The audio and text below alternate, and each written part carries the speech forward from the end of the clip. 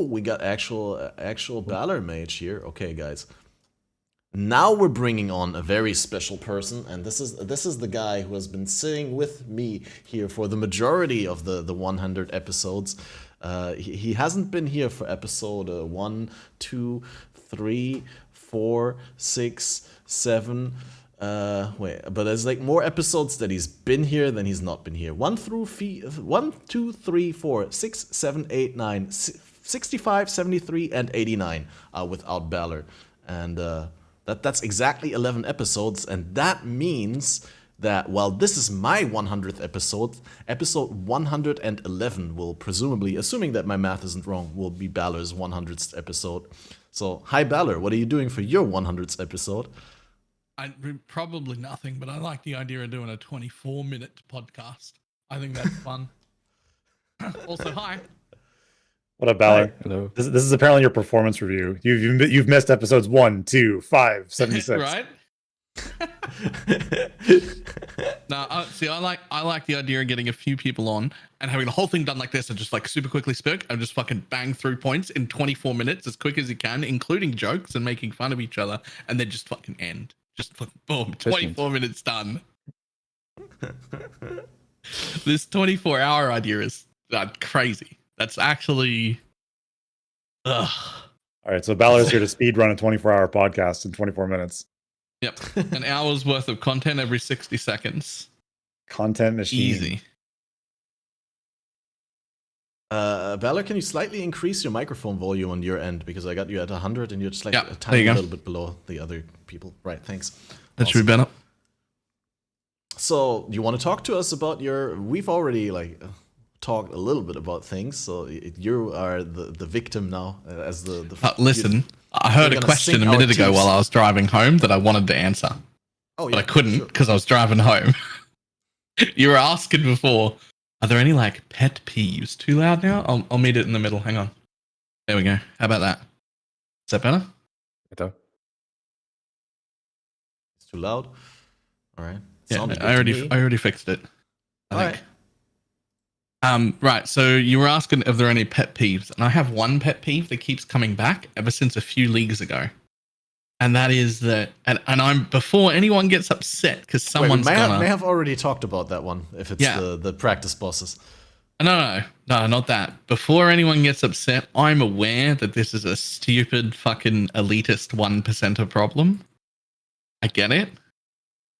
But at the same time, I really, really, really wish there was end game mapping content worth investing into, because there's nothing for your 0.1%ers to aspire to.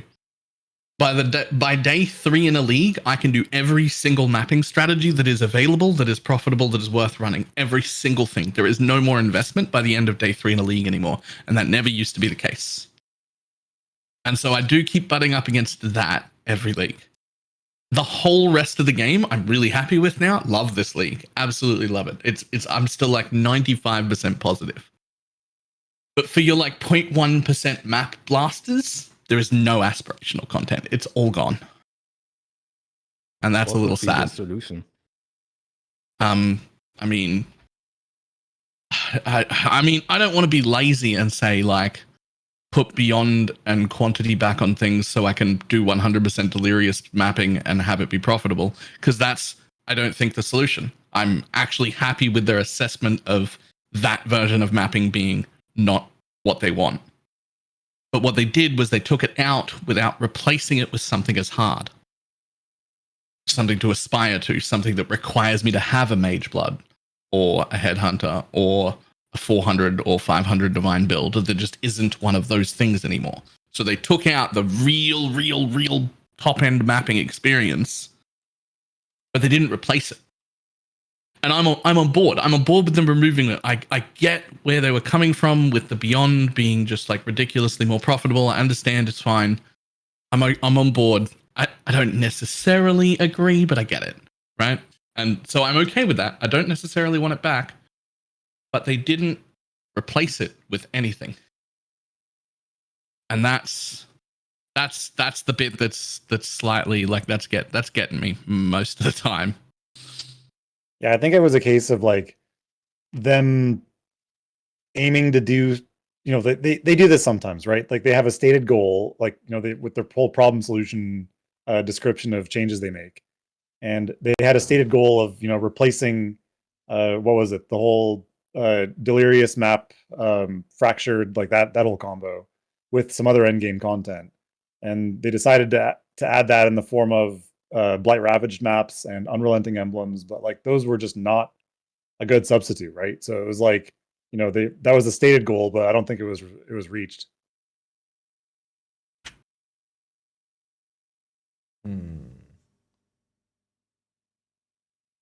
I'm thinking blight ravaged maps, are they actually like something that people consider doing? Right? Is it we did them in BPL, but I mean, blighted maps aren't really maps though, right? I mean, they're maps, but they're not like the same. Yeah, like we have Uber bosses, right? And that's Uber content. That's like good, pretty decent content for bosses.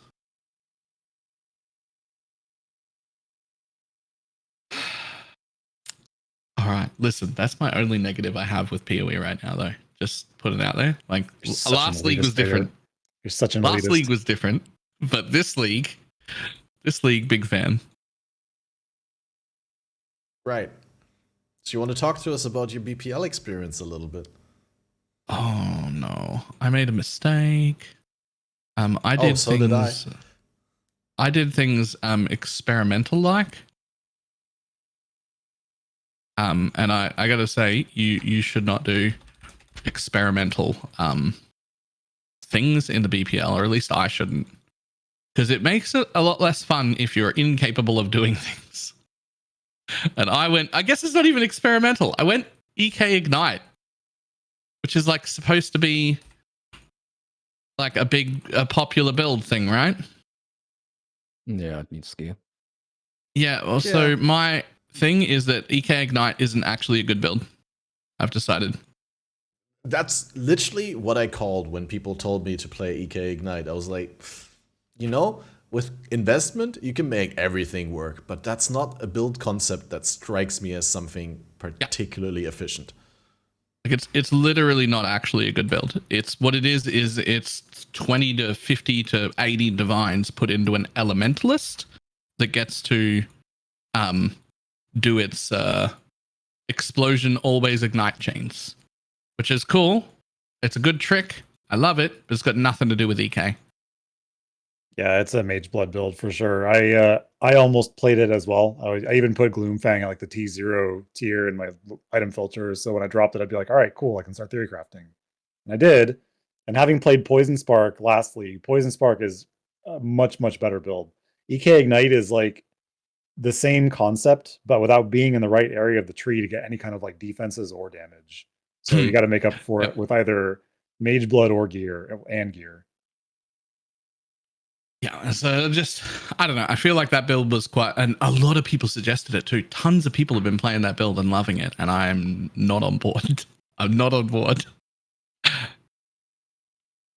Well, I'm just glad that I didn't make an idiotic statement based on nothing, but I had like a hunch of what the actual reality of that build is.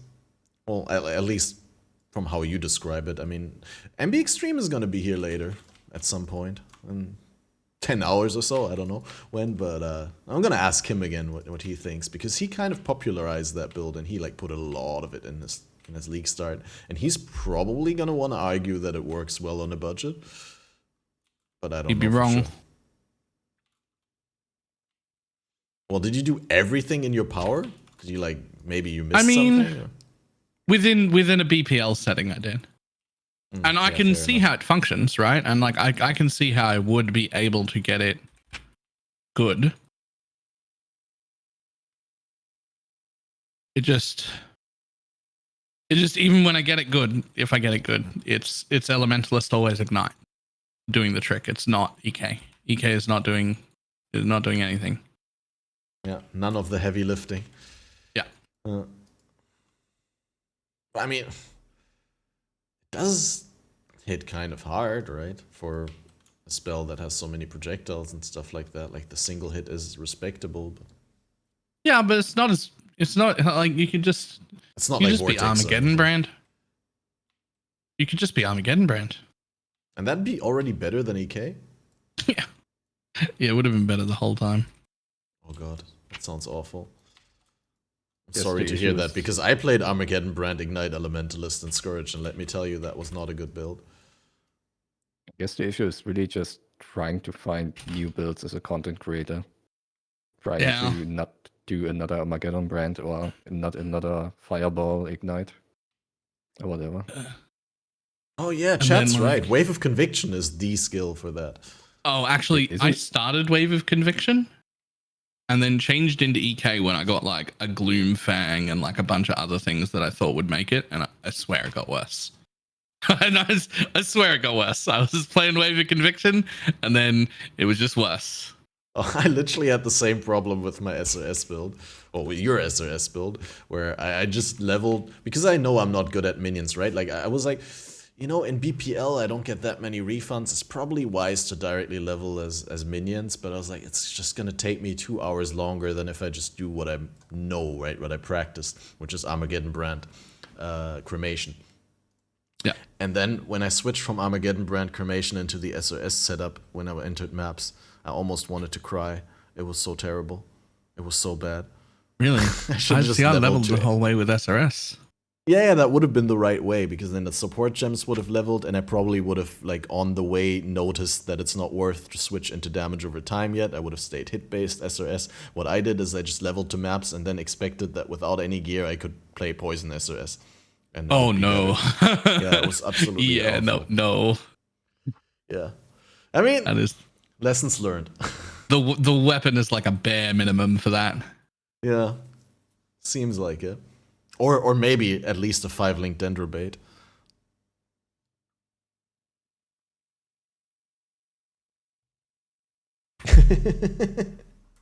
But I had actually only a 4-link, so it was pretty bad. I mean, no Dendrobait, just a 4-link.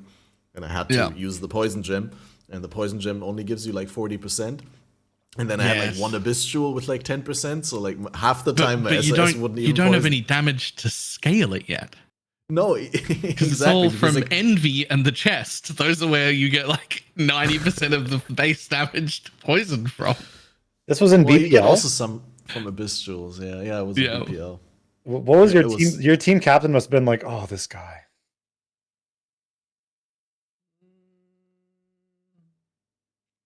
Actually, not. No one blamed me. I guess the thing is, we had a fall guy in the team, right? Because Rise was playing Summon Reaper Juggernaut.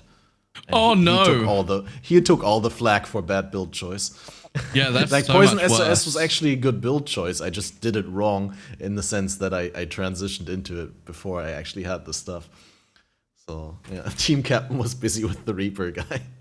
To be fair, the Reaper build did a lot of damage. I think it did more than my Poison SOS in bossing situations. The problem with the Reaper was just that it died in like regular mapping all the time, from what I could tell. That was terrible. But yeah, no, Reaper build looked good, and it was actually tanky as opposed to my build. My build like dropped dead when a monster looked at it wrong, especially seeing that I had one item with Chaos Resist. Yeah, somewhere in the middle, also my team stopped gearing the build because they had. To be fair, I mean, I got a lot of investment into the build. I got my Covenant. I was able to 6-link it. I got the United in Dream. I got a ton of well-rolled Abyss Jewels for the context of BPL League, right? In Trade League, they wouldn't have been great, but like first weekend BPL was actually really good. But then I just never got any rare gloves, so I was using until the very end. I was using the council gloves that I found. The fizz is extra cold damage. I was real mad when I logged in and saw you wearing those gloves. I'm like, they are providing literally nothing. Pick Well, up they a pair of provided- gloves from the vendor and throw a greed essence on them, and then you can have implicits, and that would be way better. Yeah. I was just lazy to do that. I was hoping that I'd find something that would be worth putting on or something like that, but no.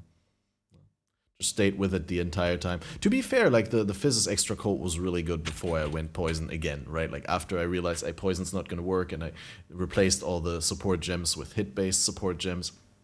And then then when I transitioned, before I transitioned into poison, I was like really happy with the extra damage from the Grip of the Council. That's the name, right? But beyond that, I mean, I guess that it did enable chill with the SOS, right? They would chill the enemies because they had a significant portion of their physical as cold added. Yeah, beforehand they're fine. They're just, by the time I looked, you were already geared. You were already in poison.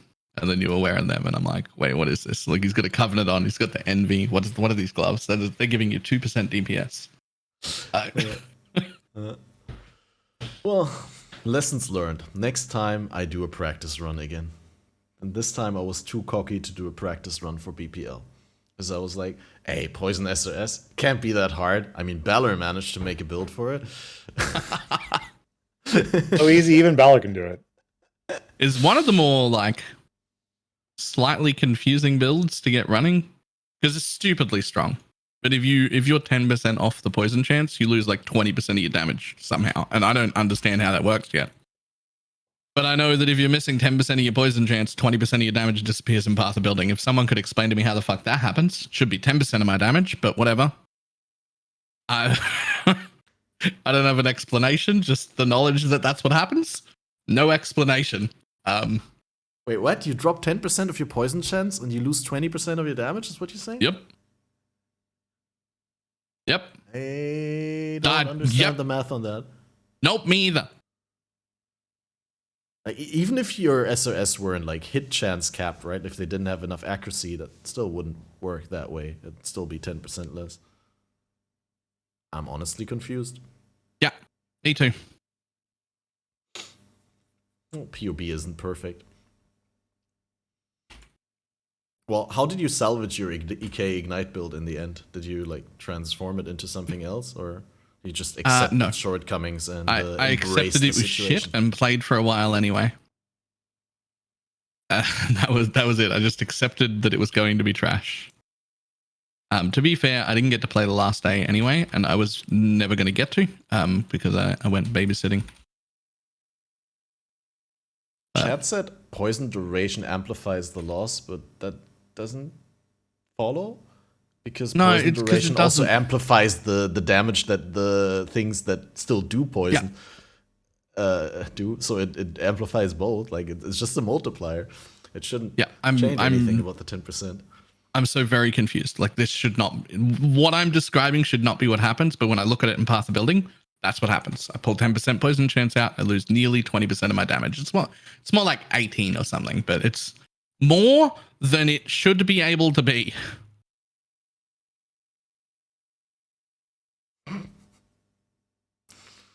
Wow. Right. And then what have you been doing since BPL? Any new build plans? Any like projects on the horizon? I mean, as fun as Poison Spark is, it's too OP. It's too easy. It gets boring. Yeah, stand in the corner of the room and hold down the right mouse button. It's so good. Well, I love that build. It's so good. But it was very hard to find a build to play after Poison SRS. After Poison SRS is like, where do I go? Like this build was so good. But it turns out Poison Spark is the answer. And that was very, very fun. Loved it. Do you think Poison Spark is better still than SOS? Do you think it's inferior to Poison SOS? Or do you think it's significantly better? But it's also significantly more expensive. Like there's no 2 divine version of Poison Spark that's worth playing.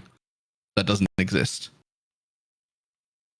Like well, maybe at the beginning of the league, but yeah. No, not at all. Not at all. There's literally no version of Poison Spark. I would say under 50 to 80 divines that's even worth your time. And I don't think it becomes a better build than other builds until 150 divines in. Okay. And can you do a hit-based version, like a non-poison, just a hit-based Spark, and then do it cheaper and have it be better than other builds? Oh yeah, there are plenty of regular hit-based Spark builds? Yeah, Spark builds that are like just Inquisitors and shit. Like those are absolutely worth. But Like, there's a version of Spark. There's a version of Spark that can exist in almost every price range in existence, right? You can league start Spark all the way up to 10 mirrors worth of investment. Just Poison Spark sits in like an area where it's like trash at the beginning, and then it hits a scaling cap because there's a poison cap. So there's this area between like 50 and like 400-ish divines where it's perfect. And then if you've suddenly got 1,000 divines to spend, it's trash and you don't want to play it anymore because it can't scale above the poison cap. But the poison cap is enough to do all content in the game, right? It is now, yeah. So, but is there even any reason to wanting to pour more into your offense, or like could you just make a better, more well-rounded build? I mean, so even at that early budget, my current one's got 40,000 armor, 30,000 evasion, 7k effective health, fucking 70 life gain on hit, 30 energy shield on hit with Eldritch Battery Mom, a Devouring Diem doing recovery. It could have charges, but I just got rid of charges because I'm doing altars. Like, I don't know, it's already pretty well rounded. Like, it just is. Yeah, it's just one of the best builds I've ever played. I got a similar version going in SSF last league, and it was honestly, I couldn't stop playing it. Like, Calandra League wasn't the most fun. I wasn't playing Calandra League. I was playing Poison Spark League. It was just, I was just running around blowing up screens, and I couldn't stop doing it. It was great. Did you invest the 50 to 80 divines that you need in order to make it worth playing over other builds, or did you find a trick that enabled you to bypass that requirement in SSF? I farmed ashes. I fractured +1 all spells on an oscillating scepter, or sorry, lightning spells on an oscillating scepter. I had diadem with despair curse effect. Nice. I had it all. It was about as well geared as you can possibly get it in SSF, I think, and it was just so much fun to play. I had Asenats. I didn't double corrupt in Asenats because I only dropped 1 the whole league, and I've already dropped 3 this league. Go figure. Yeah, it's even but yeah, I dropped 2 pair. Yeah, it was strangely like I farmed ashes, and Asenats was the annoying thing to drop last league. That's weird because I feel like I get 4 or 5 of them a day. What? It's RNG. 4 or 5 pairs of Asenats per day? I mean, yeah, but I mean, I'm doing like bullshit softcore level content, right? Yeah, I'm just asking because that sounds like the typical Balor statement that would be called into question by the YouTube comments. I mean, or people like, they're welcome to come watch my stream. Get him, YouTube. Get him. Right? Like, come have a look. Oh yeah, by the way, for the YouTube is full, but for the people listening at home on the audio podcasts, you're listening to a small section of a 24-hour special episode for our number 100 episode. And if this like abruptly ends and you want to listen to the rest, then you can find it on my YouTube and of course on all audio platforms. Bullshit. Not on the audio platforms. On all audio platforms. Everywhere you go. Yeah, but not the full version. Like, we're not uploading the full 24 hours to all audio platforms. That's why I was saying. Oh, yeah, no, that would be rough. You don't want that. Yeah, the hosting costs are going to eat me alive. Although I did find a way for the average normal mortal to be able to upload video podcasts to Spotify. So I'm going to try and do that maybe. Maybe get the whole 24 hours video to Spotify. If that doesn't incur any hosting costs, then why not? But yeah, just wanted to quickly get that in because in my head I had planned as soon as Balor comes onto the show, I'll do our regular intro and then, just have however long you are on and have that section with you and me on the audio platforms. Fated on Al Jazeera. I don't know. What the hell is that? What? Al Jazeera is that Arab news channel? That I don't know. All right. Never heard of Al Jazeera? No. Okay. It's been memed about a lot back in the day with the Taliban and the Iraq invasion from the States and all that. A lot of 20 years ago. yeah, true, dude. It's 20 years ago. Wow, you just blew my mind. Didn't even think about that. Really, that long ago? Yeah, 2001 was the towers. That's so long. It's crazy if you think about it.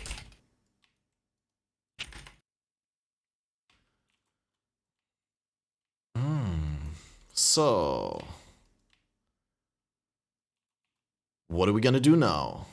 We're gonna watch the old announcement trailers and comment on them. But before Something that, that's on my list of things to do, but you want to I disappear? gotta go, guys. Houdini. It's like 2:30 a.m. I eventually gotta sleep at some point. So, yeah, guys, Okay. thanks for having me. Thanks for Congratulations coming on on. 100 episodes. So, GG to 100 more. GG. Yeah. GG. Better, Enki. And bye, See you, man. bye, Cat. Bye, BALORMAGE, and bye, Adam. Yeah, thanks for coming on, Enki, Bye, and chat, providing bye, chat, your bye, chat, very bye, unique chat. perspective. And guys, chat, if you don't know, this is the Enki, the Arc Enki. Check out the Arc build. Check out the new video on your video. Oh, I'm gonna link your YouTube so that people can enjoy that edited thing. But yeah, see you next time. Bye bye, and thanks for coming Bye, on. be nice to each other. So wholesome. It leaves with that. Right? Who leaves with that? What? Be Who nice leaves with to what? each other. How kind. Yeah, It's no, so That's wholesome. so like- weird. But yeah, I'm quickly looking up the link, guys, because I was actually surprised. The edited intro. Enki already said he didn't do it. It was a friend of his. But here, this is a video version of the Enki Arc Witch build guide, which is not a full build guide, but it's like a showcase and gives you an overview to the written guide. And it's a great introduction for people, I think. It's well made and long time coming, because this is Enki's first YouTube video after having that guide on the forums for like 8 years. We talked about I it didn't a little realize bit. that it got made into a YouTube video. Not gonna lie. Well, he just tweeted about it like last week. Right. So, wait, did I actually post the correct link? Yeah. It just looked like a suspicious amount of numbers in the end of the link for a YouTube link. Often YouTube links have like letters and stuff like that. And I'm gonna open that to watch later. You know what the great thing about like Enki's build guides are? Like, they just provide kind of like an easy automatic response to anyone who comes into like a Twitch chat and goes, "Hey guys, I'm a new player. Like, what build should I play?" You just rattle those words off just like automatically. Just Enki Arc Witch. Just you don't have to think about it. This is like the earliest time where it isn't. It's still in my like top 5, but it's not my number 1 anymore. For like brand new player. what is your Just number 1 'cause- for brand new players? It's just because Arc isn't as good as it used to be, and I'm like, it's still such a fucking good guide for a brand new player that doesn't matter if it's not great.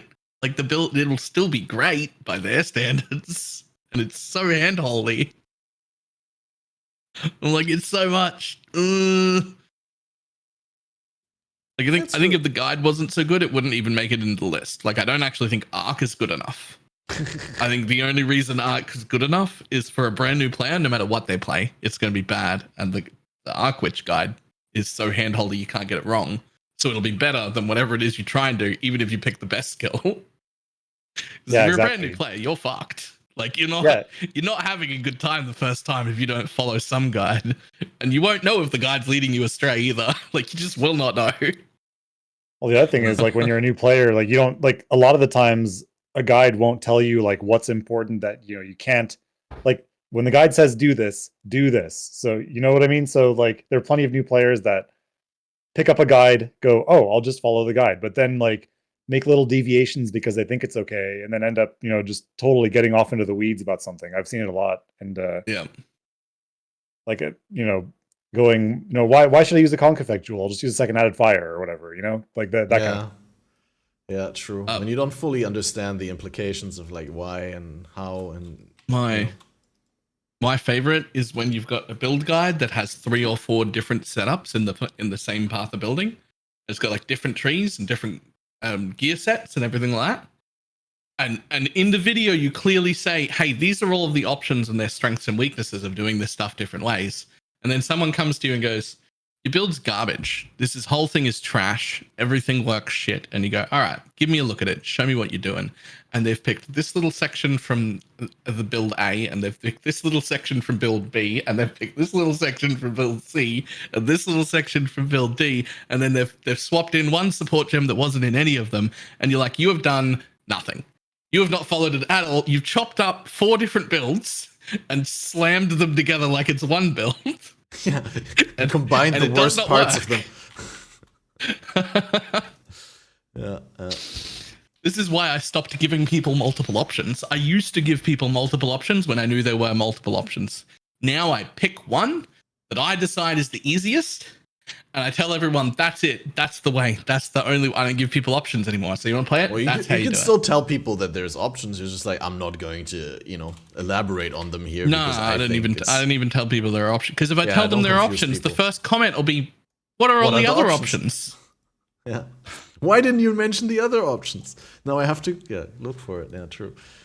Like, for instance, you don't need the Envy Sword to play Poison SRS. But I'm not going to fucking include that. Because there's another option. You could make a +2. You could make a +2 minion damage, minion attack speed, and trigger wand. An old school wand. Right? And then you could use an Envy Ool's Amulet. Now you lose generosity and you lose 10 auras on it, but you gain 2 base levels, attack speed, movement speed, and a trigger craft. And now you've got utility up quite a bit in place of losing a little bit of damage, but it was already over damage cap anyway, so it's like an option that you could run with, but I'm not including that in any guide, because somebody's going to grab the one half and make themselves a nice trigger wand, and then they're going to look at the other version and they're going to end up using a haste Ools and never have Envy. And then they're going to be like, why is my damage so shit? Oh god. Right? So you can't do it. You got to just give people one option and you say, this is it. That's just how it is. Yeah, I think a big part of that is like identifying your target audience, right? Like the majority of players who are going to be reading, your guide are probably only going to get as far as doing the poison sword and not move past that to the crafted rare, right? Like a player who's interested in making upgrades past the sword will probably, hopefully, know to look for that sort of thing or ask about it anyway. Yeah, you're right. It's really about because when you're making guide content on a build that can start at league start and move on, the aim for that is newer people who are less experienced, or people who need help, right? And when you make a video on something that's and at the beginning of the video you say, this build costs 560 divines to start, don't even think about it if you don't have that much money. That build, you can give options, and you could be like, I could have done this, I could have done that, these things could have been different, this is where I would have gone if I put more money in it, because the people watching that who are interested in making the build are going to have 500 plus divines. And so you're like, okay, you've probably got enough knowledge to figure this out.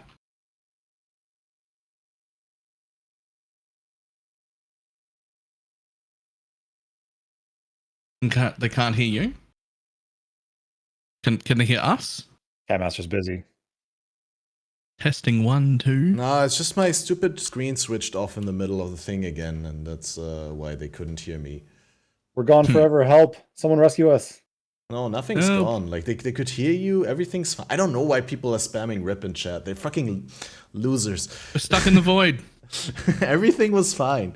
Everything was fine. It's just like you don't know what works. Catmaster it's all did to burning us. to the ground. Yeah, I think my sound might be delayed because that's something that happens, but that's easy to fix. Taylor ranted so hard it killed Catmaster. Nice. Only took 100 episodes. It was a good rant. Don't worry. All right, so I have a question. All right, being this is the 100th episode of Fated Connections, I think we can look back. Please don't ask me who's my favorite guest. All right, fine. I'll ask you this then. I would have answered it. Catmaster. What is your favorite Baylor rant he's ever been on in Fated Connections? Oh, my favorite Baylor rant.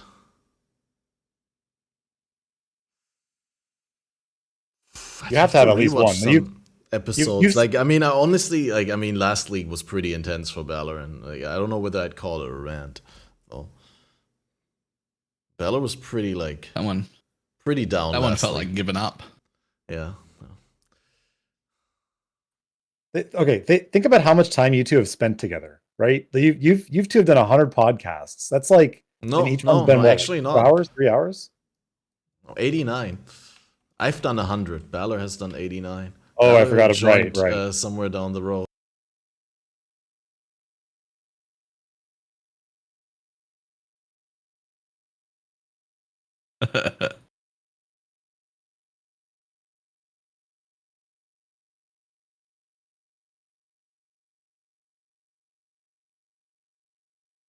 I was like, all right, you're doing the thing still. No, all right.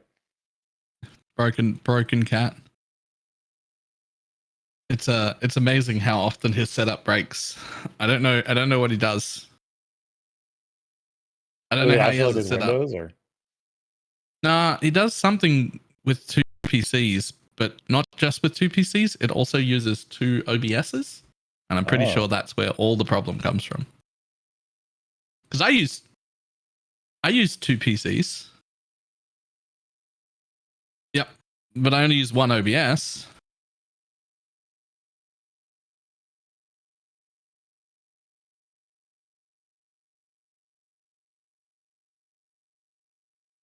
We back. Are we back?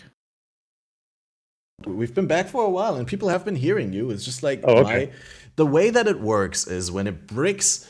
Oh yeah, no, it's not. Well, you guys are still frozen on screen, but without wanting to go into much technical detail, I have 2 screens, physical screens. One of the screens I use as 2 screens, right? Because it has multiple different inputs, right? So my system thinks it's 2 different screens. But I use a button on the side of the screen to switch between the 2 screens. Now, when I use one of the 2 screens for longer, then the system thinks the other one is disconnected and switches it off. But what then happens is it deactivates the entire sound driver and does a whole host of other things that like I said, I don't want to get too technical because no one's going to understand what I'm going to talk about. But it's just really upsetting because Windows just thinks because I'm switched off of the screen that, oh yeah, we can switch that screen off. No one needs that screen. But what Windows doesn't realize is that it bricks the entire audio setup because one of the screens is actually an audio device as well. So when that gets deactivated, it disappears from the list of audio devices, and then the list of audio devices shifts one up everything, and it's just such a mind-boggling bullshit. Windows is the worst operating system I've ever used. Tell us how you really feel. Yeah, that's how I feel. I mean, what I could do is I guess I could play on this screen and I put you guys on the other screen because it never bricks when I do it this way around. Wait, let me try that. Give me a second. This has no brick potential at all. I'll just put you on this screen. No brick potential at all. Yeah, that's, oh god. Famous last words, right? While Catmaster's doing that, they can hear us, right? Yeah. Baylor, what's the craziest thing you've ever dropped while on Fated Connections? Oh, while on Fated Connections? Yeah. Because you're usually mapping while on Fated Connections, right? Like every time I tune in, you're like mapping, yeah. Usually. I have to multitask. I can't fucking do one thing. Yeah, it makes sense, right? Like Apothecary? You dropped an Apothecary live on Fated Connections? Yeah. Twice, when was this? Actually. Wait, twice? What? Yeah. When was this? I do a lot of Apothecary farming. I don't know, 2 leagues ago and 3 leagues ago, I want to say. Did you react? Or were you just like stony-faced, like, oh? No, I mean, to be fair, like most leagues I build 2 or 3 Mage Bloods and Apothecary drops. Like, this is not like an incredibly rare thing for me. Because I'm very, very often doing quant farming in Crimson Temple, right? Like that's That's like my bread and butter favorite type of content. It's dirty 0.1%er over here. This league, I did 1.5 million kills before getting my first apothecary, though, which is a bit rough.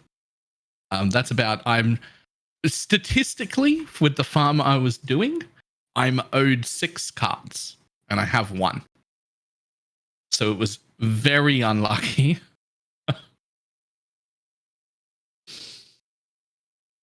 I got an apothecary from a stack deck this league, and I deleted it because Leggy made me, so I'm blaming him.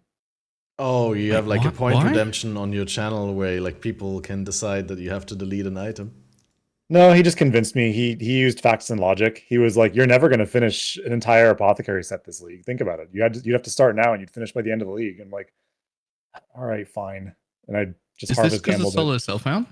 Yeah, I can give you one that'll give you a card every 80 maps on average that you can do in solo self-found. yeah. The winged scarab strat, right? Yeah, I'm planning on farming Maven for elevated sextons very soon, but Well, you don't need the winged scarab part for it, though. right, gilded, right? You can just kind of float. Yeah, I know that now, but I let myself get convinced. I was weak. I shouldn't have been. Yeah, you could definitely. I mean, at least when you say deleted, you mean gambled, right? Yeah, gambled. So like there was a chance you could have had a whole mage blood. So that's fine. Like at least it's not like.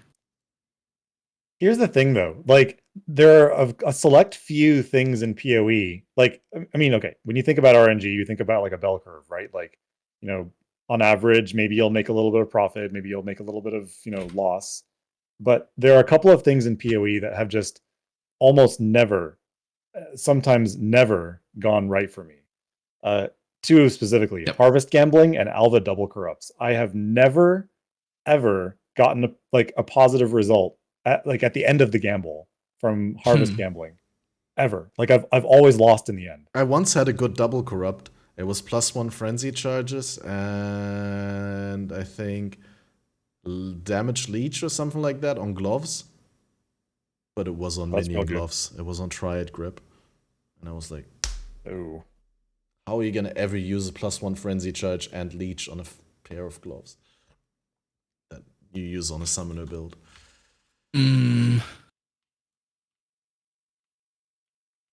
I went I think it was like 3 or 4 leagues in a row. I think this started in Heist League in 3.12. I went 4 leagues, 21 double corrupts in a row. Every single one either poofed or bricked to an influenced item. And then the one that, yeah, I didn't even get white sockets. And finally, the one that, this started in 3.11. Because I remember in 3.15 was the last league I played trade. I bought a Feral's Fur and 6-linked it.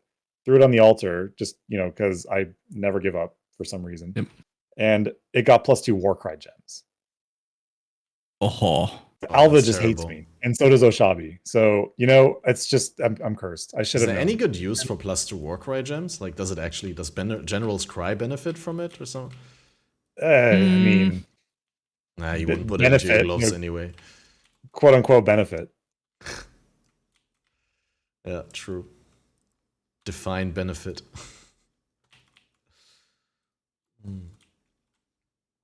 Yeah. No, I did get an apothecary as well from a stack deck last league that I played in softcore, so the league before Calandra, which was Sentinel. Yeah, that was really funny because it was uncalled for, and someone in my party, like I was hanging in Discord, and someone said Mage Blood, and like within like 1 second of them saying Mage Blood, I pulled the apothecary out of the stack deck. I don't know whether it was before or after, but it was relatively close together.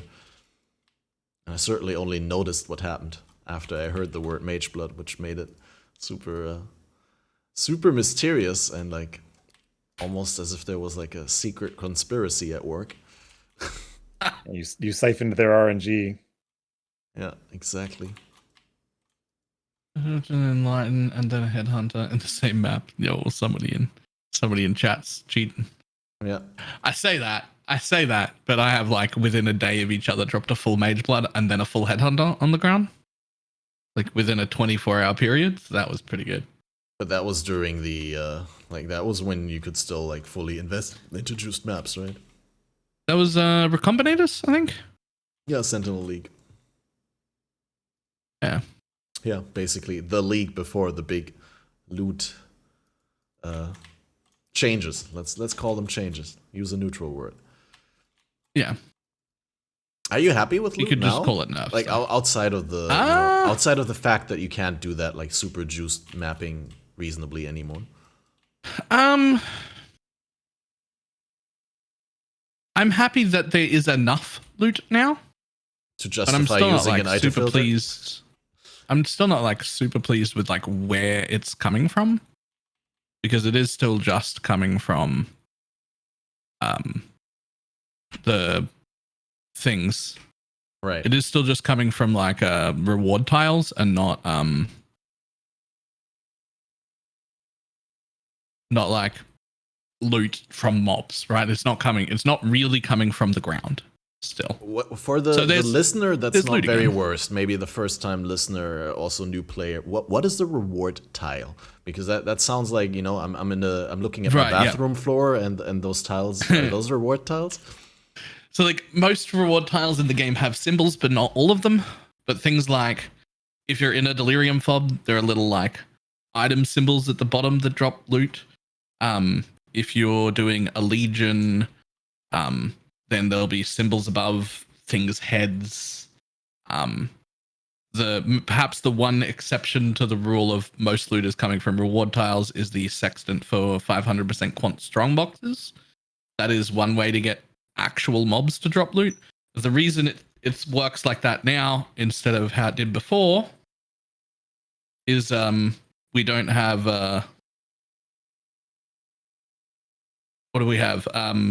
We don't have like quantity bonuses that we used to have. We used to have like upwards of 10,000 quant on a bunch of different mechanics, which we just don't have anymore. So they did put a bunch of loot back in, which is great, but they didn't add enough loot to they didn't add enough like quantity to fix everything. So it's just like loot came back in reward tiles mostly is all, which I'm not in love with, but at least we've got it again, right? It's better than not having it.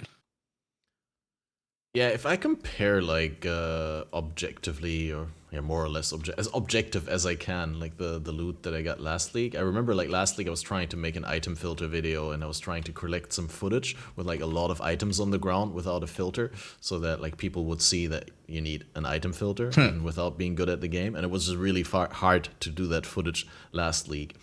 And this league, I feel like whenever I, you know, deactivate the item filter or I press the button that shows everything that's hidden, I see a good amount of items, right? You may be right, and they come from the tiles rather than from the monsters, but I feel like we got a lot more items. Also, while leveling, I felt like I got better uniques, more uniques, that sort of stuff.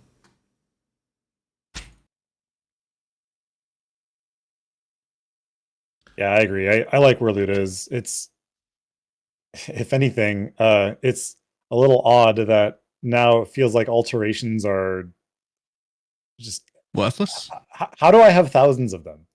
How do I have like 4,000 alterations and like 100 of everything else? It's. I mean, I'm not complaining. You know, it's not too hard to roll a +1 all spells amulet, but you know, it's just a lot of clicking. But when did that happen? Terrible. All the clicking. I'm sorry, I didn't mean to interrupt. No, I understand. You're PTSD'd. I get it. Well, I mean, what I'm trying to say, I guess, is like, if you need so many clicks to get something on an item that is desirable, I think that's fair, right? Like, if it's a powerful mod, yeah, you should have to invest that much. But like, do I really need to click every single currency item, like, manually? I know this is an old topic, and I'm not sure I do want to like delve all the way into it because there's not really much that we can do about it, right? It's like pretty much Undecember. Okay, how does Undecember do it? It gives you a list on when you put an item into a crafting.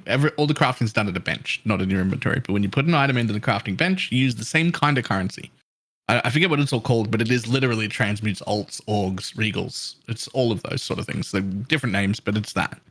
And you pay for Except them. that you can use a transmute over and over again, or alteration over and over again, until I hit either 2 tier 10 mods, which is like the best mod, or one of these 3 mods, and then you just like press the spam button and it just goes click, click, click, click, click, click, click until it meets your requirements for stopping. Wow. So you still have to collect all the currency, like you still have to do all of the things. It just does the spam clicking part for you, which huge fan, love it. That's what I always wanted for PoE. But you're not feeling the weight. I felt the weight when I gathered it all, and when I waited for it to roll. Yeah, because it doesn't roll instantly. Like it has like a delay built in or something like that. It's like 1, 2, 3, or what? Or how fast does it go? How many rolls per second? It depends on your latency, unfortunately. Oh, that is unfortunate. Ooh, yikes. So you have to like, live close to the server.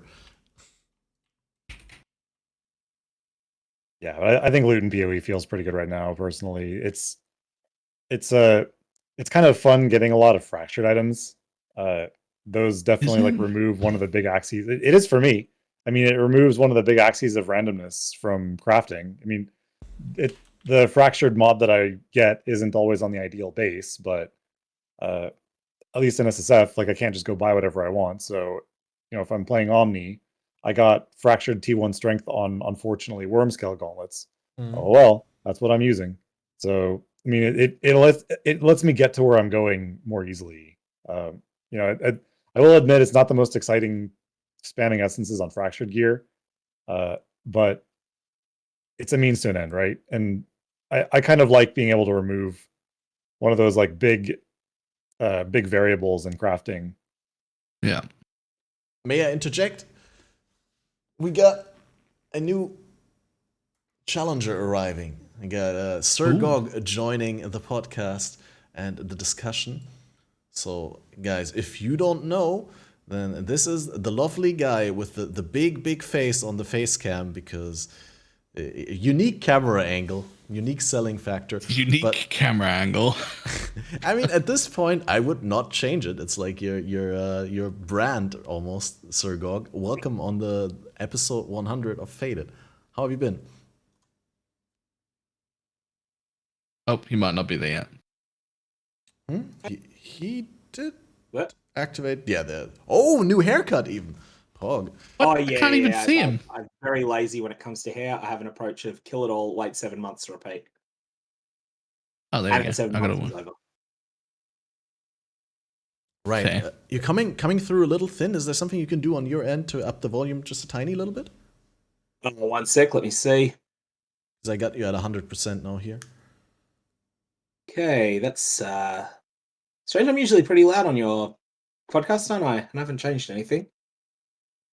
Well, I just got Balor as comparison. Maybe I don't know. I mean, I can move closer. No, it works fine. I mean, I can pump it up a little if it's too low for Where chat. is your camera? Yeah, so it's because I just don't have all that much space. It is below my monitor, which is not ideal, but it's just a concession to space. It's less bad than if I have it above the monitor.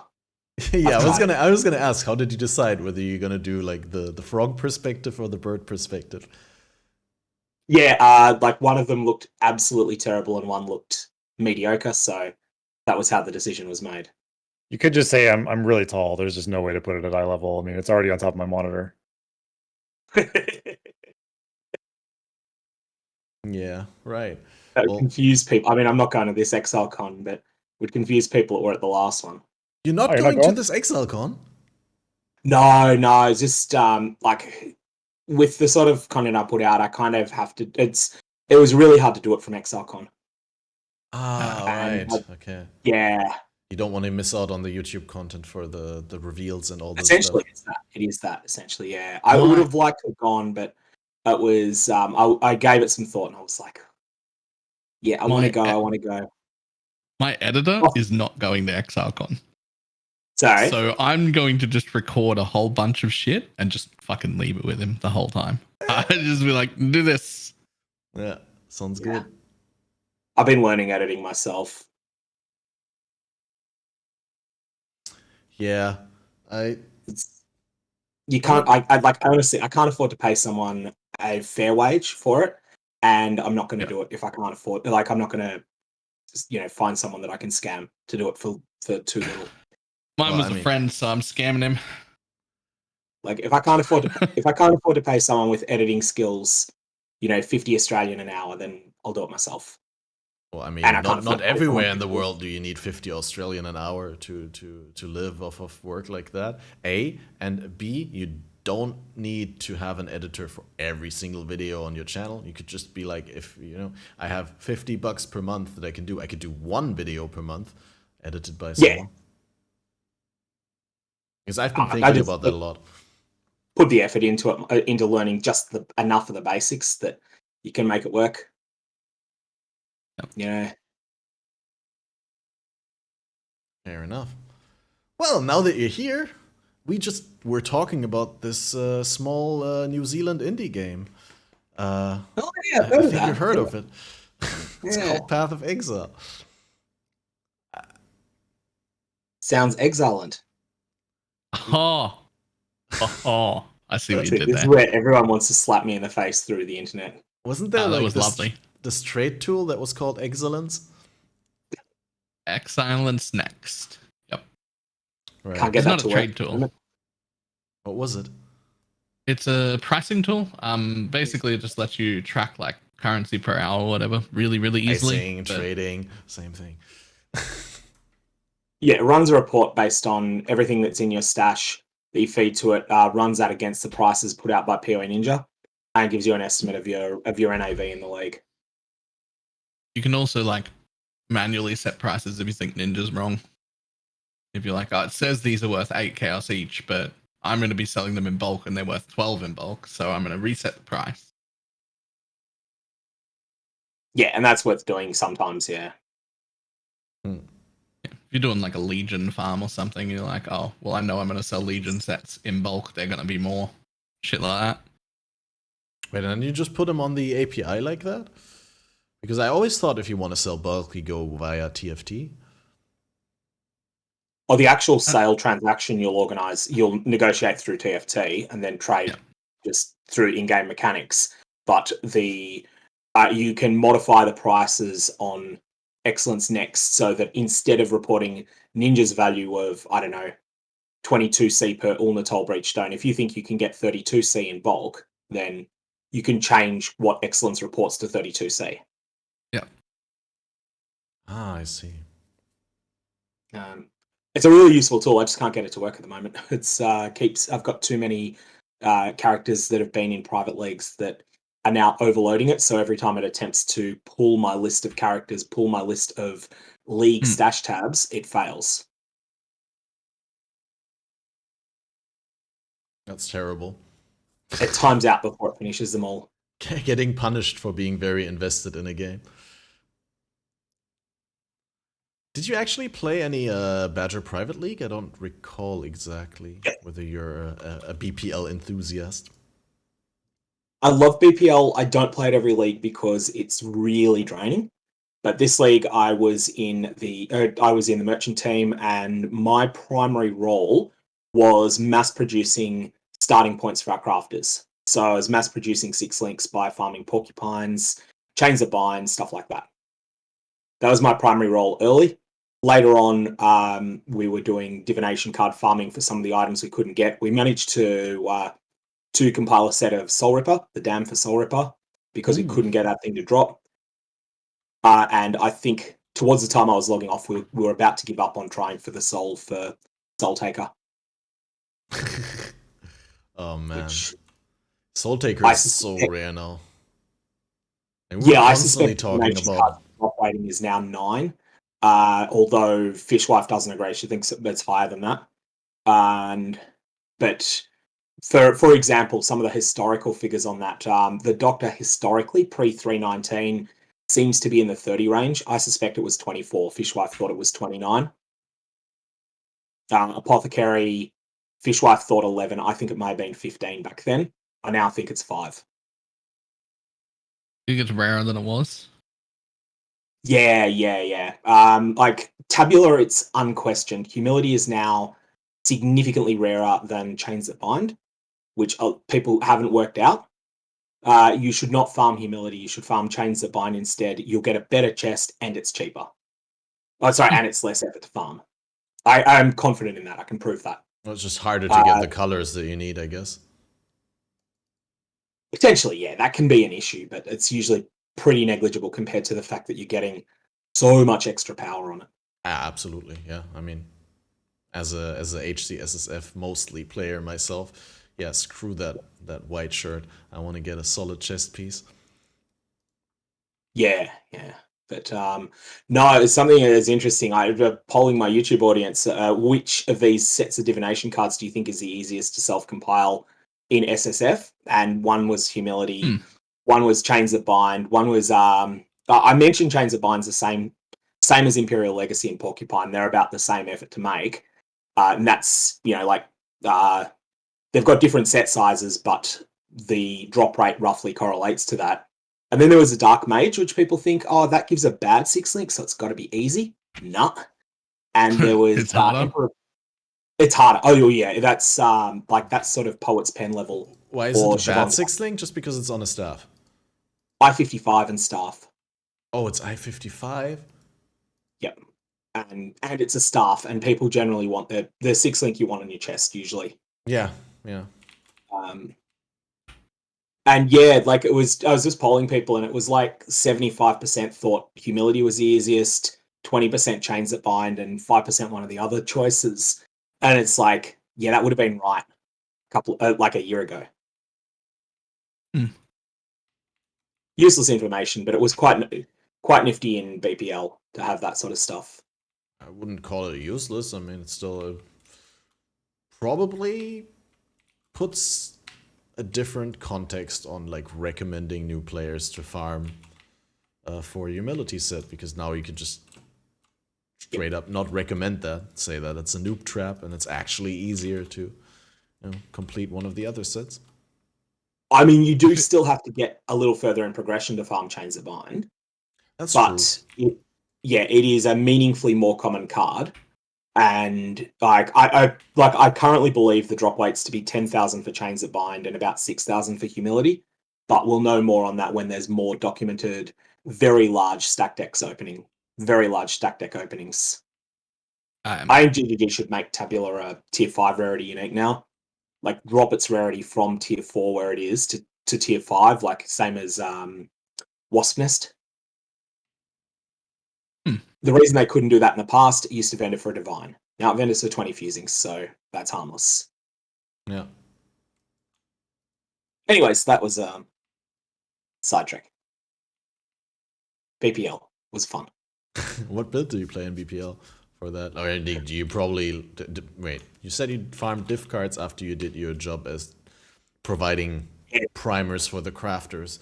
So I guess you were a hideout warrior for half the time? No. I was div card farming mostly in low tiers. So I went Frostblade's Trickster. It was something I wanted to play. Reasonably closely followed the Behind Eyes Gaming guide, except with a few little changes. I wanted a Bisco's Leash in there, and we got one easily on the team.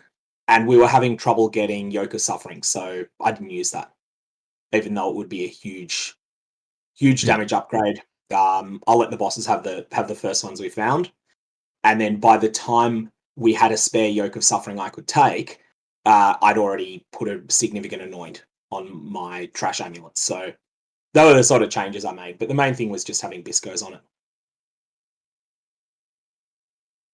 Right. Zippy, fast. And actually, it's a lot of fun. I had it paper tanked. It was... I was certainly dying a lot when I was doing 16s, but that was all fun and games. Yeah, I died a lot in tier 16s as well, but that's because I was at minus 50 chaos resist and I kept clicking the Eater altars with the physical as extra chaos. Not Eater, the Exarch ones. Oh yeah, that'll mess you. No, I was just, I mean, it was just a softcore setup, and I wasn't taking good gear. You know, let the rest of the team have the good stuff. I'll take the minimum necessary to function well, to function adequately. Right. You don't take much to do abysses in tier 1 maps. Oh, I did so many abysses. I really wanted the Amana Moose gaze for the build. I mean, it's not super important. People told me it does make a big difference, yeah. It feels pretty important, but also that thing, yikes. Somehow I farmed it to begin with, and it dropped a ton, and I was like, oh, that's really cool. This is super easy to get. And then it turns out I was just super lucky and it never dropped again. And I was like, oh, all right. I got actually 2 other gaze jewels. I got Ulaman's and I got Tekrod's gaze or whatever the other guy's name is, but I didn't get the Amanamu, and it was so bad. I got Tekrod after our team no longer needed it, but like for me, Abyss was focused on the in-map events, not the what do you call it, the depths. So the in-map events just to add more monsters cheaply to a map. What's happened to Cat? What's happening? Oh. I'm just putting on like an AFK thing. I need to quickly disappear to the bathroom. You know how it is when you're like doing these 24-hour streams. I can't just sit on the PC the entire time. I also ate some fish earlier, but it's like I only ate it half because I burnt the other half. But I'll be right back. Rip. Balor and Aphelion, fill in Sir Gog on the discussion we were having right before we brought Sir Gog on, because I had some questions I was gonna ask. What do you think about that, Sir Gog? And then I completely forgot about it. I think, were we still talking about the loot changes? Yeah, we were just ranting about loot. I mean, I feel like at this point everyone's kind of made up their minds about where loot is in PoE. Some people have come back and they're totally cool with it, and some people still have opinions and are staying away. But I don't know. Where do you stand on this, Sir Gog? So I was listening to some of this before I came online. But I may have missed things. Balor's making an interesting point about where loot comes from, about whether it's coming from reward tiles or whether it's coming from direct drops from monsters onto the ground. Level. I think one of the things that GGG have been struggling with, as the playbase has gotten better at the game, and better and better and better, there's a number of things that they intend to be legitimately rare. But players have gotten better at farming them, and they don't want everyone to have these items. So they're trying to balance that, and the only real tool that they've got is some sort of absolute reduction in loot. Otherwise, like if they had the drop rates, or like if you had things like 3.13 era drop rates on things like Headhunter, drop mechanics and drop rates on them, then you'd find that by maybe week 2, everyone would have the chase stuff that they're looking for, and GG don't want that, because then it's not chase. It just becomes an extra Arakali's Fang. You can pick up an Arakali's Fang in trade for 20C now. It's not an exciting drop when it drops. It's just like, oh, wow. Hey, I haven't seen one of them in a while. What's that worth? Oh. So I'd like to counter that with the people who could do that were not, but they're not able to suddenly do it now when they weren't before, and I still can. I'm still done by like day 3, or if I need a mage blood, like maybe the beginning of week 2. So that didn't change for your 1%ers at all, and it just put it those things further out of reach of people who aren't already regularly there. Well, that's the reason for the targeted nerfs on top 1% juices that took place in 3.19. Yeah, but it didn't do anything though. Like that was the intention, and then they basically walked them back, mostly. Yeah, like so I get the intent. It's just that from a financial 1%er standpoint, it didn't make any difference to us. It got rid of fun content, but it didn't stop me from making money. I've still got a mage blood or a headhunter or whatever the fuck I want whenever I want it. Like it's not. But we're not seeing people having, like when was it that Empyrean double corrupted 100 headhunters in one league? We're not. We could though. Potentially, but that's coming from trade profit, and that's a matter that's trade and crafting profit. That's always where it came from. Not coming from personally looted items. Yeah, that's always where it came from. Whereas you could easily, in previous leagues, there were periods where you could get hundreds and hundreds of, well, let's use something that's remained constant. Many tens of thousands of chaos from personally looted items. So it is never in the history of PoE in the case that you can pick up items off the floor and make even 1/4 as much as you could trading and flipping items. Never.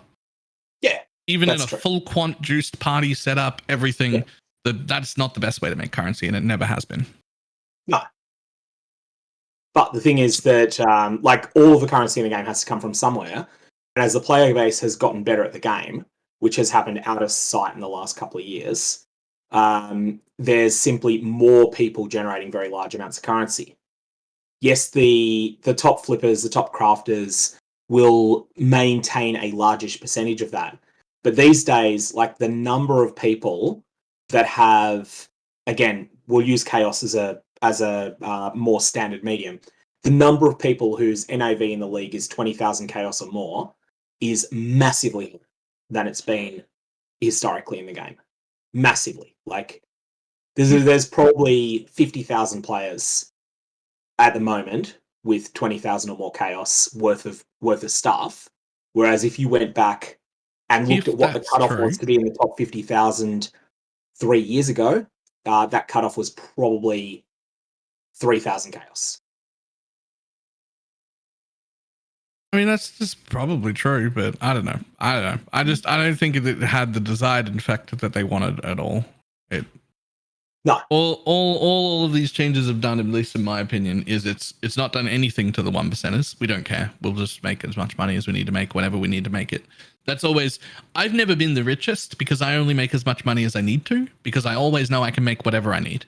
If I see a build that costs 10 mirrors to make, I'll just make 10 mirrors. If my build only costs 100 divines, I'll make 100 divines. If my build only costs 10 divines, I'll make 10 divines. Right? Like, that's. I don't care. I make whatever I need to make whenever I need to make it. Yeah, and there's information asymmetry.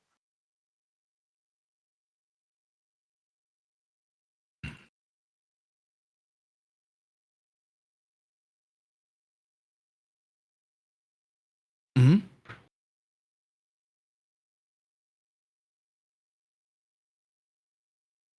The average player had no access to Old Harvest.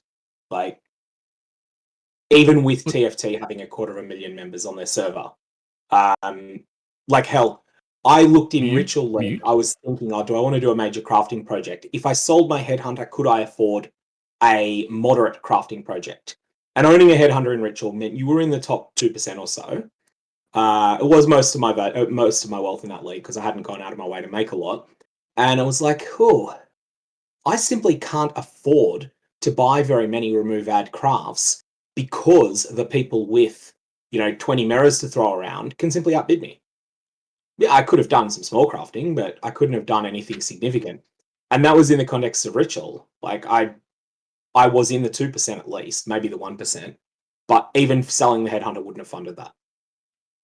Wouldn't have funded much because the wealthy people could buy all those harvest crafts that they wanted. I'd be left with the middle class, if you like, the upper middle class, like I was in that league. We got the semi-dregs if we wanted them.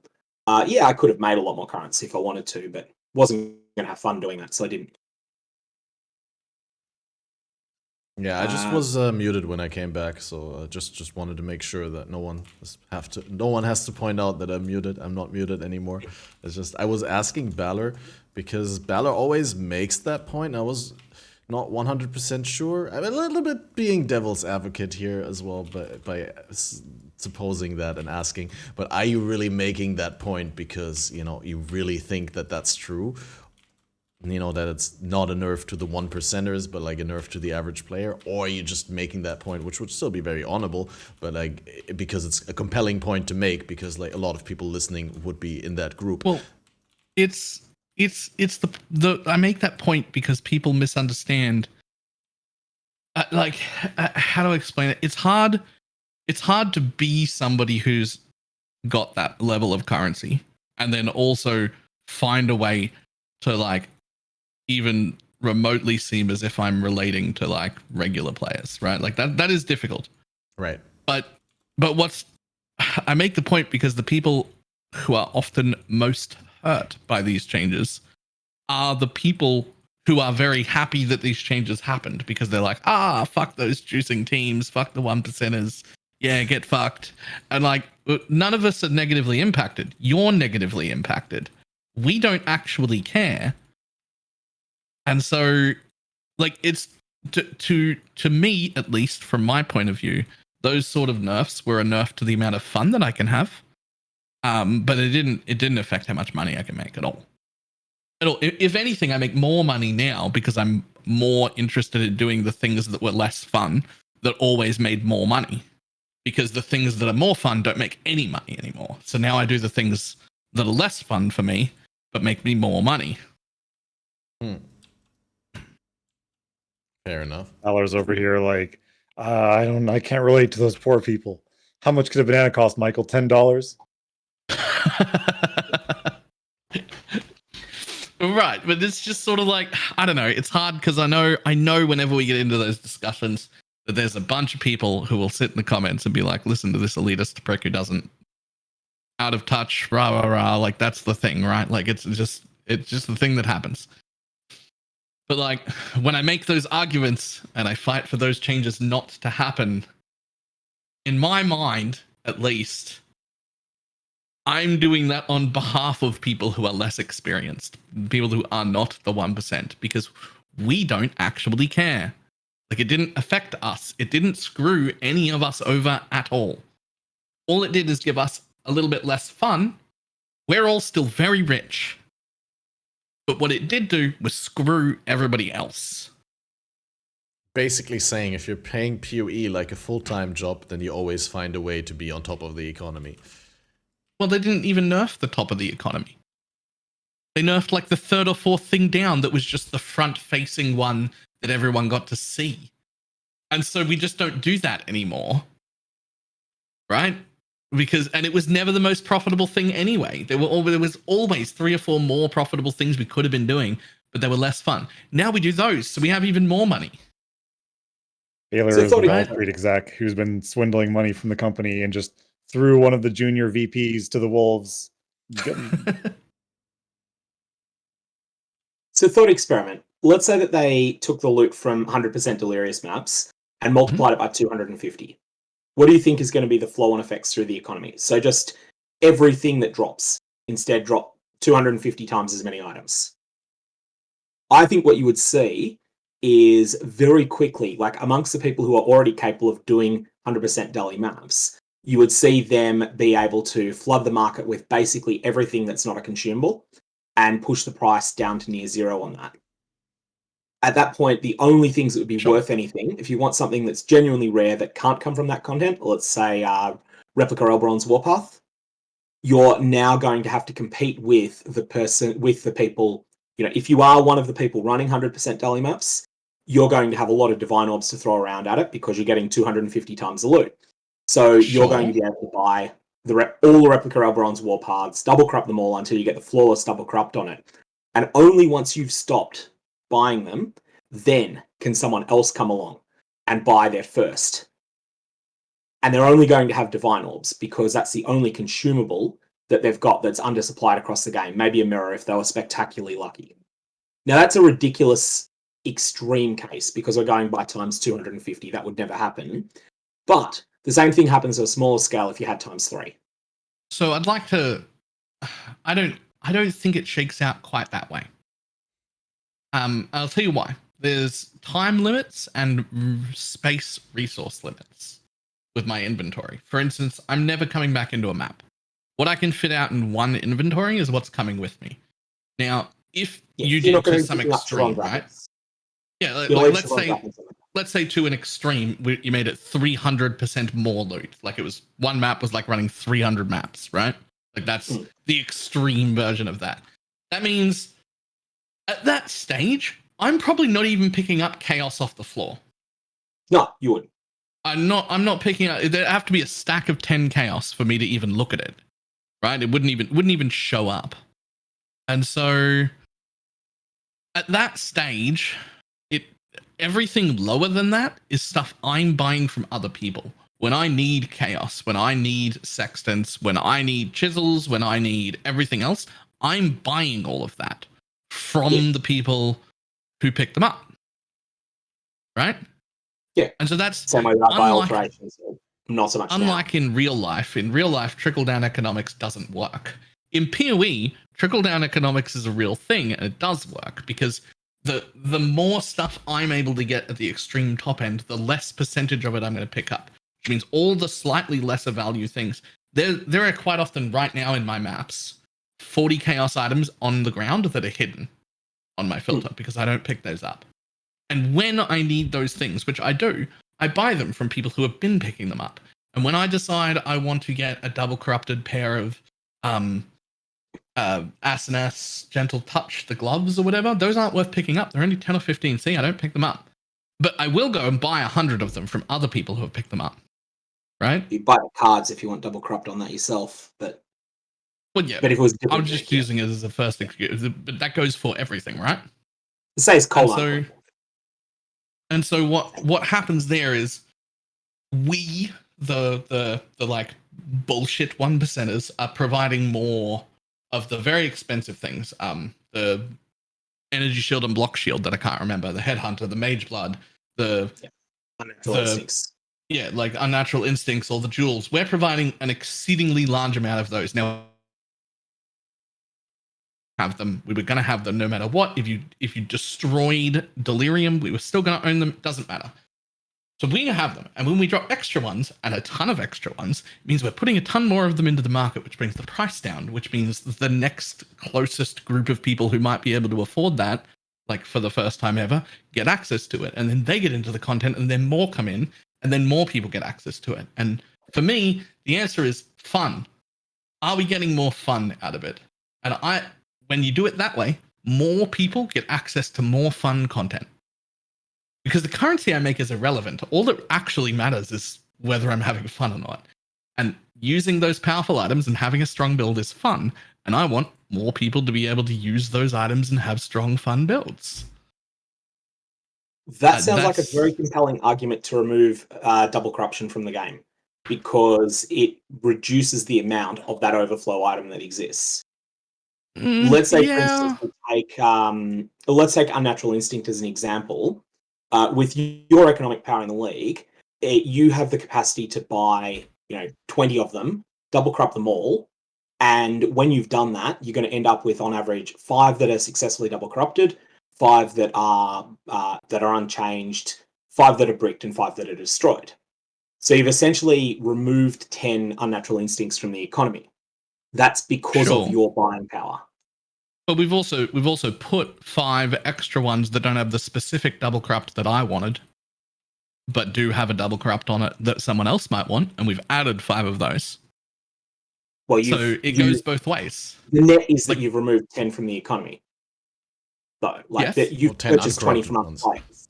Right, but then we've also added 5 quite good double corrupted ones.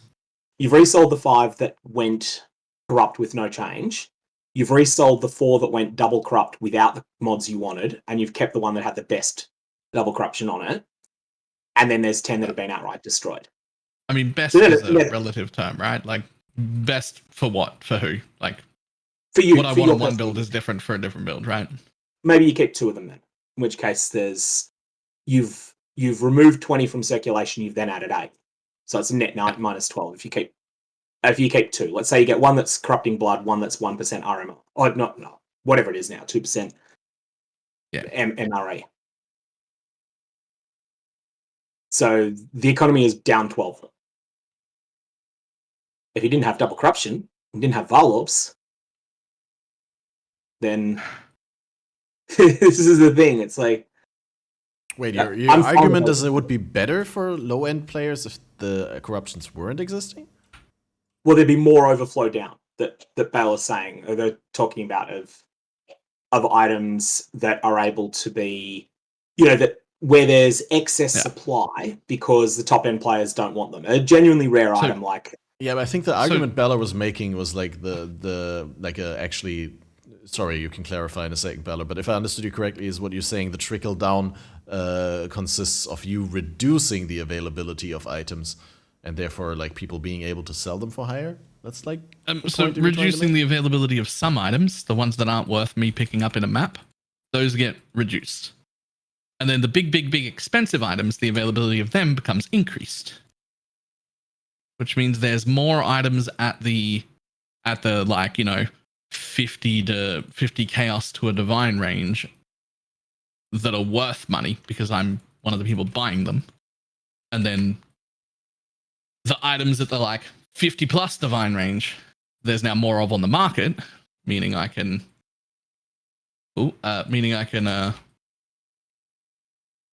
like, because I'm providing those, right? Because we sell them.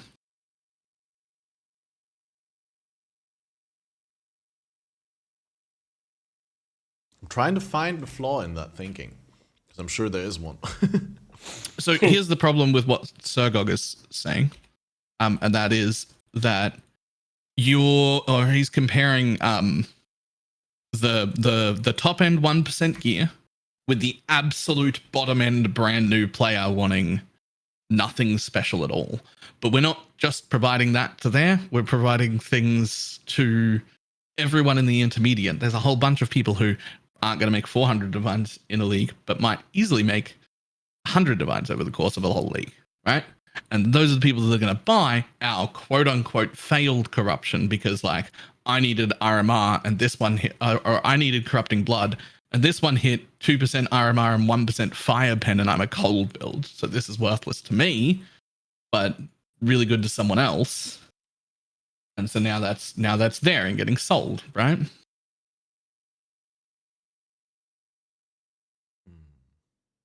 I don't know. It's hard to.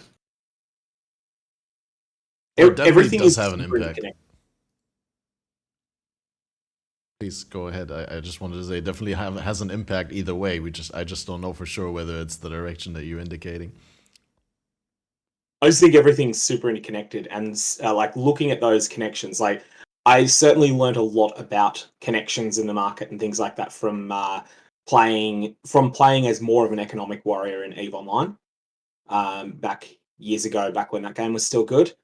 And, just the sort of things you could do there to, in a much more PvP environment, like the market in trading and crafting in Path of Exile is PvP. It's real loss PvP, but most participants don't think of it that way. Whereas in EVE Online, everyone thinks of everything about the market as PvP because the whole game is. And, you'd be looking for things like you'd be looking for opportunities. Okay, how can I cause a price spike in this item that I can profit from? Things that happen a little bit in Path of Exile, but that the community frowns upon, and so I don't do them here. But, you'd see, I remember one thing, for instance, I wanted to drive down the price of a commodity, and EVE Online allows you to pay people in-game currency to do out-of-game game-related services, like writing a guide and stuff like that. I just found someone that knew all of the details of how this commodity was produced and paid them in-game currency to write a guide on it to new players. This was a market manipulation.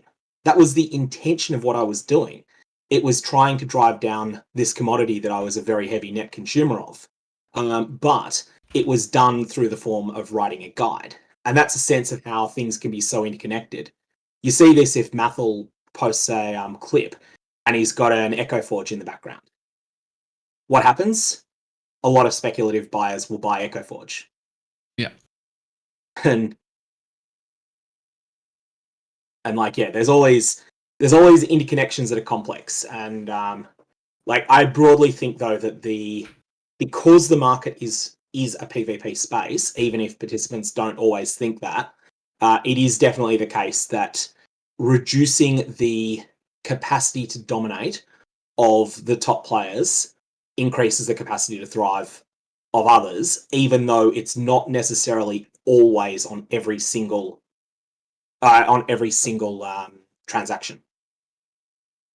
Because it is the case that a net producer of Chaos Orbs, if Balor gets to the point that he's not picking up Chaos Orbs in maps, but he is buying them, is occasionally cashing in a Divine to get them, then at that point, someone that is a net producer of Chaos Orbs because they run the Chaos recipe, they're going to be happy to have Balor not pick up Chaos Orbs. And therefore, buffing Balor to the point that he is not picking up Chaos Orbs would help them. But that's an unusual case, I think. Yeah, complicated game. Everything's interconnected. Yeah. But if you want to talk about things that help the sort of middle tier player, ROG. Not necessarily their own personal use of the ROG mechanic, but the fact that ROG is putting so much reasonable quality gear into the economy, that is the thing that GG have done I think it's had a huge impact on build diversity, because people can go, oh, I want to play some weird build, and gear for it exists because someone's accidentally made it with ROG, and they're like, that's too good to roll over. I'm going to list that for 3 divines. But it might be something that it costs 50 to craft if you try to deliberately do it. I do quite like ROG for that reason. ROG is love. ROG is life. ROG is Shrek. I don't like ROG specifically for that reason. I just like ROG. Thought it always was a great way to make some decent gear. But yeah, if you look at it in the greater context of a trade economy, then kind of impressive actually how much a League mechanic NPC can affect things like that. Because you're right, I mean, there's gear being made that wouldn't have been made if ROG wasn't a thing, because people wouldn't be aiming for those things. Sure, like with other crafting methods, you have like happy little accidents as well. But yeah, I guess you'd like abort earlier or something like that. With ROG, you often see the craft through to the end because you're not using your actual crafting currency. You're using a currency that you can't use for your actual crafting projects anyway. Sure, you could use it for other ROG crafts, but it's not super limited. It's usually like a third of a ROG book that you're spending on each item that you see through. And what's like last time I looked at the price of ROG books, they were like 25C in trade.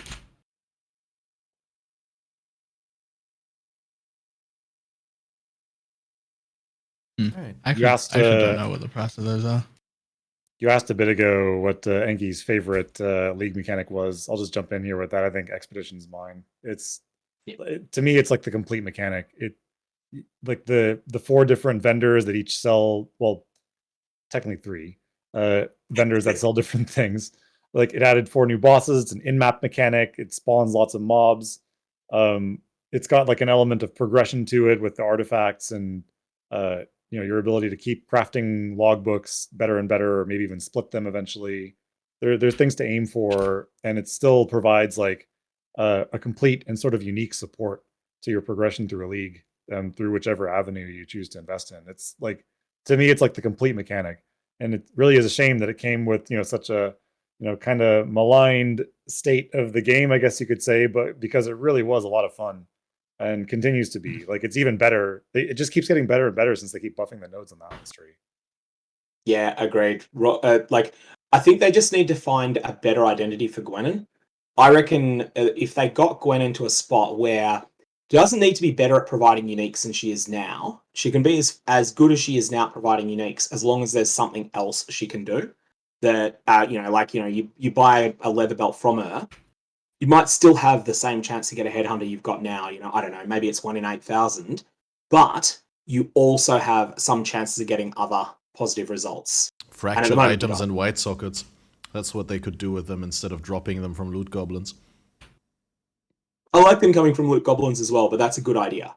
Synth items, like the vast majority of synth items are garbage, but you have this slim potential to get a jackpot that would be cool. And every time you see synthesized leather belt, you're like, oh, that could be good. Oh, no, it's not. That's actually a great idea. Like if you clicked on a leather belt and it came out synthesized or, fractured in some way, or, like she didn't just sell uniques, but like, you randomly got some kind of good crafting base. That's not just, oh, I got randomly influenced. I think that's really cool. It's a great idea. Yeah, and like you could have a slim chance to have maximum links on items. Obviously or it could be a quite high chance if the item is a 4-link or 3-link spot. But if it's something that can be 6-linked, have a slim chance for it to be max linked, have a slim chance for it to be 1-off max linked. which is useful early in progression, falls off in value real fast. Be a lot of things they could do. Be interesting there. What if to like, and maybe they'd never do this because it'd be taking away from heist a little bit. But what if, whenever you bought some kind of armor or weapon from her, there were a random chance for it to be like hit with a tempering or a tailoring orb? That would be great. So, I don't think I like should have a monopoly on those. So like you randomly buy like a body armor and it has like, oops, it got all sockets are blue or whatever. Yeah, that would be good. I think they should be pretty cool. Always got to be careful with like taking league exclusive rewards and putting them into other league rewards. But in the case of heist, I would agree that there's still tons of heist exclusive loot that you will have to heist for. There's not much harm done in like putting these implicits in, because you'd be not able to acquire the tailoring orb and the other orb outside of the actual heists, and still you'd see those implicits or the enchants. It is right. They're not implicits, but they're enchants. Enchants, yeah. You'd see them on a much lower frequency than you would in heist, right? Like if you really want a specific one, you'd be going into heist, but like if you just, randomly get one, then it's a lucky little coincidence. Yeah, that'd be really good. I think that like heist has, and I'm speaking as someone that genuinely likes heist. I think heist has too much exclusive loot. I think it would be fine to provide alternate acquisition for everything except the curio replacement uniques and the various heist unique contract loot. So things like leadership gems. Well, we already have a mapping option for them. Dying Anguish div card. That's fine. True. But that's a target farmable card that's like, 1600 weighting or so. It's something you can realistically self-compile a set of. I think you would get about 3 sets of that in the time it took to get a Chevron's wrapping set of div cards. So it's something that's relatively accessible. It's not something that's an overwhelming farm, and that's left heist still they're still the best blueprints. Even though Dying Anguish was changed to have alt quality gems, even when that change was made, gem prints still remain the best ones. Wait, no, I'm not muted again. People were saying I'm muted again. Sorry, I was distracted. No, we're hearing. But something happened. Wait a second. I need to call that out. Oh, Respect Broccoli gifted 10 subs. I haven't shouted out any subs. There's been tons of resubs. There's been some sub gifts. Thanks to everyone who resub with Prime and regular subs. Thanks to Respect Broccoli for 10 community gift subs. Thanks Prisoner X for 2 community gift subs. And Lizard earlier hit with a 20 bomb as well. And 2 separate ones. So just wanted to mention them all, because if I mention one, I can't. I can't treat people unfairly. But yeah, thanks guys. Paying favorites. Yeah, so obviously I'm not muted. I'm fine, right? Yeah. So. Yeah. People were just trying to bait me into thinking that I'm muted. So. Which fair. Actually, really good. Need to remember that, because I'm pretty sure next time someone says "cat muted," I will not suspect that they're trolling. I'll actually expect that it's accurate. 24-hour stream, you're an easy target. Exactly. Yeah. Well, I mean, we're only like a couple of hours into the stream, so it's fine, I guess. Later, it's going to be harder for me to tell the difference. And another one coming through. Thanks, Bort. But yeah, so I guess I guess you're right. There's just plenty of things that could be like a little bit spread out of heist. But I've always liked that heist has so much unique loot, simply because heist is not the favorite of a lot of people. And I think it's great that heist is very rewarding for those that are willing to endear it, or those who even like it. Right, and so with I think other that mechanics, when a mechanic is polarizing, it shouldn't have as much important as much. Bloody phone. When a mechanic is polarizing, it shouldn't have as much loot that's only available through it.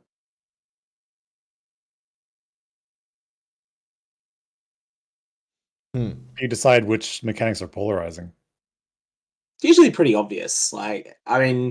As I say, I like heist, but I certainly acknowledge a lot of people don't. Picking up Legion splinters. another thing that everyone, well, not everyone hates. Like some people much prefer the Legion setup to a pure RNG drop. I would much prefer to have just every splinter drop be replaced by a 1% chance to get an emblem outright. But there'll be plenty of people that feel the other way on that as well. That's an example of something that's polarizing. If you ran a poll on that, you'd find it's probably 40-60 split one way. Maybe 70-30. And then there's things that are more universally liked. I think they tend to be the ones that just feel closer to the core game Path of Exile experience. Like if you think that Breach's core gameplay loop, leave aside other things about the mechanic, but if you think the core gameplay loop of Breach is boring, you probably haven't liked Path of Exile in general. You're probably still playing the game. So Breach isn't that polarizing mechanic, except again the Splinter stuff. But we'll leave that out for the moment. I mean, I don't think is the Splinter stuff a problem, because like I didn't pick up Splinters, and I didn't from like day 2 or 3. Like, just turn them off. It doesn't matter. That's what I do. Enough emblems drop. If you're expecting the Legion, then they'll drop, and if you're not expecting the Legion, you'll never see them. Yeah, that's fine. Except you have to again go and trade for a 4-way set or a 5-way carry to get your 5-way emblem, 5-way map device. That's good. Trade is a thing that's supposed to happen. Whole game is balanced around trade and should be. That's a good thing. Yeah. I collect the content you don't like to do, and you collect the content I don't like to do, and then we trade each other. Yeah, I also like that principle a lot. Yeah. I collect blighted maps. You collect blueprints. We swap them with each other at whatever exchange rate seems fair. Yep. Because like I don't mind blighted maps, but I only like them in moderation. Whereas there's other people that just love the content. I think I'll count myself into the in moderation group. Like, a blighted map every now and then can be really fun, especially if you get the right build for it and you like set up your ring annoyance and all that. But it's definitely something if you do it all day. My usual rule, because that's a perfect amount of moderation. And I generally, as the league gets late, I don't remember to check correct missions very often anyway, because it's just not that important. And so it's like it's a good sense where you get a couple of them a league, and that's fine. That's about the amount of blighted maps I want to do.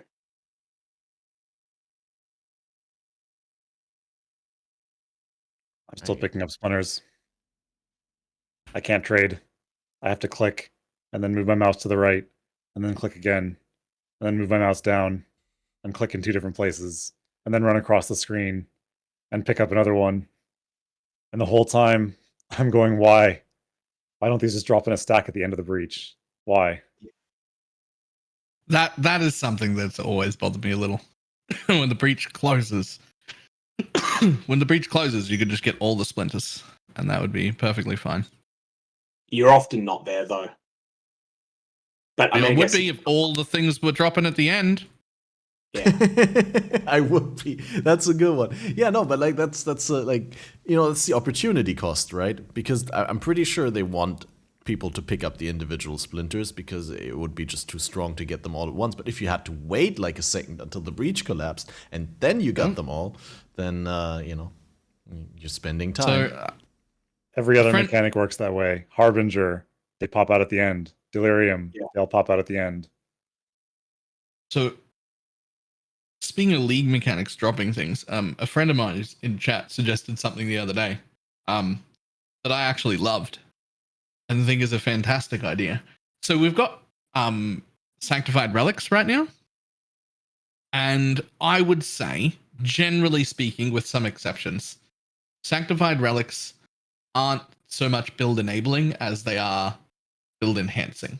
Like, I don't, with the exception of invocations, which change things, but like the relics themselves, they're not really like, oh, if you have this relic, your entire build is enabled, right? They're just like, this makes this build better. I think there's about 6 that are different. There's the stat stacking ones that mean that there's some tiny exceptions, but like generally speaking, those aren't build enabling things, right? Yeah.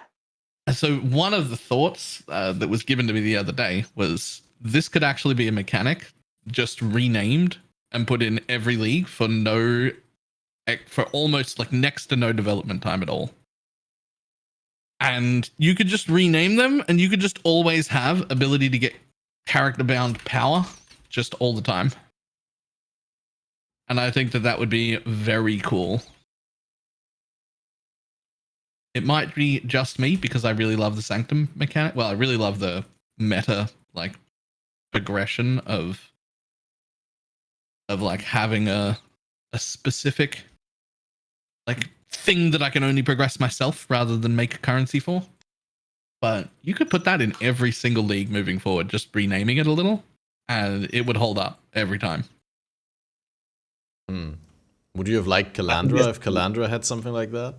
Nothing would have made me like Calandra. Fair enough.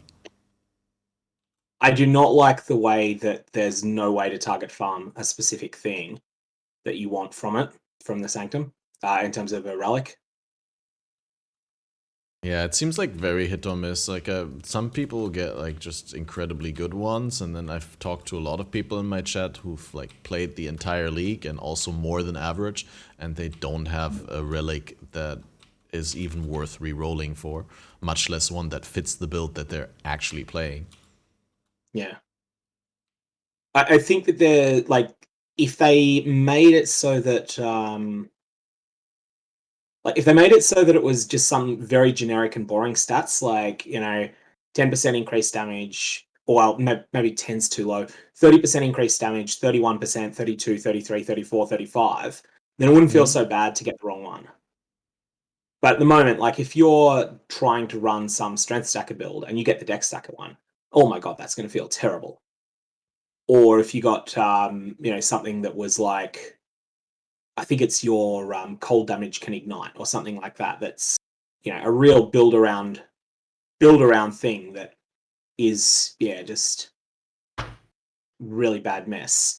Maybe a bit less of the case if they weren't so, like if you took out the 6 that are the strongest. Well, the question that I'd like you to think about is like, do you think they're already voided, do you think they should just be more generous with handing them out, or do you actually like it that it is such a chase to get one that is good for your build? Potentially, like RNG wise, right? Like, sure, it doesn't have to be a chase because you could be just lucky and get one the very first time, but I think you should be able to target a specific mod somehow. All right, so like some decision inside the Sanctum, similar to Doriani's Machinarium, basically, that determines a little bit more of the outcome of the Sanctified Relic that you're getting. Or do you think like maybe like a unique Sanctified Relic, like a challenge run that awards you a specific Sanctified Relic? I feel like I couldn't disagree more with that. I was thinking more, what I was thinking of was more like the way Instilling Orbs, you can apply them to a flask yourself, or you can pay 5 times the cost and get the thing you want with it.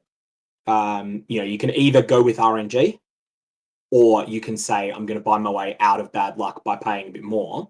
The way that I think of the Sanctum at the moment, imagine if when you ran the Eternal Labyrinth, you did not get the 2 points you wanted. Instead, 2 were randomly allocated to you.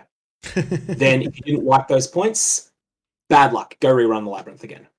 Bad luck. Go rerun the Labyrinth again. That's not a fair comparison at all. What you're doing, you're comparing it, what you're asking for is the ability to kill a mob and have the item you actually want ready on the floor to pick up an ID instead of having random generated stuff. That's not a fair comparison. To me, it sounds more like wanting to nudge it into a certain direction rather than like guaranteeing a specific drop. It's bound to character progression, and every other bound to character progression system we've got, like the Labyrinth, is deterministic. But it's not bound character, it's bound account, and we've never had one of them before. What, Atlas? Bound to account progression? You don't get don't complete Maven's Invitation the Feared and then, oh, here's your Atlas skill point. Oh, by the way, we're allocating it for you. Don't like it? Go run the feed again. That's what we currently have, and that's why I'm quite glad that the Sanctified Relic component's not going core in its current form. And I don't like what we've. I don't like it as a test. I think it was worthwhile testing. Sanctified Relics might be my favorite thing they've ever put in, and I think they nailed it from head to toe. I'm in love with the whole thing. I wish that it became part of every league moving forward, exactly like that. Yeah, no, I cannot disagree more. It's something that you're like, you cannot access a whole swathe of character builds this league unless you have the right relic for them. There's a whole bunch of cool things, with the exception of the stacking ones. You're gated by RNG. There's the 3 stacking ones. There's the 3 ailment ones that grant you, that cause one type of damage to inflict 2 types of ailments. So there's those 6 are the big ones. And then there's the lesser ones, but the lesser ones are the ones that people just go, oh, I'm going to use this till I get a good one. I feel like all of these things are just ways to make builds better, and none of them are build enabling. There isn't a build that you can't I mentioned do. Are absolutely mandatory to get a lot of builds off the ground. Some of the builds aren't particularly good. Like what? Well, people wear Stormfire, right? People give up an entire ring slot for the unique ring Stormfire. Or they go Elemental. You get that same effect on a Sanctified Relic. Mm-hmm. I think it's the reverse. It's the reverse way around. So you can do the build as an Elementalist, or you can do the build with a Stormfire on, or you can get a Relic. So it's not build enabling; it's just changing, enhancing your build, which allows you to be a different ascendancy. That is definition of build enabling to me. Like you can go an ascendancy that's not valid. You have the ability to not use an entire inventory slot on a reasonably weak item. You can get the same effect by using the bad Goldrum, the 3 Dragons hat. But you can get it so much better via these relics. We can agree that the effect that you're talking about is not build enabling. No, it's build enabling. Build enabling at all. Of course it's build enabling. It's the very definition of build enabling if you can play a different build. We just described 3 other ways to do the same thing. Yeah, those are also build enabling. Those are also build enabling, Valor. Just because other things exist with which you can enable the build doesn't mean that those things aren't build enabling. Yeah. I think it's one of the worst mechanics they've come up with because of the whole, this is your 5th ascendancy point, by the way. It's entirely gated by RNG, and you can't short-circuit it with trade the way that you can with your 6th ascendancy point, which is Forbidden Flame, Forbidden Flesh. Like, imagine, removing flask effects on hit. The nullifier didn't exist. Would you then say Shafts is not build enabling because you could have the same effect with coruscating elixir? Yeah, but you already do that now. Yeah. Yeah, but does it make it less build enabling? Shavs is not a build enabling unit. For something to be But what is then build enabling, Valor? What is build enabling then? Yeah, for something to be, in my mind, for something to be a build enabling unique, you must have it, or the build will not function. Well, yeah, this entire archetype of build doesn't exist if you don't have this one single thing. If there are 4 ways to do something, that's not a build enabling thing. You're mixing up things here because archetype and build are different things. Is it archetype enabling or is it build enabling? Because build is specific. Build is a specific ascendancy. So if I can't do a build on a specific ascendancy without a specific item because I have to go elementalist, then that build on the other ascendancy is being enabled by me getting that other item. I do think I have to take Sir Gog's side on this. If you go down that loose of a description, then a single Eldritch implicit on any rare helmet becomes build enabling. You've watered down the phrase build enabling to something that can apply to 80% of the items that any of your characters are ever wearing. And therefore it is a worthless term. If you water it down that far, it means nothing. I think there's a line in between those things, but yeah. I get your point, but like if you could get something on any item, then yeah, I guess you could still build enabling if it enables your build. If you can get it 3 or 4 different ways, that's no longer build enabled. There are now a bunch of different ways to do this build. There is no build enabling unique for this thing or build enabling mechanic for this thing because there are several different ways to do it. The question is, what price are you paying for it? If the price is you're required to use the 3 Dragons unique helmet, which is an absolutely terrible item. Absolutely, yes. That may mean that the build is so severely damaged by that it ends up not being adequate for various content. In that case, yes, the alternative to the 3 Dragons is build enabling. That is not the case with any of the things that you've described. But even if it was, then it's not a thing that could work. Like if you can't build a build that has to use a unique helmet and still be good, you probably need to like rethink whether you can make builds or not. Because like it's one item. If your one item you need for build enabling and it's a helmet and you can't live in a build without it, you've made a mistake right from the beginning. Right? Like you can absolutely take any one piece of gear that isn't a weapon on an attack build off and still be able to make a build. Right? So like, but you just nailed it just a second ago. You just nailed it. You said, but it's better than the helmet, which is the other option, which is worse. Yes, it's better. It's a build enhancing thing. It makes your build better, but you don't need it to do the build. Over the threshold from too weak to play to strong enough to play. And that means that it is enabled. If a build is too weak to play without an item, then it's not a functioning build. And the Sanctified Relics solve that problem for it. But then you're then stuck with this stupid RNG system of your 5th Ascendancy is gated behind getting lucky off this mechanic. Calling it a 5th Ascendancy, but it's like nowhere near as powerful as an Ascendancy. The only ones that are even close are the stacking ones. Those things are stacking ones. The stacking ones. Those 3 specifically probably shouldn't have existed, in my opinion. They're the exception to the rule. The rest of them are not build enabling. The stacking ones really aren't build enabling either, but they're so ridiculously strong that they outweigh all of the other options. Yeah, and then you've got the weaker versions, which are the ailment sharing ones, which are probably half an Ascendancy node in power. If they're useful to your build, they're half of an Ascendancy 2.0. Yeah, or a ring slot or a helmet slot, depending on which thing you're doing. Which is comparable to half of an Ascendancy node in power, generally. Right. Sorry, I just read in chat that travel points are build enabling because you need the travel points, otherwise you can't get to the notables. I mean, that's what we're being told right now. I need to bring your chat up.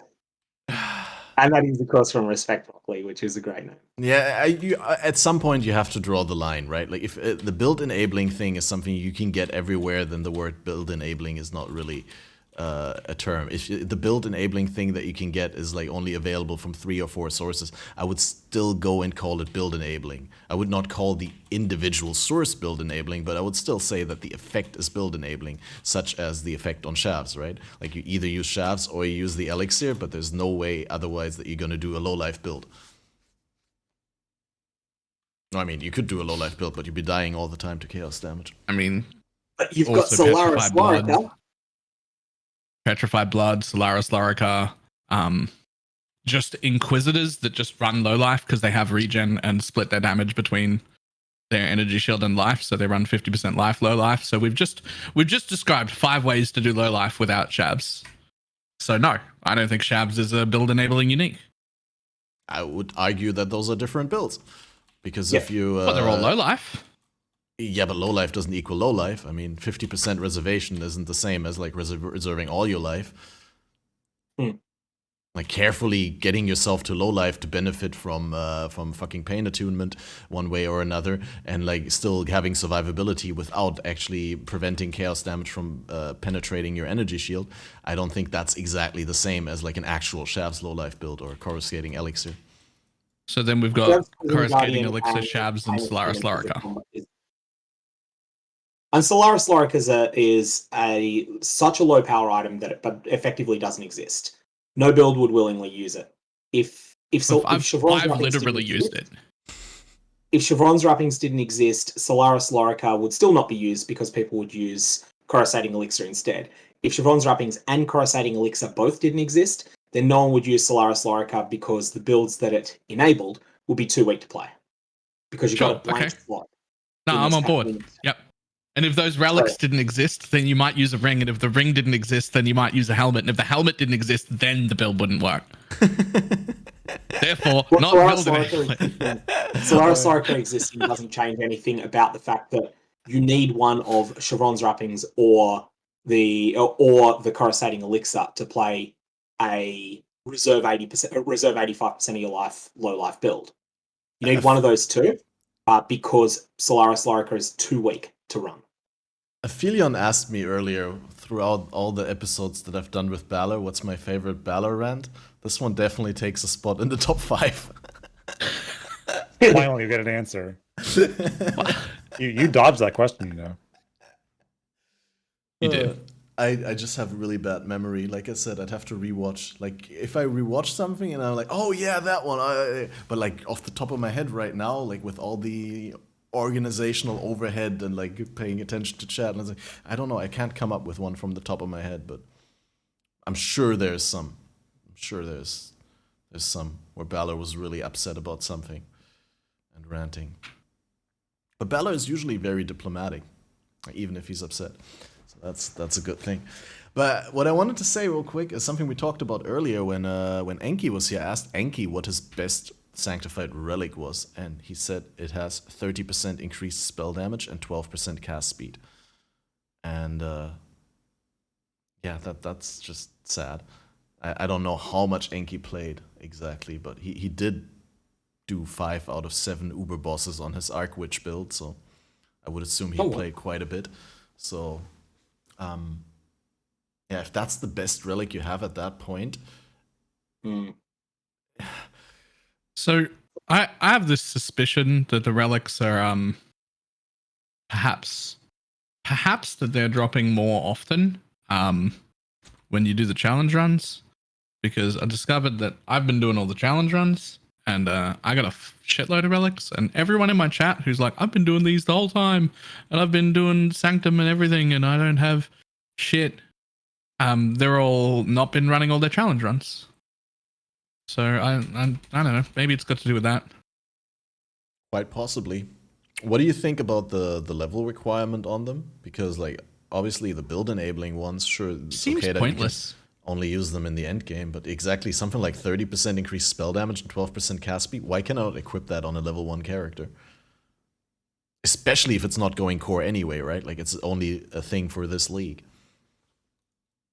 Yeah, it does seem like a pointless thing. Like why is it why is it level requirement? I don't really know. I think their goal with level recs, like I don't think that they've gone into it with a let's manually assign a sensible level requirement to everything. I think they've just used the minimum level spawn requirements, yeah, that results from the mods. Yeah, is 80% of the level of the mods, exactly. The level required for the mod, or 100% of the level required to wear the base.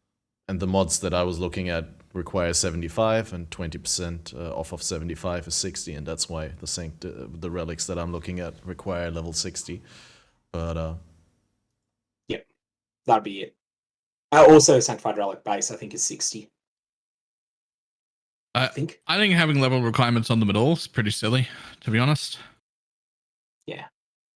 Just because like I have to acquire them first, and they're account bound to the league only. So like, what's happening here? Like, yeah, where are the abuse cases that we're trying to prevent? All of that first. Yeah. And I can't buy it. I have to accomplish all of it first. Yeah, the path of least resistance for leveling a second character is not make your Sanctum character complete the Sanctum, pass an item down. It can be ignoring the Sanctum. Yeah, but if I've already done the work on my high level character and I've got a cool Sanctum, why can't I use it at level 1? Like, who cares about leveling ults? Stop making leveling ults hard for no reason. Like, I get the league start, like, there's a rush and race and everything. That's fine. But like, why are we doing more than that? No, and always when the question comes up with like GGG, I remember this is something that people ask in the ZiggyD Q&A every league, or like, you know, it's like, why can we not have like alternative leveling outside the acts, leveling through Delve and all that? Why can we not make a second character more easily? Why can we not buy like a level 70 character pre-made or something like that? And I think Chris always says something along the lines, there's already things in the game that make it easier to level subsequent characters. And I think that Sanctified relics should like be part of that, right? Especially when they're not designed to be here forever, when they're only here for the league. Let the people have fun during the league. One thing I think they should change with leveling, and this would be applicable to first characters as well, but more relevant on subsequent, I think that you should be able to skip labs, and then when you do a lab, you get the benefits of all lower ones.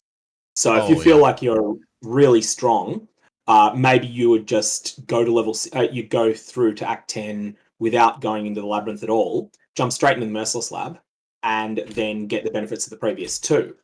That wouldn't be on the path of least resistance for most people at League Start, I think. I think most people might do Cruel, Merciless, Eternal.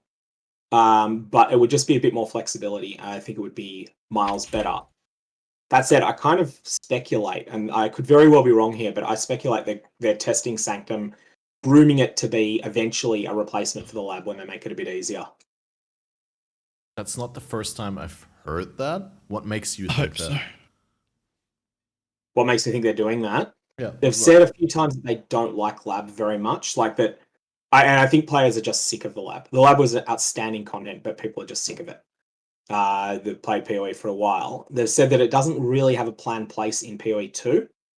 And they're definitely keeping ascendancies around. And Sanctum is split into 4 parts, which really strikes me as, oh yeah, that's the intention, is that they're gonna do that. Also, Sanctum is a nightmare for botters. Bot cheats can't do Sanctum at all. At least not that I'm aware of. They've been doing a lot of things to screw bot cheats lately. That's interesting. The bots are going to struggle with it. I like that. Yeah, they can't do it. Like you could have a bot cheater prepare a character and then a human person come in and do the actual Sanctum, but a bot cheater can't do it. Can't do the content. But a bot cheater can do regular lab? I think they can. Yeah, they'd be able to.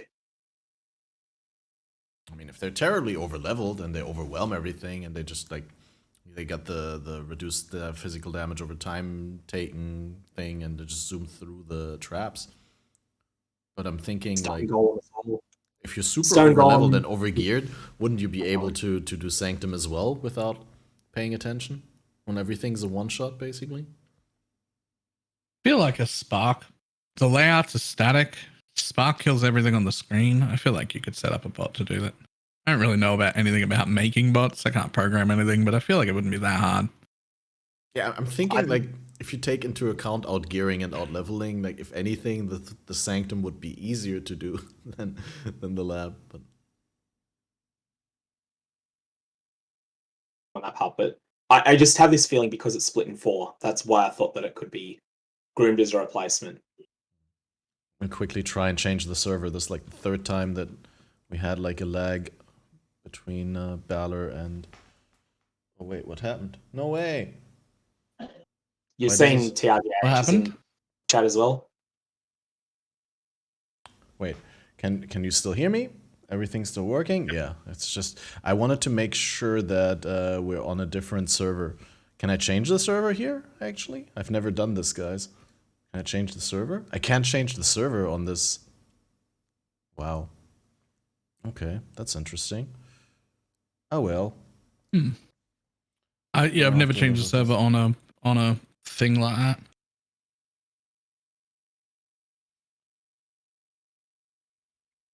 I thought you could, but I assume it just does whatever server it thinks is best or something like that. In a normal voice call, you can change the server. Okay, we found the first downside of actually doing things like this. I think the server has its own setting of like where it is. You should be able to go to, like, if you right click on the channel and go to edit, and there's a region override at the bottom overview. Okay, I'll check it out.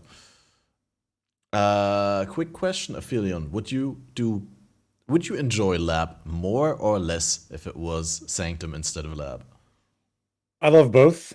I'm one of those weirdos that likes running Lab. So, but honestly, like, I love Sanctum too. And if they ended up doing Sir Gog what you're suggesting, I wouldn't be mad.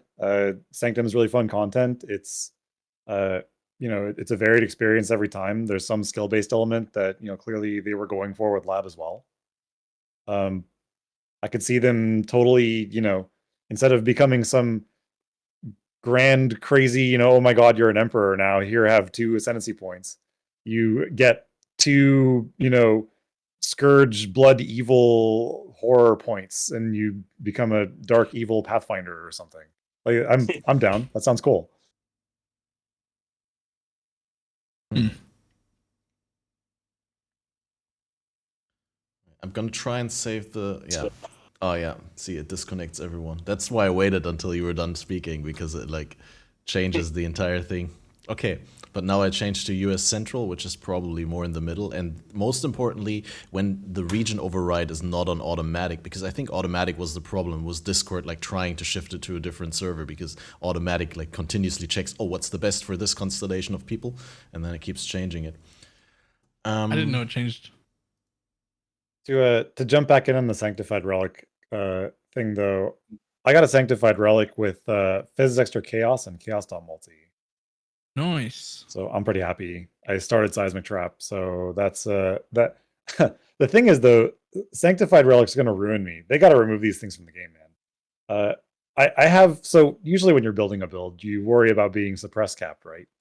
So I have a plus 10% suppress relic, and it's like, it's removing my need to worry about suppress, like, because usually you're like, oh, I got to get that last 5%. I don't have to worry about that anymore, and it's going to ruin me because now, like, I'm gonna have bad habits for the next league. All right, let me quickly hook in here because someone who was here already earlier. Sounds like more build empowering. We got the real James Humphrey coming back onto the cast for another round of chatting. Welcome back, Sir James Humphrey. Hello, hello. Yeah, it's a little bit. People obviously don't know when I pull them out of the chat, and then they're not. Yeah, well, there's a stream delay, so I was listening to the argument. I thought maybe, perhaps. By the way, Karn just jumped down there too. He's the next person to come in, which is right now because you've already been here earlier, so you don't need to do the introductory. Oh, how have you been in the last 2 hours that you were off the podcast? 3, 4? It's been a while. Okay, I was here here at the start. True. Actually, but I just wow, I love the conversation. Baylor was getting dogpiled a bit. I kind of want to just rip that Band-Aid back off. Stir some drama just a little bit. So I mean, it depends on whose side that you're on, the logical one or this dream world that they're in. The logical one for sure. I think I got Baylor's back on this one, so guess kind of piled onto him here. The logical world in which there's no build enabling uniques in Path of Exile. They don't exist. But that's not at all what I said. Yeah. So we could go into that tangent, and then I'll talk about some Sanctified Relics too. But I don't want to leave Card out to dry, especially since I've been on. But well, yeah, I just found some random stuff in my pocket that I forgot was in there. That's pretty amazing. Oh, nice. Anything good? Yeah. Basically money. Oh, well, this guy's loaded. There's even more in here. Carbon filters. Wow. Anyway, we got Karn, the one and only racing god, CARN, who was for a long time the only person to beat the Feared in a gauntlet. Not anymore, but he's practicing for more gauntlet superlatives. Welcome on the show, Karn. Probably also listening to the stream and waiting to see when he's going to be pulled in, so waiting for the stream delay. So I'm going to bridge the gap a little bit here. I hear. Yeah, awesome. Pro. Hi, Karn. How are you doing? Yes, I'm good. How are you doing? Oh, pretty good. We got through the difficult time, right? It's like we're still in the first half of the 24-hour thing, but I actually got through the difficult time. I slept all day, like 2 hours before the podcast, and then I was super tired at my normal bedtime at 9 p.m., 10 p.m. my time. But now it's 4 in the morning, and I'm getting the second winds. 4 in the morning? Oh, okay, yeah. Yeah, it's almost 4:20. Nice. Yeah, Belfast time is actually UTC or GMT exactly, which GMT is why my my countdown timers are always set to Belfast time, and I sent them around because that's the easiest. Yeah. Right, have you been listening in on the conversation a little bit, or you've just joined? No, recently? I just got here basically. I just caught the end of it. Like, I just know it's about relics, but I don't know where exactly. Yeah, we're talking a little bit about Sanctified Relics. That's accurate. Yeah. How do you like Sanctified Relics without putting any words into your mouth or giving you any context for the discussion? Just what pops into your head when you think Sanctified Relics? I mean, I like them. I like that. I mean, it's just pure power creep, right? Like, there's nothing like crazy about them. It's just power creep. You can get keystone. You can get like some stuff that is normally difficult to obtain, like 3 max shreds, like really hard to get.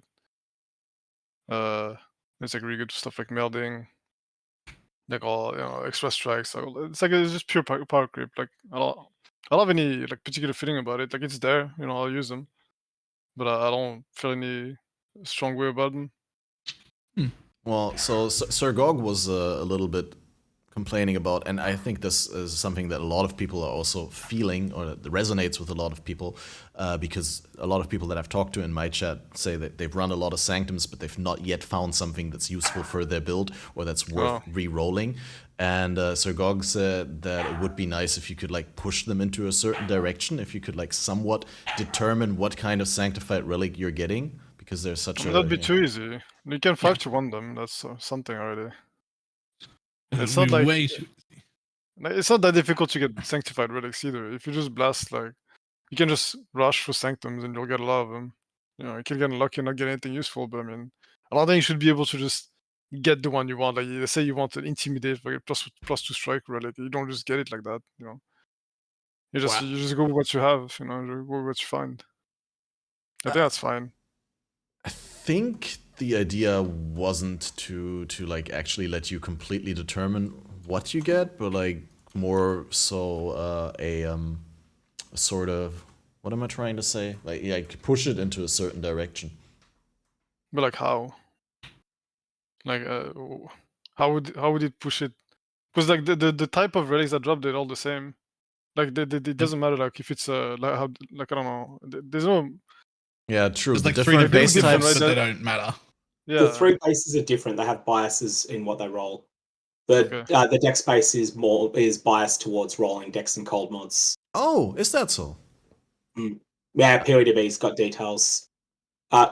Basically, it means that if you got the dexterity stacking mod on it, and it also has a second mod on it, that second mod is very unlikely to be a fire mod. It can be, but it's very unlikely. Okay. If you got a specific elemental mod, and that could exist as fire, cold, or lightning, there'd be a 4-1 bias in favor of it being cold. Because of that, PODB has all the details on it. Yeah, I've looked at the list of things that can roll and the level requirements. I was not aware that the different types have a different alignment, which. Even if they do, we can't control them anyway, so that knowledge. No, we can't control them, but it means that the mods that synergize with each other are slightly more likely than mods that don't. So what's the best ones you guys have got?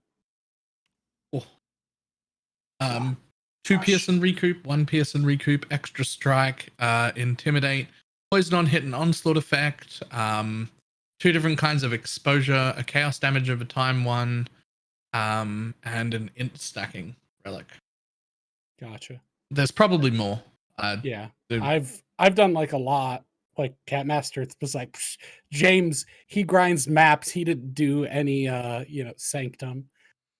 false, of course, but I have a int stacking one, a dex stacking one, 20% fizz dot, 20% chaos dot, 20% fire damage over time, spell damage intimidate, another chaos over time one, duration of ailments. Oh yeah, I have a duration ailment. 2% max res with spell damage. So I have like a lot of decent ones. Some I got multi plus with 3 max cold as well. Fire. Plus 3 max cold. That one's cool. Yeah, some of them are cool, but I mean, I think people are overlooking that you can buy the incantations. So even if you have a crappy one, you just get one keystone. Yeah. That you pay for. So as long as you can complete the entire sanctum one time, because it's guaranteed to drop from the end boss, and then pay for the incantation, you can add power to your build. So that in itself is already really nuts, just completely ignoring whatever you get on it of the two implicits. Yeah, it's interesting that you bring that up, because that I've had that in the back of my head, but I didn't want to steer the conversation into that direction. I was going to bring it up eventually, but that is, in my opinion, like one, or could be described as one form of determinism in regards so to if you want to talk about build enabling, that's build enabling, okay? Because I can get keystones I can't normally get to. Yes. But everybody can buy that if they're in the trade league, as long as they could do one run. So there you go. Boom! That is, invocations are definitely build enabling. Invocations are like tradable and everything, so. Yeah, and you're not at the mercy of RNG on them, which you just buy whatever you want for that. So if I made changes to it, I would probably make two changes. Change one, I would just not have as many like weighted ones for the decks and stuff like that, so that you could 5-1 them. Because I have like 4, 6, 8, the different ones. I'd rather be able to 5-1 them. That's really annoying. In a lot of the different relics, I wish there's less of them, and they stack like that. And then I wish that one of the uniques that you could drop from the guy at the end guarantees that the next relic drop has 2 mods on it, because it's kind of annoying that you get a good one with only 1 mod on it. But I have different problems. But I've completed it probably like I really have not. I did the 5-1 like 6-7 times, so I don't know. And then I have like 28 relics or something left over of the sanctified, so I don't know. I don't know exactly how many times I did it, because I did the drop 3, but something like 55 to 65 times league. So here's a way you could buy a set that would satisfy my concerns around it, and I'm curious to see what you think on this.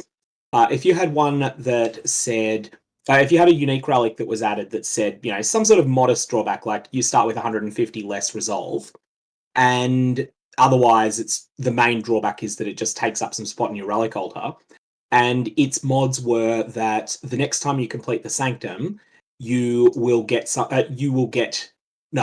mods that are cold related are more likely.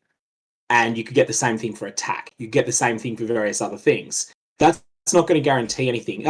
Work them the same way as fossils do. So a cold one would just be 10 times, would be a 10 times multiplier to the probability of getting a cold mod. That would solve the issues that I've got with it. Then you'd be able to target farm. I'm going to work towards this, except of course you can't trade those unique relics. So maybe there'd be some sort of iteration on a solution like that. Then you could go, okay, I know what I'm going to work on getting, and then I'm going to focus that, and I'm going to have the odds rigged in my favor a little bit. I think a 2-mod one is a good suggestion as well. Yeah, I mean, there are a lot of stuff in the pool, so I see what you're saying there, but I think like it is just a whole extra item slot that you could potentially get my build, Wave of Conviction, Ignite, and you can get both a prefix and a suffix on it, each which add probably about a 20%. It's additive, right? Because you're not going to have the only 20% more fire over time. It's not a more multiplier. It adds in with the other one, is what I'm trying to say. But I could get like 20% more if that was the only thing, and then another 15% more because there's one that ticks quicker, or I could get a replacement on it. So that in itself is insane. And then on top of it, the fact that you could just get the invocation thing, or what is it, incantation, whatever the thing for the keystone, you know what I'm talking about. That's a ton of power creep on its own. So I don't think it needs to be overly deterministic because it's already a ton of power creep. Even getting one of those three things is pretty massive. Right. What's your best ones, Karn? I don't think I got in very many good ones. I got like +1 power charge, like +3 max res, some dot multi plus like flat stuff. Wait, power charge and max res on the same one? No, just power charge. Okay, separate. Okay. Power charge by itself, I got just +3 max res by itself, and I got. I think the best two stats I have was probably dot multi with fist to spell or something like this. Yeah, I think. I got a recoup one, but these are also good. But yeah, I don't have like any like crazy ones. The recoup ones are pretty cool. I like recoup one is good. Like I want that one. Yeah, Pop Shadow for sure. Yeah, the recoup is like, because the recoup goes really high. It's like 20% I think on the relic for the recoup. That's pretty high. That's neat if you stack that with other sources of recoup. Yeah. And my best one is the one that I'm wearing on my build is like 7% increased damage per power charge and 7 spell block, which I mean it's not great, but it's worth enough to put on and to put an invocation on it, because it's a Death's Oath Caustic Arrow Occultist, and I'm getting Forbidden Rite with the Forbidden Flesh and Flame pair, and that way I get like 7 plus 6% increased damage per power charge. I can pick up like 2 power charges, I believe, and then can I pick up 2 or 3? I need to look it up. I think I can only pick up 2. It's weird that the invocations. It's weird that the invocations are tradable, because these you can actually kind of farm yourself anyway. You can grind them pretty easily. Like there's not that many keystones, and the challenge is not that rare. Like the unique relic is not that rare. Isn't there like 50 keystones that they can roll or something like that? Like something absurd. I mean, it's better than trying to get whatever, I don't know, +1 strike, +2 strike, or whatever. Like I think it's actually about the same chance. I think that the rarer relic mods are about 1 in 200, and the because you're 1 in 41 to get the right invocation, and I think it's about 1 in 5 when you complete the sanctum to get an invocation run. Yeah. But I mean, you can still realistically like grind for them. If you can use more than 1 keystone, you'll that's the thing that gets the thing that gets for me, right? Is like if you want a specific keystone, that might be hard, but you can probably use a few. I don't think most people can complete it. Like Leech Shade, for example, is usable for literally every single character. It doesn't matter. Like Leech Shade, every character can use that if you're not already pathing there. Yeah. And then it's like whatever. Like I think Call to Arms also, if you're not on that side of the tree, everybody could use it. Stuff like this. So it's like, it's a lot easier to farm. It's probably a lot easier to farm a keystone than farm a specific mod, relic mod. What's the most sought after is Mage Bane? Complete the actual invocation one though, because it doesn't have 2 downsides to it, if I remember correctly, where you can't recover any. You can't get either of the 2. You can't get inspiration, but you can't recover resolve. But the wording is important there because it says it cannot recover resolve. Yeah, you can still gain max resolve. Which recovers how resolve. many people can actually complete it? I don't think it's that hard. You just stack max resolves, relics, and the ones that give you max resolve when you the recover relics are like super make that super easy. Yeah, once you get enough of those, you can just walk through the traps. It's not a big deal. Yeah. You mean the max resolve one? Yeah, the max resolve one, because these like when you gain max resolve when you use a fountain, for example. These just basically heal you. Yeah. It's also patched in a little bit later. I don't know which patch it exactly was, but like in the beginning, it was like gaining max resolve. Yeah, in the beginning, max resolve didn't give you resolve, but now it does. So some people may have actually gotten used to like how it worked in the beginning, and then like just never looked at it again because they thought they knew how it worked. I know I thought that I knew how it worked, and then only a couple days later after they changed it, someone drew my attention. I was like, oh yeah, I saw something like that in the patch notes, and then I fully understood the context of the changes. I was like, oh, okay, yeah, but that kind of makes it super easy to do the run with cannot regain resolve or cannot recover. If you have the relics, obviously. You've seen the relics. Yeah. Can you poll your chat and ask them how many of them have completed the Sanctum, all levels, plus the bonus phase boss, like the second phase? That's a good idea. I'm going to do a poll. Yeah, it's a good question to ask. Most of the people in my community struggled with the Sanctum to even complete it with the things. So I don't think most of the people can actually do the Keystone stuff. But I have a much more casual audience, right? So the question also might be like, have you even tried it? Because I know people that have got like several of those sitting in their stash and just aren't using them. They're just not getting used. What did you say, BALORMAGE? What was the first part of that? Oh, there's like a lot of people who just are sitting on the challenge runs and just not doing them at all. Oh, not the challenger. I'm just wondering who's completed the entire thing, including the thing, not any challenge relics. I want to know how many people have actually in the chat. I think while you're doing that, I'm going to take the opportunity to jump out. Thanks a lot for the discussion, guys. It was great. Had a lot of fun. Hey, thanks for coming on. It was great to have you, and yeah, gladly soon again. Hang in there, 24 hours, man. You got this. Oh, easy. At this point, easy. This is way too long. We're past the point of no return. It's gonna be easy. Just keep telling it's not that cat. Right? Yeah, I need to huff that copium. I got myself into this shit. Now I gotta get myself out of it. It'll be interesting to see this poll result. Oh, you can see the poll result. It is you can. It's up. It's even on screen. I put it into the bottom corner under chat, so everyone can see as it goes. But there's only 13 responses so far. It's starting to go up a bit. Yeah, people need to realize that there is a poll. So yeah, we're currently doing a poll, guys. If you haven't seen yet in chat, you can vote on how far you completed the Sanctum, whether you completed any of the 4 floors or even completed the entire thing, including the Beyond thingy. And someone's asking if not finished at all. If you haven't completed floor 1, just put yourself as floor 1. If you haven't yet beaten floor 1. I haven't even considered that. Yeah, true. Yeah. Because if you haven't completed it, otherwise you wouldn't partake in the poll is kind of flawed. I should have done that differently. You're right. But they can just answer as though they've completed floor 1. That's yeah. They'll get floor 1 quickly if they if they play around with the mechanic. You get floor 1 within maybe, I don't know, 18, 20 maps of trying. You'll make some mistakes and you'll fail a couple of times, but you'll get there pretty quickly. I should have just phrased it differently. I just asked, how far did you make it in the Sanctum? And then floor 1 would have been like, just entered it basically. Where's this poll? On the top of chat. It should be on the top of chat. It doesn't tell me how many people have voted, but it's over half doing the whole thing, which is cool. 51 votes so far, and 33 of them have listed Beyond.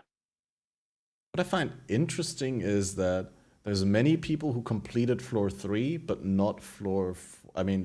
Floor 4 is far lower. Like, it's either you're stuck at floor 3 or you did the entire thing. But like, 3 is hard.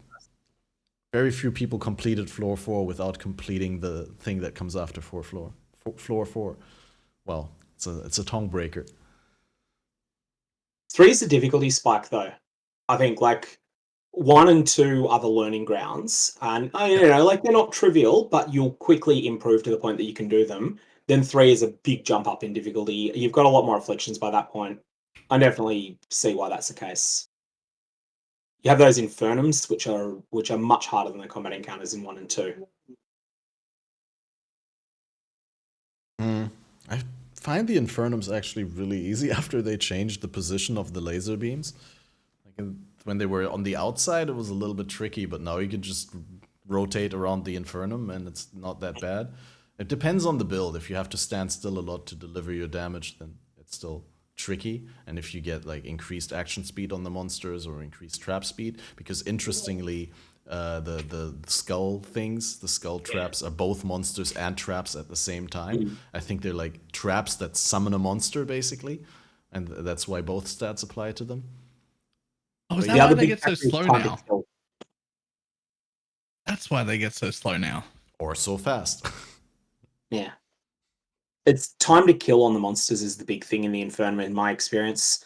If you're killing the monsters with a half a second of standing still to attack them, then the fights are easy. If you're taking 5.5 seconds or 6 seconds, then they're a lot harder. And that's just, the longer we go in the league, the more powerful people's characters become, the more accessible that becomes.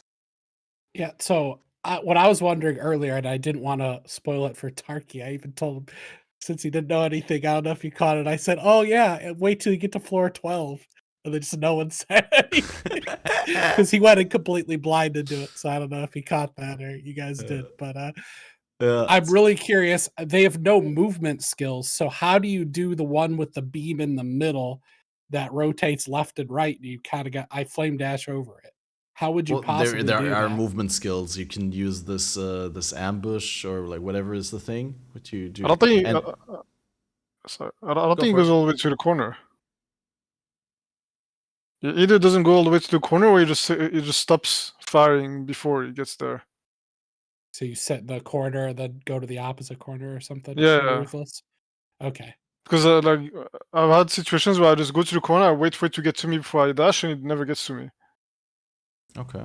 Yeah, but if you don't have movement skills in Ruthless, that's like when you can't dash over the thing. Yeah, but like it stops. It doesn't. I'm pretty sure. I think it stops. Okay. I don't think it goes all the way to the corner. I'll test that next time I'm in one. Either that or without haste, it doesn't get there on time. It just runs out of juice. It's one of those. Did you see the Absolute Madman that finished the original scene run on Ruthless? Yeah. With Poison SRS, wasn't it? I think so. Always. You guys are. There's no way I'm ever doing that. So the one, if I get the room on floor 4 that has the rolling balls, yeah, I'm hitting a couple of those. I can't do it. I'm washed up. I'm taking a couple of those to the face. Nah, I'm with you. I'm getting hit by that every time. Yeah. I can dodge most of them, but like I'm gonna get hit once or twice. Yeah. There's no. There's no way I'm ever doing the no hit run. It ain't happening. Not good enough. Well, I mean, you just make a specific build for it. Is what I've been told. No. But no build can understand. just not get hit. Yeah, just don't get hit the whole time. You idiot. Yeah, exactly. It doesn't matter the build, like the fire thing. How do I avoid the fire thing? It's not going to happen. If I roll that room, I'm screwed. You can't go just around. don't roll that room. Yeah. Okay, you were saying if I get that room in a hitless run. Okay, I get it. Yeah, I mean, like, how do you determine? I mean, you could get the thing.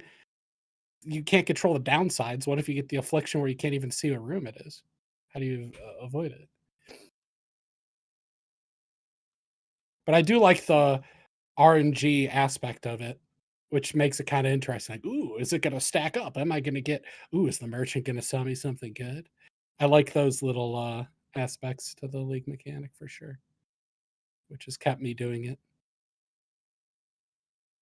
And in regards to the botting wouldn't be lucrative because is the bot going to be able to figure out if there's a divine reward? Like, it's not that rewarding outside of sanctified relics at the end. That's the easiest thing to do.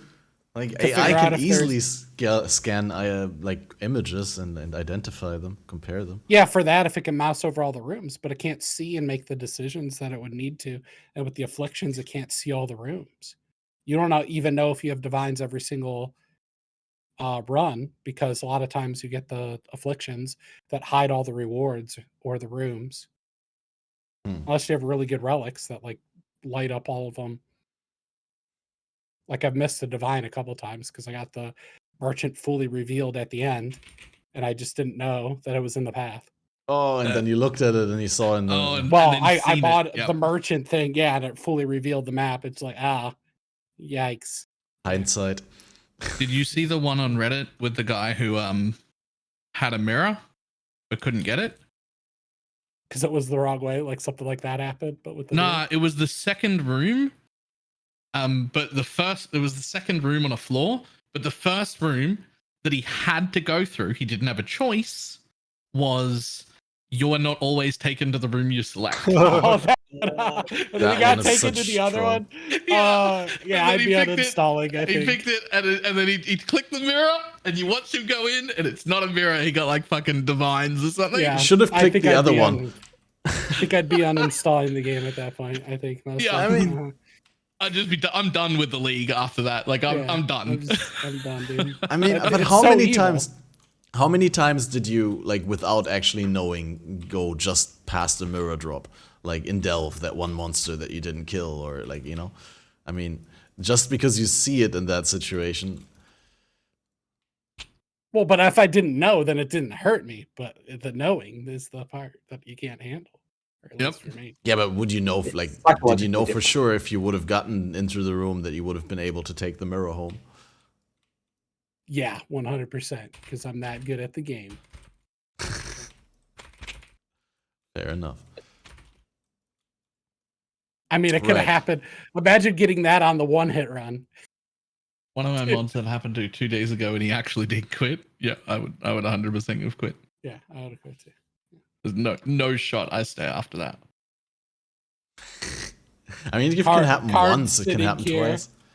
Card sitting here, like, I can't relate, dude. I just do 4,000 more sanctums. Drop another one. I got a question for you, Karen. You're obviously already busy prepping for the infamous Gauntlet event. What's the place of Sanctum in the Gauntlet? I mean,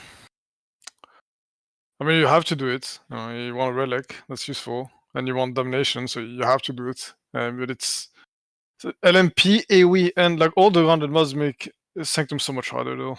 It's a lot harder. Because even the traps get the haste. It goes all the way down. No, wait, it stops.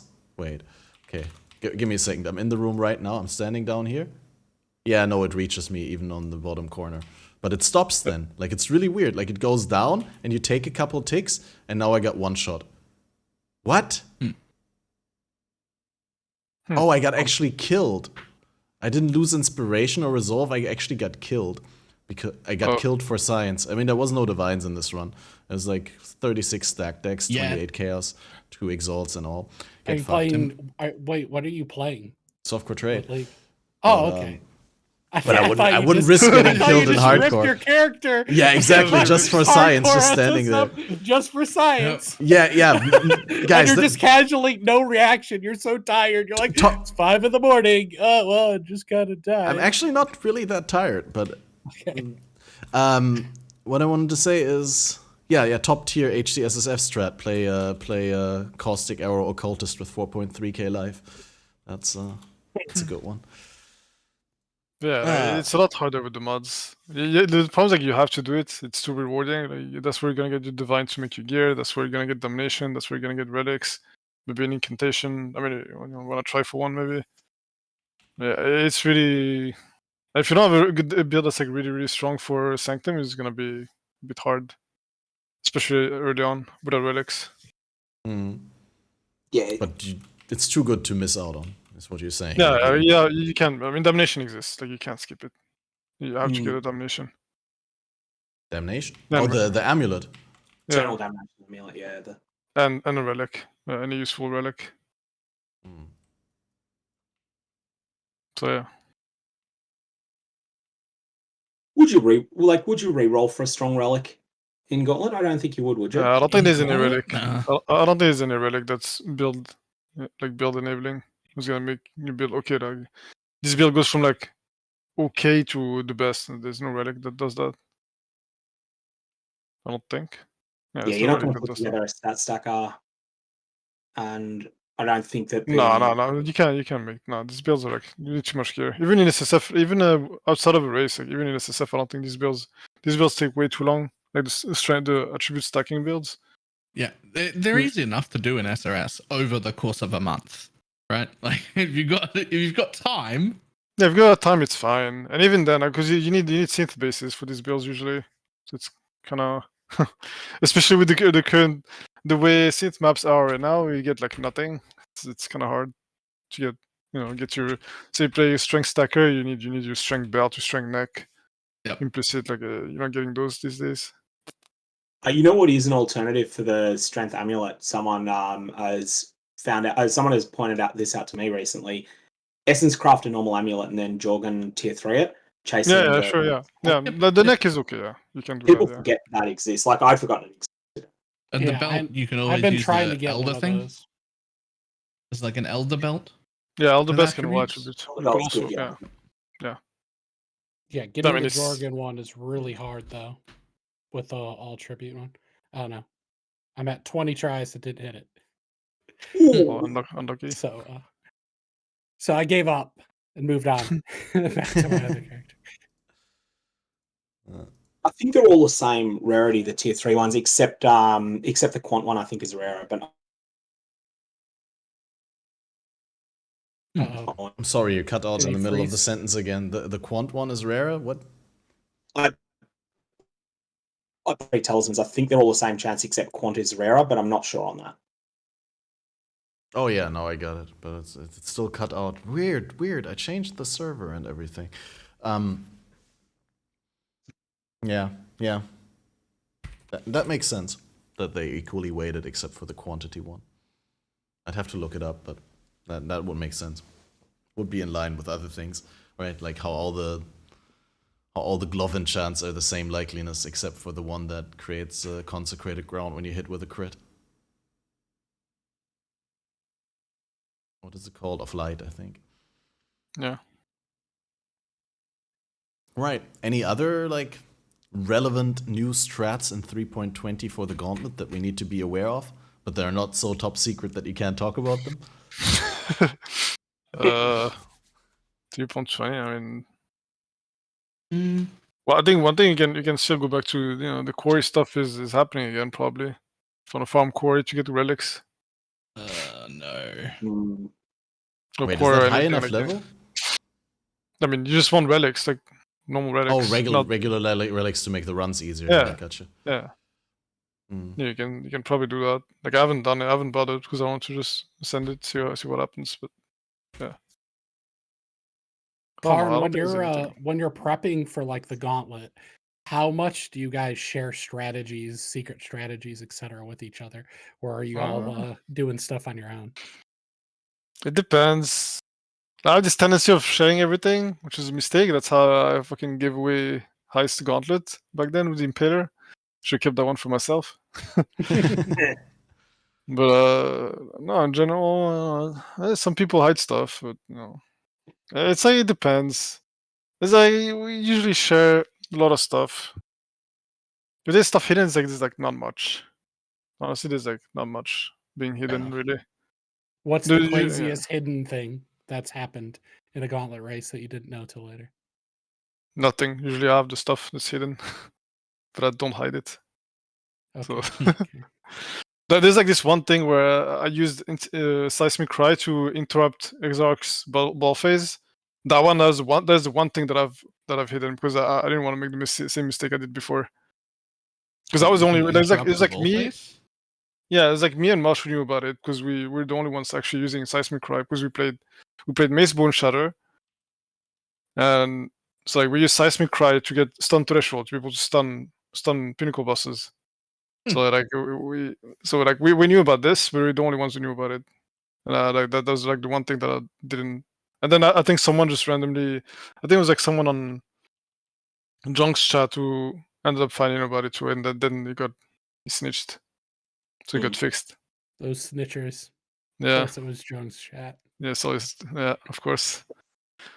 Yeah, because like that's like something like only I would, like me and Marsh would know about because we're the only ones who actually played melee. Use these things. So in perfect timing, because Cat just updated the command, I have to go get ready for stream. All right. But presumably you're still going when I finish, so I might pop back in after.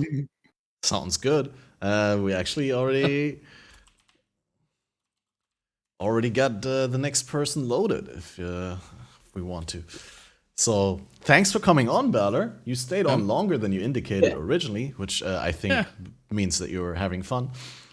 I will see everybody later. I'll probably be back after stream for at least an hour. Have a great stream. Bye-bye. See you later.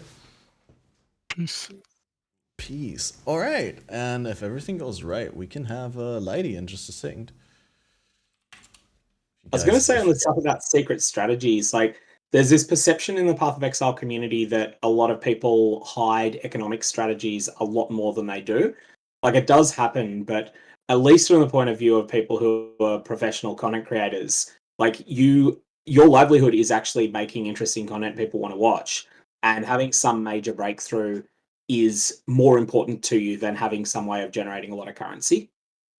Yeah. And so like it's a bit different in the context of Gauntlet where there's serious money on the line in the contest. But in terms of just like, if you find some super cool crafting strategy that's generating 25 divines an hour, you might keep it secret for 3 or 4 hours. I cut off again. Yeah, it's like every once in a while your image freezes and the sound doesn't do anything. And then all of a sudden it catches up, like in PoE when your screen freezes and then everything moves at like triple speed. But it's probably just like internet connection. There's nothing we can do about it. It's just probably the upload from you to the Discord server for whatever reason. We got another person coming in, and it's the one and only, the all for one, the the pacifist top 10 placer for the battle royales who's just been hiding everywhere and getting the cash money. We got one and only Lighty coming in. Welcome, Lighty. How have you been? How are you doing? Hello. Hello. How is it going, Mr. Dear Sir? You have to press the camera thing to switch it on. It's like when I pull you in the room, it's automatically off again, which is kind of... Pull on you? Does this work? Okay. You can zoom in on my my camera. Those glasses like new? time. No, I'm just fucking blind. No, I did. They're like they're blue light glasses. I don't really need them at the computer, but I wear them when I'm out and about. Okay. Wait, why are they blue light filters then? Because there's lights outside in the world. Oh, right, true. Yeah, true. the outside world has lights. Yeah, I'm not there that often during light time. It's true. What did I miss? Everything falling apart? Everything's falling apart. Thank you so much for coming and saving us all, sir. Oh boy. Uh-huh. I got a question for you. For me, okay. Yeah, do you know what I'm gonna ask you? Oh, I hope it's something good. How many steps did you take today? No, that's not what I was gonna ask. No, I'm past that. But no. Did your community member get the tattoo of your face? Oh yeah. Yeah. Okay. Yeah. I'm pretty sure a while ago. Okay. Or he embezzled the money. One of the two. Or he embezzled the money. One of the two has happened. Nice. Yeah, I want to go back on the thing like you talk about with the hiding struts and stuff. Like the problem is like I feel like when you stream, like you don't really have a choice anyway. Like, it's not like I'm gonna, if I practice, I'm streaming, so like it doesn't matter. Like I can't really hide anything. That's what happened in Heist, right? Then like in doing like slams in general, like every league had some new stuff, and every time like I'm just streaming, so everybody like right, there was like the Impero stuff, right, and then there was the Val Grand Slam to stun bosses out of mechanics that people didn't know about until I did it. So that everybody ended up doing this in Gauntlet, and then they kind of destroyed, they kind of nuked Val Grand Slam after that. So like, this type of stuff, like I would rather keep hidden. But like, what am I gonna do? Just not stream? Like, Or just do it off stream. Go after that money and just record and upload your kills. Yeah, I mean, like in this case, like it was just pure loss. Like I didn't get anything from that. Obviously. I mean, at least make like a YouTube video. Now shorts have better monetization. You could just record a quick 60-second short. Hi, this is Karn, and this is the most OP strat for the Gauntlet. This Gauntlet, I don't think there's anything like crazy. I'm thinking about some stuff. But, that poker face, you're applying your knowledge. Like I'd have to hide it this time. I'm gonna tell them there's nothing. Yeah, I'm just baiting. I'm pretending I'm playing Slayer Boom Shadow right now. Yeah, I'm just a bait. And then you bust out the real winner build. Yeah, you've been playing melee every Gauntlet just to bait people in this false sense of security that they can predict you. I mean, to be fair, this for this gun in particular, this is probably the best melee will be, maybe like in comparison to other builds available. Wait, like, even compared to the slam meta, the no, yeah, I mean, since that, obviously, like in doing slams are the best. Like now, I'm just saying, like compare, because before, like, okay, if you play in melee, you'd compete against Seismic Trap, like MDD, like there's no chance you can compete with that because they don't need gem levels, they don't need anything. It's like way faster. It's like actually DD was the biggest problem. Seismic, I don't think I was ever worried about it. It's only since Ubers were added that it's a lot harder for it pushed Seismic like way over the rest because since they added Ubers. But like before Ubers, I think melee was Bone Shadow, for example, was outside of DD because DD had like you can just roll out into your 16s like instantly, and like you just run at bosses with like almost nothing. You had your damage like since as soon as you had your level 1 Valdi gem, and you had your damage. That was kind of stupid. But like it's only since Ubers really that the gap was kind of wide. Now that Seismic is banned, it is banned. It's like there's a lot more choices of what you can play. What are more options? I think it's gonna be more to what you're more comfortable with, because everything's like a lot closer now. It's actually the first gauntlet where things are banned, right? Like that was previously never the case. Yeah. But I mean, because like this is getting out of control. Like it's been like how many? I don't know how many gauntlets with Seismic and DD. Like this has to stop. Yeah, no one's gonna watch it if they don't. Yeah, it's like I don't even know if I would play. I'd be like, okay, like I mean, maybe I would probably play, just load up Seismic. At least I wouldn't have to do any thinking. It's like, okay, Seismic's not banned, just load up Seismic. Let's go. And now there's like a lot of doubts. I don't know what exactly was the best. I don't think anybody knows what to play. Everybody's in full despair trying to figure out what to play. Everything looks like It looks strong when I've seen people testing Explosive Trap. I mean, the problem with Explosive Trap, it's mechanically it's not good. Like it has damage, but if you don't kill the boss on the first pre-stack, then it's awful. You're like a self-cast build basically. With the advantage of being able to pre-cast in during phases and stuff, like whenever the boss doing nothing, you can pre-stack a bit, but yeah, you need like a ton of damage, and then it's like it has damage. The problem's like I think mechanically it's not very good, and you can't map on this. It's gonna be miserable. You'd have to progress with farm with something else probably. Yep. Mapping sounds miserable on Explosive Trapping. There's no shot.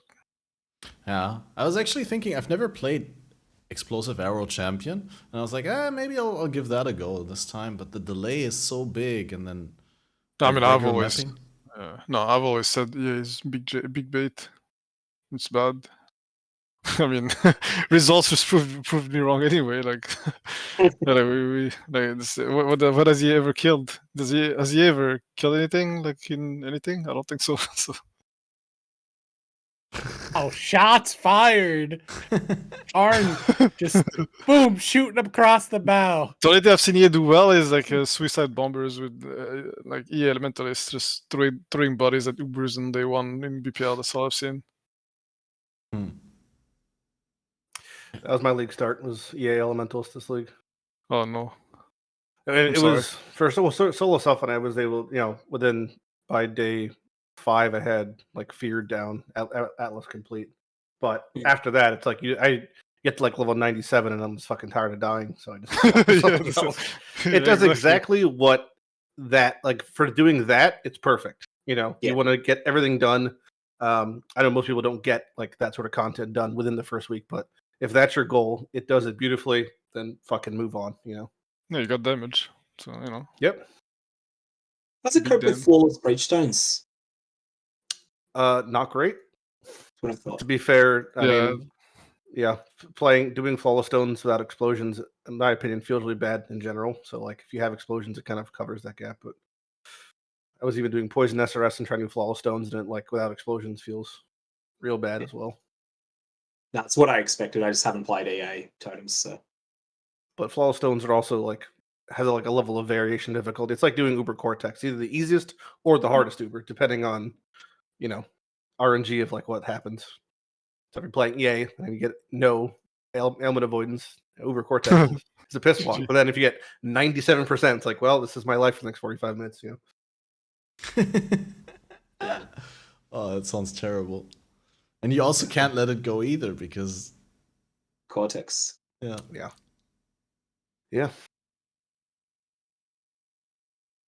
So I don't believe in totems against Ubers. I think Ubers just clap totems. Like if you don't have an insane amount of damage, you just kill them, place them down, and then one ignite and then he dies. Then it's like, I think totems are really bad against Ubers. That's where minions have a little bit of an advantage because the medium cluster that gives them the 4 seconds of, vulnerability is like if there was something for that for totems, I think that'd be a pretty big like definitive shift in their playability, especially with like Spire Stone wasn't great, but that being gone, they even get like stunned, quite frequently. So it definitely sucks for like doing that sort of thing. Yeah, I remember complaining about this like recently, like how totems just die and there's no options for you to make them live. I think like, even giving if you them a medium would be like an elegant solution, like the same way that minions have. That'd be pretty easy. Yeah. It also made Rain of Splinters a lot harder to get this league. Yeah. Which doesn't affect every totem, but that thing is now like something you can't count on having in an SSF environment at all. It's deterministic, but I would run other rates, but I could see you going like 1,000 dry. Like that would be probably possible, and that'd be like pretty depressing, if that happened. Yeah, it seems like a range of 1 in 500 to hit when you Val Crimson, and that's not deterministic. That's just it's a lottery ticket you get lots of attempts at, but it's not deterministic. Yeah. Is it weighted? Venring 500. It's definitely weighted. Yeah, it's weighted, at the end of when I got my Rain of Splinters, like day 3 or 4, the tab was like I had rows of every other, Crimson Val, and then there was just that one spot missing for. Same thing for the Cobalt. So I hit like everything before I hit 1 to dust, like multiple times. So I guess they're all weighted. I didn't check for Radiance, but. So, Lighty, what do you reckon? If like EA is bad, what am I going to play in Gauntlet then? It's not. I can't speak for what's good in Gauntlet, but it's not bad. It's just not good for maybe what you're trying to accomplish. I mean, like a lot of builds in Path have niche applications, and then you're playing in a hardcore environment with a build that has like okay damage uptime and no survivability. Probably not the best thing to do in that environment. So, but you're I would defer to Karn in this one, probably. Sure, I'll ask Karn, but I'm more curious in your answer. Because you're a well-versed SSF player. Like, what would you pick if you were trying to die as little as possible and do the hardest content? Well, I mean, there's you at the moment there's like a laundry list of things you have to basically check off for it to be comfortable in a certain setting. You'd want to have suppression, ailment immunity, 5 to 6k life, pretty much capped armor if possible, and amount of endurance charges. Not to say it doesn't matter what you play, but as long as you kind of have that checklist, it just kind of goes into preference. I mean, if you're going to put 16 hours a day and you're playing a build you're more comfortable with, as long as you have that checklist of defensive capabilities, just play whatever you enjoy the most. I had a question related to Gauntlet, mainly aimed at Karn. What would you recommend someone that's never succeeded in Gauntlet before? So they've never killed Katava Act 10 in Gauntlet before. What would you recommend to them if their goal was to hit level 85 or level 90? What build?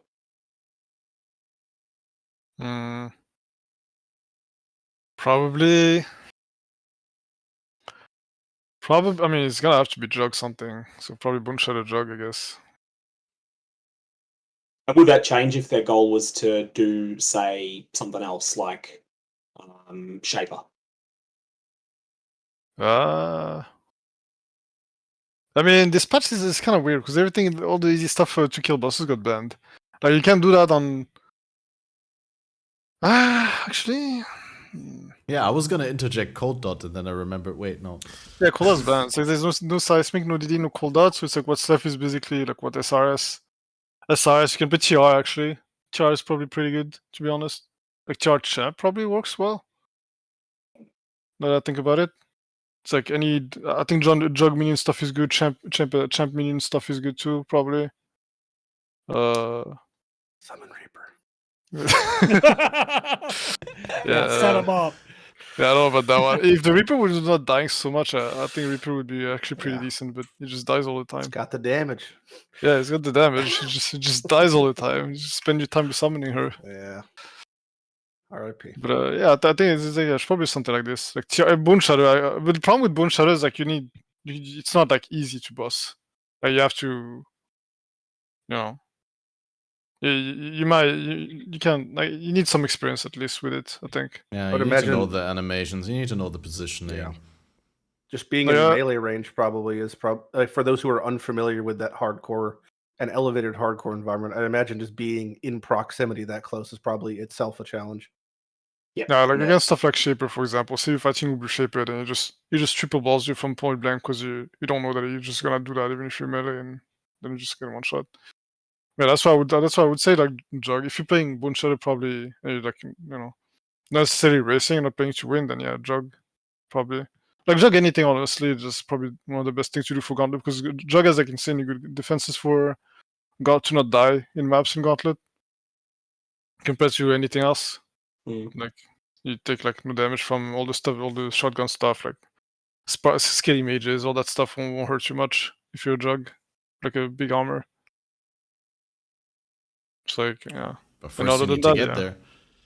Yeah, can you actually ascend if you've never done the Gauntlet before and don't play hardcore? That is the real question. You just the main problem with Jug is like you have to level as a Marauder, and that's kind of can be pain. I mean, if it's slow, it's fine. Like you can probably take it slow and it's fine. Like it's not that bad. It's Act 1 that's bad. Beyond that, it's probably okay.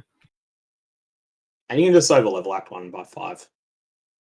Yeah, there's no reason to like just kill every monster, kill every magic pack, kill every rare.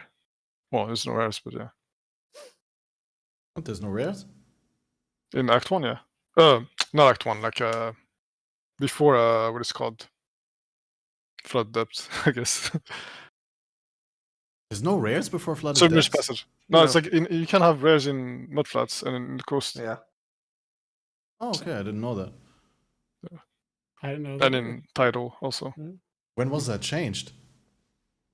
Because you were able to have rare Roas at some point, right? It's been a while. Yeah, I don't remember seeing a rare Roa in Mudflats. Maybe that was before I even started playing. Maybe I'm just making up things. Maybe I just want to believe that. Yeah, there's a unique Roa, the white Roa, but yeah, that. Oh no, do you mean that unique? The albino Roa. Albino Roas could be there, right? Yeah, that's where the feather comes from. But those are just white white monsters. Albino. Yeah. But yeah, I think the build, if you're not racing for like to win, is probably something Jug, probably Bone Shadow and like TR. And I mean, if you're not racing to win, if your only goal is to finish Act for Tenkei, might as well go Poison Seismic and get banned. I mean, if you're not going for prizes, I guess, if you just wanna do it for the challenge, whatever. Yeah, the ultimate role model. Yeah, slowed up Seismic. Or DD actually. DD is so good. If you want a lot of I don't know, you probably should talk to him beforehand and say, "Hey, I'm playing this. I'm just trying to complete it. You can ban. I'm not going for prizes here, and then just watch. Of course, you got to stream it, and then people will pile in and be like, "Oh, you're not allowed to play that." Blah blah blah blah. And just be like, just ignore them. Just let them. It'll just be a nonstop funnel. You'll probably be the top streamer. You'll be the top streamer. It's actually and then you randomly RNG into a bounty, and then you can't claim it because you're playing a banned skill. Yeah. No. Then you put TTS, and you're like $5 TTS, and then let them. Hey, did you know, Mr. Streamer, that you can't play that or you'll get banned? And then you just roll in the cash. Cha-ching. There you go. How to win Gauntlet without winning Gauntlet. Exactly. How to make more money than the prize pool. Not sure how good it would be in Gauntlet, but there's the impending Doom builds are, I'd imagine, defensively probably pretty okay for occultists, since they're by default applying Enfeeble and Temp Chains to everything on screen. Yeah, that's pretty good. You just need the gloves is a problem. And you could, you could also there's a poison variation if you happen to hit a Apex, which lends itself to bossing, and you can pretty much go, all. Do you need the Apex to go poison? I don't think you need it, but I think it's it's kind of like not having Divergent, Herald of Agony on like Seismic. You're gonna be stretching for application. Yeah. Yeah, that's probably. I know some people are considering playing. I think Exile wants to play that actually. I only know about it because Manny was playing it when he started. But I've heard it's quite good. There's a crit version probably requires more, but the poison one probably be pretty easy to get off the ground. Yeah. So with everything that is banned, what do you think the dominant builds are going to be for the Gauntlet? Searing Bond. That's the thing. I don't know. Even dominant is what people are gonna play or what's gonna win. Because I don't think a Jug is winning. That's for sure. There's this is the number one thing. A Jug is not winning. Wait, you don't think Jug is winning? Yeah, Jug's too slow. Like, if you play Jug, you're probably playing Jug Bone Shatter. If you play Jug Bone Shatter, you have an atrocious, absolutely atrocious day one. It's really, really, really bad. It's really, really bad. Like I don't think a Jug is. I mean, maybe a reroll into Jug might if people die or something. I'm not sure. Like if I play Jug, it's on a reroll probably. Wasn't there one? I don't really not too familiar with how that works. But wasn't there one Gauntlet or one hardcore race where like a large portion of the top did die and people kind of got bumped up to where? Yeah, sure, yeah. But I mean, that's what I'm saying. Like I mean, yeah, that could happen, but I don't think.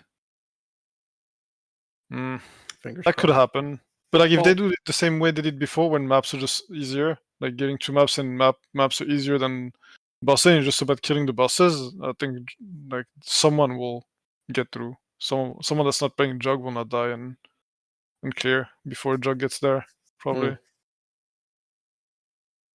But like if I were to like the best build, I think I would play and I would be extremely confident in clearing like easily is Kali's Fang Jug.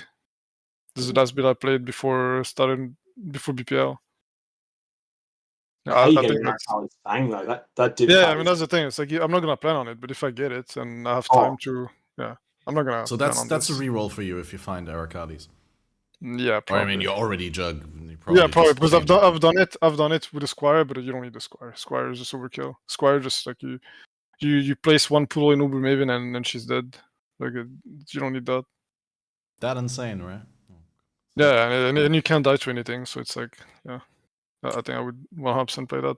Unless I have, it depends on how much time I have, if I get it. So someone in my chat told me that they think it's between SRS Champion, like SRS Poison Champion and Jug Bone Shatter, but what they said is that Bone Shatter Jug has an easier time to get ready for bosses than SRS Champion. Because you won't be leveling as SRS on a champion, so you'll be leveling a different build, and then you have to refund and level all the gems and all that. That was their argument. But you level the gems as you farm the gear for SRS. You're gonna have to re-level gems again. That's cooked. Yeah, Jug Bone Shatter is not. Jug Bone Shatter is not getting anywhere into bosses before anybody else. Like that's not happening. It's too slow. Like if you play a champ, you're gonna play. I don't know. I actually don't even know what you would. I mean, there's multiple options. Also, it's not poison. Like I don't think you do poison SRS. You can, but it's too slow then. Do you think all this anti Bone Shatter Jug talk is you sandbagging your build to win?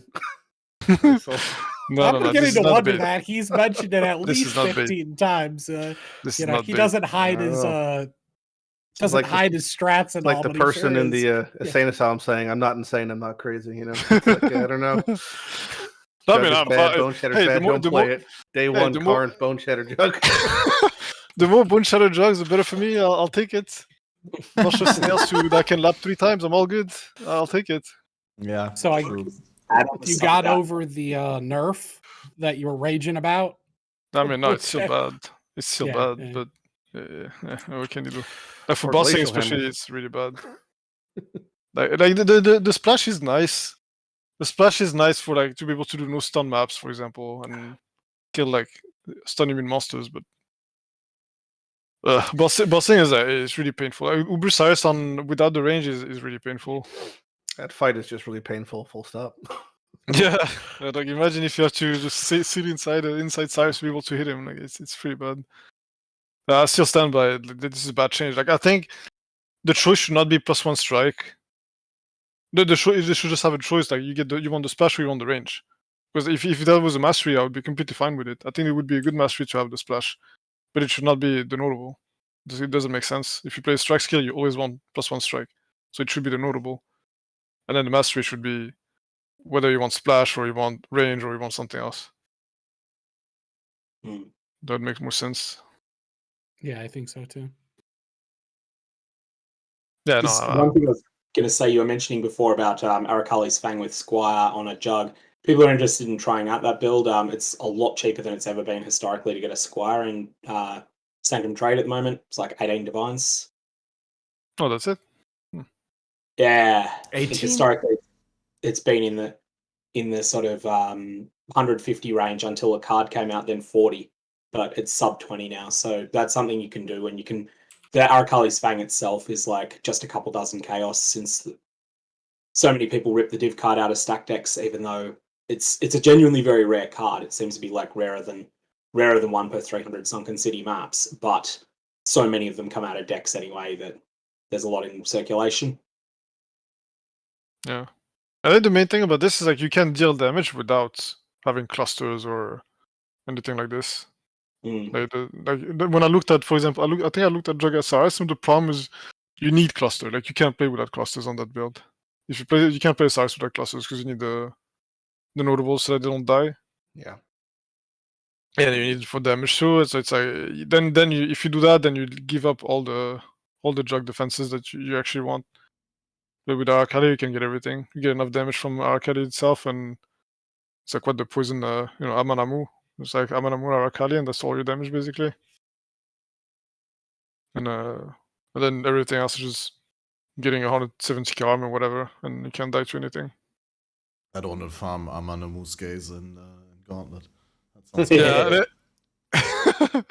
yeah, that's the one. I mean, it's okay as long as you don't fight Amanamu itself. Amanamu in Gauntlet is kind of cracked. Oh yeah, yeah. But on a jug should be fine because it's like it's just fizz, just small fizz hits. It's okay. Doesn't he do a couple of other scary things though? Like not his projectile barrage, but something else. Detonate crystals. Yeah. No, I think the only thing that's scary is like the explosions on the ground. Yeah, because with the MP, like the entire room is like completely filled with them. Like you can't go anywhere. Yeah. But on a jug, it should not hurt a jug or any characters. Like a lot of armor probably doesn't hurt you.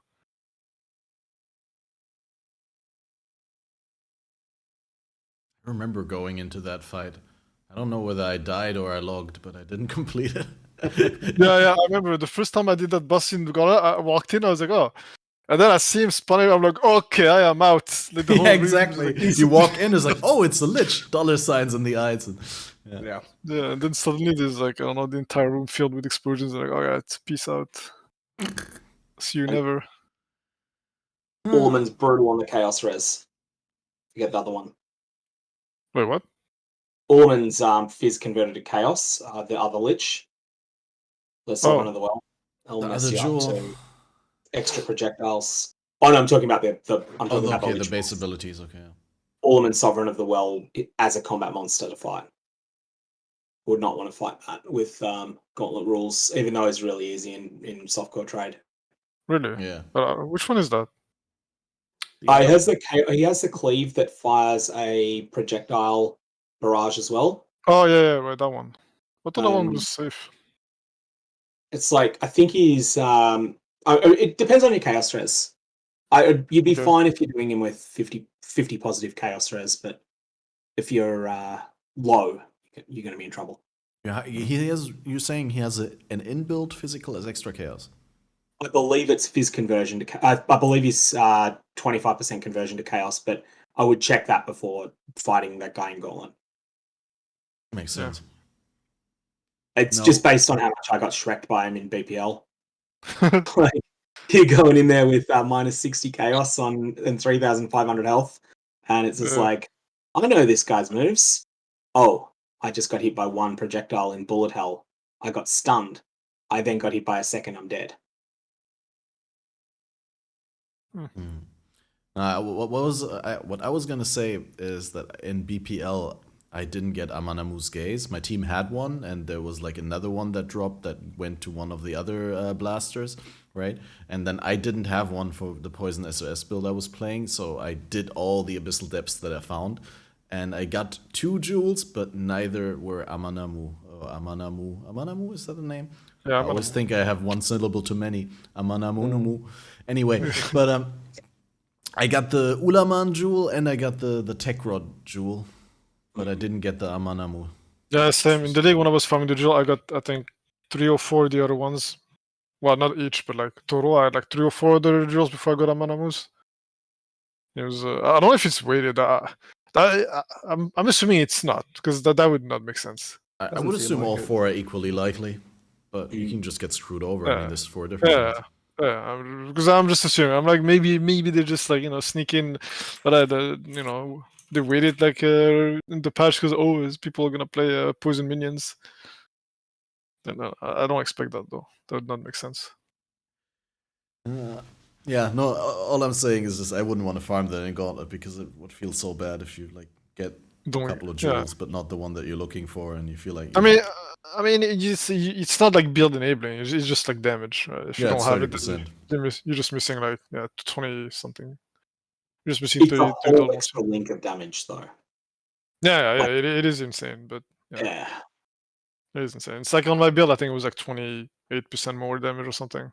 Yeah, it must be relatively close to 30 because it's a 30% dot multi for minions, but you don't have any other dot multi, so it's basically a straight up more multiplier. Except for the fact that the opportunity cost of using a jewel for it. Yeah, exactly. That's why it's not 30%. Yeah, fair enough, because you could have had like one with flat damages. Yeah. So. Other than Kali's Fang, are there any other uniques that if you dropped or other items if you happen to drop that would be an instant reroll for you? I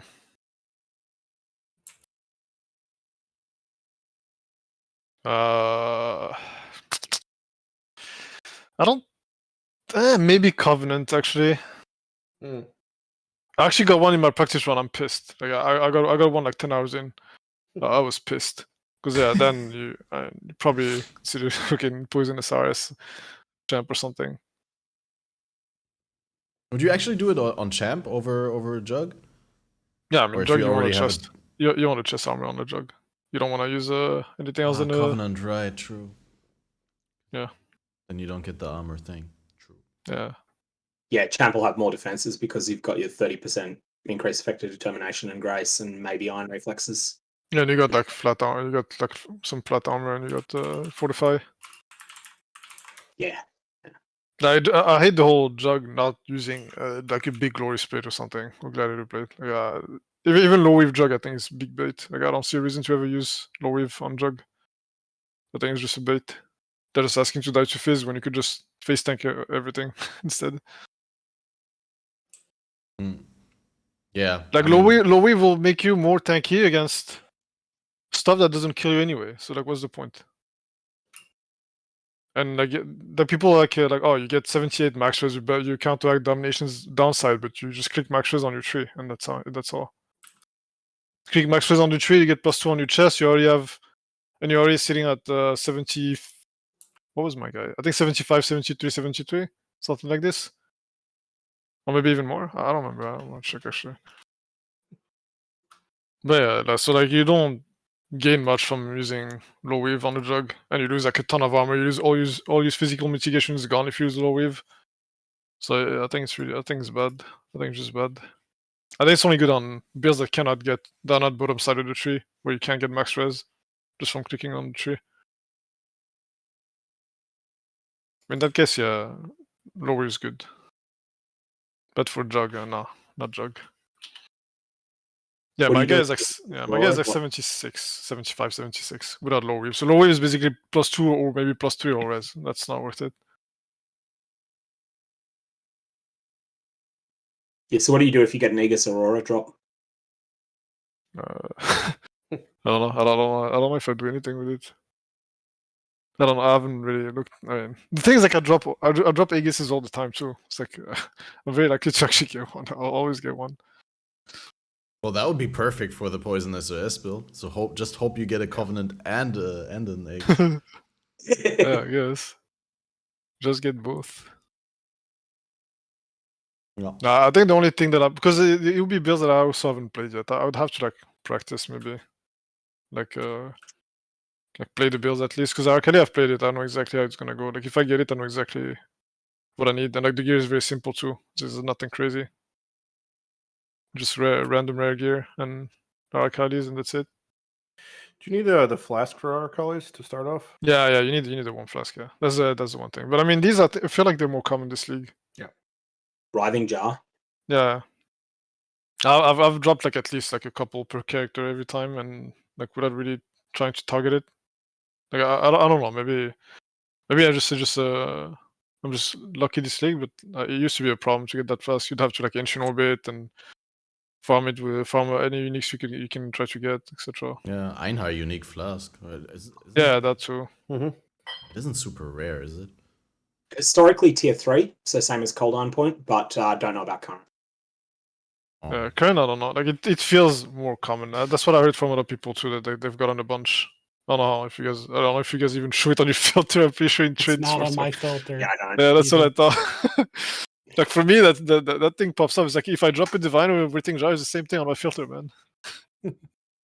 But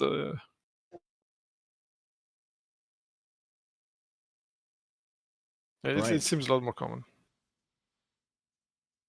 Do you have any There's more 7,000 on trade, which is in line with tier 3 probably. Although I can't rule out tier 4. It's definitely not 5. Yeah. Like it's not like it was an item that was like rare enough that it's annoying to get. Yeah. But it's like you're not even guaranteed to get, like in a race now, you're not guaranteed to see one. It's like you might not have one, and it's pretty annoying. But like it seems a bit better now. So would you say if it's tier 4, it's tabular rarity? So most people have a bit of a sense as to how common tabular is. I actually don't even see that many tabulas. No, it's not that common. It's like they drop. But... Yeah. Just you might see one. Yeah. Possibly check some of the beast people, like just do a whole lot of Einhars, generate a random flask, and just see how many come out of various ones. If someone was willing to do 500 of that, that would give a really solid sense of the tiering of the unique flasks. Where's I don't know enough Einhard actually. 500. What beast is it anyway? The flask? It's the goat, right? Yeah, it's the goat. Yeah. Probably have 150 saved up. 500. I'm pretty good at hoarding. You challenge, mate. I've got enough challenges on my plate. I think I'm okay. Right. Do you have any more? Half an hour ago, though, so I might duck off. You seem to be perfectly fine without me, Kat. Well, we'll do fine, but of course we'll be missing you. I can't deny that. Well, it was great. Thanks for coming on. It was good. Yeah. Thanks all. Have fun. Yes, you did. Talk to you later. Bye. See you all. So you guys have any more Gauntlet-specific talk points, questions, or do we want to move on and talk about some other things? I see the Gauntlet enthusiasts down there on the bottom. They can't hold back the questions. No, like we've also been. I don't know. I asked most of the questions I was wondering. So different from what I play, since I don't even play hardcore. So. No, but a really good question. Specifically, I like the one where you asked what item is going to make you reroll. That. I mean, it's kind of hard. It's kind of hard because like I'm not even sure like what are the builds. I still don't know exactly what's. I mean, they have the secret build that I'm not obviously gonna talk about. There's a bait build that I'm playing on stream right now, but outside of these two, I don't really know like 100% like what are the options that I would like be confident going with. Yeah, but that is the obvious ones. Yeah. That's interesting in itself, right? Because usually there are, and I think usually that's what makes the whole race interesting when people don't know what's going to be good, or even what everyone's going to play, because some people are holding things back. Yeah, like I know there's some options. Watching. Yeah, there's some options that I know I can do it and it will be fast. But like it's not like I'm the only build right now that I'm like, yeah, if I walk in, I will clear for sure is Arc at least Drug. That's the only one that I know. I know for sure I will clear like easily. But besides that, the rest like things that I don't have enough experience with or haven't like tested yet. Just kind of hard. Yeah, like the bands is good. That's why.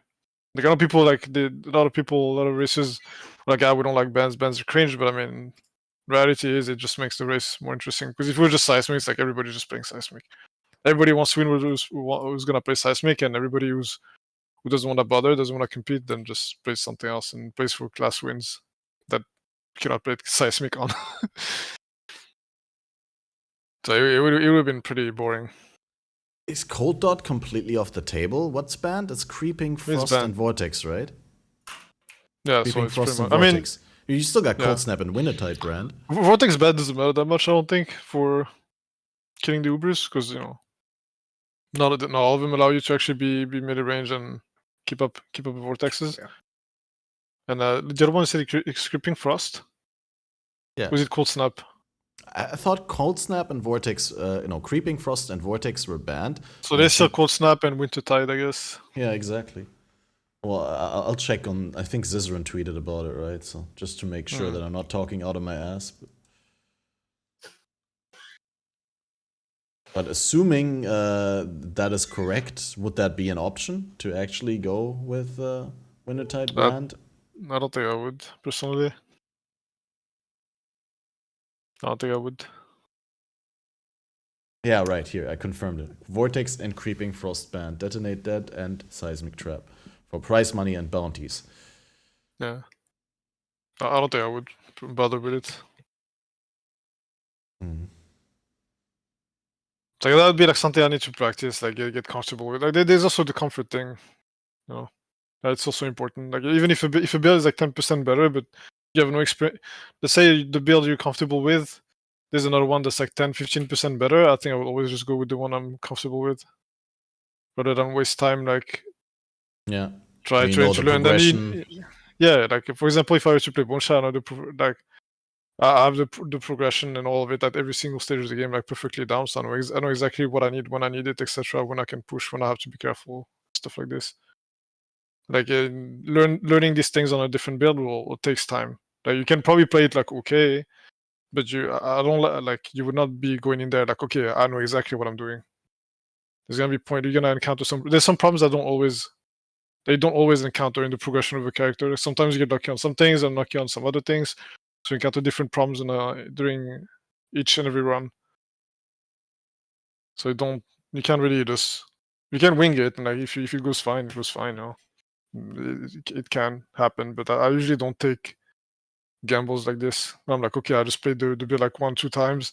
I have an idea how it looks. I know it's strong enough. I'm just gonna wing it. Like I don't do that usually. I just play what I know I have full control of. Yeah, it makes sense. I've made similar decisions in the past. I mean, not to great success, but like, it probably would have gone worse if I picked the build that I thought was possibly better, but that I wasn't familiar with. Yeah. Like, for example, in the recent BPL, I was playing SRS Necro, and I leveled as Armor Brand Cremation just because, I knew that if you do the leveling from the start with SOS, obviously you save a bunch of regrets, and it's not meaningfully slower, like not really that much, right? Sure, Armor Brand Cremation gets Onslaught and all that, but just the fact that I'm so practiced on it versus the SOS leveling that I've done never, like, I don't know. SRS, though, as the build really lends itself to easy leveling. It's even like the popcorn version as you're starting off is about as brain dead as you can get. It auto targets. You don't have to like do much aside from a 3-link. So if you're gonna kind of wang it on a build, that's a pretty comfy one to wang it on. And when I leveled my jug for spiders, I actually did it with SRS. I had the tabula, and it still didn't feel good. It felt a lot worse than I don't know, Boon Shatter or whatever. like a lot worse. Fresh Start Bone Shadow felt like 10 times better than SRS with the tableau on. Like I was, it's like maybe I did something wrong. I don't know, but like. But how much of that do you think is because you know exactly what to expect? So you're like, okay, something's wrong, or I messed something up because I should be able to clear this content on this gear, though. What do you mean? You mean for leveling? Yeah. Yeah, well, yeah, in general, when you're playing a different build versus what you're comfortable on, you know the breakpoints versus the other, you don't know it's typical. And it can feel different between builds. Can you repeat the question? Sorry. I'm not sure no, what the question is. I'm saying because you're comfortable on Bone Shatter and know exactly what to expect versus the SR. It's possible that it just plays that way, but you're just not used to it, so it feels off relative. Yeah, I mean that's the thing. Like I don't know like how strong it's supposed to be. The thing is like I compared it to like Fresh Start to like I have gear, right? I have a tabula, like surely it should be close enough at least, you know. But like, I don't know how good or bad leveling as far as leveling is. But is it actually just like not that good, or? I don't know because I don't use. I can't imagine it to be good on a jug because you just don't get to the points early on, right? You don't get to the clusters, and like what Lighty said, that you could do minion instability, right, with Infernal Legion, that they tick down, explode, but you can't really do that as a jug because by the time you're at minion instability, you're done leveling. Yeah. Also, you don't even go there anyway, at least on the jug. Yeah. Yeah, like that's why I like jug size. I'm like, not really. I don't think it's gonna be too good. Like at least, yeah. Out of all the options that we've identified as on the table, for me personally, I think the champion Toxic Rain seems to be the best. Yeah, champion. I mean, yeah, like we've done it before. People have done it before. It's, well, it's probably solid. The question is like, how do you farm on it? Like most of the builds, honestly, right now is like the problem is like getting to the build. Like the builds you can kill the bosses on. There's like a few that are nice. But the problem is the progression. The progression on everything but Bone Shadow right now looks like ass. Like it's like you have to farm on something on a different build, or you farm on SRS is gonna be miserable. I don't think you're gonna have a good time like first starting Gauntlet SRS and just farming with it. Farming the SRS gear is just gonna be very slow, and I'm not sure honestly. That's my main problem with a lot of the builds. The progression is kind of scuffed. In the case of Toxic Rain, you'd probably be doing Peacock probably.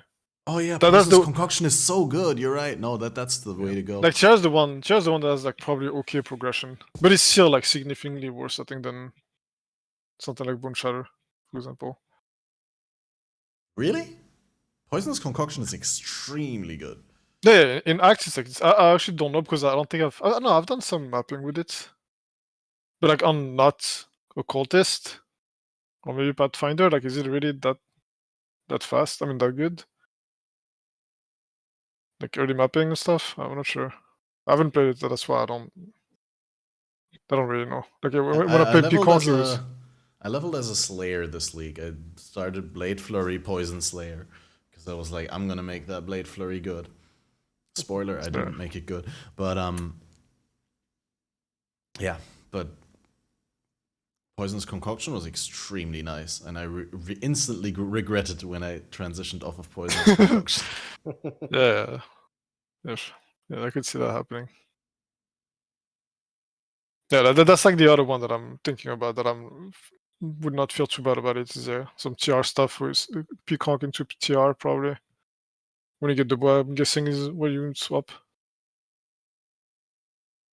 Do you ever get bored of playing the same build? Since you played Bone Shatter like all the time, you like it that much? I mean, it's fun. It's fun. It's good. Okay. So, you know. Also, it's more about like it's fresh start every time. Like if I would not be playing like the same build like for like 3 months straight, just playing Bone Shatter for 3 months straight, right? I would just play it, min-max my character maybe, and like then move on to something else. Like usually it's like league start. I'm playing Bone Shatter league starting. I'm racing for like whatever 100 or boss race. Then I min-max my character, and when I'm done with that, I practice for Gauntlet. So yeah, of course I've got to do another one. Gotcha. Like it's more about like I have more fun. Like it's good. The game is fun. It's like the build doesn't matter that much to me as long as there's like stuff to do. Like there's like ladders to push, whatever. That's usually what's fun. Like the build I play is like okay. Also the problem is if I play another build, it's automatically gonna feel worse. Like everything else just feels worse. That's the problem. Well, until you get comfortable on a different build. But it's not about being comfortable. Time, right? I mean, just that it's not that it's comfortable, just that it's worse. Everything else just feels worse. It's slower. It's weaker. There's like a lot of. It requires like if you have the gears and stuff already. I mean, sure. Like I had like a bunch of builds I want to play this league. I just don't have time right now. After Gauntlet, I'll probably do it. But I don't think I would enjoy like starting a different build just to start a different build, and it's just like worse in every way. You're just gonna feel bad. Yeah. No, I mean, there's also so many things that are different every run. And it's like playing the same build is just like basically driving the same car or something like that. Yeah, like sometimes, Yeah. The league mechanic also changes stuff, or like whatever is happening. Like the balance changes can also change things. Like I always, like find ways or like figure out ways to like make it better every time. So like it's gotten a lot better since like the very first time I played the build, which was I don't know a few leagues ago. But it's like gotten like massively changed since. Do you ever get burnt out from the game where you just don't feel like playing Path of Exile? I was just gonna ask how you combat burnout when you play the same build so many times. Yeah, I'm reading your mind, so I do that sometimes. I don't. There's always stuff for me to prepare for. Not really. As I honestly, last league though, it was like I think I barely played last league because it was so bad. Last league was so bad. I barely played. I played like the first couple of weeks, whatever. When I died to DC doing Ubers, I was like, all right, I'm out. Oh, there was also no gauntlet last league, so there was no gauntlet. That's the thing, yeah. Like there was no gauntlet, so there was no reason for me to play. If there's a reason for me to play, now I don't really burn out. If there's a goal, basically in sight. Like last league, there was no gauntlet. The league sucked, and things like didn't really go well. Like I kept dying to DCs and stuff like this. I was like, all right. Yeah, now I was really burnt out. I did not want to play. It was actually a rough league. It's like you kind of want to stream PoE, but you don't want to play the game at all. So it's like, and there's no reasons for you to play it because there's no gauntlet. So it's like, okay, what do you do? So it was pretty bad for me last league. Right. What's your take on that, Lady? Like, you're also someone who plays a metric factor. Yeah. What do you do to combat? I just don't get burnt out. I mean, yeah, I feel the same. Like I had the same question too. It's like if you're having fun, I don't understand it personally. But yeah, exactly. If you don't, the second you stop having fun, you should stop playing. To me, it's not. You don't understand. More. You're like, I don't understand the question. No. Well, he understands the question, but not the burnout. Yeah. That's all there is to it, really. For me, it's nothing more complicated than that. As long as I keep having fun, I keep playing, and I have yet to not have fun. So there's no reason for me to stop playing. I personally have a bevy of challenges that I set for myself, so that's how I typically prevent it. I mean, having goals is my best advice. If Karin's goals is racing, is getting 100, whatever. My goal is collecting items. Like it's the same shit, just a different song. You just have to preoccupy yourself with whatever you set forth. Whether it's that goal for the day is do 10 maps or do 100 or whatever it is. Just set a goal, complete it, and move on to the next one. Yeah. Not much more complicated than that for me. Yeah, pretty much. It's fascinating. That's what I tell people too when they ask. I'm like, you don't get bored, you don't get burnt out. I'm like, oh no, I'm vibing, I'm having fun. The moment you're not having fun, just go play something else. Path ain't, hopefully, knock on wood, ain't going anywhere. So it's like there'll always be another league. There'll always be another chance to play. Just if you don't enjoy the like what you were saying for Calandra League, you didn't enjoy the no races, no whatever. Just take a little break. Come back next time. It'll be here hopefully. Yeah, but that's hard to do if your income's tied to streaming and stuff. Yeah, that's kind of what I was like. The problem last league, for example, like last year, I'm sure it was like hard for a lot of people that stream PoE like full time. because it's like the league sucks, but like you kind of like what else are you gonna do? Like you have to play the game. It's like you're basically like kind of trapped. You can be trapped sometimes in it. I would say my counter for that would be like the position of being able to, as someone who streams and does like plays games full time as a job. If that's the burden, if that's the downside, you know, like then that's just kind of the price I think we pay. You know, if that's like worst case scenario, I'd still choose that over going back to a desk job, etc. I'd do Calandra 1,000 times in a row versus, you know, anything else. Yeah, see, this is my problem because I actually liked my job more than playing video games sometimes. Well, that is an issue then, my friend. Yeah. So it reversed, and I'm like, you know, I'd rather actually not play this. So now I just basically play for fun and make content when I'm having fun, and then when I'm done, there's no right answer. Whatever fits you best is what you should pursue. I would say prioritize, you know, your happiness over whatever. As long as you're financially stable and not, you know, living in the fucking slums somewhere, just try to be happy the best you can. Yeah, it's usually what I try to follow. It's like I used to like force myself doing stuff, and I was like, no, okay, I'm just gonna do things that I enjoy, because doing something, forcing yourself to do something just for whatever reason is not sustainable. Like you might be able to force yourself like I don't know, a certain amount of time, and then eventually you like, you know, you're just not gonna do a good job at it. So from a viewer perspective, I think there's a very like underappreciated metric is when you're watching someone who is really good at something, that is obviously very impressive.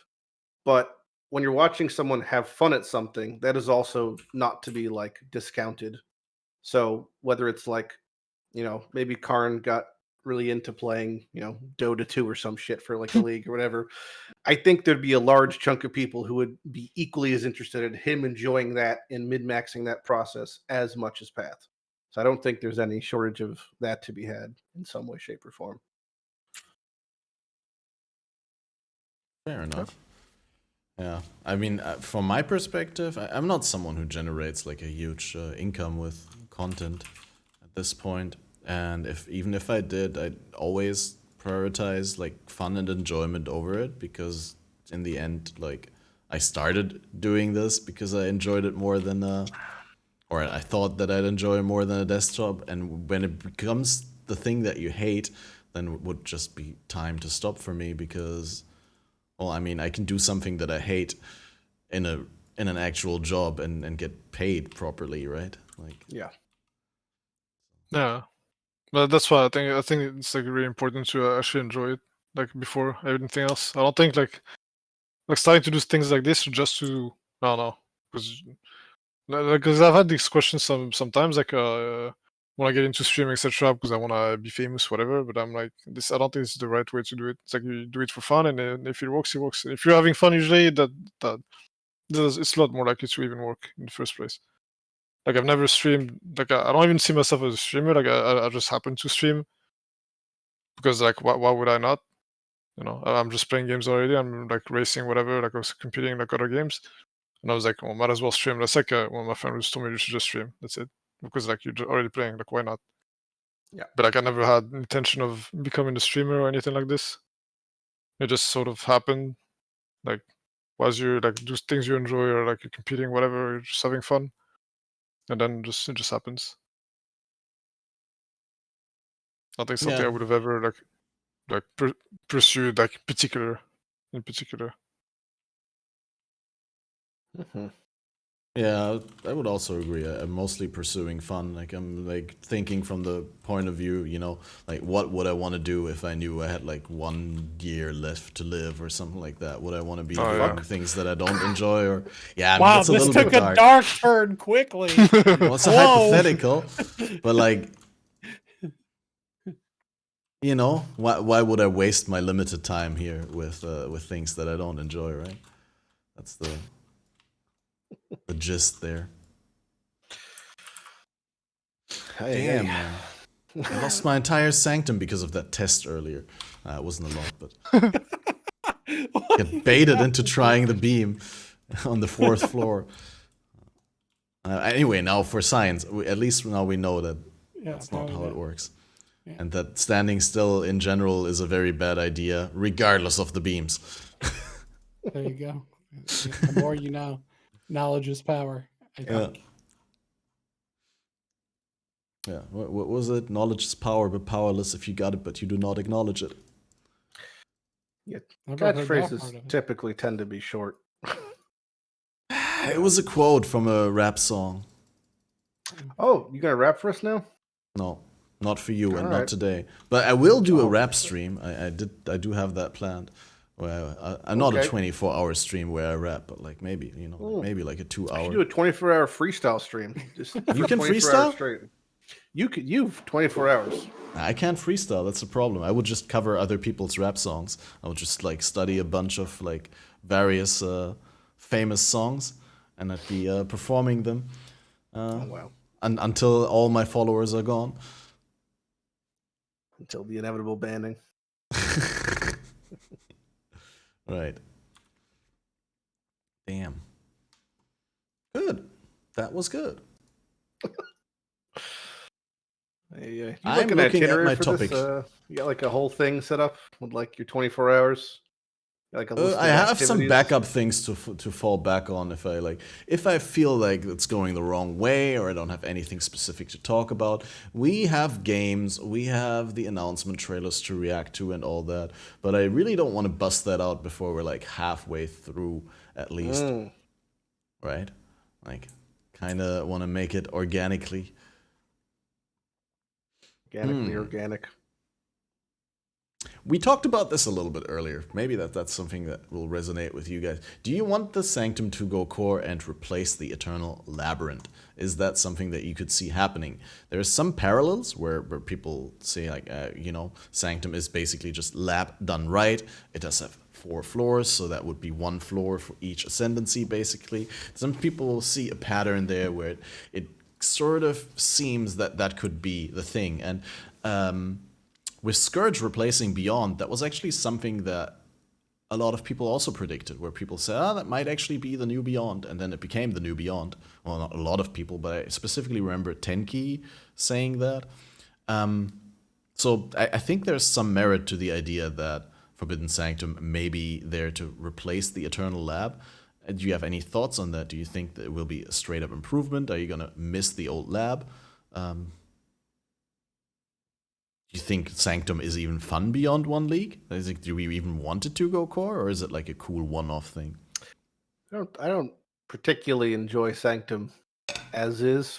I like it because it gives me a lot of Awakened Sextants.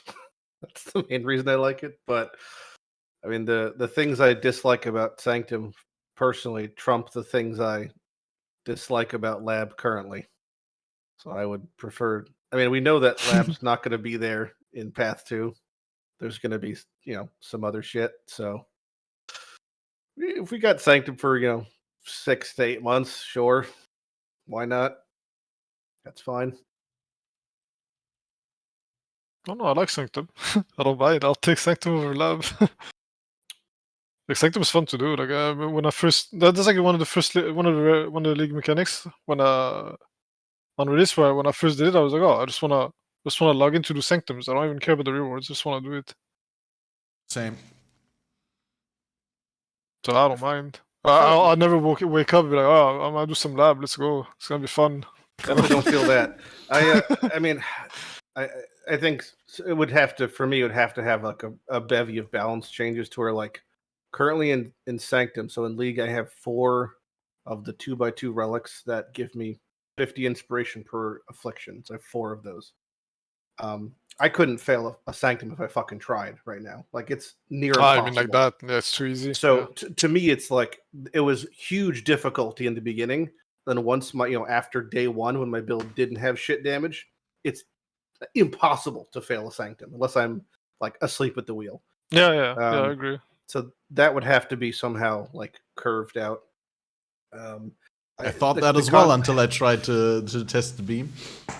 Well, I wouldn't stand in. I mean, we learned that in WoW vanilla 10 years ago. Don't stand in fire. You stand in fire for the bonus. That's gaming 101. I mean, but like, so there's that part of it. the concept of defenses basically being useless in the Sanctum, I think I'd like to see it in some way. Your evasion, armor, ENES somehow mitigating the amount of resolve lost in a more tangible way, because currently it feels a bit strange that most of how my character is built out in the vast majority of the game is not applicable to this subsection of the game. That's a bit strange to me. Yeah. And then the concept of like the balance differential between melee and everything else feels a little wonky too. And also just the individual guards, like some of them are way more elite. Like the one who flicker strikes seems to be on like a totally different level. And then the ice archer has tracking on par with Uber Eater, which is like, you know, but like that's not represented anywhere else in the game. So like just if they tweak those balance things, which I don't think would be difficult at all to do, these are very manageable tweaks, I would enjoy the mechanic far more. But I don't know if we'll see those things even in this league, let alone if it becomes the new lab. But I like seeing a bird boss. We didn't get a bird boss in Kalandra. We got a bird boss now, you know. Bird lady. Actually, that's fun. I wonder. I mean, that'd be it's a real deep tinfoil hat question. Was that the Kalandra fight basically that they wanted to introduce but couldn't? Was some and they some just reskinned it, put it into a different arena? Well, they didn't finish the league in time, and they're just like possible. We didn't get unique, sanctified things until was it week 2 or week 1.5? That probably wasn't ready for launch. It's not like they're obviously very busy with working on Path 2 and other things. It's possible. Reskin Kalandra. I like the bird boss though. I'm not sure what her story is really. Somehow it's tied to Scourge, I think, or something. But yeah, she's a Scourge fan. Appreciating. I heard her say the word Baydat a lot. Oh yeah, Baydat Scourge guy. Yeah, you cannot escape Baydat's gaze. I love the. I love the Kobold boss. Like just like visually, just so cool looking to have a Kobold, just living life in a fucking cave. The first boss, the Marcus. Yeah. Oh yeah. Yep. Man's never played WoW before. All right. Anyway, so then there's I love the second boss also, like the the Ornstein and Smo Dark Souls guys. Those are pretty cool. I wish the third boss wasn't just Verana reskinned as in golden, but getting those two models in the first two are really cool. And then the bird lady is pretty cool. So definitely there's a lot of cool things I'm sure we'll see in the future. They do a pretty good job at like Scourge mobs, whether or not you like Beyond in a mechanic right now, they look so good. Like I think the actual models for Scourge look so nice. So I love seeing that. That's like top tier, animation quality, character design. So it always gets me though. I do like 10 maps without Beyond, then 1 map with Beyond, kill a pack, loot drops, I walk to the loot, and all the Beyond mobs kill me instantly. Yeah, the delay is real noticeable on them spawning. Not to mention, there's something to be said about like when you kill the first pack and a Beyond boss spawns, a little bit of you feel sad because it's like there goes the Beyond for the rest of the map. Maybe that could be changed. I've never had that happen though.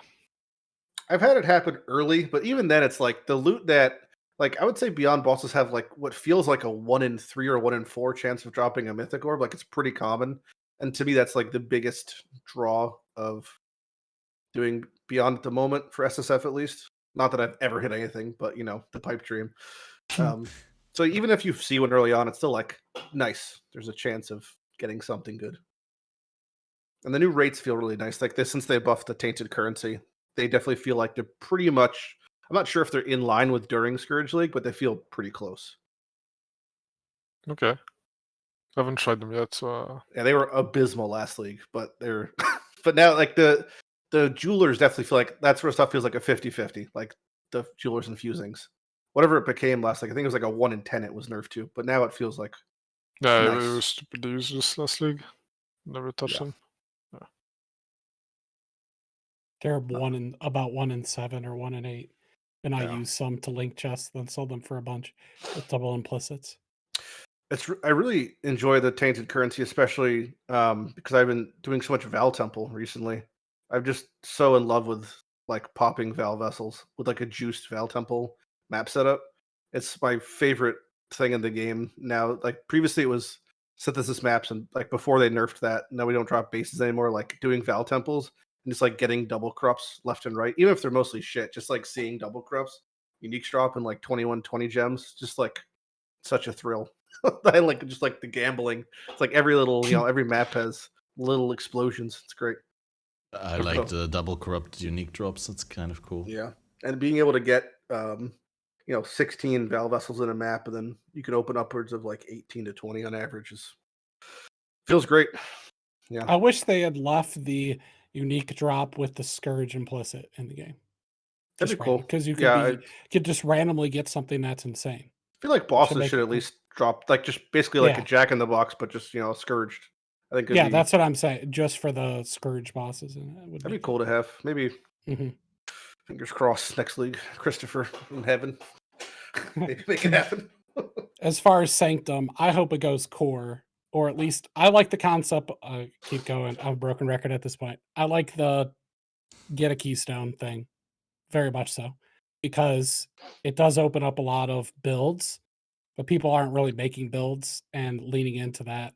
So, for instance, being able to pick up like Glancing Blow, where you can get a lot of defenses off of that with a shield, where you're getting energy shield on block or life on block or something like that, and using that to fill gaps in your defenses.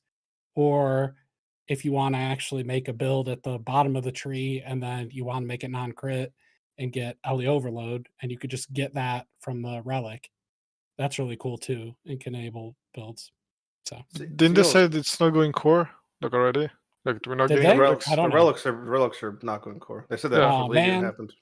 Yeah. When they showed the inscriptions to add the keystones, my first thought was that because Skin of the Lords is so prevalent, especially in Trade League, it was used by, I'm not sure if the number still is hold up, but it was used by like close to a quarter of the player base that are like 99 or higher using Skin of the Lords.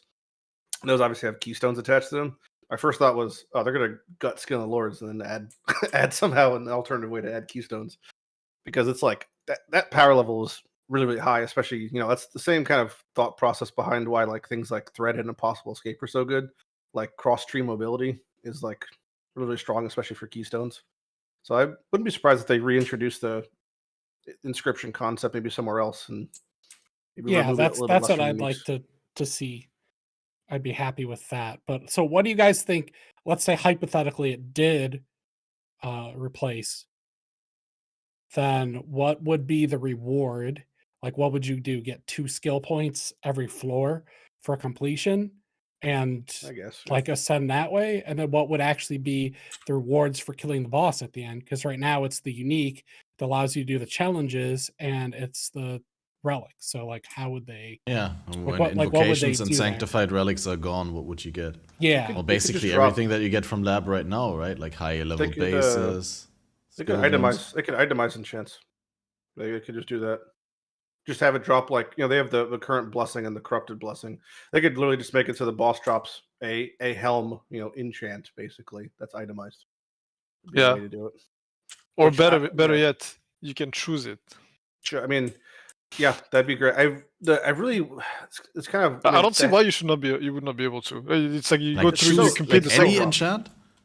Yeah, just choose it. Like, why not? Like, why would they? Because some of them would have been in the build enabling. Like, why would you not be able to just have them if you manage to complete the full sanctum? If it's, if they should make it like harder or whatever. They could make it harder. I don't care. Make it hard. So at least if I complete the sanctum, I get my enchant. I don't have to run like 7,000 of them before I see the one I need. At the very least, they could make it so at least you could identify a skill gem you're using, and it gives you an array of things like similar. So like say you wanted a malevolence enchant, like even so it shows you at least one malevolence enchant, like just anything better than the current system. Because it's like such a beyond a crapshoot right now. Like if you're not running Gift of the Goddess, not that you can't get your helm enchant, but I mean you could be there for like days, weeks, trying to fish just 1 in 1,000 hit. The other thing is the boss drops actually a lot of really cool uniques. Like the helm's cool on its own, the amulet's cool on its own, the staff's kind of interesting. It's but like all the got one build. Steph's then got one build. Even man. the jewel was really big for my build. Yeah. Because I got one with I'm running Wave of Conviction. So I got the one when I cast Elemental Weakness, I get 40% of a random element. And I'm igniting with all elements. That's a lot of damage. Yeah, the jewel can be really good. And the neck is obviously OP. It's like every build gun who's gonna every character gun who's gonna equip it. There's no reason not to. Yeah. Yeah, the helm's a ton of damage. Most almost I would say half of the high end casters are running that helmet just to get easy crit cap. It's like instantly because you just use a wand with 10% crit chance and it's like boom, you're at crit cap. Or obviously the tripping on beams and then the amulet, like Carl was saying, is super strong defensively. I'm assuming Original Sin probably just gets added to the base game at some tier 0 rarity next league. Yeah, it should be headhunter type of sense. Yeah. What do you guys think about? I'm not sure if you talked about this because I was not watching earlier, but what do you think of the 10 weapons they added? Because they, obviously hyped them up to be headhunter rarity and power level, that sort of thing. Oh, you mean the rebalancing of the unique upgrades? You mean? Yeah, I feel like most of the ones I've seen, I would say like 9 out of 10 have been vastly underwhelming compared to. I was planning on trying to farm in disfavor this league. Yeah. But after trying to get in BPL, I'm good. I'm good. I'll do without. Pretty sure it's 2%. I think it's like a 2% drop off Uber. No. 2%? No. It's not 2%. Half a percent. I think it's this is not 2%. I think it's more than 0.2%. Like it's actually ridiculous. I don't know, maybe that. I think the rarest unique in the game is 0.5 off of a boss that's known. I mean, there might be a 0.2. Could be. It's ridiculously rare. Yeah. It's like. It's not even that. The thing is, like, I don't know why they made it this rare, because by the time you need to farm it off Uber Ziri, so by the time you actually get it, you just don't need it anymore. So what's the point? Yeah. You already need the character to begin with, right? You need to be strong enough to farm it. That extends to honestly most of the farmable content in Path at the moment. I think they're it's like a lot of the new Uber uniques too. I don't like them because like they're the hardest content in the game, and then they give you items that are cool, but I mean, for what? You know what I mean? That's like okay, you farm Uber size to get the flash, you're like, all right, well, no, rather because Uber size flash is like, okay, you can put it on anything just to map, and it's nice.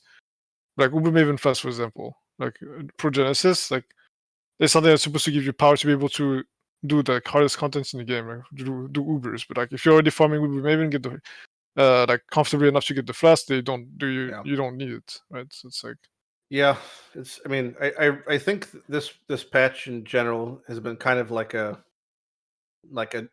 just wait kind of thing for Uber bossing, because there's been like, I mean, we talked about it last time I was on the podcast, but there's no slew of nerfs that has occurred in Uber bossing this patch that I'm pretty sure that they have things they want to do, but we're just gonna have to kind of wait, like, just hold on and see.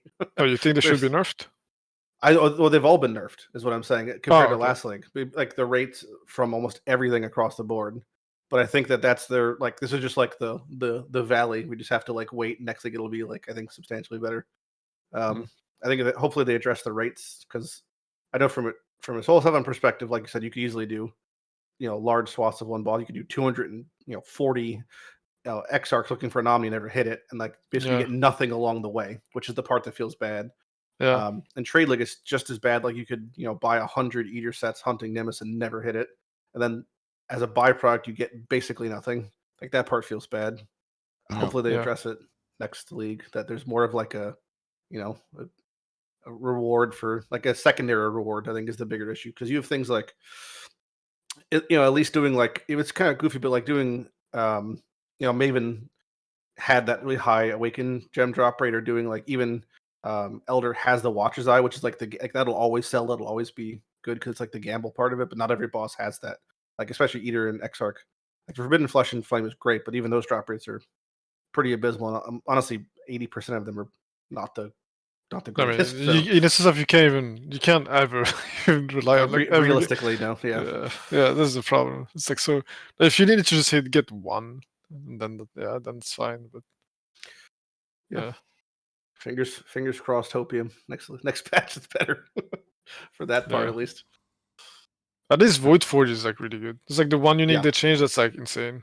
Like Void Forge is actually insane. You could still I don't say easily, but you can still deterministically farm it out from just doing beachheads. Harbies, yeah. But I mean, it's got which is funny. I mean, but Harbies is like, since they stripped the fracture and put it on, it's like you kind of, that's like a huge draw, even for SSF and trade. So it's at least you're doing it. And also Strand is still in the Atlas, and that gives you the beachhead card really consistently. So it does feel a little bit weird, like doing Harbinger and like you get all those fragment drops, and it's like all those uniques are just kind of shit. You're just looking for a 1 in 50 Void Forge card drop, but that and fracturing fossils, which kind of feels like the same like Lotto thing where we're talking about, where it's you're just like hunting a 2%, or 1 in 50 Void Forge card drop.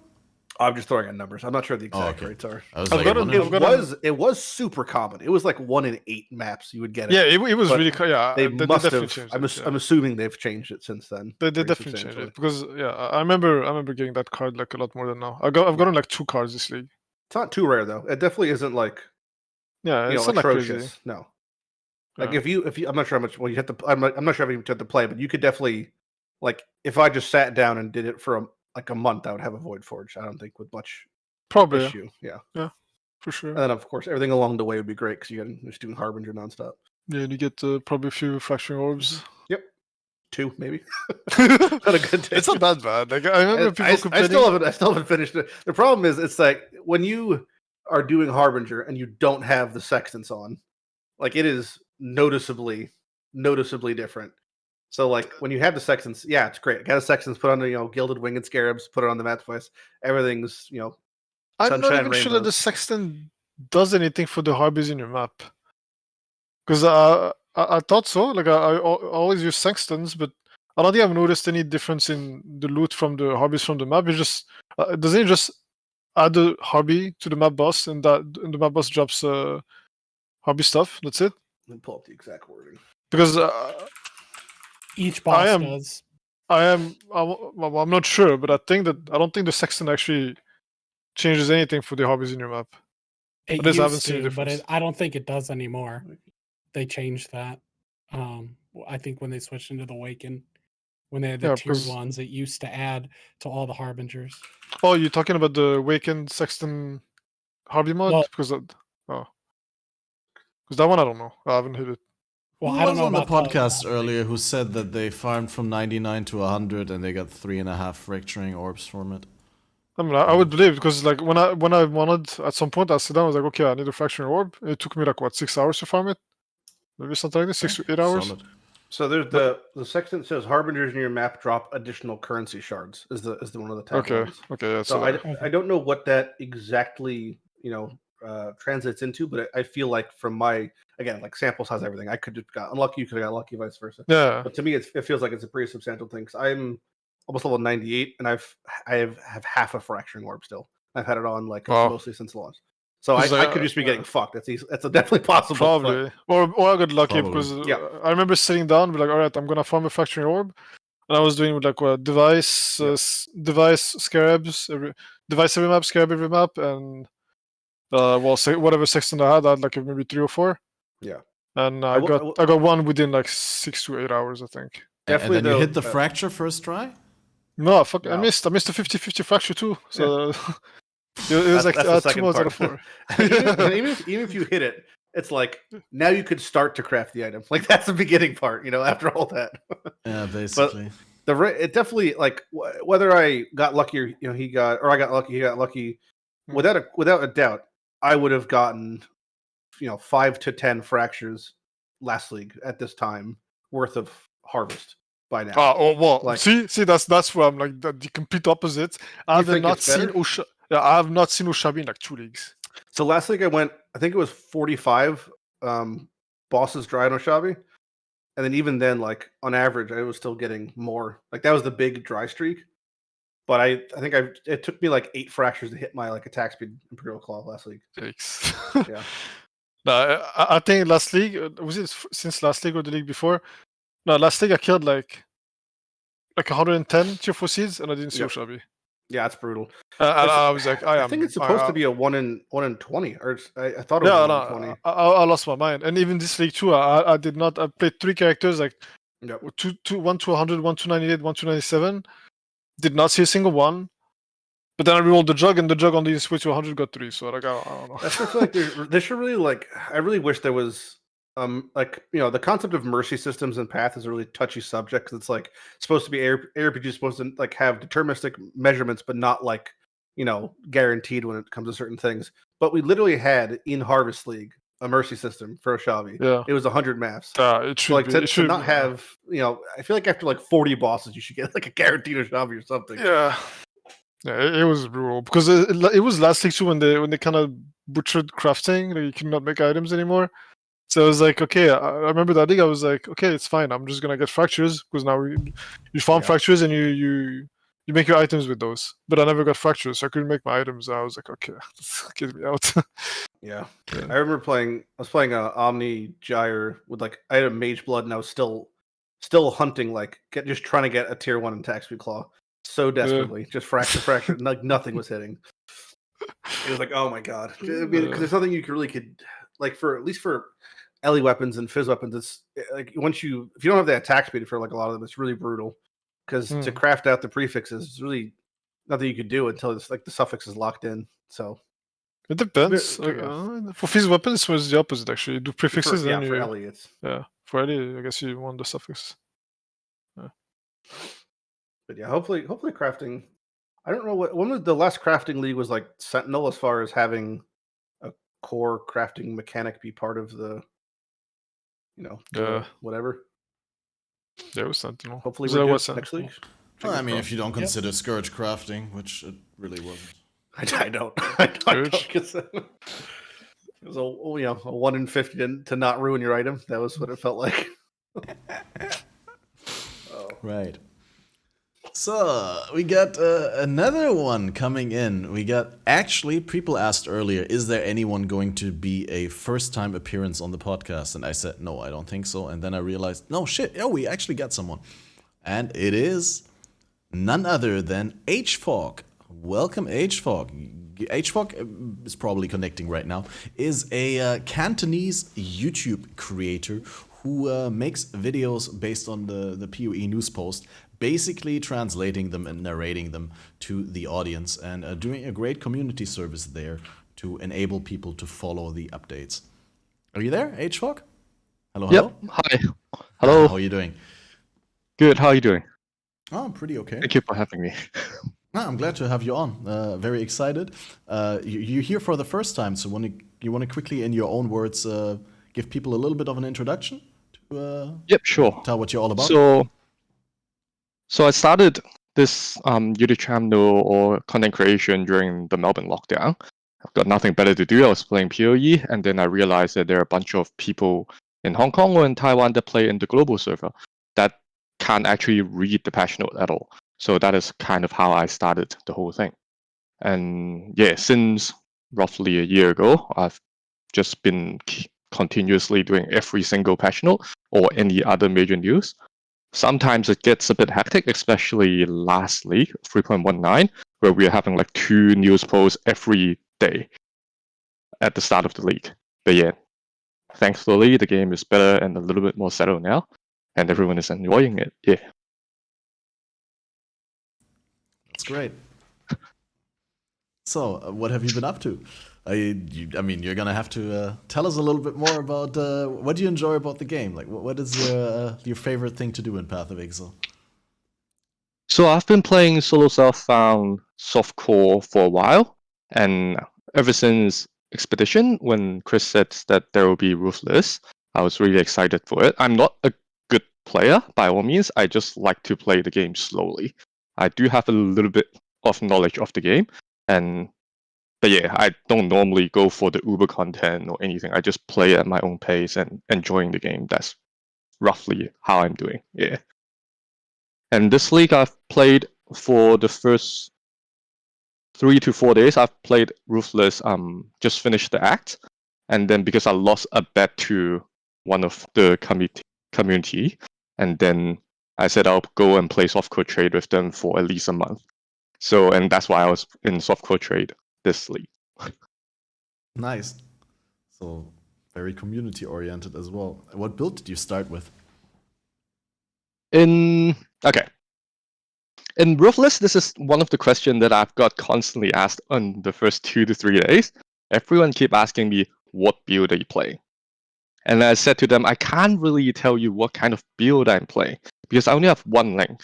And then whatever I can fit into the gear or fit into the tree, I just slot everything in. I start off with Smite. I didn't realize there was a attack speed bug at the start. It felt really good for the first day until they hotfixed it.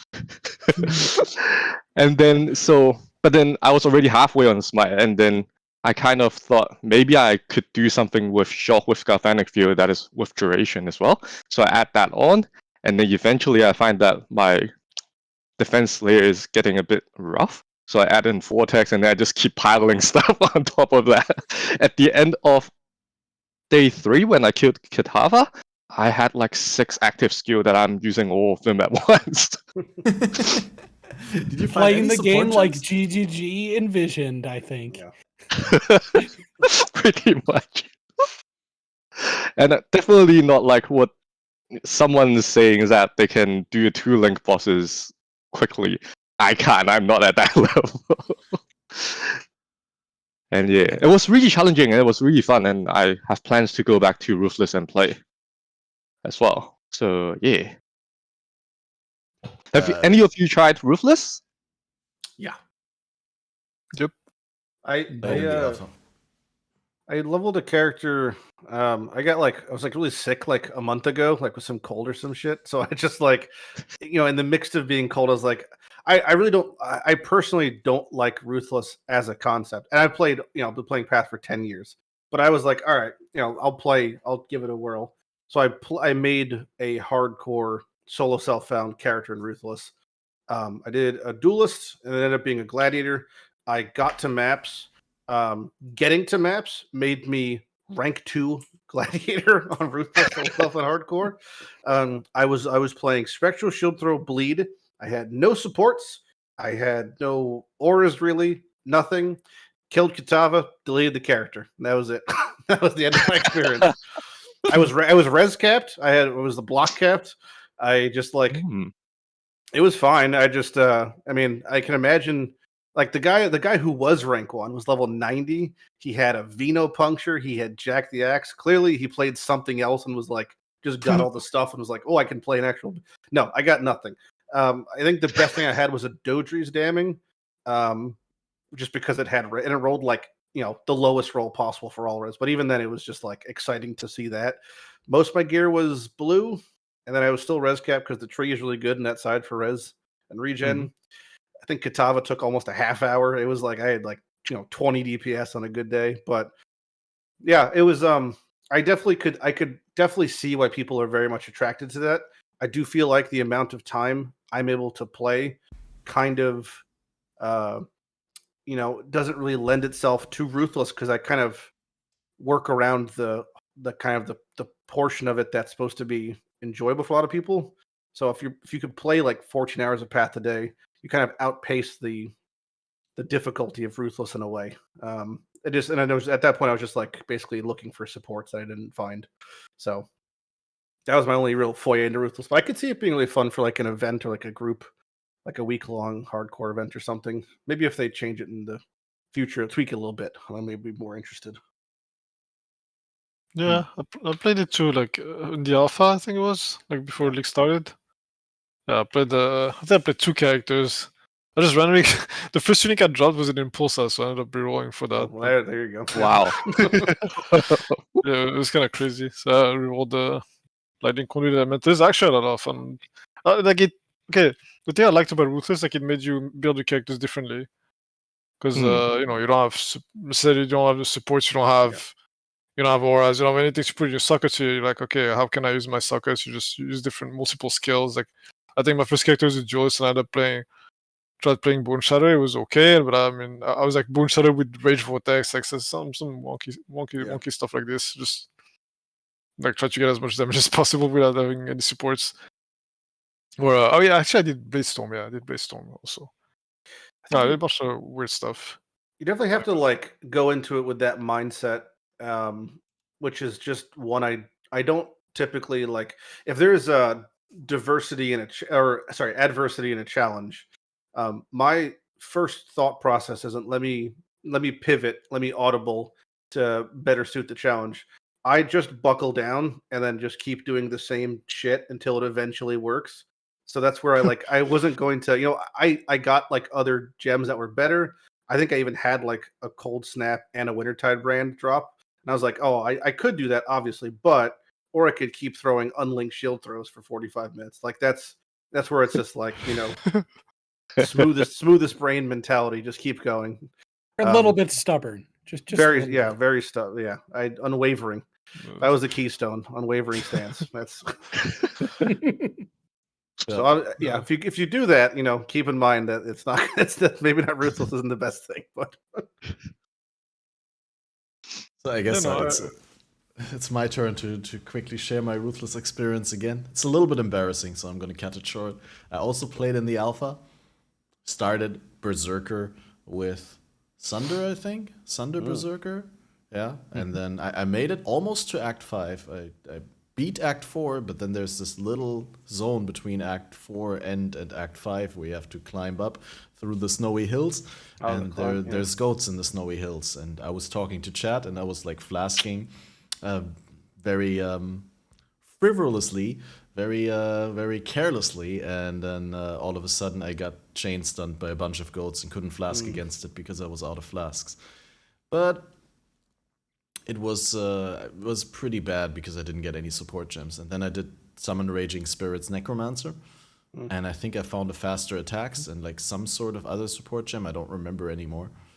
I also deleted the character afterwards. No, I mean it's on the alpha account. No, I didn't delete it. But yeah, with that one I beat Kitava, made it to maps, and then I was kind of like, kind of done. I was busy with other things at the time. No, I really wanted to continue to play, but since it was alpha, I was like, I tested the acts and it's good. Yeah, I wanted to play more. The league was coming up, so I had to practice for league start. And exactly. Stuff. Like I wanted to play more. Yeah. Also, I remember I died to DC, so it's like it's kind of on the impulse, I guess. It was kind of bad. Path. Yeah. Now it's like really like Path, 1.0. Dying half your deaths are to DCs, the other one desync. Strong boxes. Exactly. It's all the old days. Ruthless. It's ruthless. For those who for those of us who played Path 10 years ago, I'm curious what since the beginning, whatever, like the alpha or the original beta. To me, Ruthless does not feel like that at all. It definitely feels like it's own it's thing. Reminiscent of that, but it does not. It's not the exact same thing. Yeah, like all the issues we had then are not the same issues I was having in Ruthless, and vice versa. But I'm looking forward to gem drops in the same way that I was back then. Yeah, it was pretty nice. Like, I remember because I need the rage support to do my rage vortex thing work. It's like when I got it in lab, I pucked the fuck out, dude. Like holy. That's what Path does best, though. Like those moments, I think, are why Path is kind of unrivaled. Because I don't think there's any game like there's definitely no ARPG. I've played almost all of them at this point. Even like Diablo 4, like Torch of the Infinite, Last Epic, any of them I've played, and any of those, none of them really bottled that same feeling of like you get that you're looking for that thing and that thing drops and it's like the oh shit moment when like you freak the fuck out. That has I've not seen that in any other game. I have not come close to that feeling in any other ARPG. So it's like that like you said, get rage, looking for that rage and it drops, like you go ballistic because it's like holy shit, there it is. It's almost like you do like a double take. You're like it's like hitting Ancient Orb into a Mage Blood. It's like that doesn't exist anywhere else. Yep. It's fun to get excited about the small things. Yeah. I mean, it was not so small. No. Yeah, Cat, don't undermine his accomplishment. I just tell that to the women I'm dating. Oh no. I'm sure this is above average, ladies. Yeah. What do you mean? All I know is the news said it was snowing, and they said 4 inches was a lot of snow. So clearly it's a big deal. They know. Right.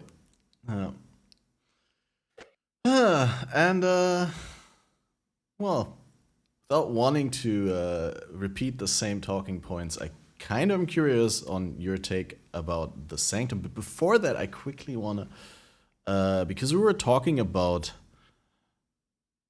how incredibly rare Aziri's Disfavor is, and I just wanted to drive the point home again that that's where divination cards should actually be, like what you said, a pity system or something like that. That's where you should actually get fragments towards the unique items that you're farming for, that so that you're not suffering from the huge RNG fluctuations, but you can actually deterministically farm towards an item that is important for you in your build. And like, instead of having div cards drop in random locations everywhere and bypassing that boss, they should drop from the boss as a, sort of thing. Hey, you didn't drop a Disfavor, but hey, maybe you do 20 more Aziris, and then you got like another card, and then you need to do another 20 or 30, and then maybe you get a full set.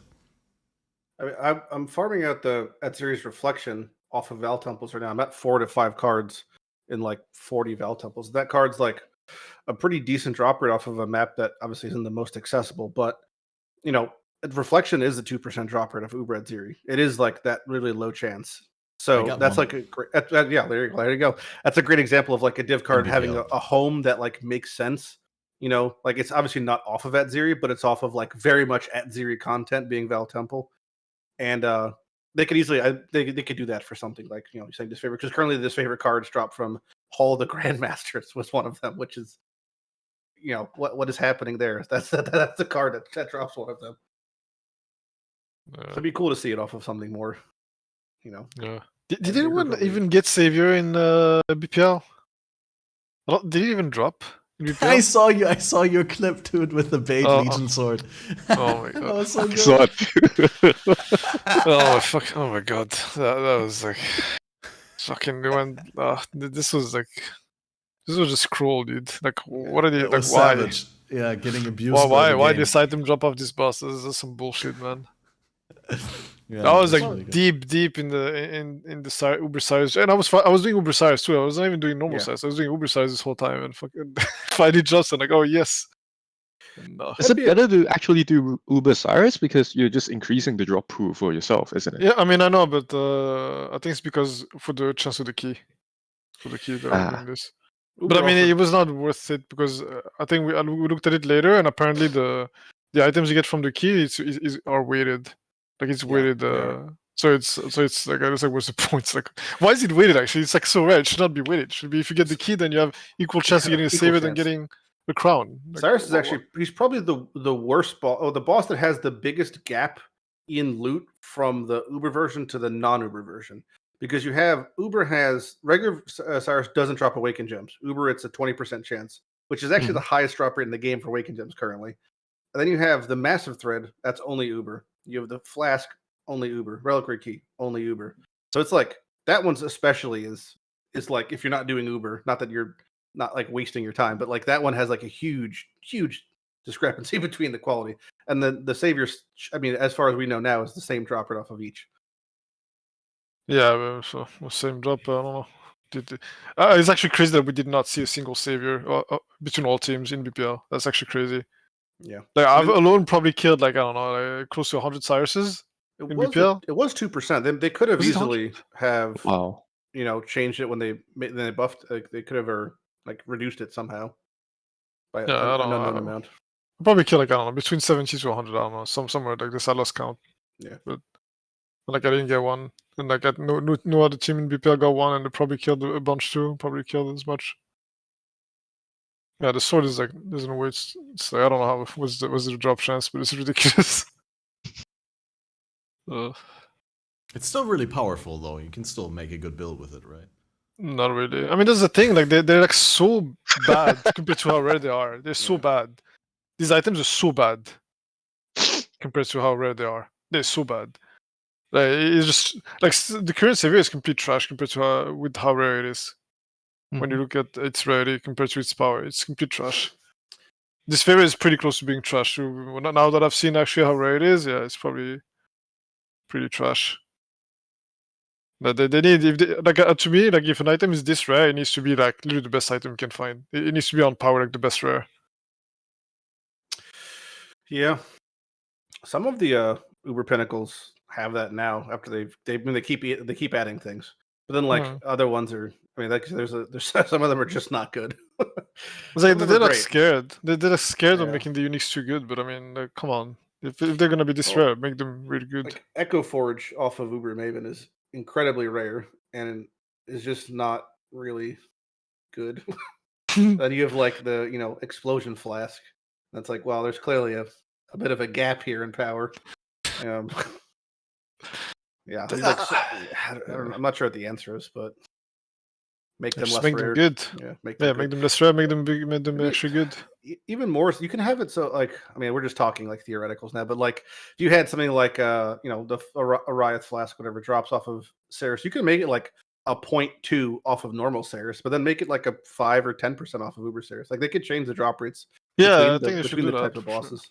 Sure. Yeah, for sure. If you're killing Uber Ceres, should not need like especially that. I mean, that fight. How many times has it been bug fixed and patched since it came out? Probably as far as like the boss behavior, the storm behavior, the arena. There's a reason that one's like. To me, I think it's the worst Uber boss, and not because he is bad. It's because the area is bad. Like getting back. If you're in hardcore, obviously not the same thing. Well, I guess if you log, it's whatever. But getting back into that fight when you're in phase 4 is the most infuriating thing ever. Trying to walk. Yeah, it's like when I had a few times where I tried to get back and it's like completely blocked off and I have to wait for like 2 minutes for storms to get out of the way. Yeah, and then once you get through, you get a beam into the face. Yeah, he'll also beam before the audio goes off when you're coming back into the fight, because sometimes those like effects linger and the audio lines linger. I mean, thankfully defenses in the current PoE are really good against his beam, so it's not that bad. Mm-hmm. But the degens though, like I don't know whose idea was it to make the degens like disable even flasks, but like come on, like what is this? They're invisible. This is like actually the worst. Like in AC, it's really bad because if you step on one that you didn't see because it's invisible because it's under terrain or something, then you have a choice. Like it's either you try to step out of it and maybe you step onto another invisible degen and you die, or you log. Like, you have to decide like right now. You have like half a second to decide. Do I log or do I just try to step out of it? Well, it's like having to log every time you step on a degen is just yeah, and like you said, one of those choices guarantees safety, another one doesn't. So it's always going to be. Well, none of them actually do. Well, I mean, in a perfect world, the log would work, but at least the log, assuming it works, that's like that should be like a pull to plug easy out, which I feel like is just kind of bad. I don't want to say bad design, but it's just a bad predicament that situation's currently in, where it's like, well, I could take the risk of fighting the invisible thing that I should be able to see. Or I could log out, which feels like a cop out, and I shouldn't be able to do that even really. But that's been a kind of an issue for ever. But the more, not that Path is like every issue comes down to bloat, but like the more mechanics, the more visual things we get, the more negative effects. It just kind of becomes it's just a lot more things to juggle, you know. Yeah. It also feels like it's intentional because there's no way they don't know. That's like, come on, like it's like red on black on red everywhere and you can't see anything, and then sometimes it's on the train, like they obviously know this is a thing and they just don't. I think they just want it to be this way, just you can't see stuff. That's the fight. Like, I mean, it's not that it's the same thing, but the Sanctum boss, those waves of red, like they're really hard to see. Yeah, they're incredibly hard to read. Why they're really hard to see. Yeah, they're really hard to see. I did it on max graphics. I tried it on low graphics. I was hoping it would like polygon out and it'd be easier to tell what's happening. But I mean, you just tank them. It's not like it does a lot of damage, but they are just like wild to go through, like to look at. It depends on your defenses. It can do quite a lot of damage. Yeah, if you have spell suppression, you're fine. But that thing hits. Well, if you're playing Path of Exile, you probably should have spell suppression. I mean, I forget we were talking about Sanctum. What was the first check? If your build isn't shit, then you have no problem with Sanctum. I mean, people play different things. Okay, people don't always play the optimal race or whatever. The average person gets into there, doesn't know what they're doing. That's the great thing about Path is for whether you're a racer, whether you're a casual, whatever, dying feels like shit, and having cap spell suppression and all that stuff makes you not die, and that's kind of where it feels like it's at for a lot of things. Especially make you not die. Well, yeah. I'm sorry, we can't. Not all the layers of defenses can save you from walking and sitting in fire, Cat. Some of us, if we remote it on your computer, that'll be the final solution. Right. All right. I gotta head to bed. It's been fun.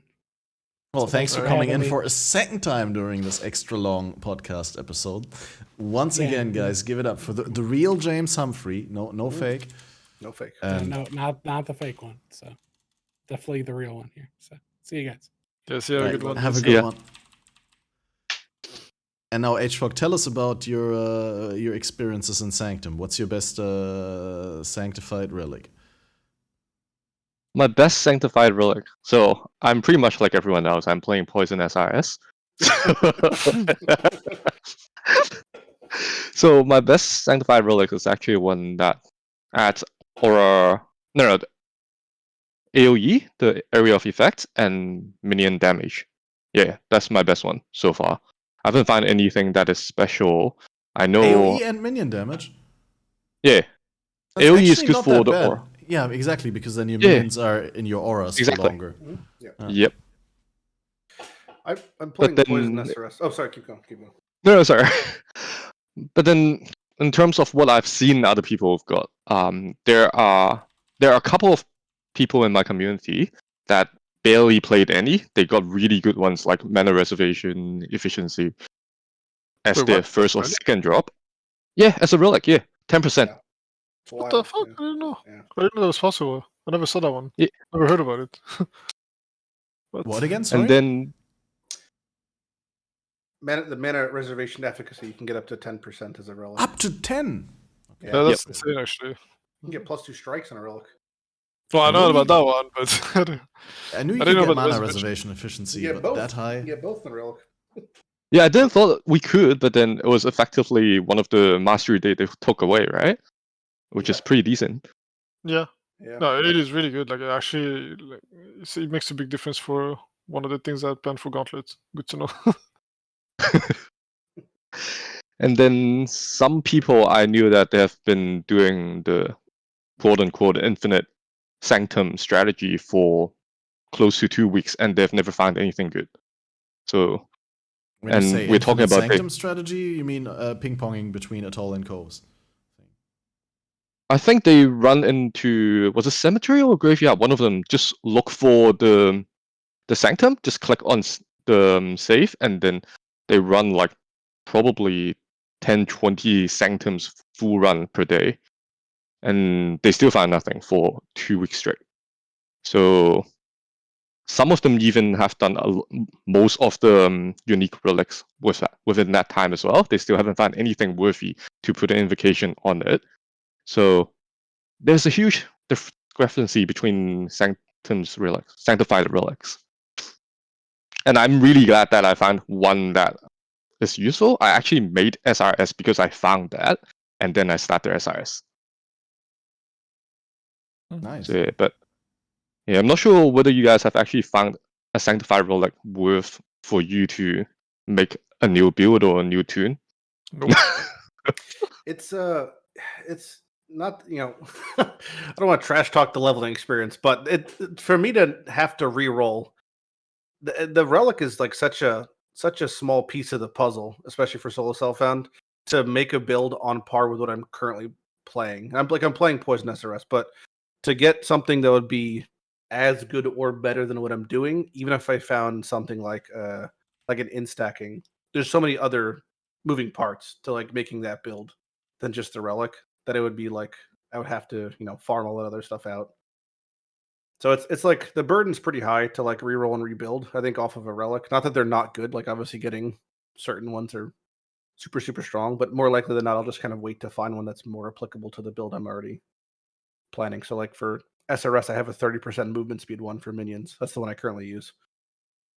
Which feels like it's kind of a waste because I already have like, I think like 300% move speed or something on my minions after. Okay. Yeah, but, that's a waste. Yeah. I like to have them run like little bullets across the map.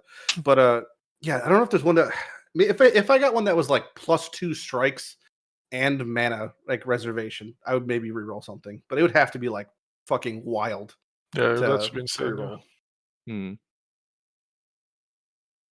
Like they're really good, but they're just to do everything else. You'd have to make get all the gems, the awakened gems, the gear, the in check, all of that is a lot. It's a lot.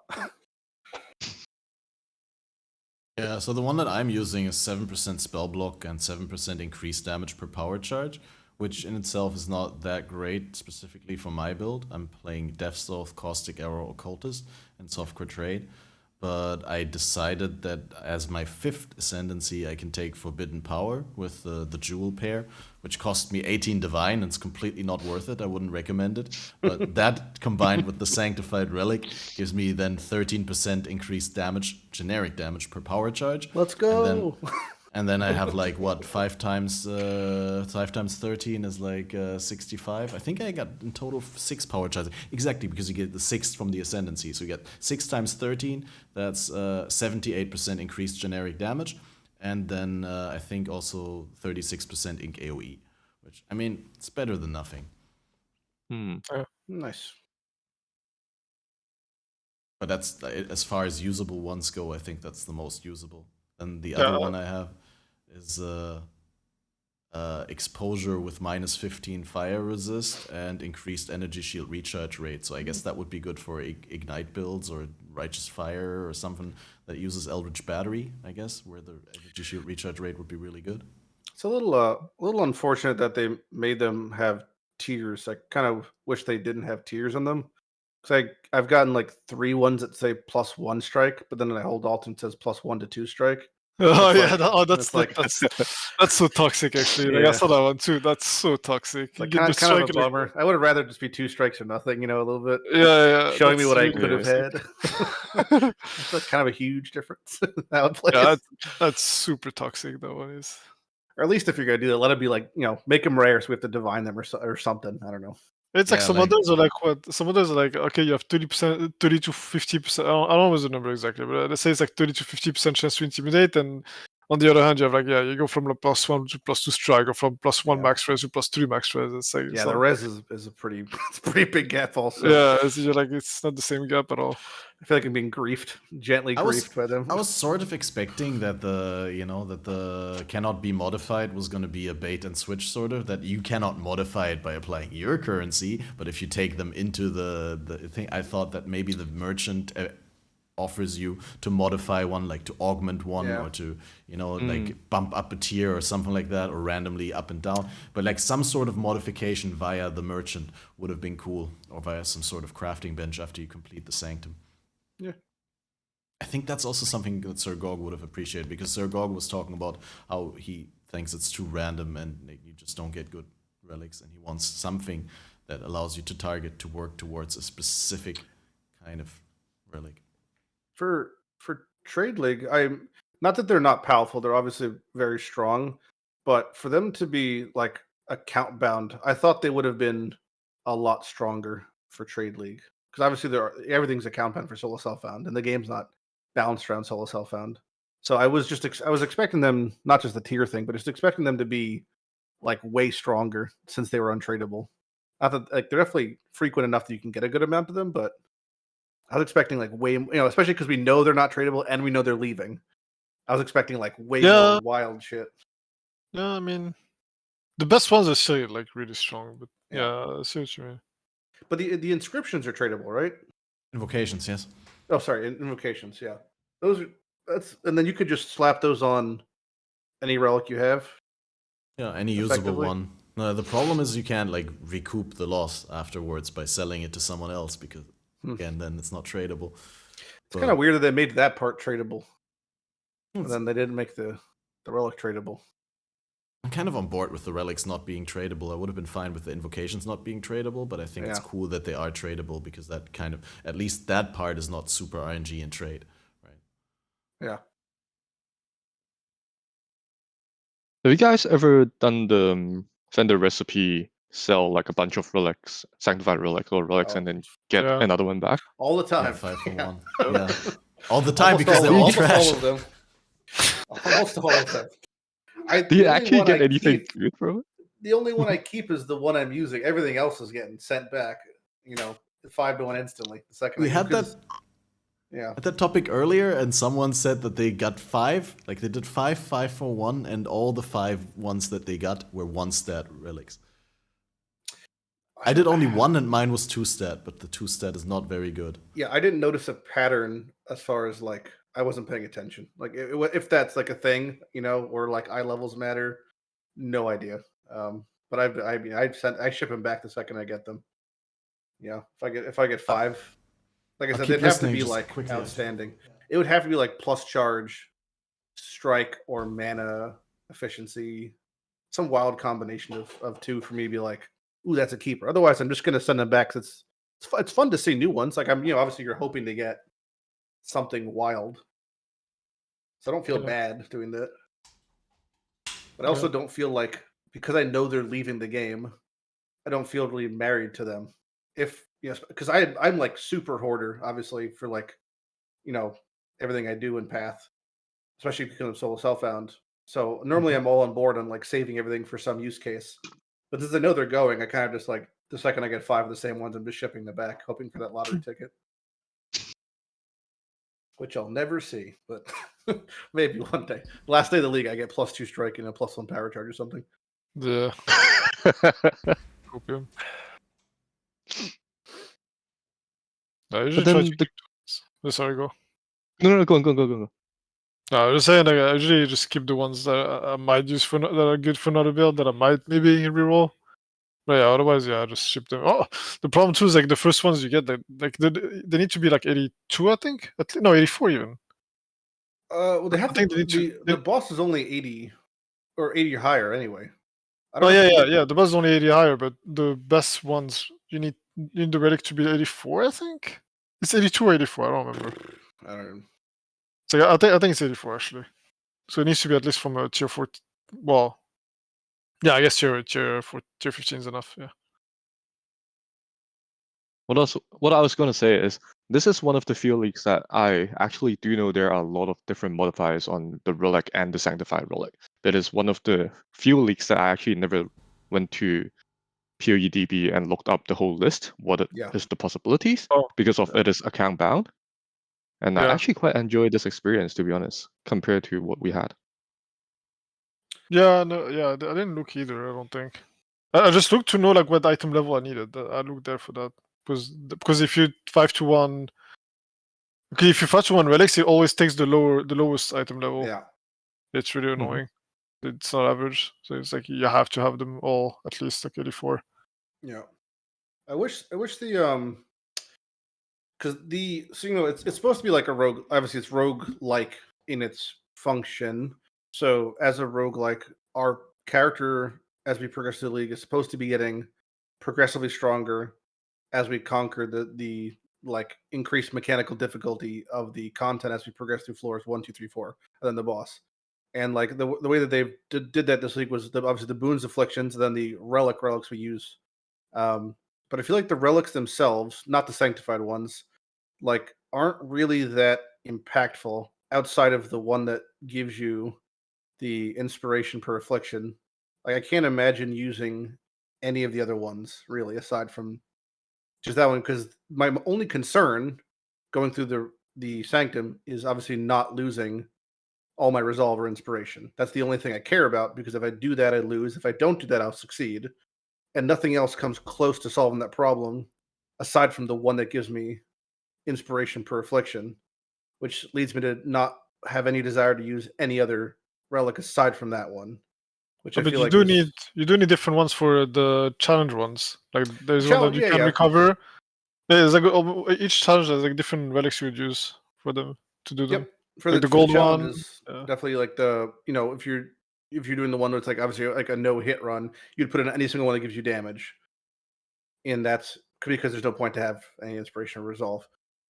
But that's not like the normal like case scenario. I mean, normally I would say most sanctums I do aren't challenge ones; they're just your standard.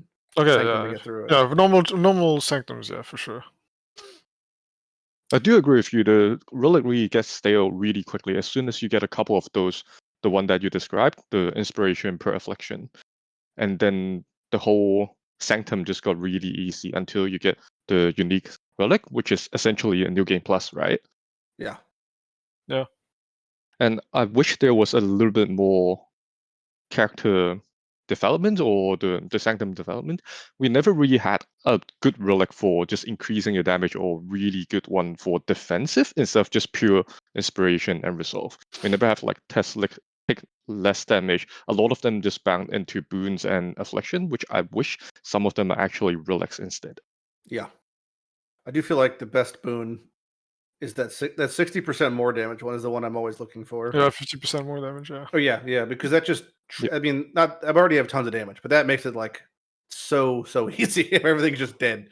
You know, like I picked it almost over everything, honestly. Then they're also like a 30% less life for the monsters. Yeah, same thing basically. Yeah. You get these two, it's like okay, cool.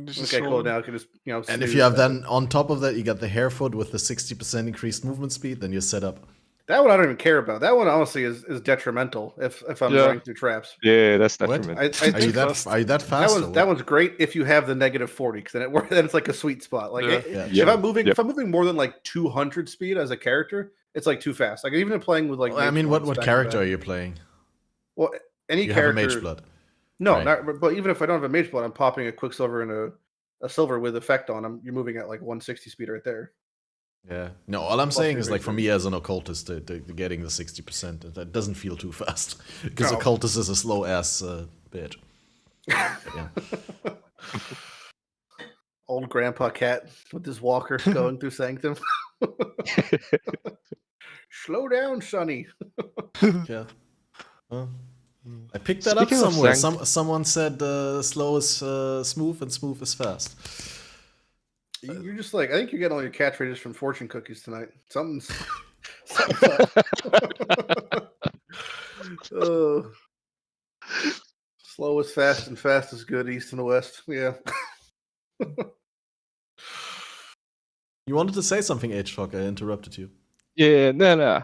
When I start Ruthless and for the first few days, I tried Sanctum in there and it was really bad. Like it gave me a really bad impression because the first few rooms was actually offer rooms, and in Ruthless it actually says it may give you offer.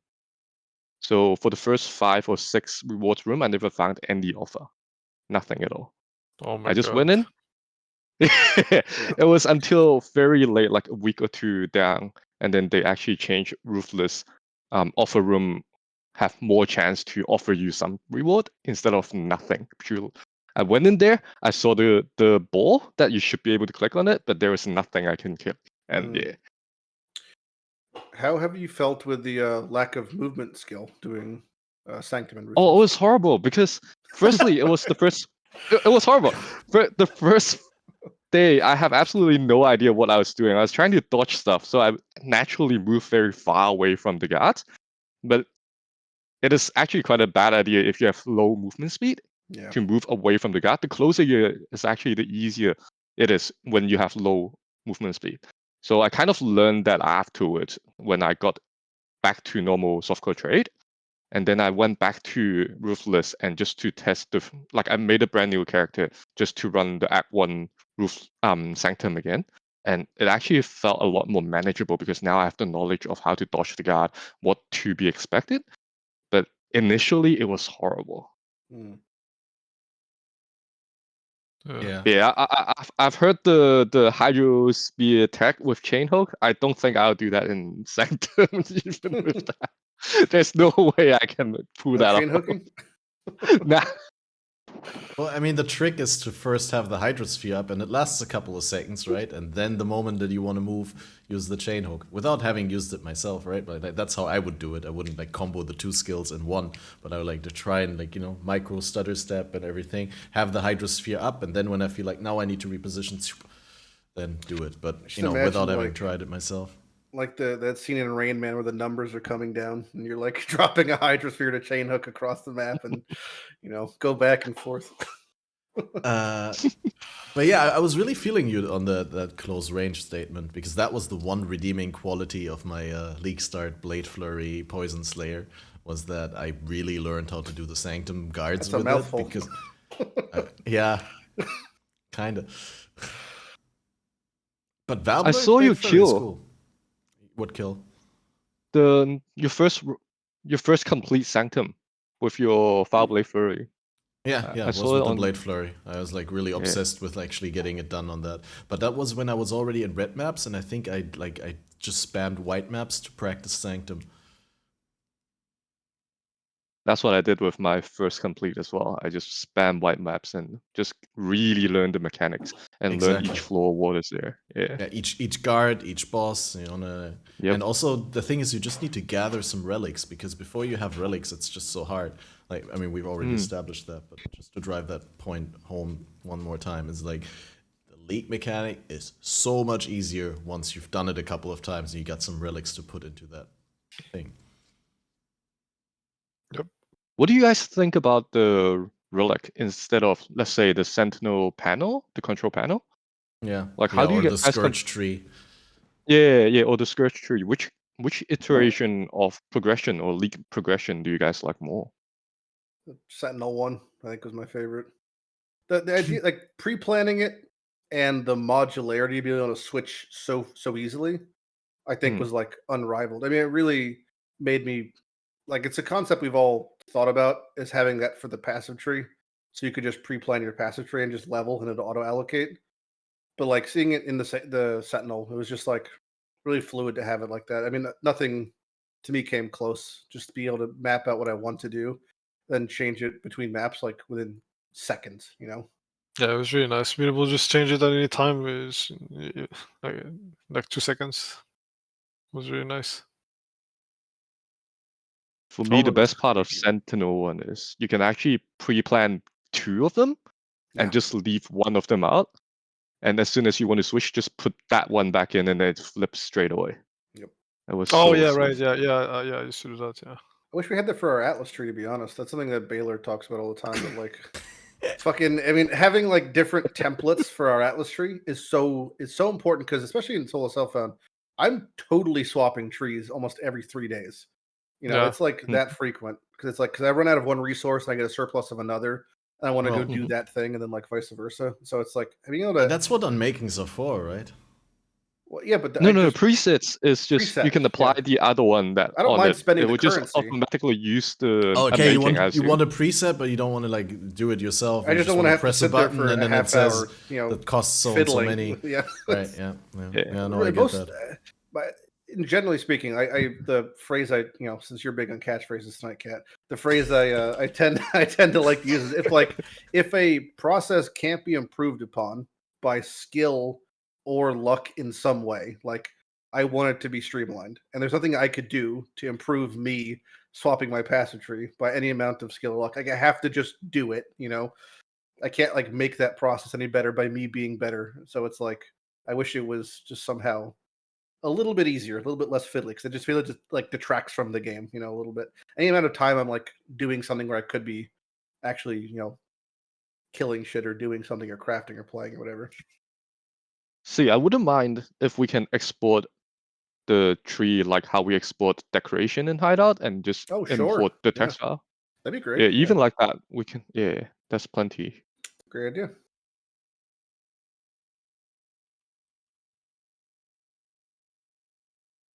Speaking of Sentinel, initially I actually thought Sentinel is going to replace Torment Spirit. I heard. Same. I heard yeah.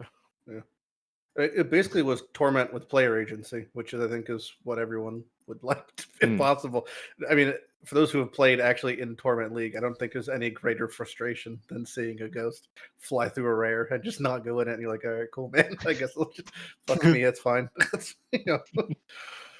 Yeah, I would like the way that it was really lethal, but like popping a Pandemonium Sentinel. I guess for those who don't know, what the Sentinels did was it applied a chunk of buffed stats, and then sometimes less damage taken. It just basically turbo juiced whatever it touched, and you got to push a button to do it. And Pandemonium was one button.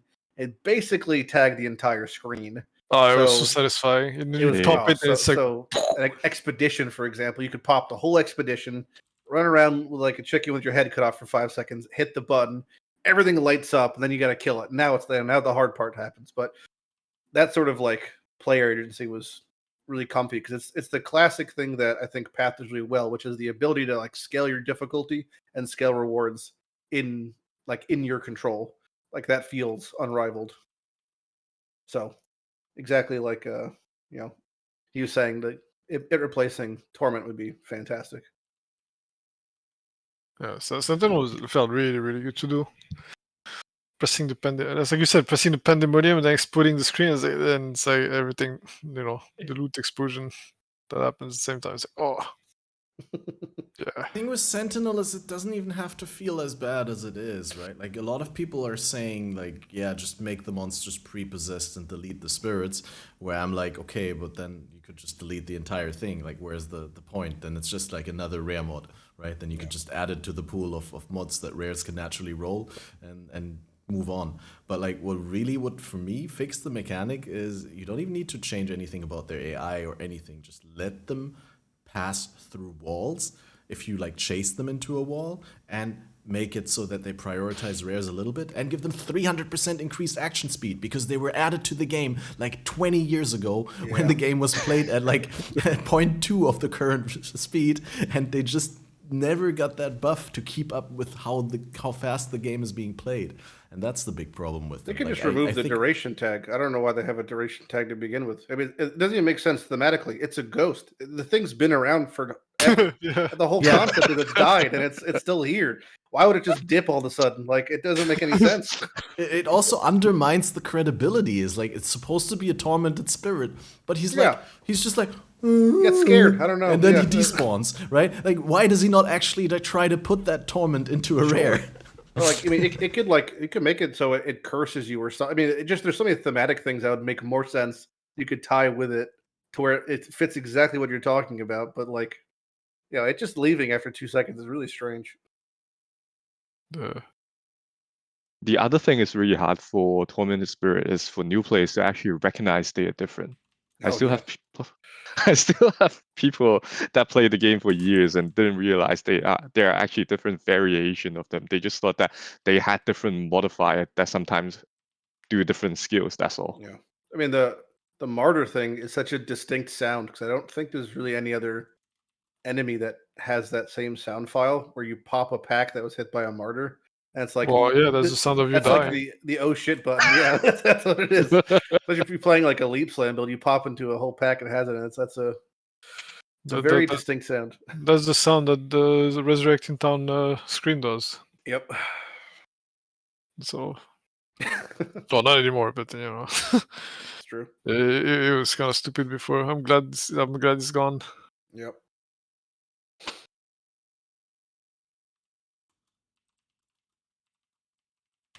Right. And then we already talked about it. So like Scourge replaced Beyond. Tormented Spirits could potentially be replaced by Sentinel. We all have some sort of suspicion that the Forbidden Sanctum may be the replacement for the Eternal Labyrinth. Do you have any thoughts on that, hfok? Is that something you would like to see? Or do you think like Lab should stay Lab and Sanctum should stay Sanctum and come core? I'm just wondering if this becomes the new Lab. I think they would probably be better removing the whole Resolve and Inspiration thing, or even the Relic. Just be a generic place, because you will, like for each character, you'll only be there for 4 times. If there is a special item for it, maybe it feels a little bit too redundant. I'd much rather they have Sanctums to be a side game, kind of like Delve or Heist in a sense. But then that would makes me wonder, what is the purpose of Sanctum if that is the case? Because we won't have Sanctified Relic. We only have Relics for running that, and obviously Relic doesn't do anything outside from Sanctum. And the seemingly rewards beside the uniques are just currency in Sanctum. So my question will be, if it becomes the Lab, then there won't be a lot of changes in terms of the rewards or the offer or even the whole structure. That makes it doesn't sound like worthy to have such a big change or to implement the Inspiration and Resolve in this league, if that makes sense. Yeah, you're right. That's something I didn't really think about. Like, what would happen with those like all mechanics? Because unless you're like actually farming the lab for a specific thing, you wouldn't be engaging with it that extensively to actually be able to get that progression. Yeah, and that potentially locks people out from their first ascendancy because there's no relic for them, right? If resolve and inspiration is still a thing. So that yeah, but like if the first ascendancy is just to complete the first floor, then that should be really doable, right? For us, definitely. But for the first day when we start this league, it wasn't doable for any of us. Or maybe not the first few times, we always failed. Like everyone will fail in the Sanctum at least once. And if that is a core thing that you expect your character to get, the ascendancy, a new player would really get put off. Because after a couple of tries, they would, yeah. I mean, you could just adjust the first floor. Adjust the floors like for ascendancies. Yeah. Make it like something that's, like maybe you have like, I don't know, one, if you have to fight the guards, like one guard is never more than this or something like this. Yeah. As long Instead as of it's having not like more laborious than lab is right now, because I don't typically like making the leveling process longer and more involved, unless we're being rewarded accordingly. Like when they're adding, grasping vine mobs to Act 2, like that doesn't make me happier. Nah, for example, no way. Or like just making all the life on mobs in Act 1 and 2 like doubled. Like that doesn't really get me excited. So if they're going to be adding or revamping things in the leveling process, if it's not, as quick or as rewarding, maybe after you learn it, I would typically not be super excited for it. So I just want to, to me, like the game starts at maps kind of at this point. And even then, it really only starts at maps when my atlas is finished. So it's like the more time between that and me starting is less fun for me. Yep. Really? Yep. I don't know whether I could say yep to that. It's like, I kind of enjoy leveling. If you have stuff like, for me, if I have stuff like seriously planned and I have things waiting for me to like put on, then I can enjoy the process. Like if I have, some unique that I could strap on level 50 and that's like my build, I'm obviously excited to get to 50. But that's typically not the case for most builds, especially not starter builds. And I just kind of want to get going. Like I like leveling, not that it's something I played recently, but like I'm playing Mjolnir and I can't use that till like 70. Up until that point, like life kind of sucks, So it's great when I get there, but before that, it's not the most fun time. So there's like anything that's preventing me from being at the starting point, I typically don't enjoy. Not like most builds, I feel like don't work super, super, super early on, like pre-70. Yeah, just use a leveling build. A refund later. Could feel like I'm, riding a bike to get to my car though. That's like a little bit. I don't typically like making a leveling build and swapping. It just feels like I'm a bit like faffing around then. Oh, it's better than walking to your car instead of riding the bike if the car is so far away. It's only 10x up the street, man.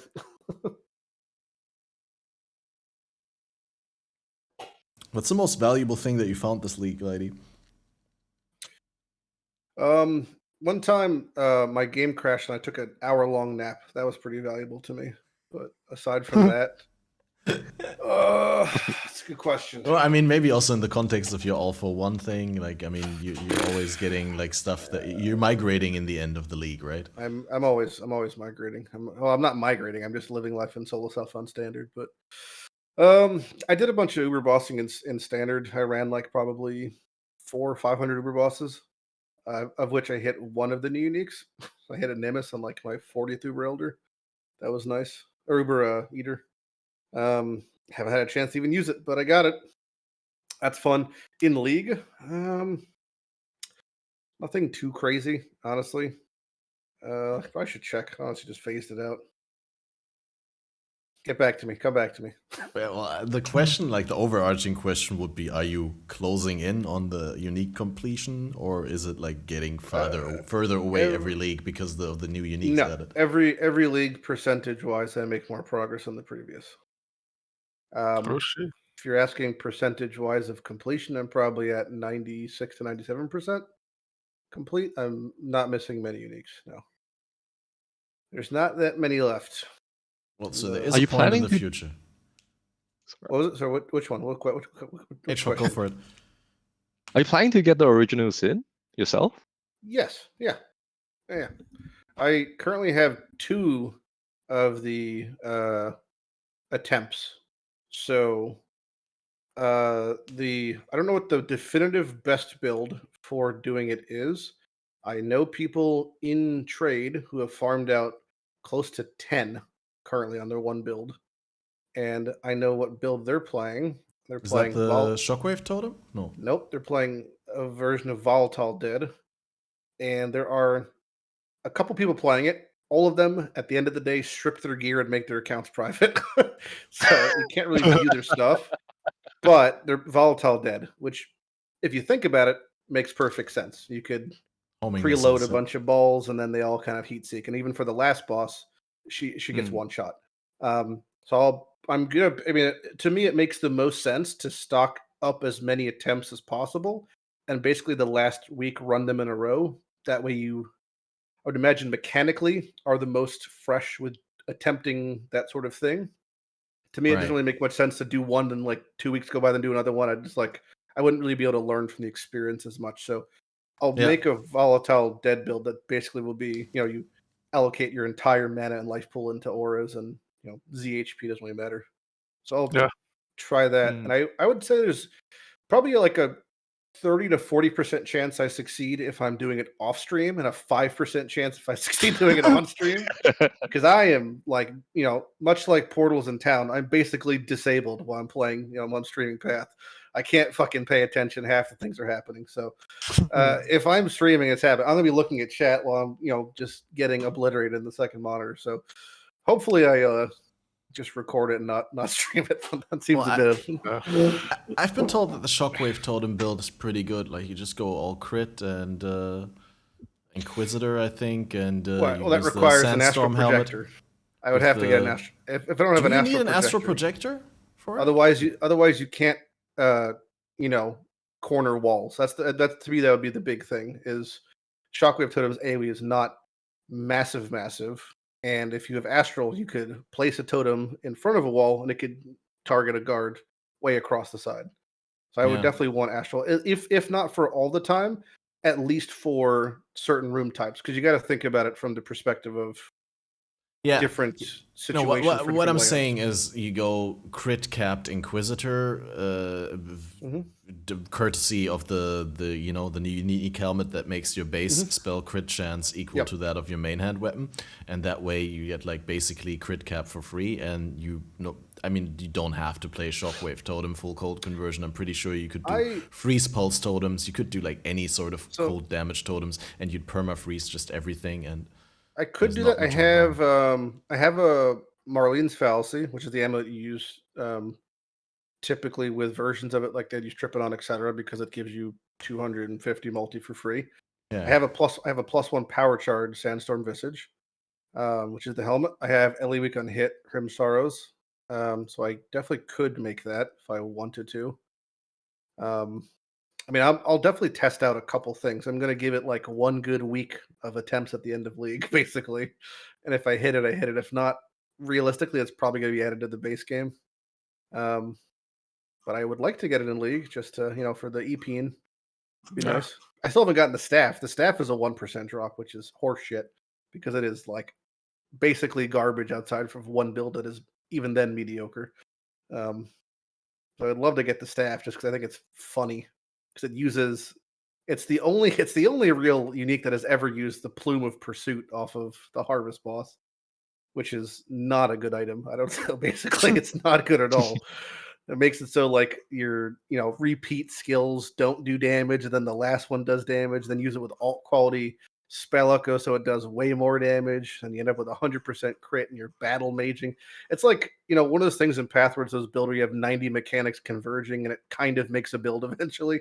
So I love the concept of that, but I don't think that's like the greatest thing ever. But yeah, I mean, it seems fun. Just like whoever was saying earlier, the Sanctum Uniques are super, super cool. Hopefully they, if at least the mechanic doesn't go core, I hope they go core. We don't get the ultimatum treatment where we go 4 leagues without having access to like these fun uniques, because like the Matsuotl Shield from Ultimatum is like one of the funniest uniques in game, and we not having access to that for so long was kind of a bummer. It's just funny. It's a cool unique, I like to see. I obviously am like a dragon hoarding gold. I love uniques, but the more uniques to use, the more the more we can mess around, the more fun we have. So for me, that's like the cornerstone of build diversity is like these really fun uniques. Speaking of uniques, we haven't had a lot of uniques for the last year except for this Sanctum, like in terms of league uniques. Yeah, this is the first league. So since the past 5 leagues, the only unique we've had that's a league unique has been Kalandra's Touch. We haven't had a league unique since then. Or in the past 5 leagues, that's been the only one, and that's now core. So I'm glad we're getting league uniques, which is fun to see. I wonder what they're gonna do with Damnation. So that's a good question. That's where I don't want. Hopefully, it doesn't go the route of Ultimatum and it's just gone for until Path 2, because it is like such a good amulet. Yeah, I'd be sad if it's gone, but yeah. Oh, especially for hardcore, I imagine that's like probably not the most used amulet, but it could be. Is it the most used amulet in hardcore? Probably, I don't know. I just put it on every build now. Yeah, it might be a problem because it's too good. I don't know. Put it on every build and you gain like 25-ish elemental damage reduction or something. It's kind of OP, but I'll take it. Percentage-wise, it's not. At least checking PvE Ninja, it's not like it's crazily used. So in regular hardcore, it's 6%. In solo self-fun, it's 3%. So it's not like it's absurd. Only 6%? That's surprising. Yeah. Well, compared to like devouring item is like 12%. Oh, I mean. So for context. Now in hardcore, I would think like every build would use it. Any build that doesn't get too much damage from its neck probably. Could be also just access. Like you could guarantee item in solo self-fun in like 2 hours. Just farming like shit to your mess. Yeah. But then maybe the amulet people are just too, I don't say too afraid, but like they're too, timorous, don't really want to run the content. Possible. I just got a message from the production team and my speakers. They said the conversation is way too serious, and I'm supposed to get a new guest in. A guy with a question mark. I can't get I think it's called TheRealJam, something like that. Oh no. Oh no. Well, I might take the chance to dip, but I gotta go practice. Yeah, that gauntlet practice doesn't do itself. Yeah, I gotta go, prepare the secret build and stuff. Totally not bone shatter. Yeah, not bone shatter at all. Definitely bone shatter. All right, I'll see you later. Thanks for everybody. Thanks for joining and all the insight in the gauntlet secret strat. Well, except for the ones that matter. Yeah. Bye-bye. Bye-bye. Thanks. Hi or bye. Yo, what's up? It's the one and only Slippery guy. Hey, how's it going? Just felt the average IQ drop about 10 points. Yeah, I'm sorry. Oh. Wait, let me do the math on that. You and I are bringing the average down, laddie. Speak for yourself. How's RuneScape? I mean, what's this for, Peely? Right now? Yeah, what are you talking about? How's long? Lady said earlier that someone needs to do like 500 beasts in order to That wasn't me. No, that was Gog. I just said I had 150. Gog wants you to run 500 of the flask goat from Bestiary to find and track the drops to see what the spread is for uniques. Or the worm flask, mostly. Yes. So chop, chop. Chop, chop, little Jim. Yeah, you're the man for that job. I've basically quit the trade league. I can't anymore. I'm playing Ruthless now. I'm a What? gamer. Oh my god. What? Yeah. I'm sorry. That's what it is. What it is. When did you start? Like 2 days ago, and I hate myself. It's great. It's so much fun. So much fun. Yeah. What build did the game decide that you'd play? Oh, I'm playing like cold dot because that's what everyone starts with apparently. And it's okay because I'm playing trade, so like anything I ever need is like an alk, but how do you get alks? They just don't drop, you know? I identified the entire quad tab of loot to vendor and I made half an alk. And it took me like an hour to get it all. It's just suffering. But hey, it's what I signed up for. So it's amazing. I'm loving it. Playing it right now. Nice. That's why when Sounds you good. message me, Kat, you're like, you filled in the timesheet wrong, and I'm like, No, I didn't say wrong. From your message, you're like yellow something, and I skimmed it, and I assumed someone was mocking me for not being in yellow maps, and I was taking full offense because I was still farming like T1. I had to reread the message like a couple times to be like, oh wait, he's talking about something completely different. To be fair, he sent that spreadsheet, and I took one look at it and just closed the tab. I just said, that's fine. He'll just message me if he needs people. Well, I mean, some people did do it correctly, but I didn't point out correctly how I want it done. And it's fair to be said that this doodle thing is like basically you're supposed to like provide options, and then everyone goes and says, I'm available here, I'm available there, and then you're supposed to decide for one option. It's not supposed to be used the way that I used it, and I did confuse some people with that. I did actually confuse Ziggy with that, and I think Ziggy will not be able to make it because I didn't tell him ahead of time when I expected him to be here. But that's okay.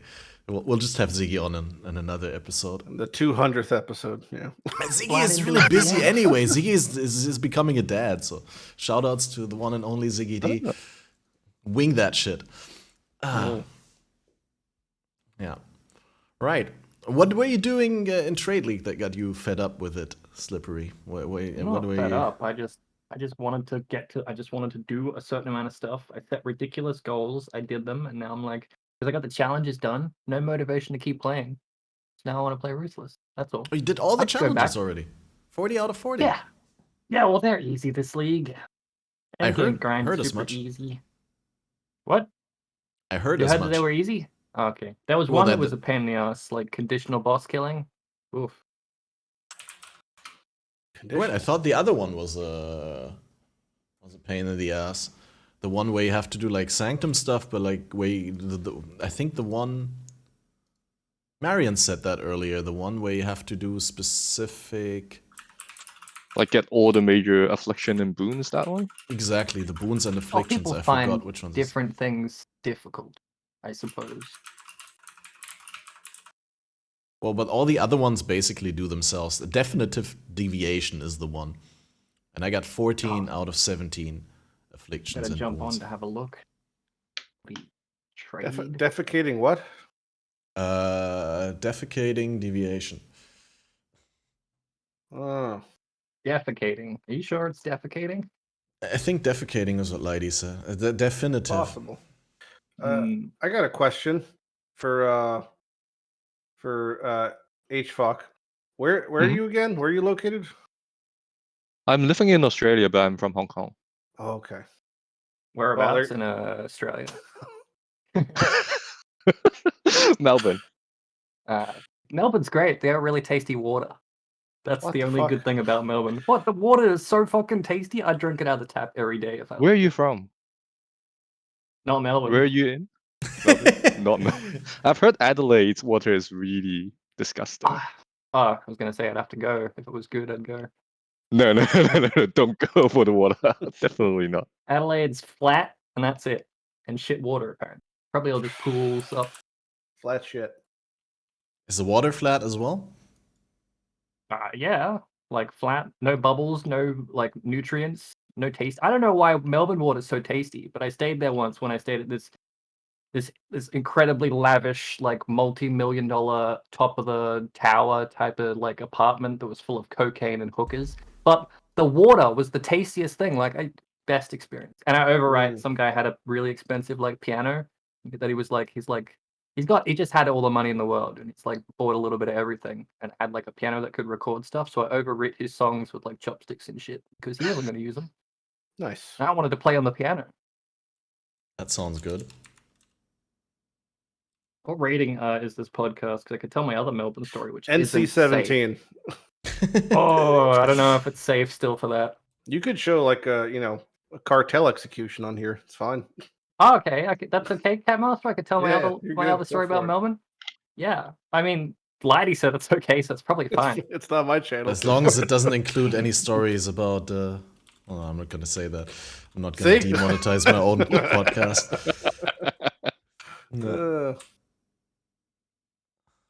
I was going to ask a question of hfok initially because I know you said he was from Hong Kong, and I had a question about China. And that's close enough in my mind. So I was going to ask you if you had any thoughts about the NetEase things breaking up with the World of Warcraft servers because of the Blizzard games being published in China by NetEase stopping after 14 years. I only heard about that today. That doesn't affect players in Hong Kong, so I actually don't have much thought. Yeah. I thought you were going to ask his opinion on the CCP, just generically. Nah. Like, as someone from Hong Kong, what do you think about China? In the middle of the night. You're going to get deported and executed. Blackbagged and kidnapped, yeah, no. Yeah. Oh, God. Please, guys. Yeah, I had a Chinese friend. He was from Hong Kong, and he took so much offense every time I said he was from China, because it was just easier, like, to introduce. Because we had a long discussion of what do you call someone from Hong Kong, like Hongkonese or Hong Kongian. I typically call them by their first name, but whatever. He had two. He had two different names. Wait, do you have two different names as well, hfok? Yes, I do. You have on your birth certificate, you have your Chinese name and your English name? Well, it's Hong Kong, but... Dude, that's crazy. I want one. I want another name. I mean, you're Slippery Jim. It is your first name. It's not on my birth certificate.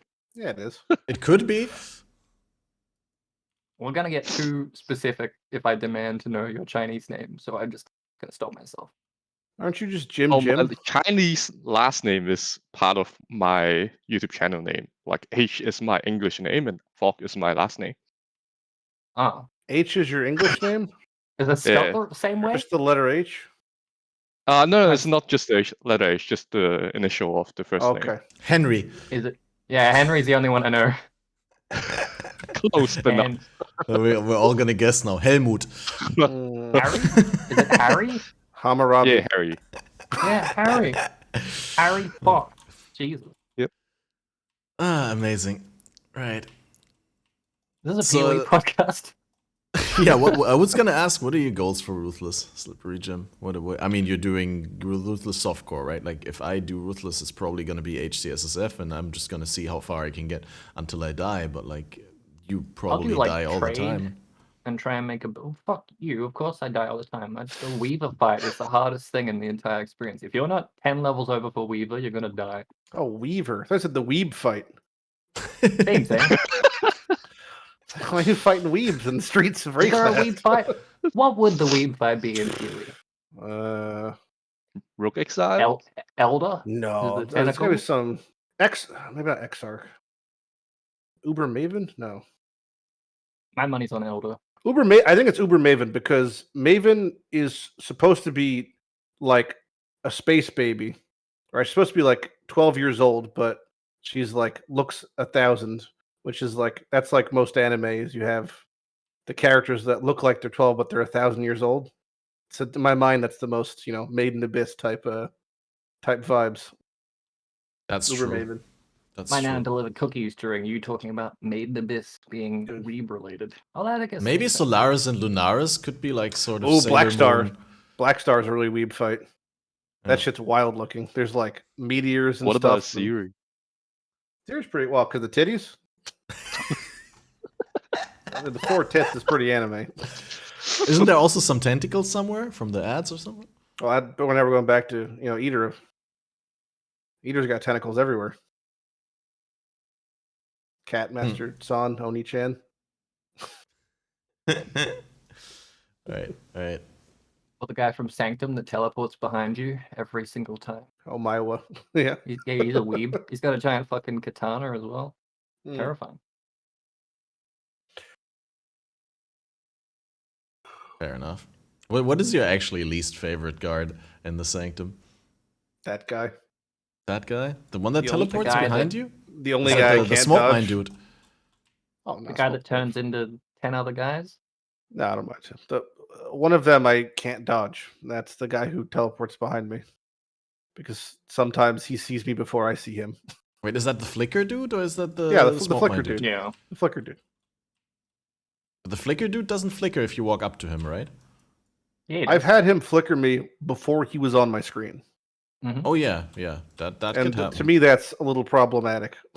That and then the ice archer, who just has the character tracking of a god. Like you just teleported behind.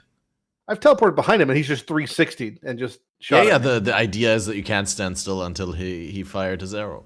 Basically. That giant candle dog recently, he like wound up his sword to hit in front of him. They just went behind. It's like Azaro does that too with Lacerate. Sometimes. Oh, dude, the Azaro, what is it called? Wind Slash. That ability has been enraging me for so long. He'll be looking at you, and then he'll just go vroom, just totally to the right, and you're like, "What the fuck?" Yeah. But he like winds up to hit in front of him, and his sword comes back, and it hits behind him during the wind up. So if you're standing directly on his ass as he's about to hit in front of you, it'll kill you. If you're incredibly weak, like I am in Ruthless. Yeah, in game and IRL. I wear the big baggy stuff, so you can't see how skinny I am. Mm-hmm. It happened to you? You died hardcore? No, I don't play hardcore anymore. Why do you play SSF? You should just play Trade Ruthless so I have someone to help me. What? I'm not even playing Ruthless. I'm playing Softcore Trade this league. You should just play Ruthless. You should get your challenges as quick as you can and then come play Ruthless. I'll give you a boot with 10 movement speed to help you level. I don't have time. I need to do my thing in this league, and then I need to do gauntlet practice, then I need to play the gauntlet, and then maybe I could do like a private league Ruthless. But then it's already like end of league. Don't do private league, just do trade. Yeah, maybe. My blurry spoon. Maybe I'll do. But late start in trade always feels bad. Well, it doesn't matter because Ruthless feels bad generically for everyone. There's people who've been playing for a month and I'm already further than they are because they can't get past like an act boss. Even though it's trade, and even though you could bring someone in, they have the pride to never quit. I don't understand how that's possible. To not quit or to not kill an act boss in a month? To not get past an act boss in a week. I honestly hope it's on purpose because Well, maybe they're playing like an off-meta build or something like that, right? Maybe they just. I think it was burning. When you die at the boss heal. So if they constantly die, the boss will constantly be full health. Just don't die. Oh right, true. you can't corpse rush in Ruthless. No. I forgot because I never played Ruthless Softcore. I'm sorry for bringing up Ruthless conversation. We were talking about it's actually good. It's good. It's an important topic. He was playing Ruthless a bunch. I did one character, and Catmaster was, doing alpha or whatever it was, the alpha stuff. Yep, I was playing in alpha, and it was a blast. But then I was like, well, I'm not gonna like stunt my progression for like actual trade league, for like the actual league, right? Because I want to experience the league. I want to learn the new mechanic and all that. I don't want to like experience the new league mechanic like once every 3 weeks or so. Yeah, I didn't. How much? What's the name of the flask beast? That's a good question. It's Ferric Goatman. Ferric Goatman. How much do they cost? Probably I can tell you that. Chaos, I'd imagine. I'm not sure who's itemizing beasts. Yeah, probably 2 chaos because the people also want to make some money instead of just paying for the beast orb. It's got to be a low market. I spelled goat wrong. 1 sec. It's off to 196. I can't get 500 if there's only 200 on the market. You can if we tell people to get them. There's probably 10,000 that are just not itemized. Yeah, exactly. They're sitting. I mean, I can give you one right now, right? Like, let me see. One. Ooh. Oh my god, that is. If 500 people give you one, then you have 500. If you just make a video, Jim, saying, "Hey, Sir Gog said this an hour before I even arrived on the podcast, and I heard it from passing from other people. This is what I want to do."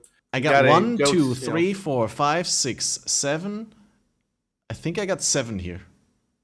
I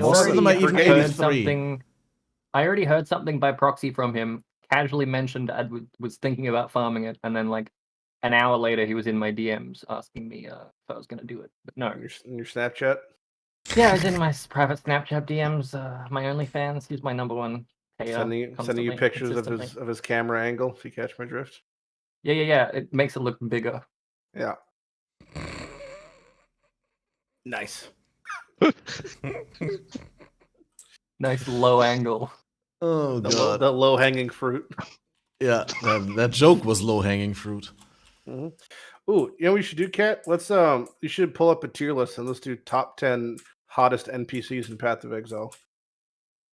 Top 10 hottest NPCs in Path of Exile is a good one. Yeah, there you go. That's at least a half hour right there. Groost. Zana #1 because of the mental illness. Definitely Groost because of the spit. That's got to be up there. Please, Can't guys. say I'm wrong. Rog. Rog is a little bit. I mean, Rog needs to work out. Maven for the weeb reasons that Laddie mentioned that I'm not going to repeat. Exactly. Maybe like Diala after she got beamed and became all crispy. Arakali, technically, if you believe the lore, very much. Think of the webs. Mm-hmm. So many Dude, hands. yeah, Arakali is weep. That's true. Oh yeah. It's like that. What was that anime where they were like the guy was like, they were just like dating monster girls. Oh yeah. Cat would know. No. Yeah, you would. No, I'm not. Girl I'm, dating simulator. Someone in chat knows. There's some DJ out there. Well, I mean, contrary to popular belief, I am not a master of cats. That too, but I was talking about the hentai and anime and stuff. No one mentioned hentai. That was all you. Yeah, you brought that up. Yep. Something on your mind? I'll let Bruce. This must be a family podcast. Yeah. Was it? Oh, I'm sorry. Yeah, this used to be a PG-13 podcast. What do you guys do? Back in the day. I have that effect. All right. Yina. Well, I'm gonna pick up the you guys. You didn't even name 10 NPCs to put on the list, guys. Well, you can give me an option. I did, but Zana. First we need to nominate. Yeah, then we can vote. Zana, I'll write it down. Give me a second. Maven, June, Maven. Nico. Is Maven an NPC? Nico, Ni. What? They're all NPCs. Well, I mean, she's a boss. Like, does that count? Like, doesn't an NPC have to be sort of neutral? At one point in time, no, yeah, because when you defeat, when you're fighting Exarch, she's helping you, and she has voice dialogue. She's NPC dialogue. Yeah, true. Right. So at that point in time, she's allowed. They're a character that you can't play, so they're all NPCs. Hottest NPCs in Path of Exile. Nominations. So you said hottest, just generically, Abarath. Abarach. What's his name? Abarath. Abarath is Abarach. Extra hot. He's so hot. Yeah. Katava, Lava Lake specifically. Roost, Maven, Duidri. Well, Arakali. Katava became the infinite hunger because he was always hungry. Mm-hmm. So statistically, at one point he was probably hungry for some dick, right? I mean, if you do the math, I'm sure at one point it probably happened. So clearly, But eating dick does not equal eating dick. He ate a lot of fish. I know that. And some fish are male. Okay, let's go with a more conservative one. I nominate Nessa. Town? What, Nessa before or after she was inside the Brine King? Yeah, before fish or not fish? I'm not fantasy. Can we have both? Well, if it's mermaid top or mermaid bottom. Gotta get down to the nitty gritty. Can Krillson be number 1? I can't. It's the untouchable fruit. You know? Yeah, that's why it's like the apple. It's like the apple in the Garden of Eden. Yeah. Exactly. Those are too many options. We need to narrow it down if we want to turn that into Alira. A Lyra? Alira, definitely. Yeah. You always kill her, like though. map boss Alira, not like act boss Alira. What's the difference? Well, the map boss one has a zombie. She's got a cauldron full of corpses. What's not hot about that? What about Katarina, the mastermind? Oh yeah. You have a thing for corpses? Ashling, her name almost sounds like ass. Like it's, that's kind of close. Oh yeah, that makes sense. Yeah. Ashling. It's in the same vein, right? Good. You know what? I think you're the right crew to try this game with. Right? I'm gonna put up a vote. Too easy. You can't put in Serial. Yeah, she's also not really an NPC, right? Manage poll, new poll, hottest PoE NPC. I only can put 5 options in here. So we go. Which ones of these am I gonna pick?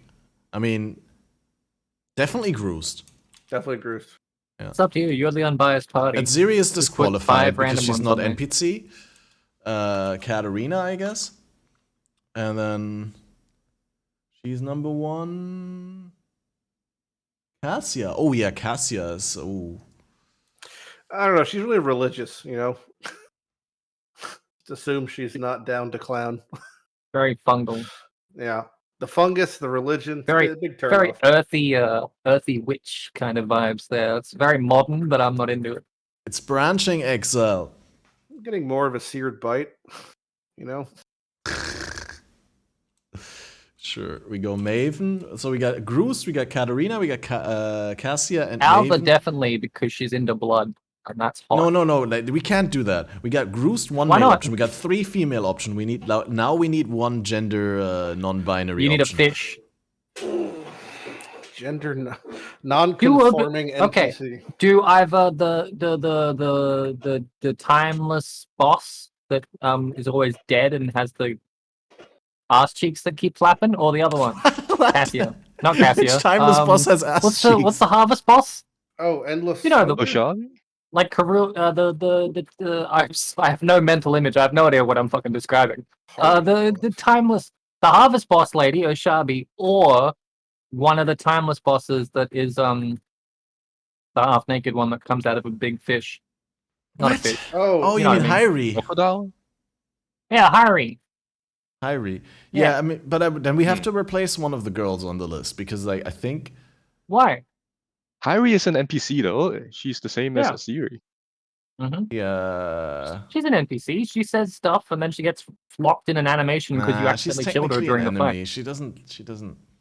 Who's the Legion lady? It's an NPC. It's non-playable. Hyrie's the Legion lady. I'll just put Rogue. Let's go. Okay. It's fluff anyway. There we go. View results. Put it up here. And now we're gonna test something, guys, that I wanted to test with some people, and you people seem to be the lucky the lucky participants. There is this new Discord feature, and it's called Know What I Meme, and we're gonna try that now. And this instantly crashed my Discord. Wait, where's my Discord now? Fuck. Be a cat. No, it's just changed to a different screen. Wait, we're gonna fix it. Cat down. What a letdown. And that's what took out the whole stream. No, the stream works. In Discord. Authorize. Can we just? Why does this full screen so weirdly, dude? Discord, please. Okay, Know What I Meme is a gift-tastic party game for up to 9 players where you vote on the funniest memes made by you and your friends. Uh-oh. So step 1, pick a setup that tickles the imagination.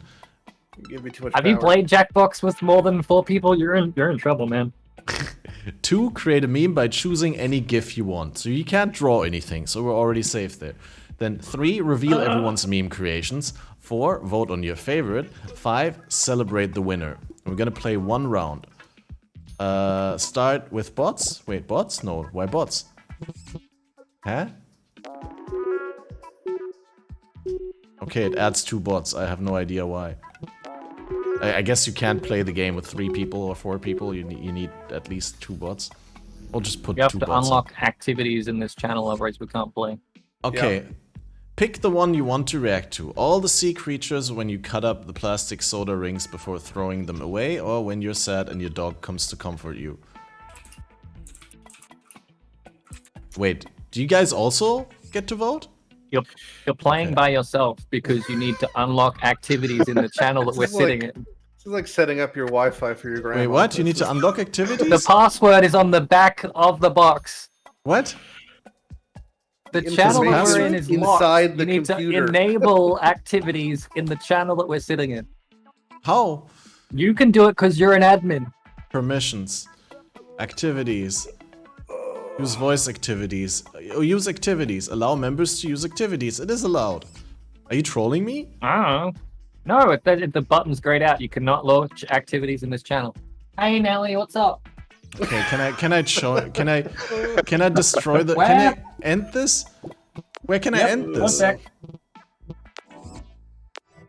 Okay, guys, I bricked it. Quit. Oh, there we go. Vote to return to the main menu. Oh, I did it. Okay, can we now quit this? It doesn't close anymore. Can we just go back? Can we not? God, Discord, please. What is this shit? I can't there should close be a it. leave button somewhere down below. It's still grayed out. You want to just play like, what's that drawing game? Like iSketch or something? I just wanted to try this, but there's no way. There's no leave button. Can I disconnect?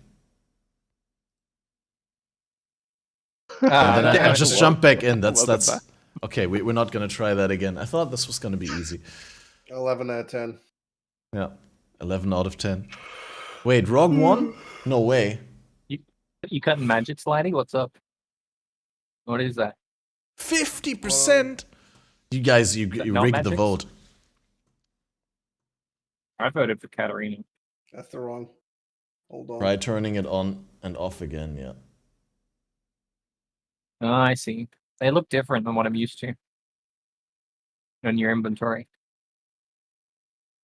Right, my camera's off.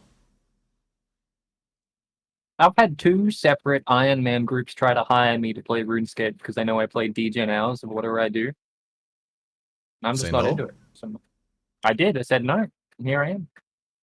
Watching Lighty play by proxy. It's true. But I'm never not playing at least 2 games at once, if not 3. Wait, you're playing Path of Exile right now? No, I've got Raid open, I've got RuneScape open. I'm going to play Path 2, actually. I'm going to watch Path as well. Yeah, at least for the incoming trades. Trades?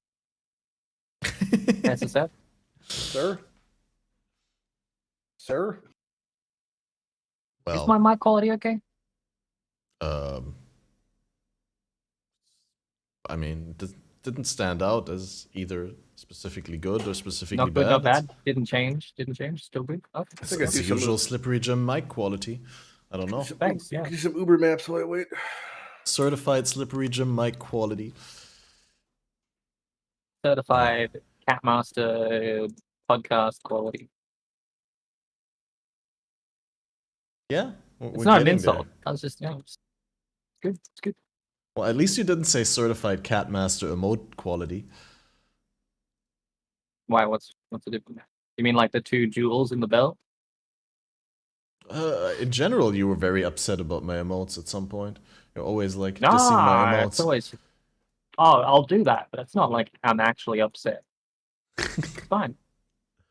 Right. It's just banter. You know what we haven't talked about at all today? 9/11. I don't know. I just got it. Actually, we did. You've been here a while, Adi. You've probably talked about it. Actually, we did. We mentioned that it was 2001 and it was more than 2 decades ago and it was kind of crazy. to realize that it's... Shout out.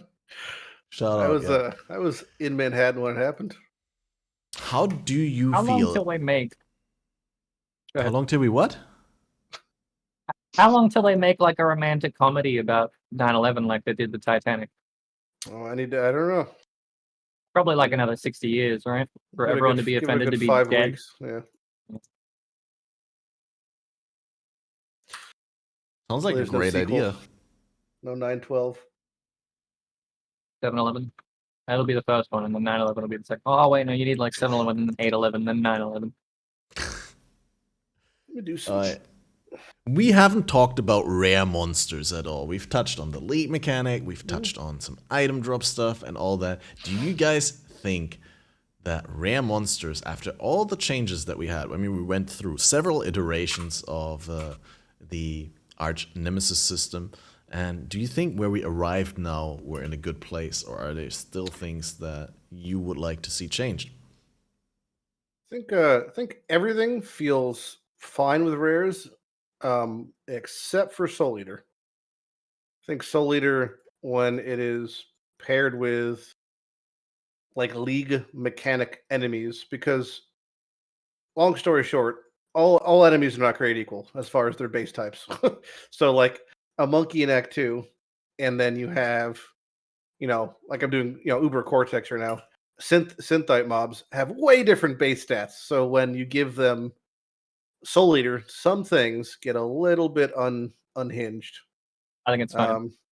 That's the only thing I would complain about, because again, it just depends on the mob type. It's not, these might be like 1 in 10,000 mob occurrences, but in a game like Path, where you experience large variance of numbers because of large quantity of interactions, it becomes quite apparent doing things like, for example, expeditions are particularly offensive, what I would say with Soul Eater, where some mobs get a little bit unrealistic to deal with.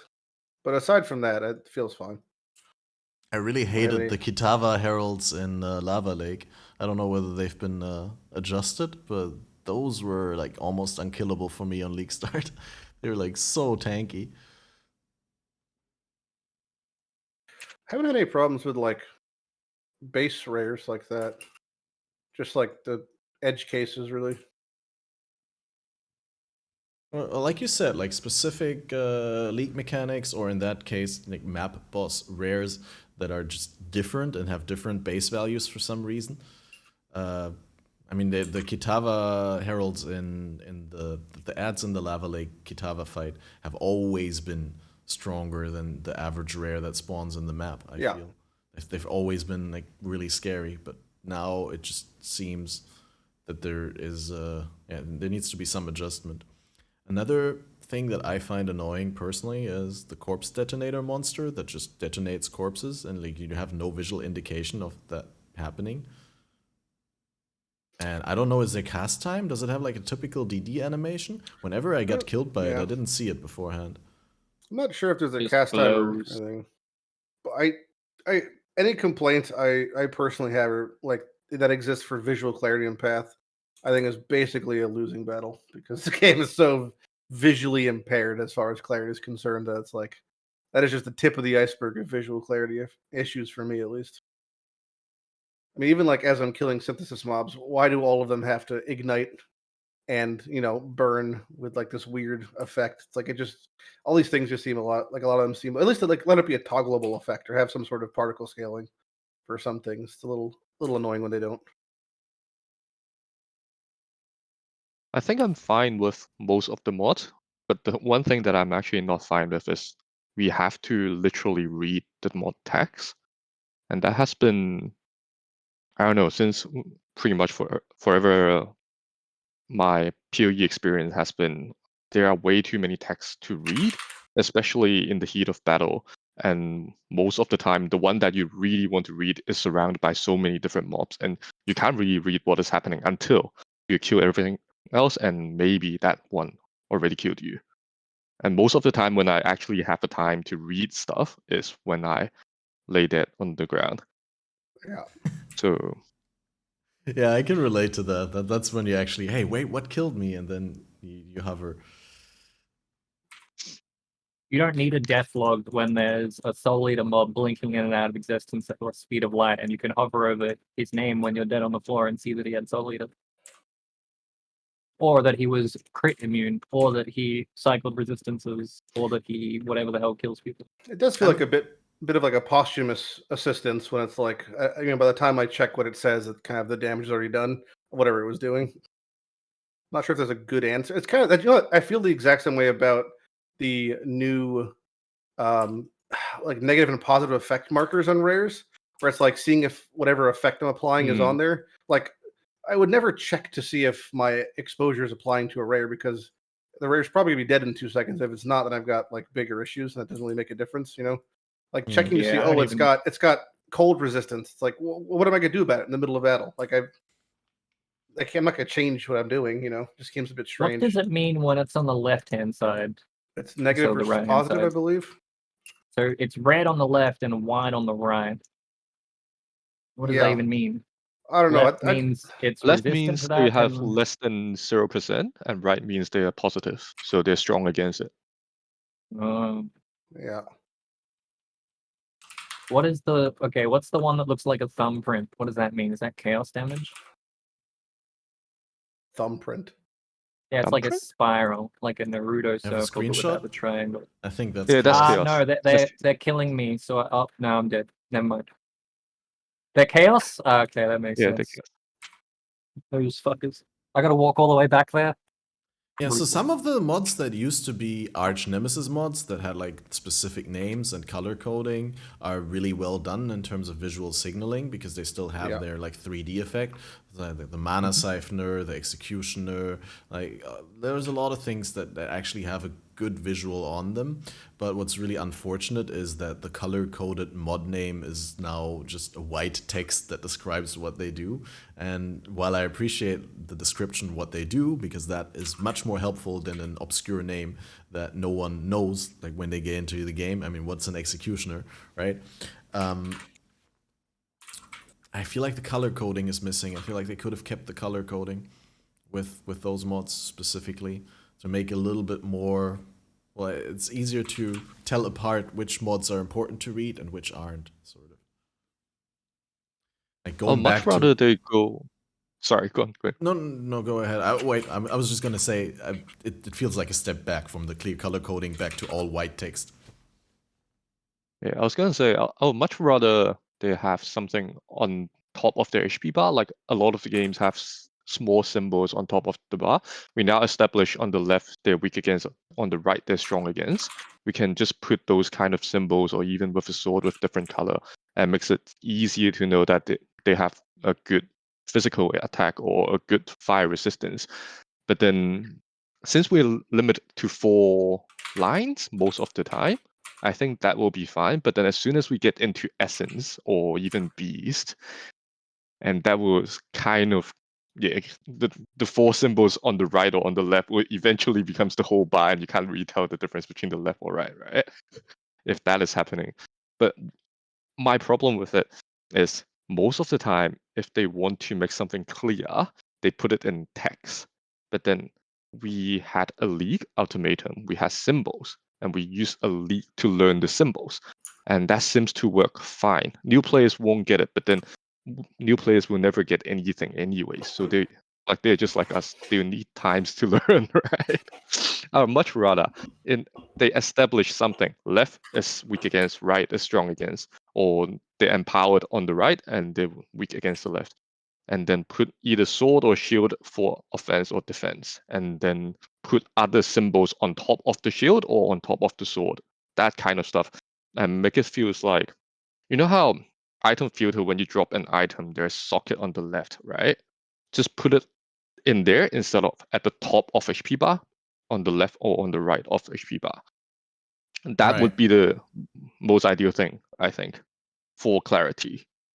But does that really work when you are doing like CWDT and having a full screen of different effects? That is a different question. I mean, it ties back to what I said earlier about Tormented Spirits. It's just, there needs to be some simple adjustment to account for the fact that the game is played at like 400% of the speed that it was played 8 years ago. It's just people play the game faster. You can't read things anymore. We need symbols, we need clear visuals, and we can't be expected to read like a block of white text on monsters. Let me quickly, though, get in our next guest. We got prepared, coming in right now, hot, One Robot Boy from the PoE Wiki team. Welcome, welcome, One Robot Boy. How are you doing? As always, the stream delay. Everyone's listening to the stream to see when they're up, when they come in, and then I just pull them in without them knowing, and then. Yeah. Hey, how's it going? Oh shit! I still got you on 200% from last time. I got you back to 100. Say something again. Okay. Yep. Oh, yep, perfect. Yep. Now you're not distorted. Perfect. All right. Beautiful. How is everyone doing? Good. Good. Hey. Going strong. It's sunrise here. It's like, and it's still snowing outside. Oh, no, it's not snowing, but we still got snow outside. It's actually really amazing. It looks so cool outside. Oh, that's one thing I probably miss. Yeah, my dad lived in Thailand for a while, and he really started missing the seasons, specifically the fall. Like just, you know, having brown leaves and muddy weather, fog. Yeah, here is just hot. I'm sitting here at 33 degrees now. Yeah, I've been told like half the year it's hot and dry, and the other half is hot and moist. Yeah. Basically. Quickly gonna see whether I can show the people the snow here. Give me a second. Where do you live, robot person? I live in Thailand, in Bangkok. Cool. Oh, nice. Yeah. It looks cozy as hell. White Christmas, just like half a month too late, I guess. Almost a whole month. Yeah, so we were just talking about rare monsters and what we think is in a good place after a year of reiterations on Arch Nemesis, and what we think is still worth to try and improve. How do you feel about rare monsters in the game right now? Well, last time we spoke, I had literally quit the league like, 2 weeks in because of Arch Nemesis. That was like 2 leagues ago or something. I think it used to be really bad, but now I think it's good. It can definitely be better, but it feels much nicer to get those random drops once again. Like you don't have to spend time reading the monsters' mods to figure out if it's worth killing or not. Yeah, definitely a big fan of the loot goblin aspect not being something that you can actually lean into, and where you actually, like, when you find a specific monster, oh, I'm gonna go out, get my MF character or get my MF support, and if you don't do that, having that fear of missing out, that was really bad. Yeah, and it's just disruptive to the gameplay. Like I said last time about Harvest, that I hated how it used to just make you stop mid-mapping and have to sit there for, half an hour to figure out what you need to craft, to use 6 stash tabs to keep track of your crafts and stuff. Right. So, you said you quit the league last time we spoke. I think that was still during Lake of Calandra, though, that we spoke. Yeah, I think so. Yeah, no, because you said like 2 leagues ago possibly, and I was a little bit confused. So yeah, I think Lake of Calandra we don't have to talk about. That's like something we all are happy to leave behind us. Well, how do you like the current? We're gonna pretend it never existed. We did that on the year review. Like Ballard tried to say there's only 3 leagues this year. What do you mean? I'm enjoying this league. Although I didn't have a lot of time to play, I literally just got my 4th Watchstone the other day. So now I'm just kind of enjoying the end game, trying to do all the Uber bosses. Like I'm still level 94 on my first character. So yeah, I could definitely use some more playtime, but I'm enjoying the league. I think it's pretty good. I'm enjoying Santoms, even though I haven't fully finished one. We'll be getting there. I mean, I actually have a good round right now. I have a lot of boons and like 1,000 inspiration, 400 resolve. that sounds like a winner run. You should be able to do that. So you got a good relic setup by now. More or less, not the best ones, but I have some decent ones. Yeah, I just got kind of unlucky with the boons and the afflictions.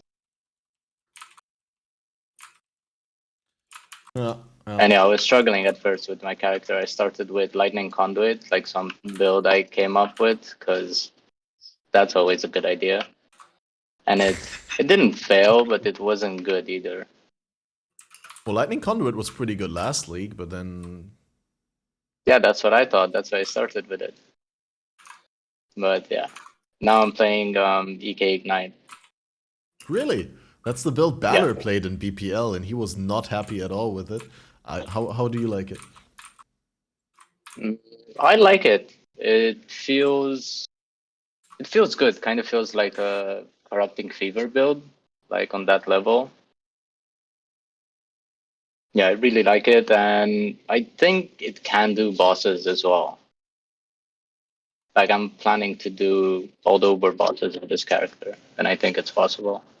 But yeah, BPL is something else, right? Because it's a short league, and you gotta rush everything. Although there is some like crazy gear that comes out with BPL. I haven't been following much this time. Yeah, I mean, I used to play a lot of BPL like a year ago, and then took a long break, and this was the first BPL I played in a while, I have to say. And I usually just watch. It's really fun to watch, and every time I watch it, I'm like, damn, this looks really fun. I should play. But yeah, I don't have much time, and I just started a new job a month and a half ago. So yeah, I've been focusing on that more. Well, that's perfect, because we're all super hard no-lifers here, and it's good to have the perspective of someone with limited playtime. Yeah, I'm your definition of casual this league. Just taking it easy, but enjoying it, having fun. I'm just curious, a month and a half ago, that's about league launch, right? Yeah. So how did you juggle between playing Wiki, new job? Like, was it chaotic for you, or yeah, what was it like? I'd say it's always chaotic, especially when there's good leagues, because I always want to play, right? So I work your average 9 to 5 job, if you will. Well, I work like 10 to 7 here. And also I work for a tech startup right now. So we had to do some long days recently. So yeah, I didn't really have much time to play and much time to do the wiki work.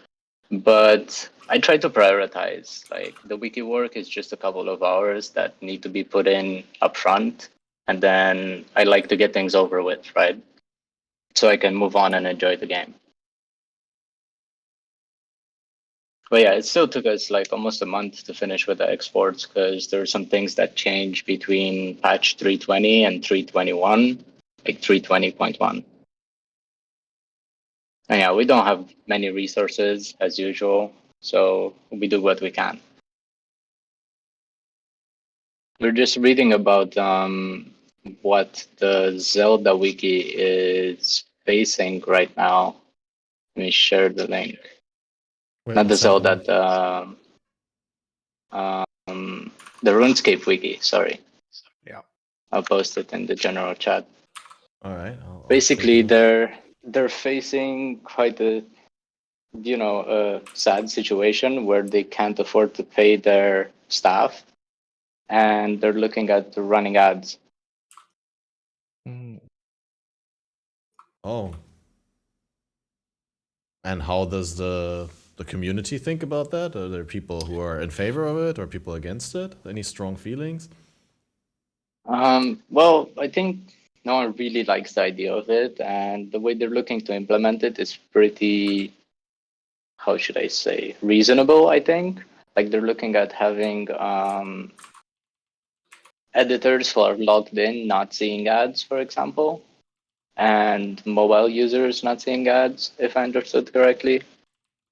But yeah, it's just sad that so much work, so many people benefit from it and they're still facing these kind of issues, and made me feel grateful for the situation we're in, at least from that perspective.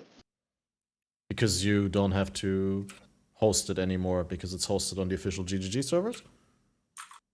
Yeah, because that's, it's critical work that needs to be done. So, servers go down, someone needs to wake up in the middle of the night if you have to, right? And all of us just have normal daily jobs, right? And it's not really a good option for us. Although, thankfully, it never really was the case where the site went down or something really bad happened that we had to. But yeah, now we're lucky that it's hosted on a solid infrastructure and some very capable people are taking care of it. So whenever something does go wrong, we can always reach out to them and they always help us out. Nice. But yeah, on the other side, the editorial stuff, that's something that we could benefit from as well. But as you can see, it's really hard to manage, right? Although they are in a different situation than us because they set up kind of like a non-profit company that gets paid by Jagex for the hosting and stuff like that. So yeah, their situation is a bit different. And at the same time, we still don't really know how things are going to be moving forward with PoE2 from our perspective. Like the wiki perspective. Right, because GGG said that they may eventually do their own wiki in the future. Yeah, yeah. So you don't know whether your services at all will be needed in the long run. Yeah, which is totally fine. Like either way, we're happy with what we did so far. And if we can continue to do it, we'll keep doing it. We are looking at making some improvements and possibly getting more help from GGG in regards of data if we are to move forward. But yeah, we'll see what happens. Right. You guys in the audience or the guys here on the panel, do you have any wiki-specific questions while we have the chance to talk to one robot boy here? Just want to quickly get that out before we continue the normal small talk discussion about the game. But, like, if there's any, like, any sort of wiki-specific things that you want to know about that may have been left unanswered when we did the original podcast with one robot boy and I Am a Cyborg, who was the first guy to actually make the wiki and the guy who actually sold it to Curse, if I recall correctly. Yeah, he sold it to the company that got acquired by Fandom. And Fandom's been recently in the news again because they bought GameSpot and some other game review website, and they fired some staff. So I was just reading about that the other day. Yeah, they don't seem to be very popular among gamers. Strangely enough. Yeah, exactly. Is there any progress on the search engine optimization front? There is some progress that just happened organically, and we're still looking at ways to change our content enough so that it's not considered duplicate. But yeah, this always comes up, and I am of the opinion that people should use the extension we have or use the uBlock filters that are posted on Reddit so that Fandom never shows up on Google. Is the extension that, like, when you click on the Fandom link on the Google, does that count as Fandom getting the click and then you get redirected, or do they not count the click at all? Like for Google. So no one really knows actually how any of Google's stuff works. But my understanding is that the click alone is not enough for it to be valuable, right? Because this is not SEO like 10, 20 years ago. Google is quite modern and uses a lot of variables in its algorithms, right? So even though it knows that the user clicked on a fandom link, they also know that they didn't end up on the fandom website, right? The thing is, we don't run Google Analytics or any sort of analytics which doesn't favor us to Google, right? That's also a decision we consciously made. Yeah. So we just try to take the path of most convenience towards the user and, you know, the least friction. And even though all of those options are there, just the other day I read the story of the person who bought the wrong Skin of the Lords, I think, because they read the keystone on fandom. So it still happens, but we're doing the best we can to just make people aware, and same are many streamers, everyone's using it, but you can only do so much, right? Not everyone watches streams and not everyone is on Reddit.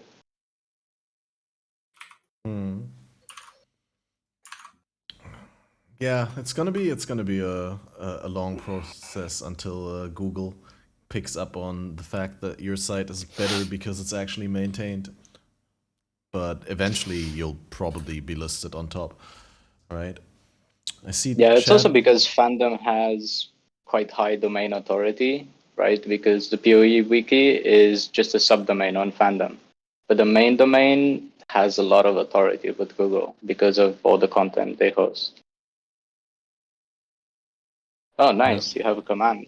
Yeah, I actually have a wiki command that directly generates a PoEWiki.net link, which is nice. Kind of cool, courtesy of my mod. Gurkenbaum actually made it. I don't nice, want to reduce him to mod. He's a friend. Yeah, he took a long time to actually figure it out, so that the entire string gets converted instead of just the first word after the command. But apparently it's possible. Yeah, you need to concatenate them. Yeah, right. So the future is bright. Does the PoE wiki was it like an open source? Like, did you use Mirror Haze or whatever to run the wiki, or what's it based off of? Like it is open source, but it doesn't use Mirror Haze. It uses the same software Wikipedia runs on and the same software Fandom Wiki runs on, which is Media Wiki, which is open source. Yeah. Sweet. Not gonna lie, I don't know when I did it, but maybe like a year or so before you guys did yours, I was sick of the Wikipedia already, like the fandom one. So I ripped the entire thing and started posting it on my own server. And I was like trying to make a new one, like a new wiki, and it was so much work that I gave up after like 4 days. So I'm ripping this bitch. I'm importing it into Mirror Haze. I've got some free hosting I found. I'm like, I'm gonna fix this. And then I looked at it. I'm like, this is a dumpster fire. Abandoned ship. Bail. Well, to be honest, that's what I thought when I decided to do this, right? I thought, oh, how hard could it be? You just take a website and you move it over. And especially since it's open source, you can literally just export the whole thing. I'm like, oh, this should be easy, right? But then I realized there's a whole other part of data mining the game and the whole other software that does that. So that was the... Wait, you're cutting out a little bit right now. Oh, sorry. Yeah, my internet can go a little bit. Yeah, no, it's just like with Discord. Sometimes Discord makes the words disappear and then you don't know exactly what you said. Could you repeat that last sentence before? Yeah, so I was saying that I thought the same thing. Like, how hard could it be? You just take a website and you move it over, right? And then I realized there's a whole other part of the data mining and making sure the data is correct and all of that needs to be maintained every league. Whereas, like, a lot of the work goes in. Right. Yeah, it's good that you got like the dedicated people with you as well. Yeah, honestly, we have a small team of developers that actively work on it.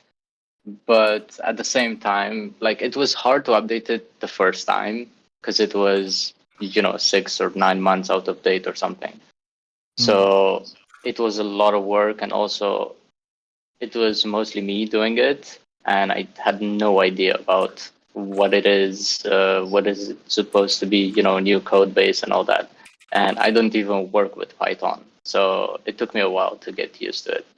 But also had some help from a few people on Discord, and we managed to get it up and running. So nowadays it's actually, it takes 10, 20 hours of a few people to get it up and running.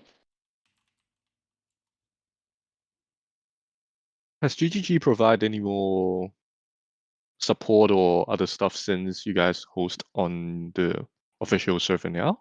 Or that hasn't been changed? You guys are still doing your own stuff? No, they hosted themselves on their servers, and whenever we need something server related, we can always reach out to them. We have a channel in our Discord where we have a few GGG web admins that we can always reach out to. And we also have, we get help whenever we need to untangle some data, because league to league data changes, moves around, and sometimes we can't just figure it out. So we were told that we can ask them and they'll help us out, basically. That's so cool. I still think that's amazing. I mean, I don't know. It may have been something that happened before with other companies and other wikis. I've just never heard of something like that. That like a community created resource got actually picked up by the game devs and like supported by them and hosted on their actual servers. Yeah, that was the case for RuneScape. Like I said, although they're in a different situation, and the Zelda wiki is also moving away, but I'm not sure how much support they get.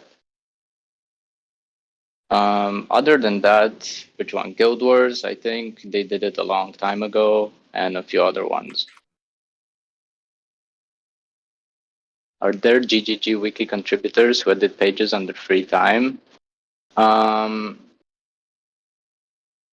really, I don't think so, but there are devs who contribute code to the data mining tool.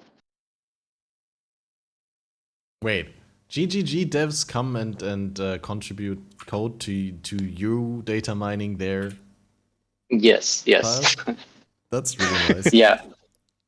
Yeah, because sometimes, well, here's the way I see it. If they really wanted to, they could prevent us from completely seeing anything in the game. They know what we do. They know what we can see and what we can't see, right? Like, this is where it was really important for us to still have the freedom to get the information directly from the game, while also assuring them that we're not going to spoil stuff, right? Like, that's one of the last things we want to do, to just push some data from the game that is not supposed to be known yet, right? That kind of ruins it for people. So there's this balance of having the right information while not having too much information. Yeah. That actually got me really curious. You know how we in Sanctum about a week and a half in, we got the new unique unique relics. Were those already data mined before that, or that only comes out after they patch it in? Like, if you guys saw something like that, would you guys put it on the wiki before it actually launched, or yeah? No, it's actually like, it's one of our principles, the same as not running ads and all of that stuff, that we don't want to spoil things for people. How do you find that out specifically in that case? Is that just information that wasn't in the files at the time of release? Or if it was in there, like, how do you figure out that it wasn't included in the release and that's not something that you should disclose? Evidence? I mean, if it's usually like a new end game boss or something, we wouldn't want to spoil it. So maybe we just hold off on that particular thing, even though we don't, like, our updates don't happen in real time, like PoEDB, for example, right? Right. So by the time we get to actually release all the data from the game, it's like 2 weeks into the league or a month into the league, So it's not that much of a spoiler. But if we were to, like, me personally, if I was to find something that you know, we know the data that is in the game and something can stand out that shouldn't be there, right? I'd probably just double check with them, to be honest. Yeah, that was my question basically. What's your decision making process, and do you have like can you contact them at any time and be like, hey, we found this, but we don't know whether that's actually supposed to be public? Yeah, absolutely. I think that's totally reasonable, right? Right. Not just from their perspective, but also like if I put myself in a player's shoes, I wouldn't want things to be spoiled, right? Yeah. No, I'll agree. Like, I mean, we all probably agree that that's the most magical time is in those 3 months when the patch hits and we don't know exactly what is in there. Like, we know a little bit of what they want us to know, and maybe like what we found out beforehand, but like, yeah. Yeah, I still think that a big. Sorry, one of my favorite things when like a league comes out is like that GGG goes, yeah, we've got 10 new uniques. Here's 3 of them, and then it's just silence, and then you just wait until someone else gets one, and then it's like now that one's been got, you look at the wiki, it's like, oh, I can finally learn what it's all about. Now that one's been found, everyone knows what it is. It's like the best fun, half the fun. Yeah, I still think that PoE is a game about discovery, about many things, right? And that to me, that's a lot of the fun of it. I was just thinking now that I haven't quite played, you know, endgame in a few leagues, and I'm looking at all these new uniques from the Uber bosses and all that, and I'm like, damn, I don't know any of this. This is so cool.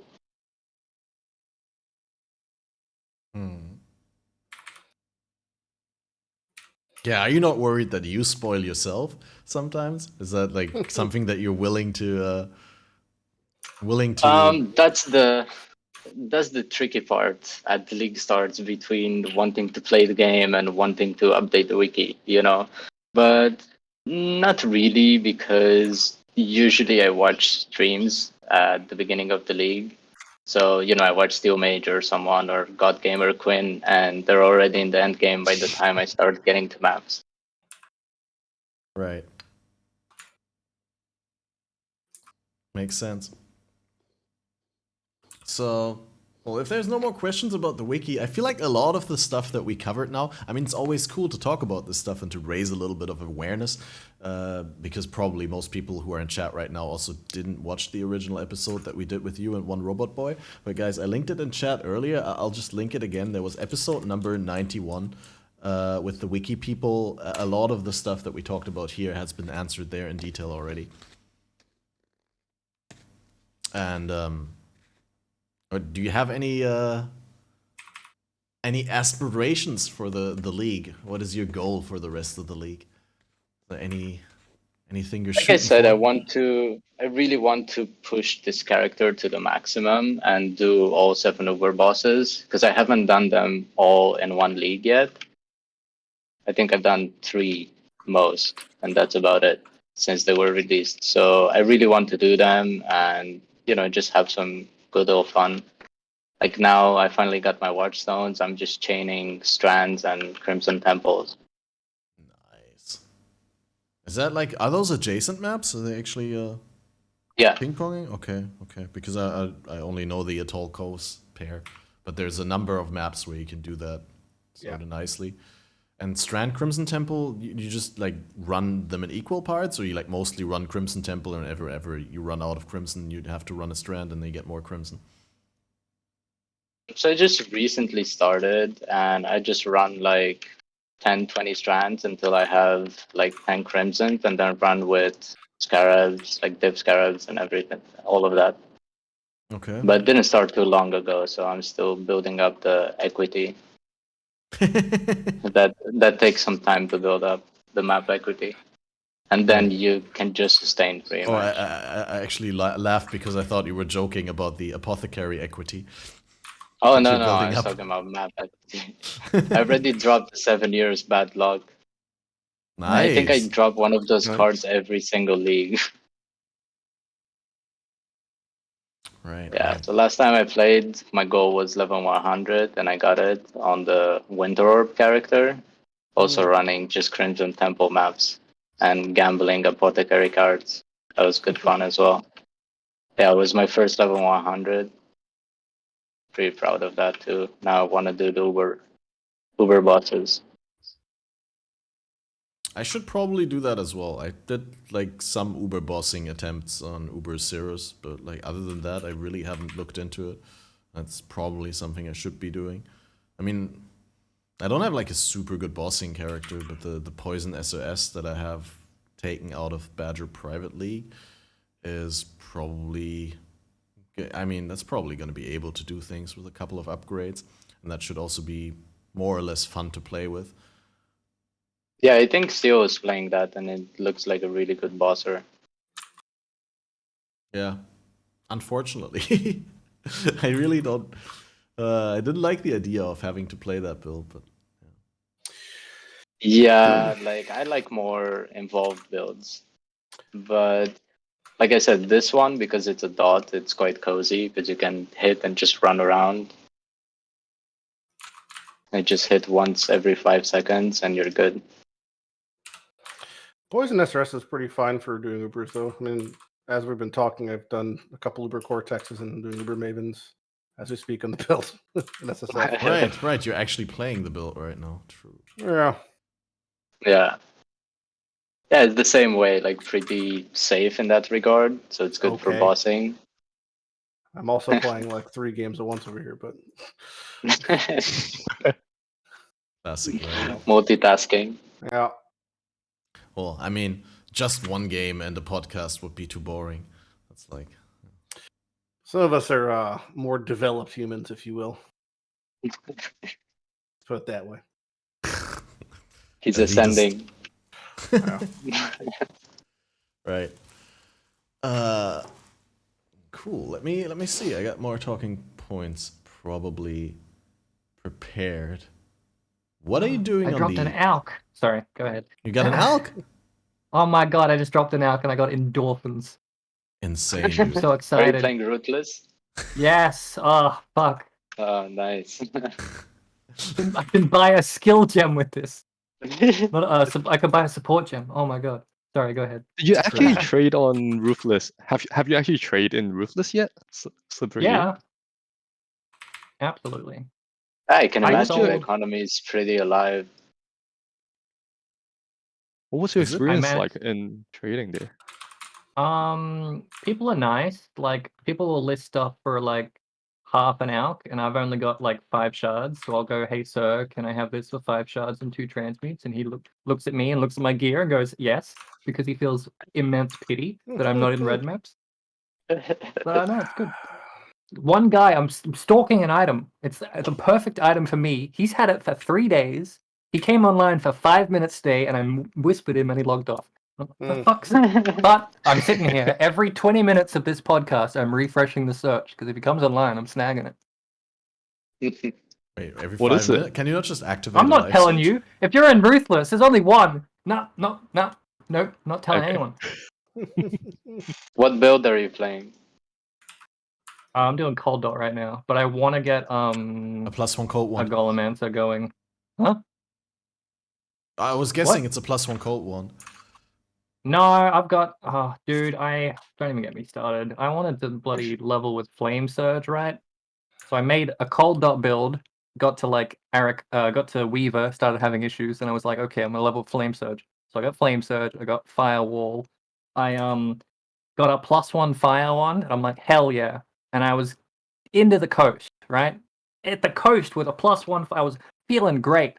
And I'm like, I'm not feeling it. So I deleted the character, but I forgot to take all the gear off.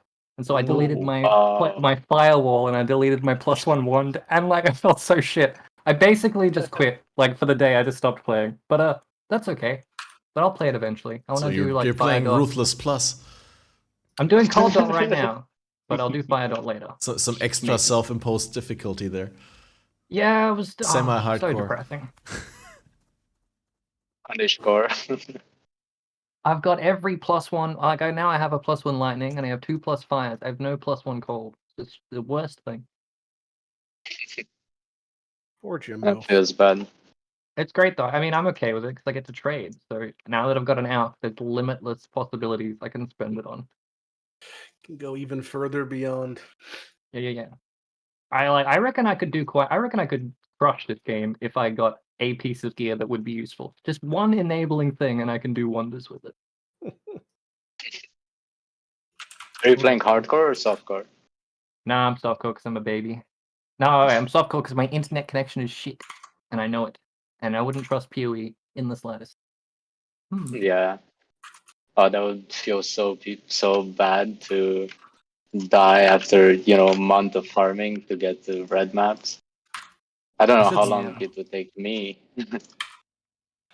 If it's a good death, like a justified death, where if you review it, you can take away something where you're like, yeah, I actually could have done this better, I could have played this correctly. But if it's like one of those deaths like I have sometimes where PoE just decides to start on the wrong screen, or like, and then I try to get it on the right screen and then it crashes, and I've died to that before and I was super mad.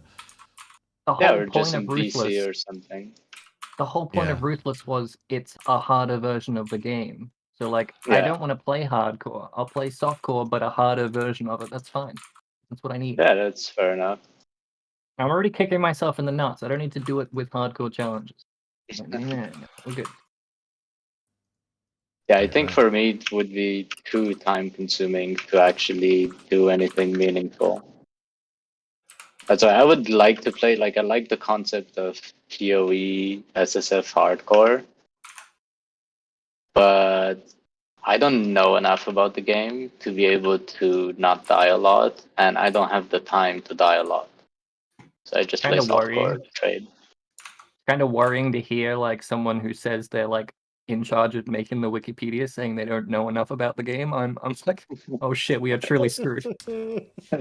Stunning Kruger effect. I mean, the more you know what you don't know, right? Yeah, I like living. Another one for the book, Catmaster. Another fortune cookie. It is like it do be like that, dude. It do like, be. Yeah, it do be. If you are incompetent, then you evaluate yourself as relatively more competent than someone who is competent. If that were true, I'd be playing hardcore. I know I'm shit. I know there's shit I don't know. I'm playing softcore. Leave me alone. True. Well, there you go. Yep. What's been your favorite Atlas strategy this league, Slippery? Too much. I think he's a man with a plan. How many slash kills do you have on your main character, Cat? Me? I'm gonna answer your question with a question. Less than 1 million. I don't kill a lot. I have 4.7 million kills. I've farmed so much this league. I don't know. I've done 4.7 kills of which kind of league specific monsters? It doesn't track that, dude. If they gave us RuneScape level of tracking, I'd love it, but they don't. It's a flat number. I have no idea. Delirium, maybe.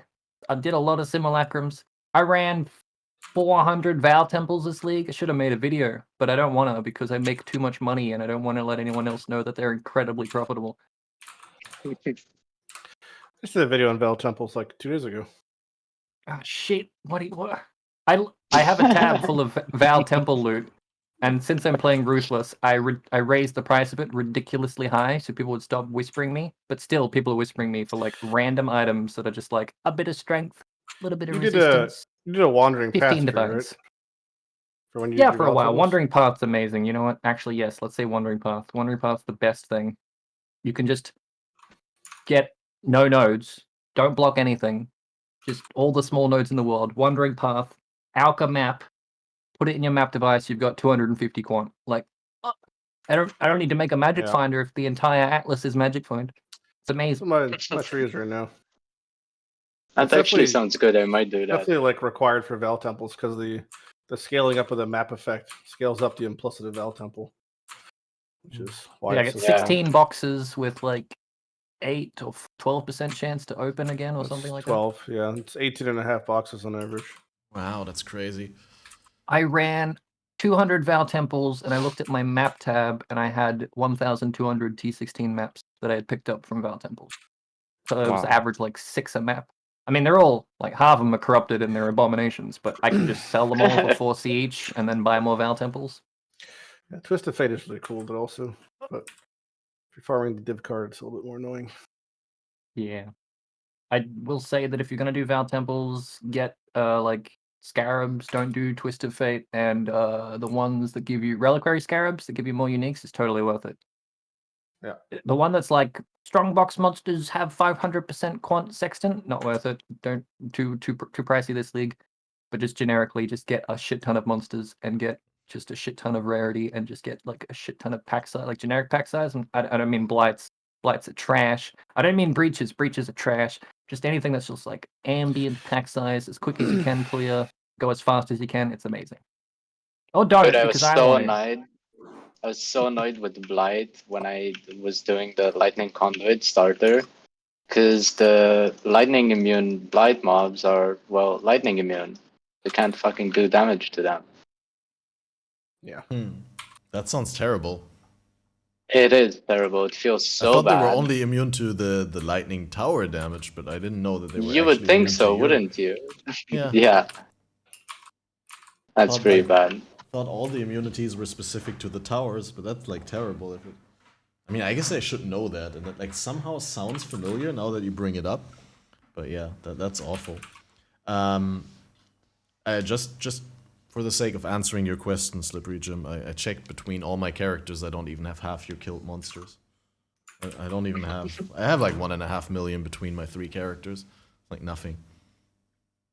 I have 642k on my only character. Yeah, my highest character had like 760,000, but like then the one from BPL has like 380,000, and the one with my league starter was like 400,000 something. So really nothing at all. I probably have closer to 6 mil on that one character because I got the challenge for 1 million kills, and I did slash kills when I got the challenge, and I had 37,000 tracked kills. And I was like level 93 or whatever, so I just... Wait, how can you have the challenge for 1 million kills and then it only tracked 37,000? Exactly. So at some point it actually started counting. So I'm just going to add a mil to whatever my... Are you saying mine might be inaccurate as well? Because it seems like kind of weird that the Deathsolve Yours could character... totally be inaccurate. Well, the Deathsolve character that I played for 6 days, 5 hours and 21 minutes, that would feel really weird if I did have less than 1 million kills, because you know how Deathsolve walks into packs and everything explodes. So like you basically just run through the map. So yeah, that'd be awkward. So maybe it is, but we need really. We need 1 billion different tracking. Just give me a statistics page with every single type of kill I've gotten, and like let me know how many cats I've killed, let me know how many beasts I've killed, let me know how many Alva temples I've run. Oh, I just want statistics, man. Give me free statistics. It'd be amazing. And like account wise, and get some of that with MapWatch. But yeah, it should be in game. That would be nice. Like, because we got slash killed and we got slash played and we got like our levels and our links. We need more things to hold over other people, like EP wise, like yeah, contest. Yeah, absolutely. I recommend you use MapWatch. It's pretty good. Tracks quite a lot of stuff. Yeah, but it's not reliable for the amount that I know I've done compared to how much it says I've done. It's not accurate enough for what I need. That's okay. Well, at least it helps you track like how many X maps you did and stuff like that. How many temples. Yeah, I'll load it in now and crash my browser real quick. Yeah, so you should download the standalone app. Oh, they have it's one? Much better. Sweet. Yeah. Oh. That is much more reliable. So I got a breach unique? Oh my god. Man, I've been doing a really good job at hydrating. I'm not sure if you want to talk about Cat, but I just got a Voidborn reliquary key. I don't know if you guys spoke about those yet. We did earlier when Tarky was there, because Tarky like specifically didn't read anything. He said he unfollowed everyone on Path of Exile and like muted everyone on Twitter because he didn't want any spoilers for the league, so he went in completely blind and ruthless. He literally didn't know that Voidborn reliquary keys exists and what they are. Also, you've been asked what is your slash kills on your current character. Oh, it was 1.5 mil. Yeah. Oh, easy. I'm going to quickly be AFK and deal with the consequences of my good hydration. I'll be right back. Wait, let's talk shit. No, I can hear you. I got my wireless headphones. That cat guy and his lack of kills. How dare he play the game at a healthy rate? Why can't he be a degen like us? Am I right? Imagine hosting a PoE podcast without even 1 million kills. Yeah. I I feel haven't attacked had- as well. I have haven't half a had- million. That's okay. I haven't had any reliquary keys yet. I would Yeah, like neither. some. Third one today, I think. Third one What the today? hell? Yeah. Yeah. Oh, hand it in. We'll see what I get. Is the drop rate not the key, but then like when you open the chest, is it like equal amount? So the everyone, weighting, or the way it works. No, is it's weighted. the weighting is Okay. is based off of the amount of submissions per unique item. Yeah. So, but it's skewed towards things that were submitted multiple times in the same unique. However, Mm. the overall weighting of the key is then going to be determined by the overall chance of acquiring the uniques within the key. So if there was 1,000 submissions and 900 of them were for Mage Blood, when you open the key, you would probably be a Mage Blood. However, the drop rate of the key would then be skewed incredibly rare because of the probability of getting a Mage Blood. Yeah. So basically, it's a glorified Jack in the Box with meme text. That's really what it is. Because at the moment, there's more uniques in the game on this thing than anything else in the game that can give uniques, because it can pull things from every pool in the game that it was submitted. Yeah. It is cool though, and I like the shiny. Yeah. Who doesn't like a good shiny? They Pay to are win shiny. fun. Pay to win shiny, yeah. I'd like shinies if they were like a 1 in a million when the unique is like just dropped naturally, and then you're like, oh, I got a shiny. I've got an extra shiny piece of shit here. Versus I've got 200 divines and I bought 1,000 keys, or I don't know how much they are. Cool though. Yep, interesting. Yeah. My vanity. Chris said we weren't going to have NFTs, but then he just implemented a whole bunch of shiny items that we can pay $600 for. Suspicious, Chris. Suspicious. Yeah. But we can't trade them. We can't trade our shiny belts to each other. We can get them in game and trade them. Oh shit! Advanced. He built PoE entirely around his crypto idea, but then he just called it something else. I'm onto him. Okay. And skipped all the crypto stuff. Yeah, it's all been leading up to this. There's someone submitted there's I think it's like 3 or 4 of them that there are unique submitted with the text just being the intro to All for One, and they're all marked on uniques that I don't have. So I feel like I'm being hate crimed by people. Oh. Especially the Actum. The Actum's especially offensive because I saw it and lost it, and that one literally just has the All for One intro as the fucking opening text. That seems like it's a the personal only attack. Actum. It is very much a person. Someone paid $500 to personally attack me. Multiple people have. I'm sure they're being nice. Let's see what we get. That's when you know you're popular, when you get the haters. Yeah. Necromancer Circle. Oh, Devouring Diadem. A must-wear of the holiday season. That's the text. Okay. And I mean, that's probably better than average. Are you gonna unveil that, or? Yeah, of course. Of course. I mean, yeah, true. You can't trade it away. I'm stupid. Oh, we can't see. You can. I hit the arguable best one, the increased duration while affected, or ailment while focused. It's probably the best one. Crazy. So there it is. It's this, purplish. I guess it's purple to orange fade, like a stat track knife in CS:GO. I really like the What's visuals. that bad boy for 17 cents? Yeah. Here it is. I can go rot in the stash on the league. The visuals are cool, and what I like about the thing is just like a really low effort variant for them. Like at first I was like, I'm not sure I like that because it's low effort, but now that I know that it's in the highest supported pack rather than gated behind like paying another additional 500 like for the diff card or like a total 1,000 for the unique, I feel like it's a cool thing that they just add that to the highest support. Or am I wrong about that? Was the highest supported pack with diff card before? Or wasn't it always the like Awakener? additional? It was the Awakener supported pack when Act 4 came out. Had $1,000 or $1,200 for a div card. Yeah, right. That's what I was trying to say, because that this one is not that expensive. It allows them to make a profit while offering it in a lower pack, I mean, it's still a pretty high price point, right? The only I also think it's cool. Yeah, it's cool that people get to leave a mark on the game. Like well, that's where I was going to go. This only works if this stays in the game. Like if if next league the key is gone, it's kind of like that's a real fucking snatch and grab. I believe that's the intention, that it stays in the game. Well, it'd be the first time that happens, that something like this stays in the game of this ilk, because it's basically, it drops every unique in the game currently. Basically, every single submission's been met. So I hope it stays in the game.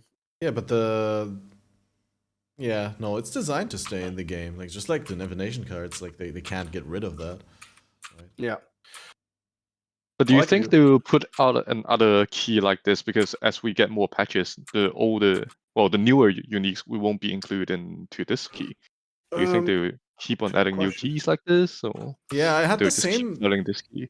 The same thought, because they're sort of watering down the value, right? Like, because the first, say, 10 people who put in a unique into this key have a 1/10 chance that their unique is picked and that their text, that their message that they put in is being shown. Yeah. And now that it's 2,000, it's like obviously a much lower chance, but the same price point. So they can't like go on forever, right? Like eventually they're gonna have to like do a new thing. Well, they cap the sales, but they don't cap the submissions. So whatever amount gets sold this league, right? You don't have to submit it, I believe. This league, kind of like how the Hall of the Grandmasters. I have friends who submit their characters like last league. So you can just sit on it if you feel like you don't want to have it in the game, and like I want to wait for a better unique to come out that I, so I can get that one. Like whenever they add, like right now you can't pick the original Sin Ring, but when it gets added to the base game next league, for example, maybe somebody wants to pick that. And then they just have to sit on their submission, I guess, until then. That'll be, that's a thing. So no one's making them. Obviously there's so many uniques, like just like 10 different mage builds per pick. So if you want to be more unique with your submission, you could just be slightly patient, and you'll get exactly what you want. Just to quickly clarify, because I see in chat the question: does not every submission have the same drop rate? So when you have a key, every submission is equally likely to come out of the key. So if multiple people submit the same item, those will be more likely than items that have only been submitted once. But also at the same time, the rarity of the items that are in the pool that can come from the key determine the drop rate of the key itself. I.e., if like 1,000 people put Mage Blood in there, that's going to make the key a lot rarer to find. And if like 1,000 people put Worm's Mold in there or something like that, then it's going to be a lot more common to find.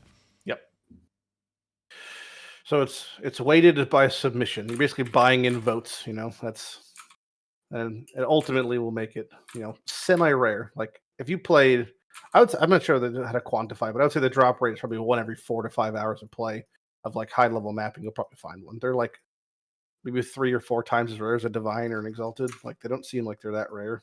And even just the quantity and trade, like hour 1, there was like hundreds listed. I mean, and there's currently no really good strategy to flood the game with added currency drops. Like we don't have NEM 3, NEM 4 anymore for like just like shitting out base currency hits. Beyond has something like that, but it's not super good. So yeah, like they're just kind of just in the game dropping. But like drops are really good right now for base games, so I'm sure you'll find, if you're playing like this league, you'll find a couple, no problem. You'll probably get trash from it. That's part of the fun. How much are they cost now, the keys? In trade? I have 5 days played, 5 days, 17 hours, and I haven't seen one. Well, they weren't added at the beginning. But then again, a lot of AFK time as well for me. Yeah. Like I just leave the game open and I'm not actively playing. I'm checking right now what there are in softcore trade. Someone said 3 divines in trade. I'm chatting. Yeah, that sounds realistic. Like someone from my guild found one a couple of days ago and said he sold it for around 4 divine, if I recall correctly, and he was super happy because like.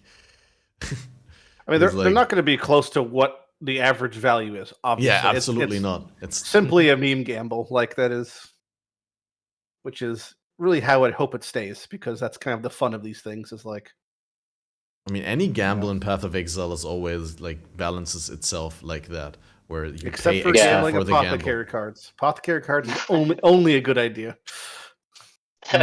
Because if you succeed, then you have Mage Blood, and if you don't succeed, you can go play a different game. That's a win-win. No, that's not the gamble that I meant. I mean, like when you buy gambles, like buying a stack deck is always higher than the expected value that you get out of the stack deck, or like a random diff card set that has a chance to give you any unique belt. Always you pay more than what you get back in items. Always Headhunter. Always that as well. It's about positive projection. You got to make your dream board. If you keep thinking negative, you're gonna get negative results. What was that called? Optimum trajectory? Astral projection. That as well. Autoerotic asphyxiation. It's one of these. Please no. Sure. Please Wait, no. what? We have young listeners here. Tell them to not try that at home. Well, I'm not going to discourage their behavior. They could try. Well, I don't know what it means. I gotta look it up first. Yeah, Google it, kids. Google images. Fate search off. Well, I mean, ask your parents. I'm not going to complain about being demonetized. I mean, that ship sailed a long time ago. Right. Since Slippery Jim won't answer the question, do you want to tell us about your favorite farming strat this league, Robot? No, you didn't say. I said. I did. Well, I guess. Man. Yeah, Robot. What do you got? Well, I was asking League Mechanic, and you said like I just pick the small things and go wandering. You path. said Atlas strategy, and I said wandering kinda. path. What do you mean? Yeah, but I wanted to hear Expedition. I said. Well, it's never Expedition. I started Expedition this league, and it is absolute horseshit in solo self-found. Gwenin is like Rog is great when he works, and he's useless when he doesn't. Tujin, fantastic. Gwenin is so neutered now in her current iteration. It is wild. Like, well, I mean, how useful she is. You'd still be happy to get the high eye level bases and stuff, but yeah, I mean, I mean, that's like that's once. That's like Yeah, once exactly. I mean, you're really, really, really fucking begging for happiness at that point. I did like almost 3,500 Gwenins in the first week, and not even nothing. And sometimes you go 400 Astragali, not even see a worm smolt. Like it's just so neutered. But obviously, you can just do one and get a Mage Blood. Like, of course that can happen. Yeah, every single one could be one. That's why people are going she's to keep. She's so bad compared to how she used to be. It's like substantial. Well, I pulled a Headhunter from her. Still 50% chance. Oh, it's always 50-50, baby. You either get it or you don't. Yeah, no Lord of Life. I happened to be lucky enough to pull a Headhunter from her in one of the previous gauntlets. So yeah, I got my RNG worth. Yeah, I got a Headhunter in gauntlet. It was terrible. Oh, it was so bad. Because then I re-rolled, and for some reason I was like, hey, because I got a Headhunter, I gotta go with the extra meme build. So I did Elemental Trinity Spectral Shield Throw Ascendant. What the fuck? Yeah. Paper hands. What level did you die on? 10. I actually 43. Headhunter on dead. Somewhere around 90, but maybe before, maybe after, but I didn't die to a legit death. I DC'd in Delve. Oh. I was like, that's your problem. I had like a lag spike, and then I logged out, and the logout was packet loss, and then I was dead. That's your problem. First of all, you played with the Headhunter. Second of all, you went into Delve. Yeah. Classic mistake. I know better now. Yeah. I've been schooled. Yeah, Delve is really dangerous in hardcore, because if you DC, there's a good chance you're dead. Yeah, I don't usually DC, though. The last time I died in Delve to darkness was like, my own mistake. Just walking into darkness and dying because I didn't have enough darkness resist and no flares and stuff. Did you have your darkness enthroned on? No. Obviously, I was wearing a Headhunter. Well, that explains that. It's like an instant death. Right. Noob. Wow. This gauntlet I played, I got 2 maps, and in the first map, I had the Legion, and I remember thinking to myself, I shouldn't do this. This is a bad idea. And I did it anyway and died. Those are the best ones where you already know beforehand this is a bad idea and then you die. The writing's on the wall. I shouldn't be doing this. Famous last words. Cuts to him doing the thing. Oh, that reminds me of my terrible rip with my Spectral Shield Throw Bleed Gladiator when I decided to do a Metamorph in the Underground River map. And what are you doing? And I put the map boss in, and the map boss puts Ursa Mortar. Yeah, Metamorph is good if you know what you're doing, but evidently I didn't know what I was doing because I put Ursa Mortar in there. Like, you just have to not pick the projectile skills that scale with additional proj, then I would have been fine. Like, I literally had no problem with any Metamorph up to that point, but I just picked one wrong organ, and it was insta-death. Tisk. So, you started with Expedition, and it was bad. Yeah. What did you transition into then? What was your next best choice? I swapped to Breach when I wanted to farm out Skin of the Lords. I farmed out like maybe like 10 of those a day probably for like 3 or 4 days, and did not get the colors I wanted. And I got sad, so I did something else. Now I've been on the Wandering Path tree like Jim was talking about before. He gave no information, and yeah.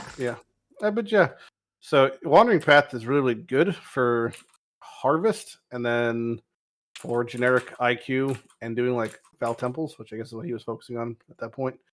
Also really good for building a map base because you have a 72% chance to when you drop a map, it drops a adjacent.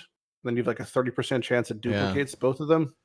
Not to mention just the base like 40 quant because of Fortune favors if you have it on, or with all the nodes and stuff and the effect. So you end up with like the map I'm in right now is 235 quantity. It's just like an Alcongo map.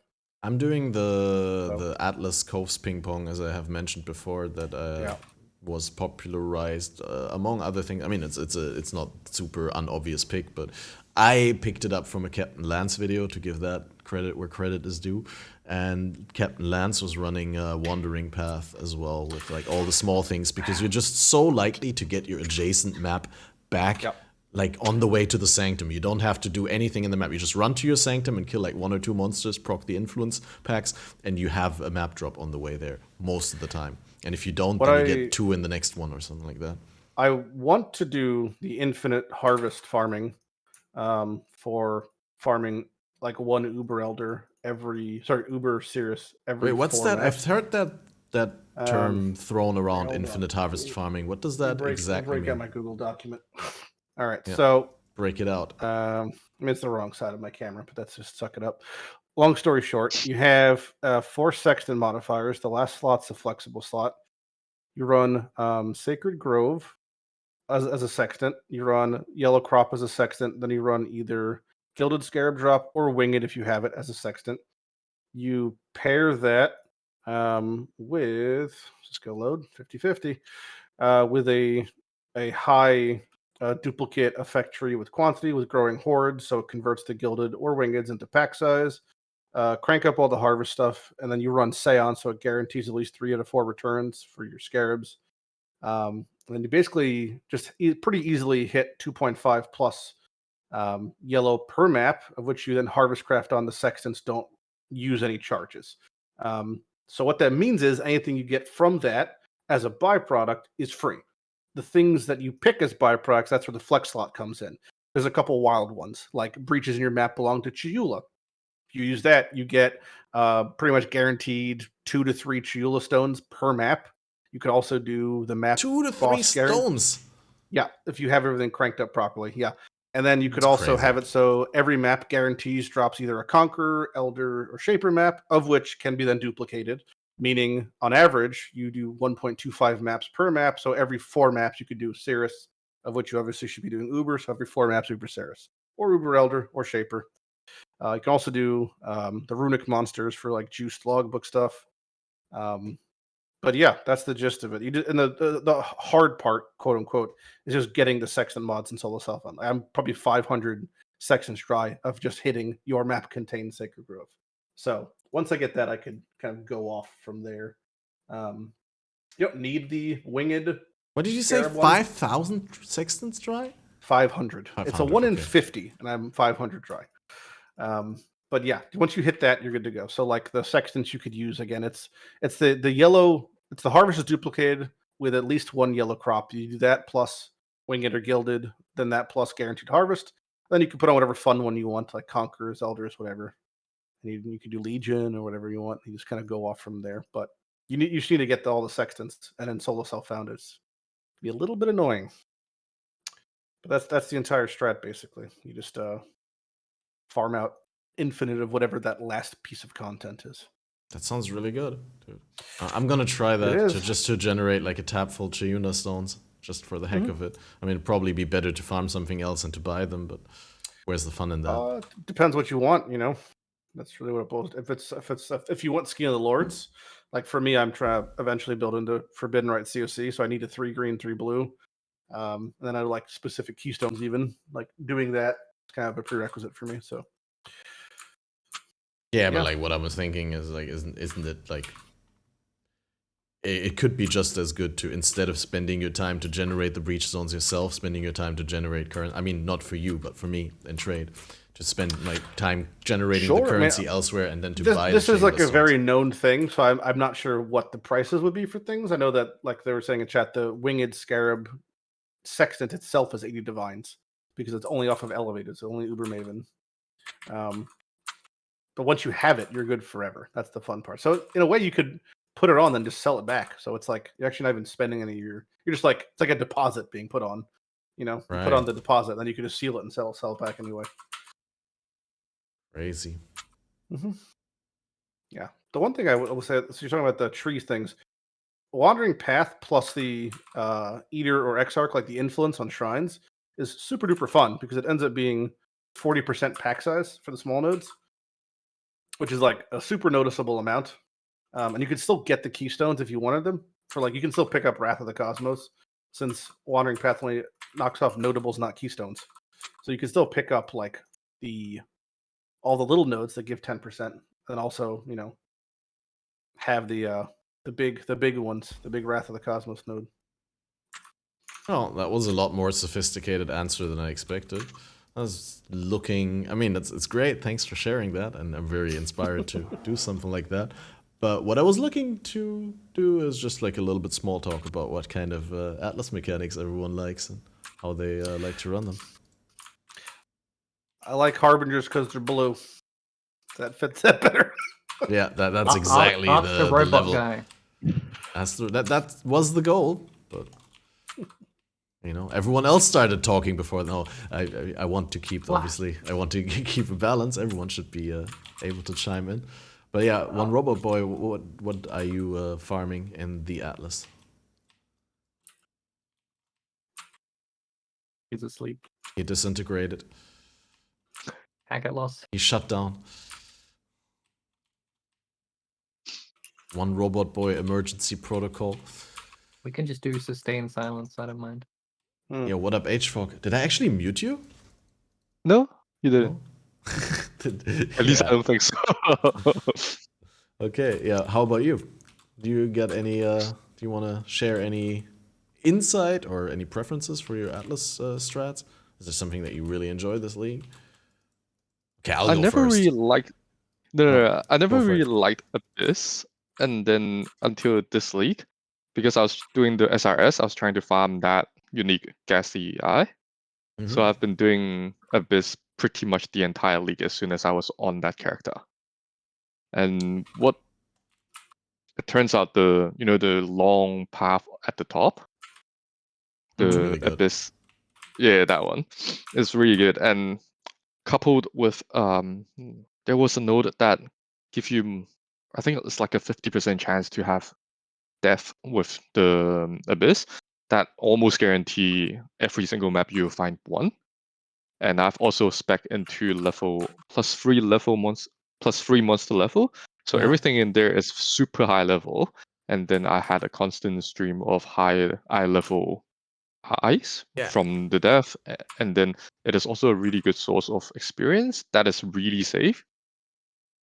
Oh, one robot boy responds. He said he can't, his mic is a bit wonky. All right, then it died apparently. Well, thanks that you. I mean, I hope you can fix it, but thanks that you came on and that it worked for so long. That was great. You're welcome to stay on, of course. Yeah. I was gonna say, someone told me that the Trail of Destruction, where the abysses in your maps that do not lead to an abyssal depth lead to 4 pits if able, that actually is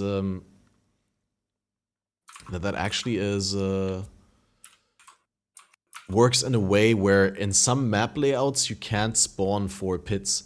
The abysses are forced into 3 pits, or can't do 4, and that's somehow, maybe this is just like something I heard and get completely wrong. Well, you're right.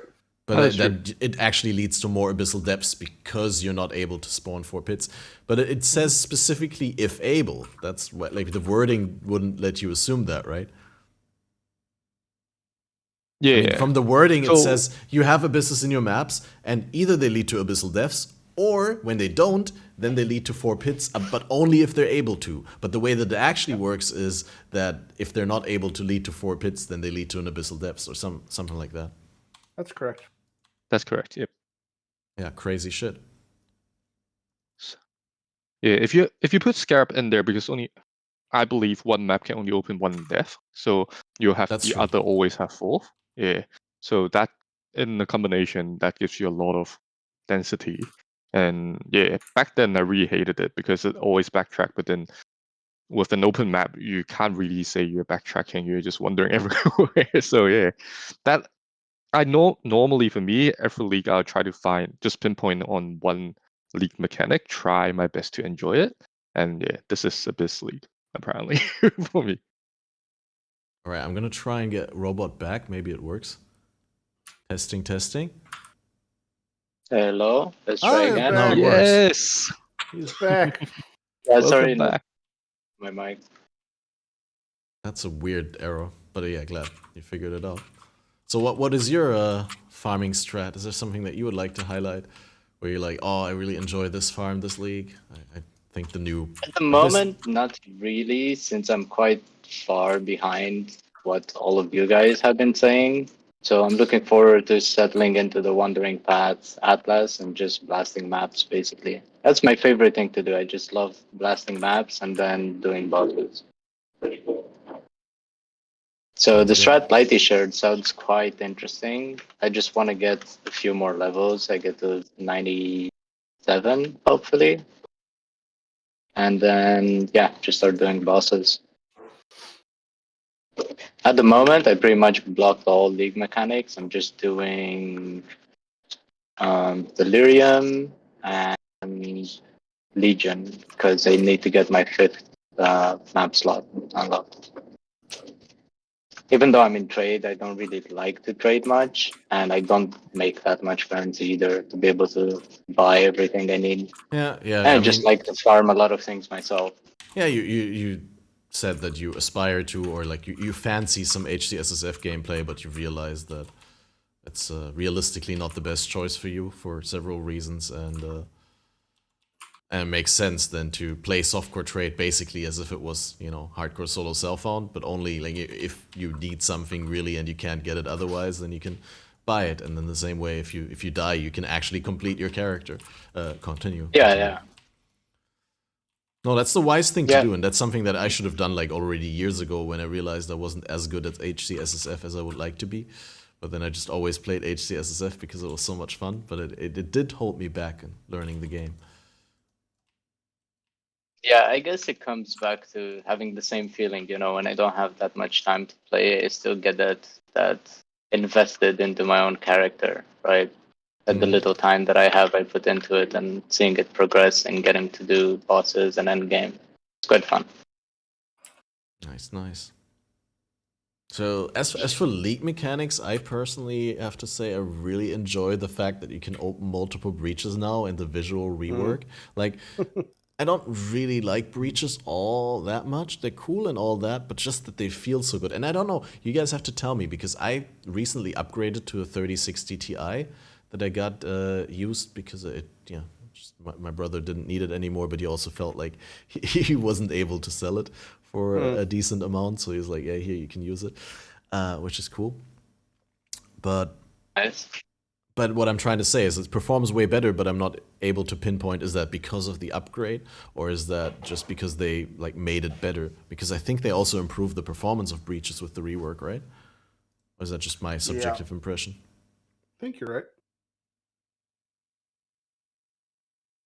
I'm not sure. I'm quite on old hardware, so my experience is not that different from before. Relevant, I guess.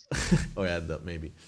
But do you notice a difference to before, or is it just like, you know, doesn't? To be honest, for me the game always ran fine. Like I don't really have the issues I see a lot of other people having, like, you know, crazy stuttering or something like that. When it happens that there's something wrong with the game and it gets fixed. But yeah, I've been okay on my low-end hardware so far. Okay.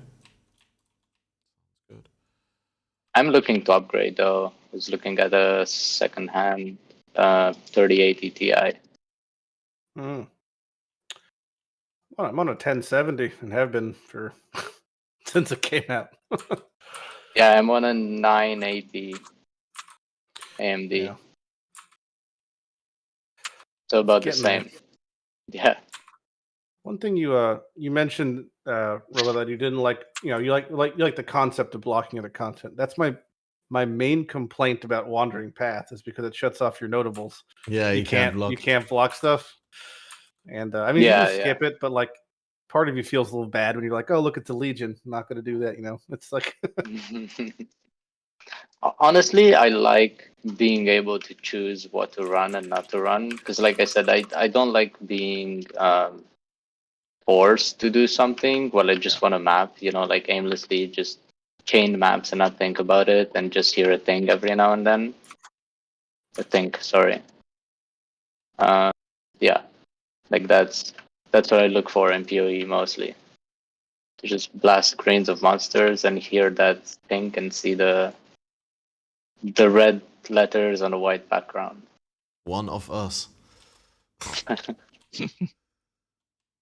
Haven't seen white letters on a red background in a while. Just change your filter. Or your item filter. Is that what I said? Is that what I said?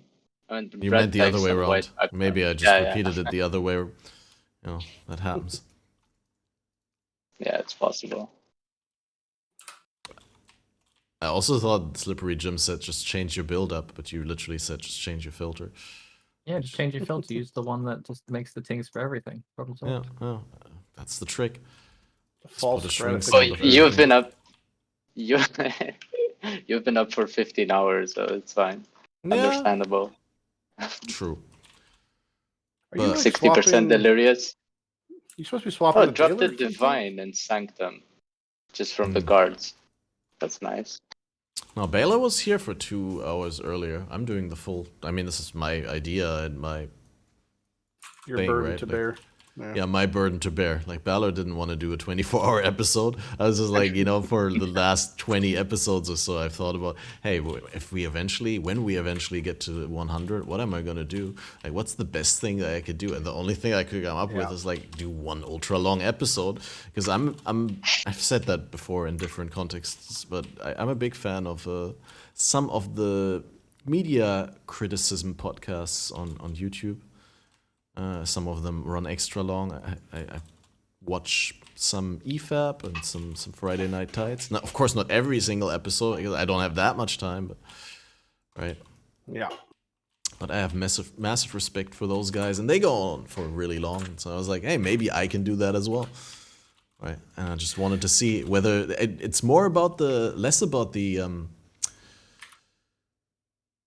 What I'm trying to say is it's less about being able to endure 24 hours of streaming and podcasting. Sure, it's a little bit rougher than doing a 24-hour gaming stream, because in the gaming stream you can always retreat into the game and like pump some music that keeps you active and stuff like that. But then obviously in the podcast setting you always have a conversation going that keeps you engaged. So that's also good. And for me personally, like the last couple of days, I always went to bed like super early at like 8, 9, 10 p.m. And so I also did that on Thursday night, and then I slept until really early. That I did some work for prep for the podcast, went to bed again, slept another 3 or 4 hours until like 2 hours before the podcast. And I was well rested, but I got super tired at exactly the same time again. I was only awake for like 3 or 4 hours and I could have directly gone to bed again. But since I'm through that, now it's just like another normal day for me, because it's not that I have a lack of sleep. It's just I haven't slept in a long time, but it's pretty. I did a good job managing it, I think. The best I could in the circumstances, anyway.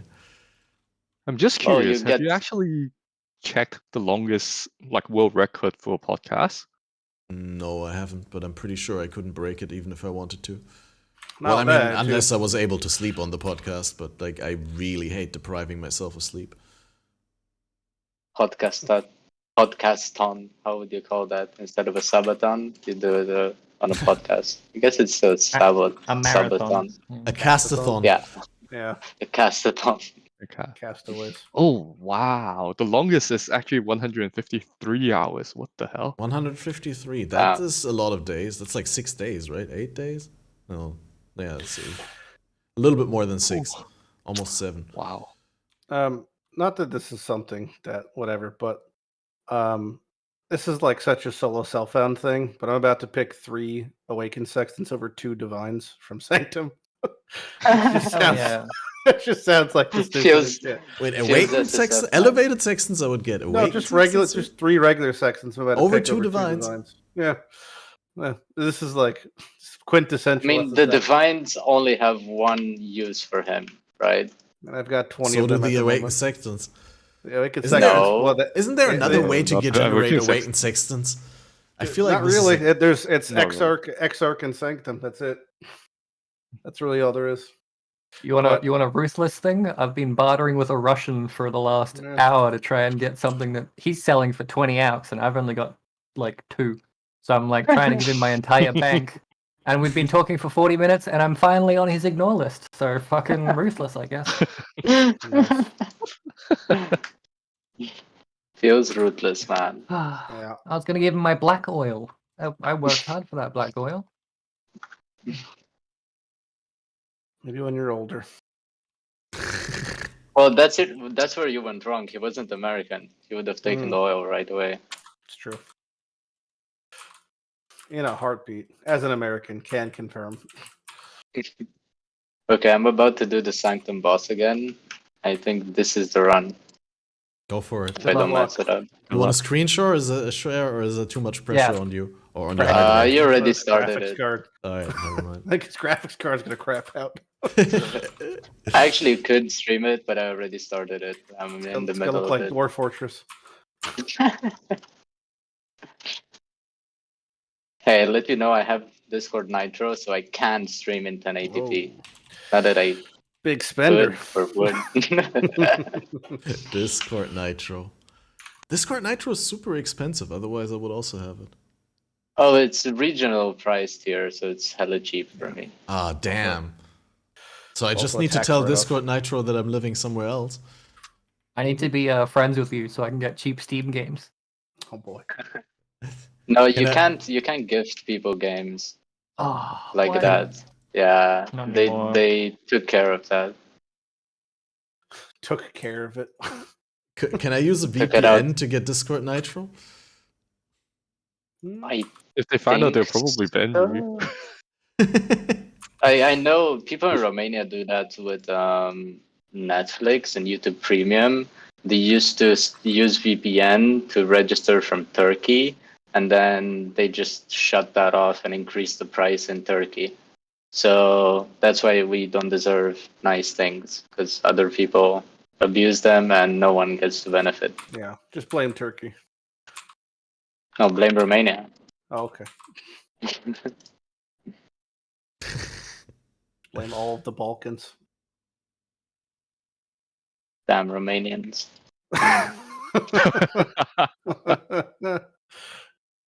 Jesus.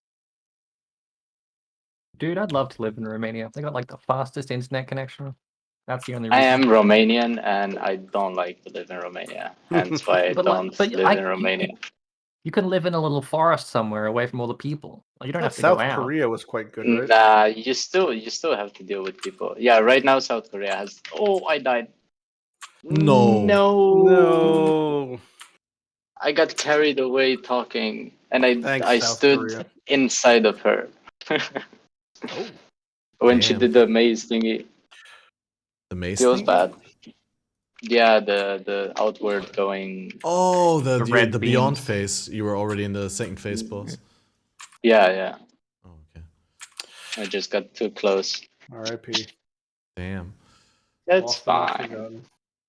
I feel guilty now. I should have told you to pay attention instead of talking. Because I could have seen that coming. That always happens to me. I start talking to chat, I start spacing out and autopiloting, and then before I know it, I eat dirt. Yum, yum, yum. It's fine. Today is a day of failure. I failed Uber Ether and Uber Cortex. I mean, was it failure is the best teacher or something like that? Or fortune. I absolutely don't mind it. Like, that's how you learn and that's how you get better, right? And obviously my character is not really ready to do Ubers at level 93, 94. You'll get it. Yeah, when I first started playing, I remember failing like 50 Awakeners. It was back when you had to complete the 4 regions and do all the thing with the Conquerors. And I was fine with it. Like, it did get frustrating after a while, but it was fun to eventually get it. It does feel sweet when you actually get it. Yeah.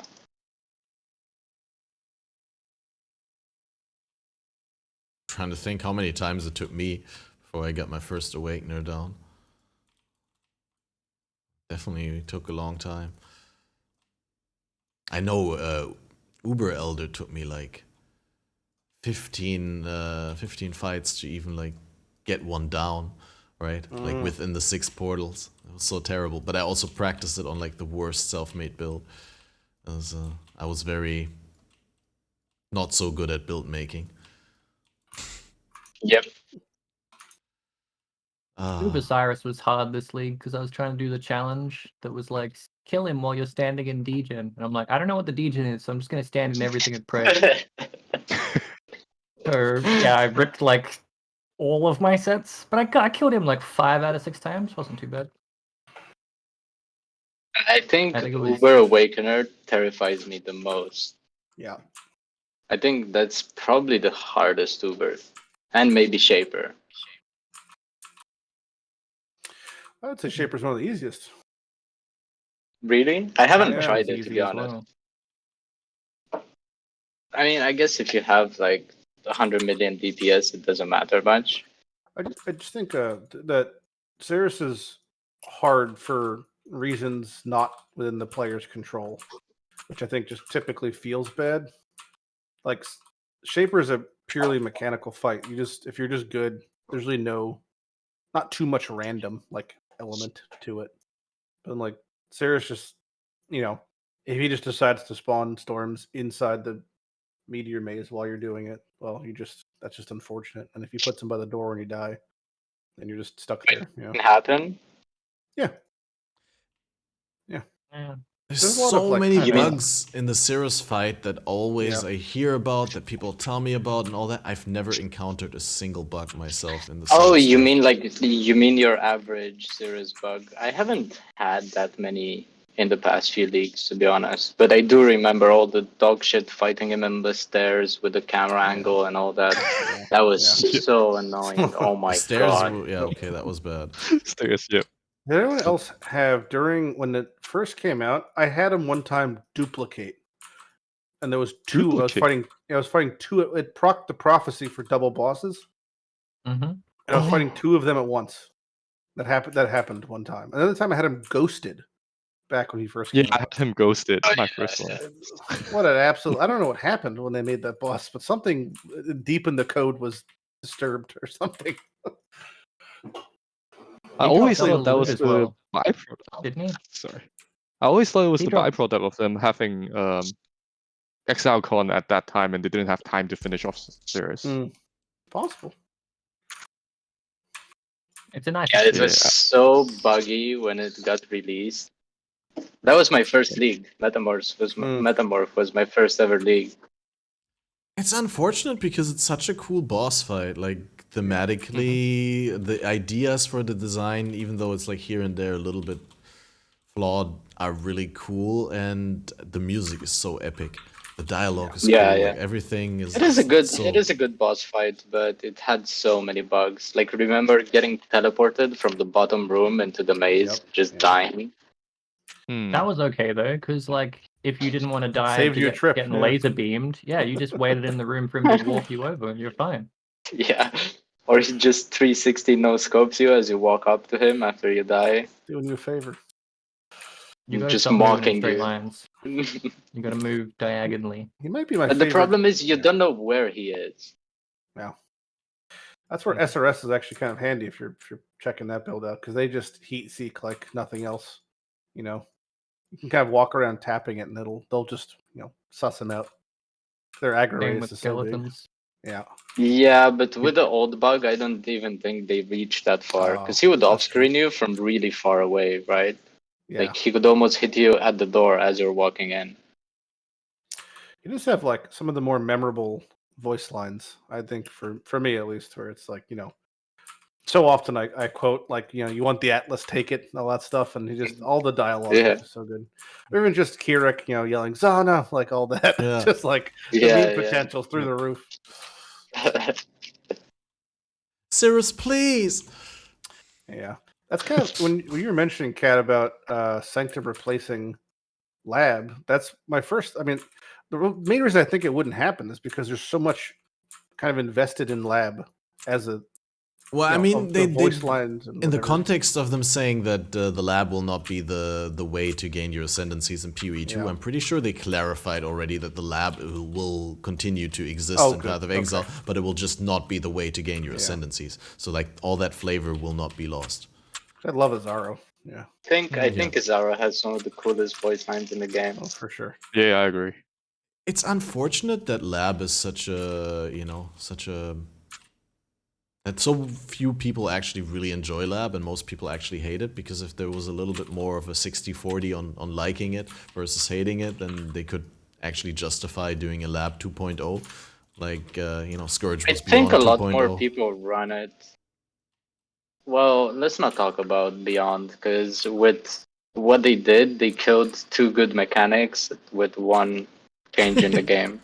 That's one way to look at it. I'm not too unhappy with how it is currently. I do understand the frustration of people who previously used Beyond as like a super end game map juicing mechanic, and that's just not it anymore. But I feel it's a good merge of 2 league mechanics to make them go core. They wanted to phase Beyond out for a long time. They said as much, and but I think they killed Beyond, which was their goal, but they also killed Scourge, which I don't know if was their goal. Because Scourge itself was a really cool mechanic. Like Scourge League was one of my favorite leagues.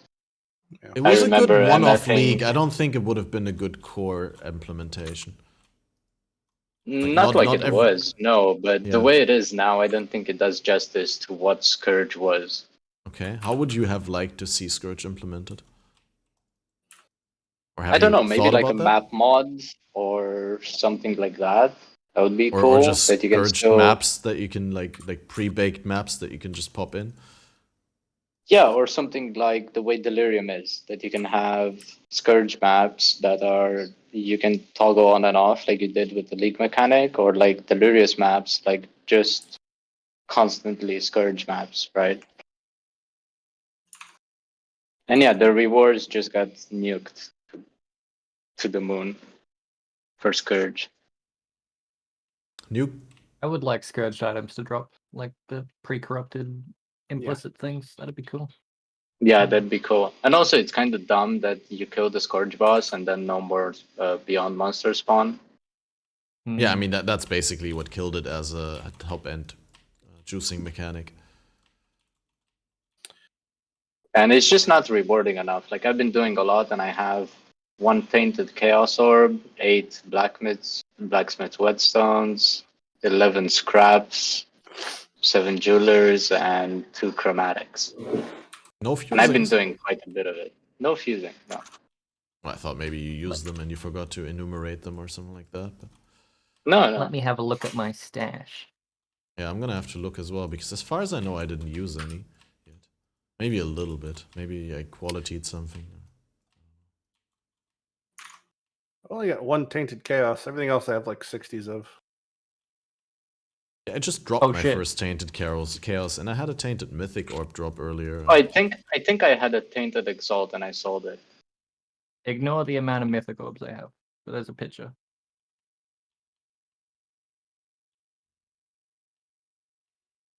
Yeah, Scourge Uniques would be cool, but I understand that they don't want that stuff around in the future. Like the Scourge Implicit. It was kind of a messy system, and like, come on, like 19 out of 20 items were dog, and that was like, that's already generous, right? Yeah, but that's PoE. Yep. Yeah, I mean, I guess, yeah, it would have been nice to have like the super chase outcome, but I do understand that they don't want to needlessly complicate the item system, because it's already complicated, and then like having another set of implicits on top of implicits and enchants and corrupt implicits and all the different modular things. Though. What? Like it's just modular. It's like how the game's designed. Like the fact that, what do you mean? What? It's like temples. What do you mean? What is modular? I mean, they just make a thing and it works automatically with everything else. So the fact that you could have a temple item that you could fracture and then somehow scourge onto it, and you could, if they had all these extra options, the amount of extra shit that they would have to destroy and patch eventually, it'll just get increasingly larger, multiplicatively larger amount of work for them to patch. That's okay that they implemented fun stuff of Scourge, but not shit that will make, like if they introduced all the Scourge implicits, the amount of extra builds that people play that would have to get destroyed in a patch notes would just crush it's so also many just people. So much data creep, like we already have in the game. Like when I started playing the game, it was actually feasible. I mean, in retrospective, I should have played softcore to learn the game, but it was actually feasible for me to start relatively early in hardcore and learn the game. Nowadays, I couldn't like tell anyone to start playing in hardcore, because there's first you need to like study the game for like at least 3 or 4 months full time in order to even have like an idea of how the game works, because there's so many little things that you need to know. And yeah, the game is getting like more complicated, and I mean, they're trying to do their best, right, to reduce the amount of complexity creep, if you will, when things go core, but still inevitably like so many like layers get added. When I started, there was no essences, there was no fossils, there was just like the basic currency, right? And now there's just so many different crafting methods and how they interact, and you sort of have to be aware of all of them to make correct decisions. Yeah, true. I'm not complaining from a content creator perspective. I'm complaining from a empathy with new players perspective. I don't mean it my day. I don't mean it like it has plenty of things to make content over. I mean, there's just a ton of shit to do in the game. I just dropped a 6 white abyssal axe. What the fuck? Dude, wow, talk about a god gamer. I just realized I didn't have one of my auras on. For God knows how long. I don't know. Probably since you died. Yeah. No, because I have 2 heralds, but I can only use one. I don't have enough mana reservation to use both. So I've been using Herald of Purity, but I'm also using Herald of Ash. And I'm not sure which one should I. I think Herald of Purity benefits me more.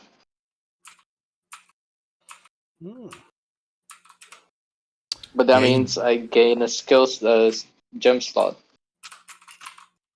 I just had it in there this whole time and not using it. Womp womp.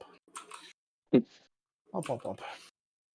It is interesting that you guys mentioned about the new player's perspective, but then recently, or even using one Robot Boy as an example, there have been plenty of people that just started the game on the league and they're already clearing the endgame content. He said he started Metamorph and he was already facing Sirius at that time. So, and in my community, I'm not sure about you guys. My community also have a lot of players that literally just start this league, but they were already towards the end of fighting Uber, or some of them even clear the Uber. So is it really that much more difficult? It is more complex, but it's more difficult. have better people to guide them, because when I started, it was just me and some rando downloaded the game from Steam. We stumbled along ourselves and we suffered until I figured out. I played 3 leagues before I knew that trading existed, let alone a trading website, let alone I like think the wiki. there's a lot more resources available now, which makes it considerably easier, and communities as well, right? Also, the game has been power crept to hell and back. The new people that you see playing, you know them, so they have you to help them. Versus, there's probably people out there that are starting the game fresh and don't know anyone, and we don't know their experiences because we haven't met them. Because if we had met them, we'd tell them to stop playing whatever the fuck they're playing and go play Enki's Arc Witch while it exists. True. How did you start One Robot Boy? Because you're relatively new in comparison. Did you look up, or did you look up in the wiki, the fandom, or did you watch stream, or how do you learn for Metamorph League? So when I first started, I didn't look up anything. Like, I went in completely blind. And I started up the game, got into the character selection screen, looked at the base classes. I'm like, oh, Shadow, this sounds cool. I'm going to do this. So I spawn on the coast. I get Cobra Lash as my first skill. I'm like, okay, this is the skill that I'm meant to be using. So I use Cobra Lash the entire time on that character. Oh, no. I got to level like 70, 80 something on that character. And then I met someone while trading that started giving me some advice and like guiding me a little bit. And yeah, that's when I basically re-rolled the second character. They helped me out with some currency and some items. And I don't even remember what I played my second character. I think it was some Kalk Ice Nova or something. Yep. And second character. Yeah. Oh no, it was Cyclone. It's just regular Impale Cyclone. And I got to Awakener, and I got to kill Awakener with it. And it felt really good. Nice. That accelerated a lot quicker than my progress. But yeah, it took me a while. Like I said, playing Cobra Lash, that was, oh my god, that was so bad. And I still tried to do Awakener with it and invested in it. And because I found build guide on the forums, but it was like out of date by so many leagues. I had no idea back then what even a league means, right? I had no concept of anything. I'm like, oh, this looks like it works. This guy does damage. I can do it. It was dog shit. Yeah, I remember that, like not really understanding the league flags. I was like, okay, what? I understand what's hardcore and stuff, but what is beyond, and what is rampage, and why is that separate, and like why do I not have my stash there, and is it so weird? And it took so long to understand that. Yeah, a lot of aha moments with theory. I actually started in exactly that time when Rampage and Beyond were actual challenge leagues. So I didn't even start in Rampage, but I did like play a little bit of Beyond, and I got stomped so hard by pre-nerf Beyond on Tidal Island. And they spawned, and they were like just 10 times more tanky than anything else. And they did so much damage. I had no idea.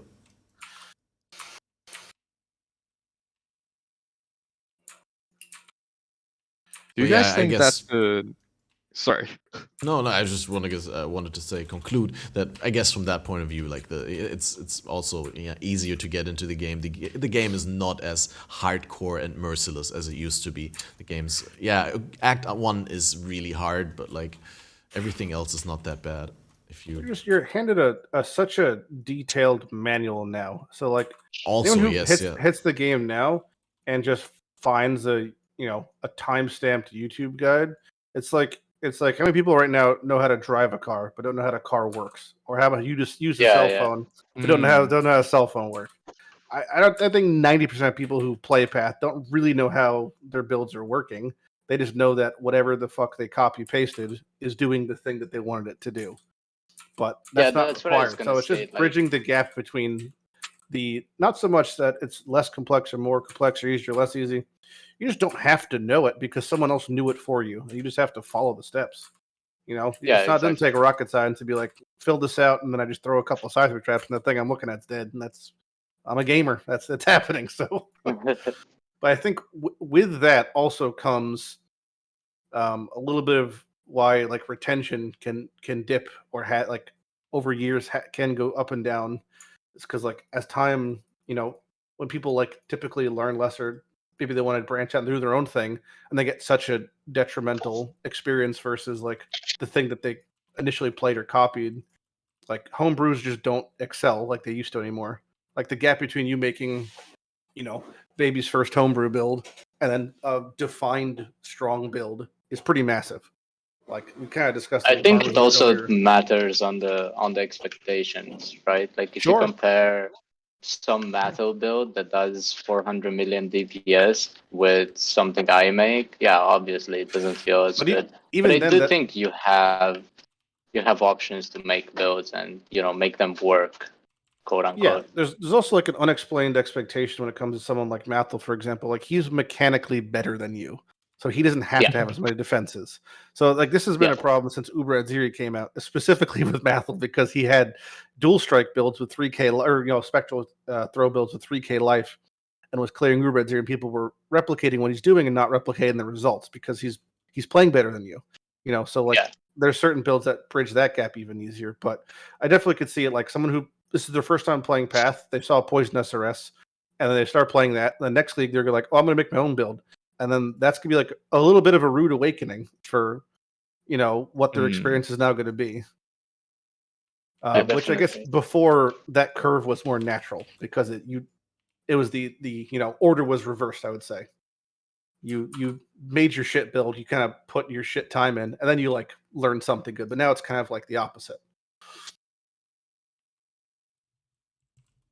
Would you still recommend to a new player that don't look up any guide, just play the first time, have a feel for it? Or would you always now recommend someone to look up a guide, follow it, at least get into somewhere, and then you can start learning French? So depends on the person. What kind of gamer are you? What kind of experience?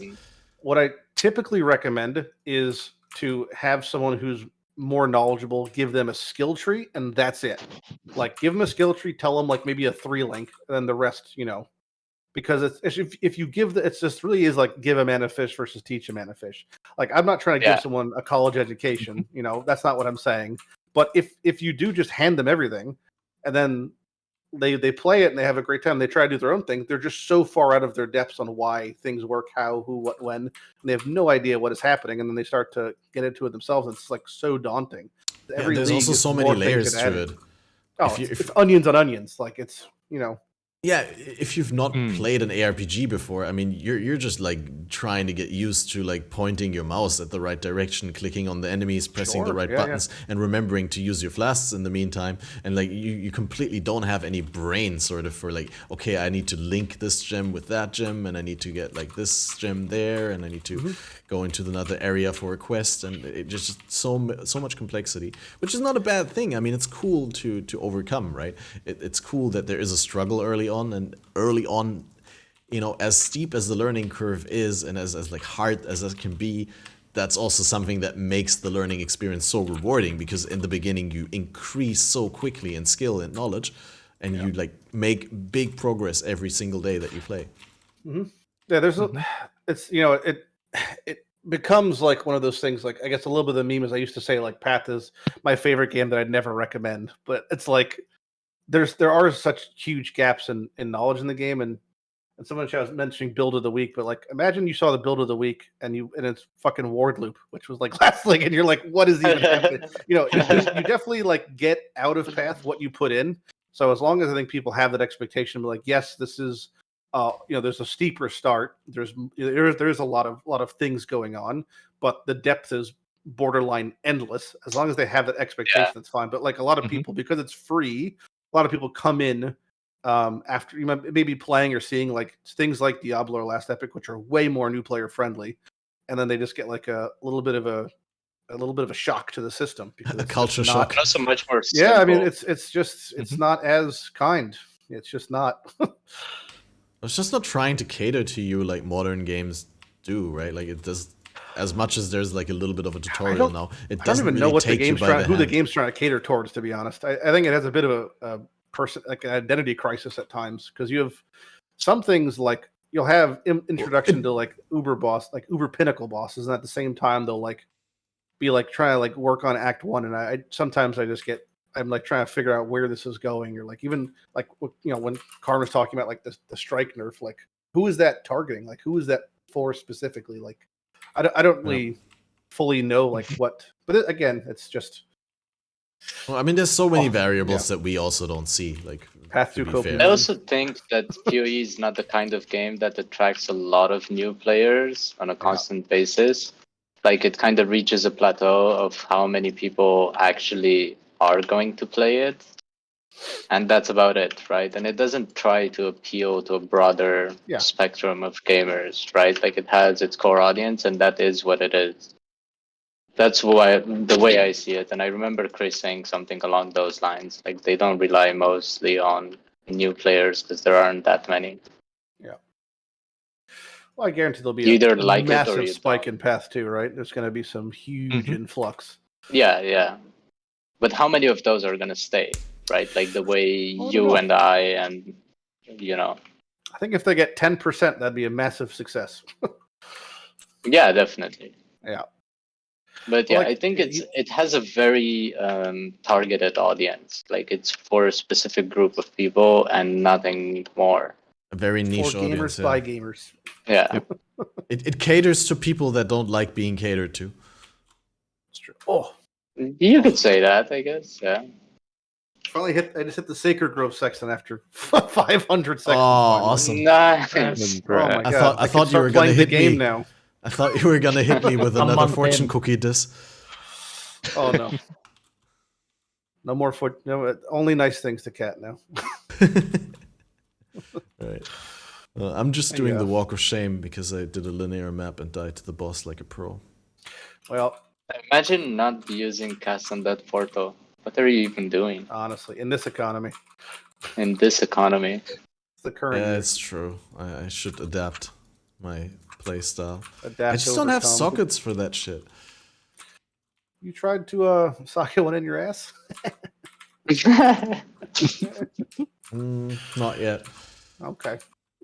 Also, I don't think it would trigger correctly. Oh. I'm not sure what that means. In what direction that means, I don't know. I'm intrigued though. That's good to know. Right, so what were we talking about in terms of PoE? Portal Gems. Who won the sexy list? We did that. Oh yeah. That's totally a good question. About it. Let me see. What Can now? I get previous top 10 or top 5 sexiest? I think it was Rog 1, I think. Oh, that makes sense. Thick boy. Yeah, no, it was local lobbying and chat and forcing the people. He's a good man. Yo. Always a competition. Yeah. Another raid coming in. Welcome everyone. Yeah, we're actually. How late are we? We made it 16 hours into the podcast with 2/3 done, guys. I can go home in 8 hours. Perfect. You are home. Are you not home now? Yeah, kind of. Where are you? Well, I'm in the office now. Home is the bedroom.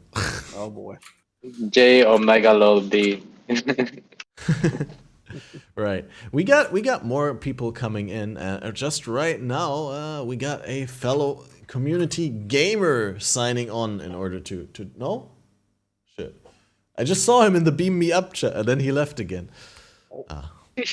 Debated. Gamer gone. Debated.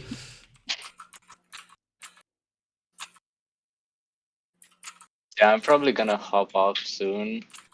Okay. And continue my PoE journey. Try and get the Ubers down. Yeah, just trying enjoy to the actually weekend. get that Sanctum boss down without our distraction.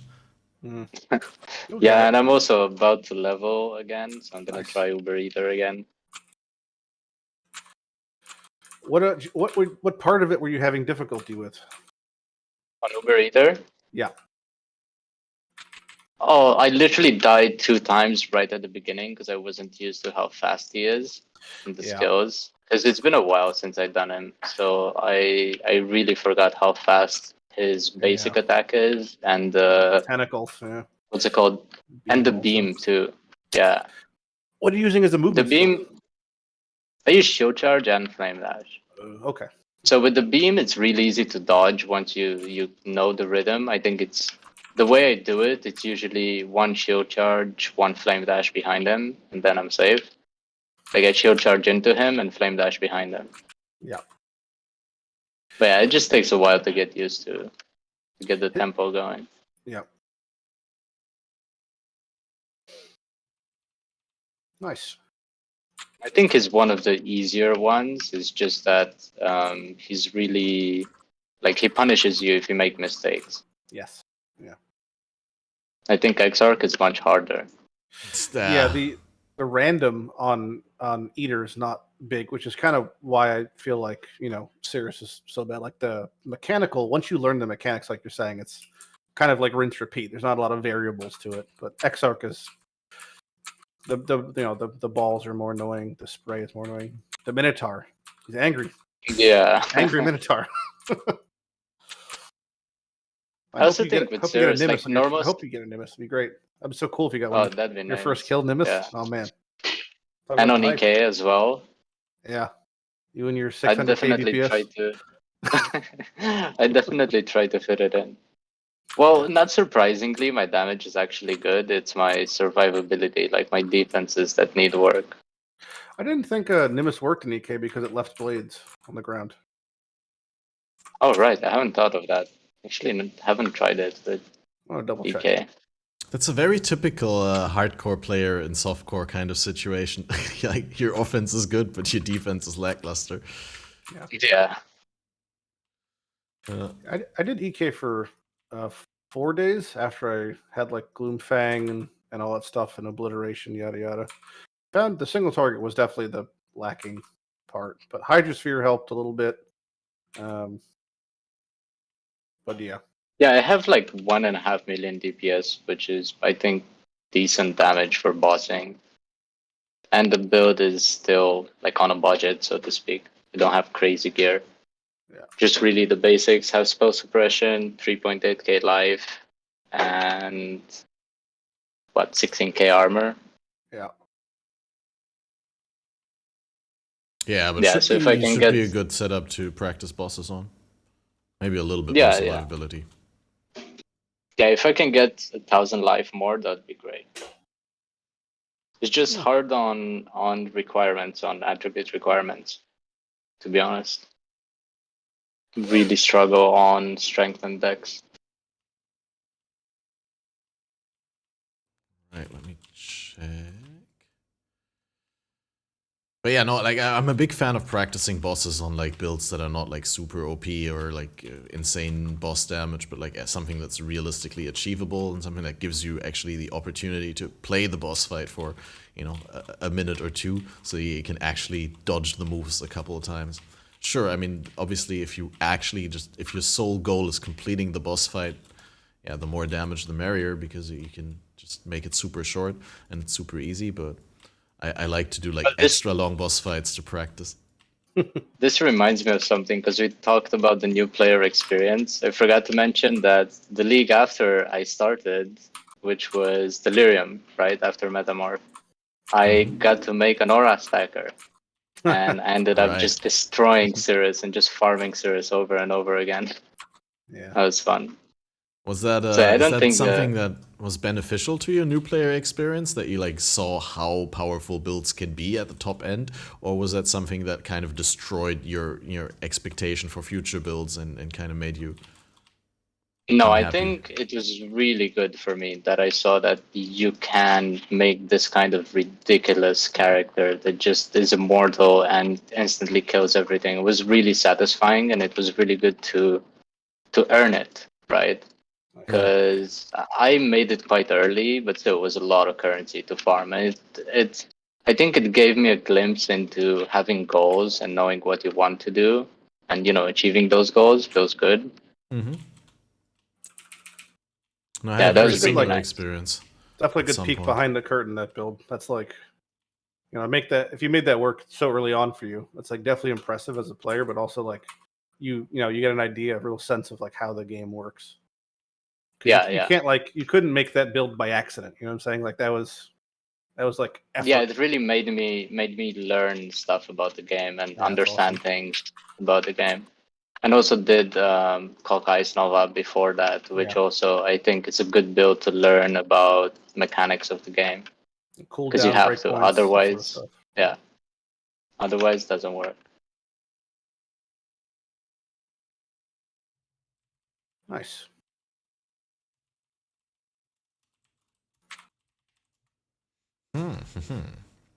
Yeah. Okay, but I think that's gonna be it for me. I'm just gonna hop off and chill for a little bit.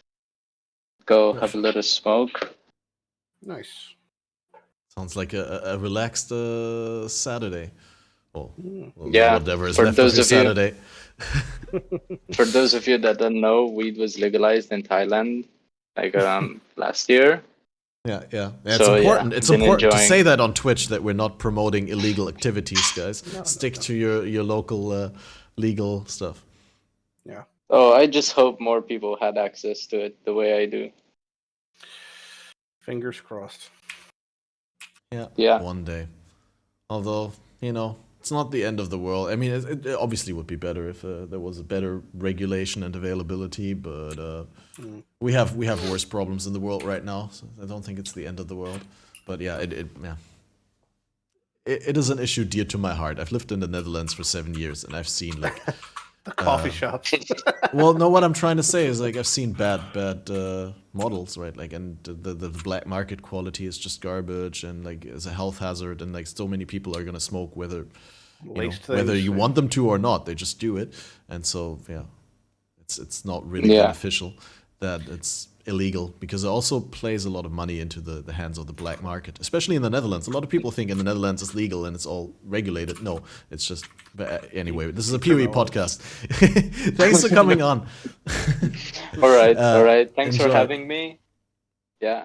Have a good rest of the day and enjoy the rest of the podcast. Have a good one, We're gonna guys. do our best. Hey, have a good rest of your day. Bye bye. Yeah. Talk to you Bye. soon. Bye. Hey? When you say hey, You said is bye. that something I you said say? bye. Okay. I said bye. I misunderstand you constantly today. It's the accent. Yeah. It's my mic quality. Right. Right. Ah. Hey, Deedle is in chat. Are you actually you're gonna hop on, right? Just lurking. Just lurking. Little lurker. All those lurkers. Right. I'm getting hungry, but I'm staying strong. I'm gonna have a yogurt in a little bit, and we're gonna have some coffee and like 20 minutes. All right. I was just asking Deedle because, like, I you know how I just said the next gamer is coming in, and I saw Deedle lurking in the Ready channel, and I was just about to pull him in, and then he just vanished, and I was like, oh shit. Right. You said you're getting yogurt? Yogurt? Yeah. I was like, I have Greek yogurt. I'm gonna eat. You make your own? Some yogurt. No, we get good yogurt here in Germany. Like, it's different from like the yogurt in the States in that it has like, active bacteria cultures in there, right? Like the stuff that they sell in the States is all dead, from what I've been told. Are you shit talking my yogurt? Oh, I just say that it's like something completely different. What you call yogurt there, what is allowed to be sold as yogurt. You know, there, and what is sold as Americans yogurt here. they wash their eggs and they have to refrigerate them because they wash off the protective our outer eggs. coating. Yeah, it's in our shitty yogurt, and we all go to America's the gun just a range. depressed place. I'll go to the gun range and we just start shooting things. You go drill some oil. How dare you? Every single person in America does each of those things because every single day. American is a walking stereotype of America. Yeah. Absolutely. They all go to Costco and buy like $400 worth of toilet 8,000 paper. Cheez-Its, yeah. Bulk Cheez-Its. Oh yeah, guys, what's your top secret tricks for like cheap home cooked delicious food? because we're all in like the situation that the costs of living are massively increasing, and the same food that we cooked last year is now twice or 3 times or 4 times as expensive. Have you guys I bought had any snacks. I bought snacks and it cost $100. What? I'm What like, kind of snacks do you buy? How do people afford groceries if I'm buying snacks? I haven't gone up in price really at all. Really? My secrets to surviving: I spend $3 a meal. I just buy microwave curries and hope I don't die from nutritional problems. That'll do it. They're pretty good. They're pretty good curries there. Oh, Right. What about the occasional chicken nuggets that your yeah, chicken nuggets from Nana. Yeah, that your Nana brings you, exactly. She came down. She offered chicken nuggets today, and I'm like, no, I have 20 Nana. days worth of microwave meals I need to get through, so I'm gonna have one of those today. That's great. It's classic Nana. Yep. But then she came down and slid into like a bag of biscuits for me, or a bag of cookies for me to have today. Nana slid Before in. she left. Yep. Chat just made me crack up. Right, we got more PoE topics coming, guys. We need to keep talking about this game, though. Why? Do we have to? Do you not want to? Oh, No. We don't have to. I'm just saying, like, you know, anything. We can talk about anything. Just I'm curious. chilling. Oh, we're a PoE community podcast, right? Like, I mean, we are a PoE community. That already fulfills the premise. We don't need to talk about PoE if that, you know, we could just whatever you want. Whatever you talk want about to, I'm here. hair shaving products or something like that. Oh. Although, yeah, laddie, what's your preferred keeping it bald method?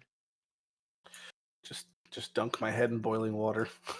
That's it. That works. just ladies just plays PoE and they all fall out. Yep. The It's all stress. downhill from here, boys. Nothing but shit. Yeah, I know the secret I'm, to your baldness. At the end of this year, I'm getting married and I'm gonna have to wear a fucking wig. I'm gonna get dreadlocks, long dreads. Maybe then I'll be loved. Dude, actually, like, I think you should have like a, you know, like a mafia like ponytail, like in the back of your bald head. Do you still have like hair in the back? If I get a ponytail, I'm gonna be on like no fly lists at the end of the week. Like, there's no shot. I won't be able to be within 100 feet of a school looking like I look. Yeah, but like, imagine how ponytail. cool it looks in your groom suit for the wedding. My and all groom that. suit. Yeah, I'll walk around saying, "Hey, I'm the groom. I'm into grooming. Look at my ponytail. I'll see how fast I get kicked out of every building." Is that not the correct word? I don't think not I'm the allowed groom to and say the bride. that. No. What's the other word? Especially not at schools.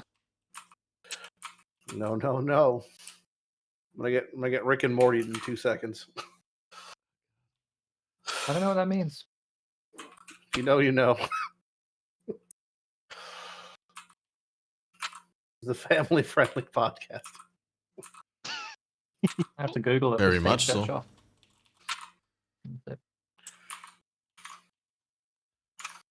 off. You know, if you guys don't start talking about how great the game is momentarily, then I'm gonna look up a Path topic. right now. Will never invite us anywhere. Who else is playing Path with me right now? Anybody?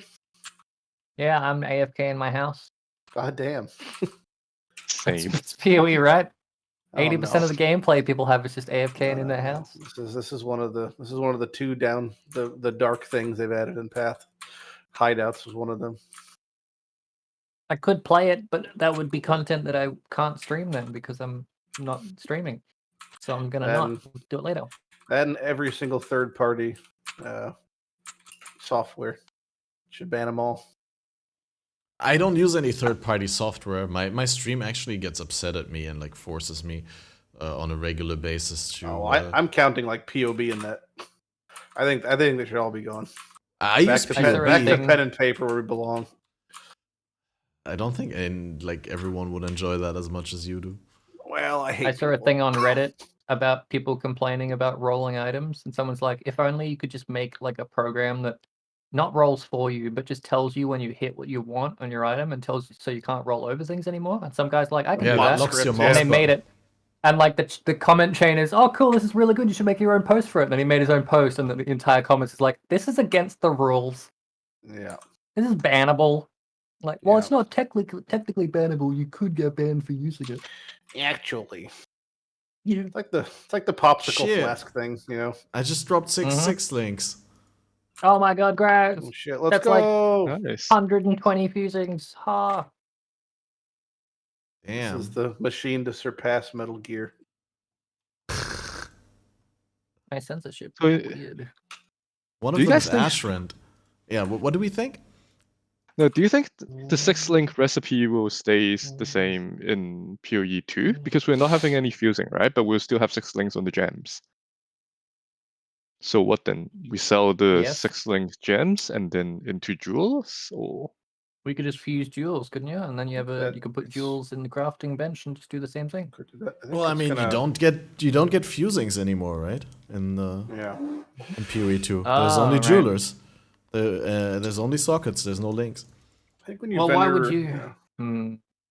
It's gonna probably Yeah, I guess give they you wouldn't have a fusing recipe. like a loot crate that you have to buy a key for $2.49. Shut up, lady. That'll give you a microtransaction, which obviously has a duration of 7 days. So it's be the MapleStory model.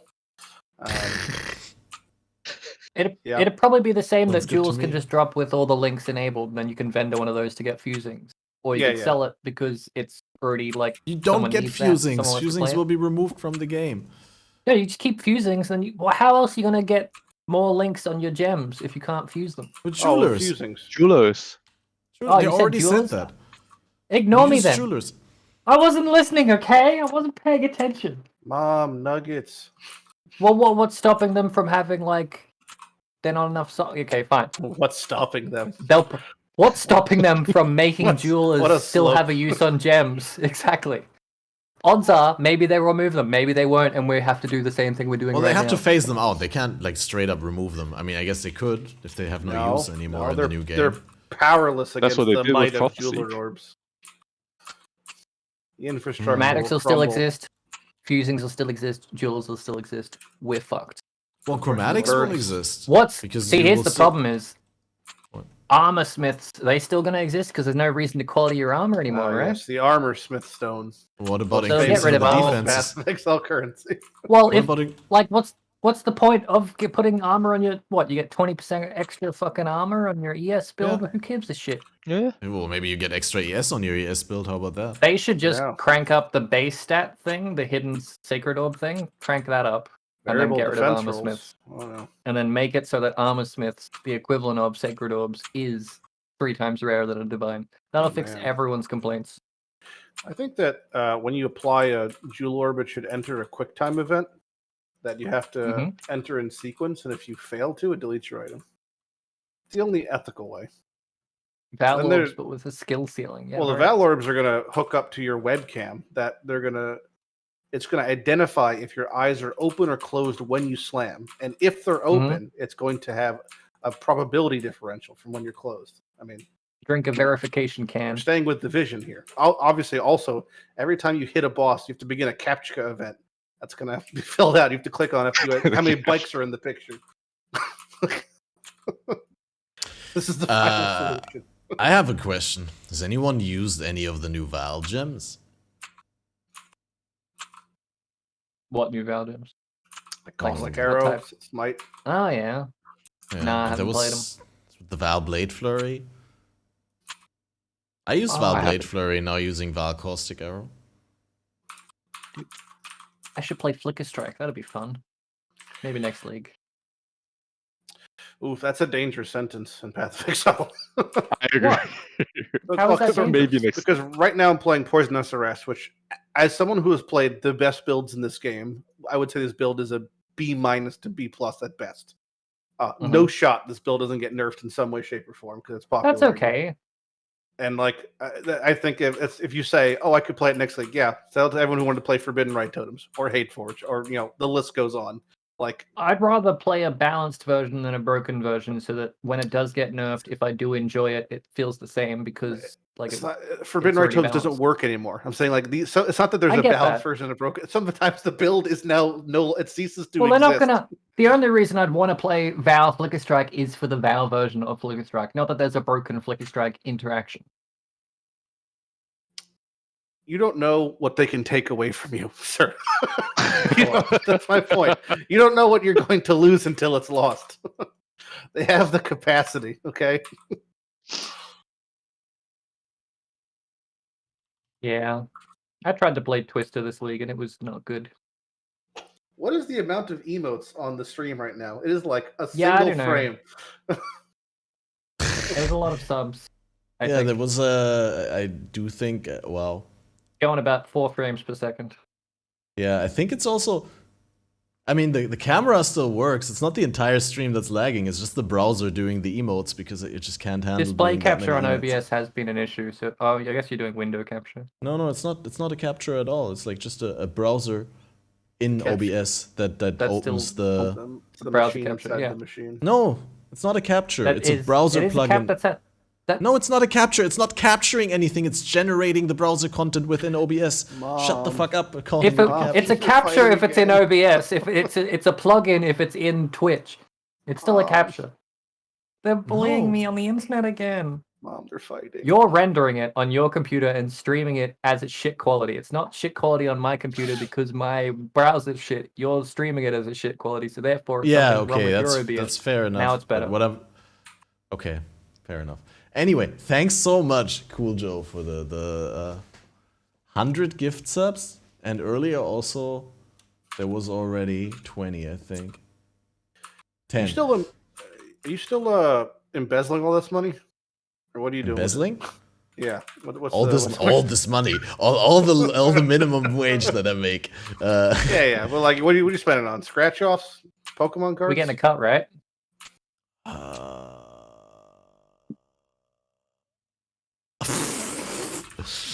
How do you live? This lack of answers big into embezzling. I'm just saying. I have this dream, where eventually I'll generate enough income to like everyone who comes on the podcast gets like 10 gift subs or gets like something right to compensate for the time that they spend here. But so far I've not been at a point where I'd like generate excess revenue. It's basically whenever I have a good month, it's making up for the many terrible months that I had before. Sure, and like it's just filling gaps. You know, a little bit of deep V neck. Yeah, true. I think I should copy Balor in that regard. It doesn't work. Yeah. When Balor does it, it doesn't work. When I do it, it's hot. There you go. Just make an OnlyFans. Yeah, show off that. The only thing stopping you is you. Now, you might make more money showing your butthole than you would playing PoE. Well, we probably shouldn't go straight to butthole. The man's never even popped a nipple before. What else is there? That's like skipping first and going back to home.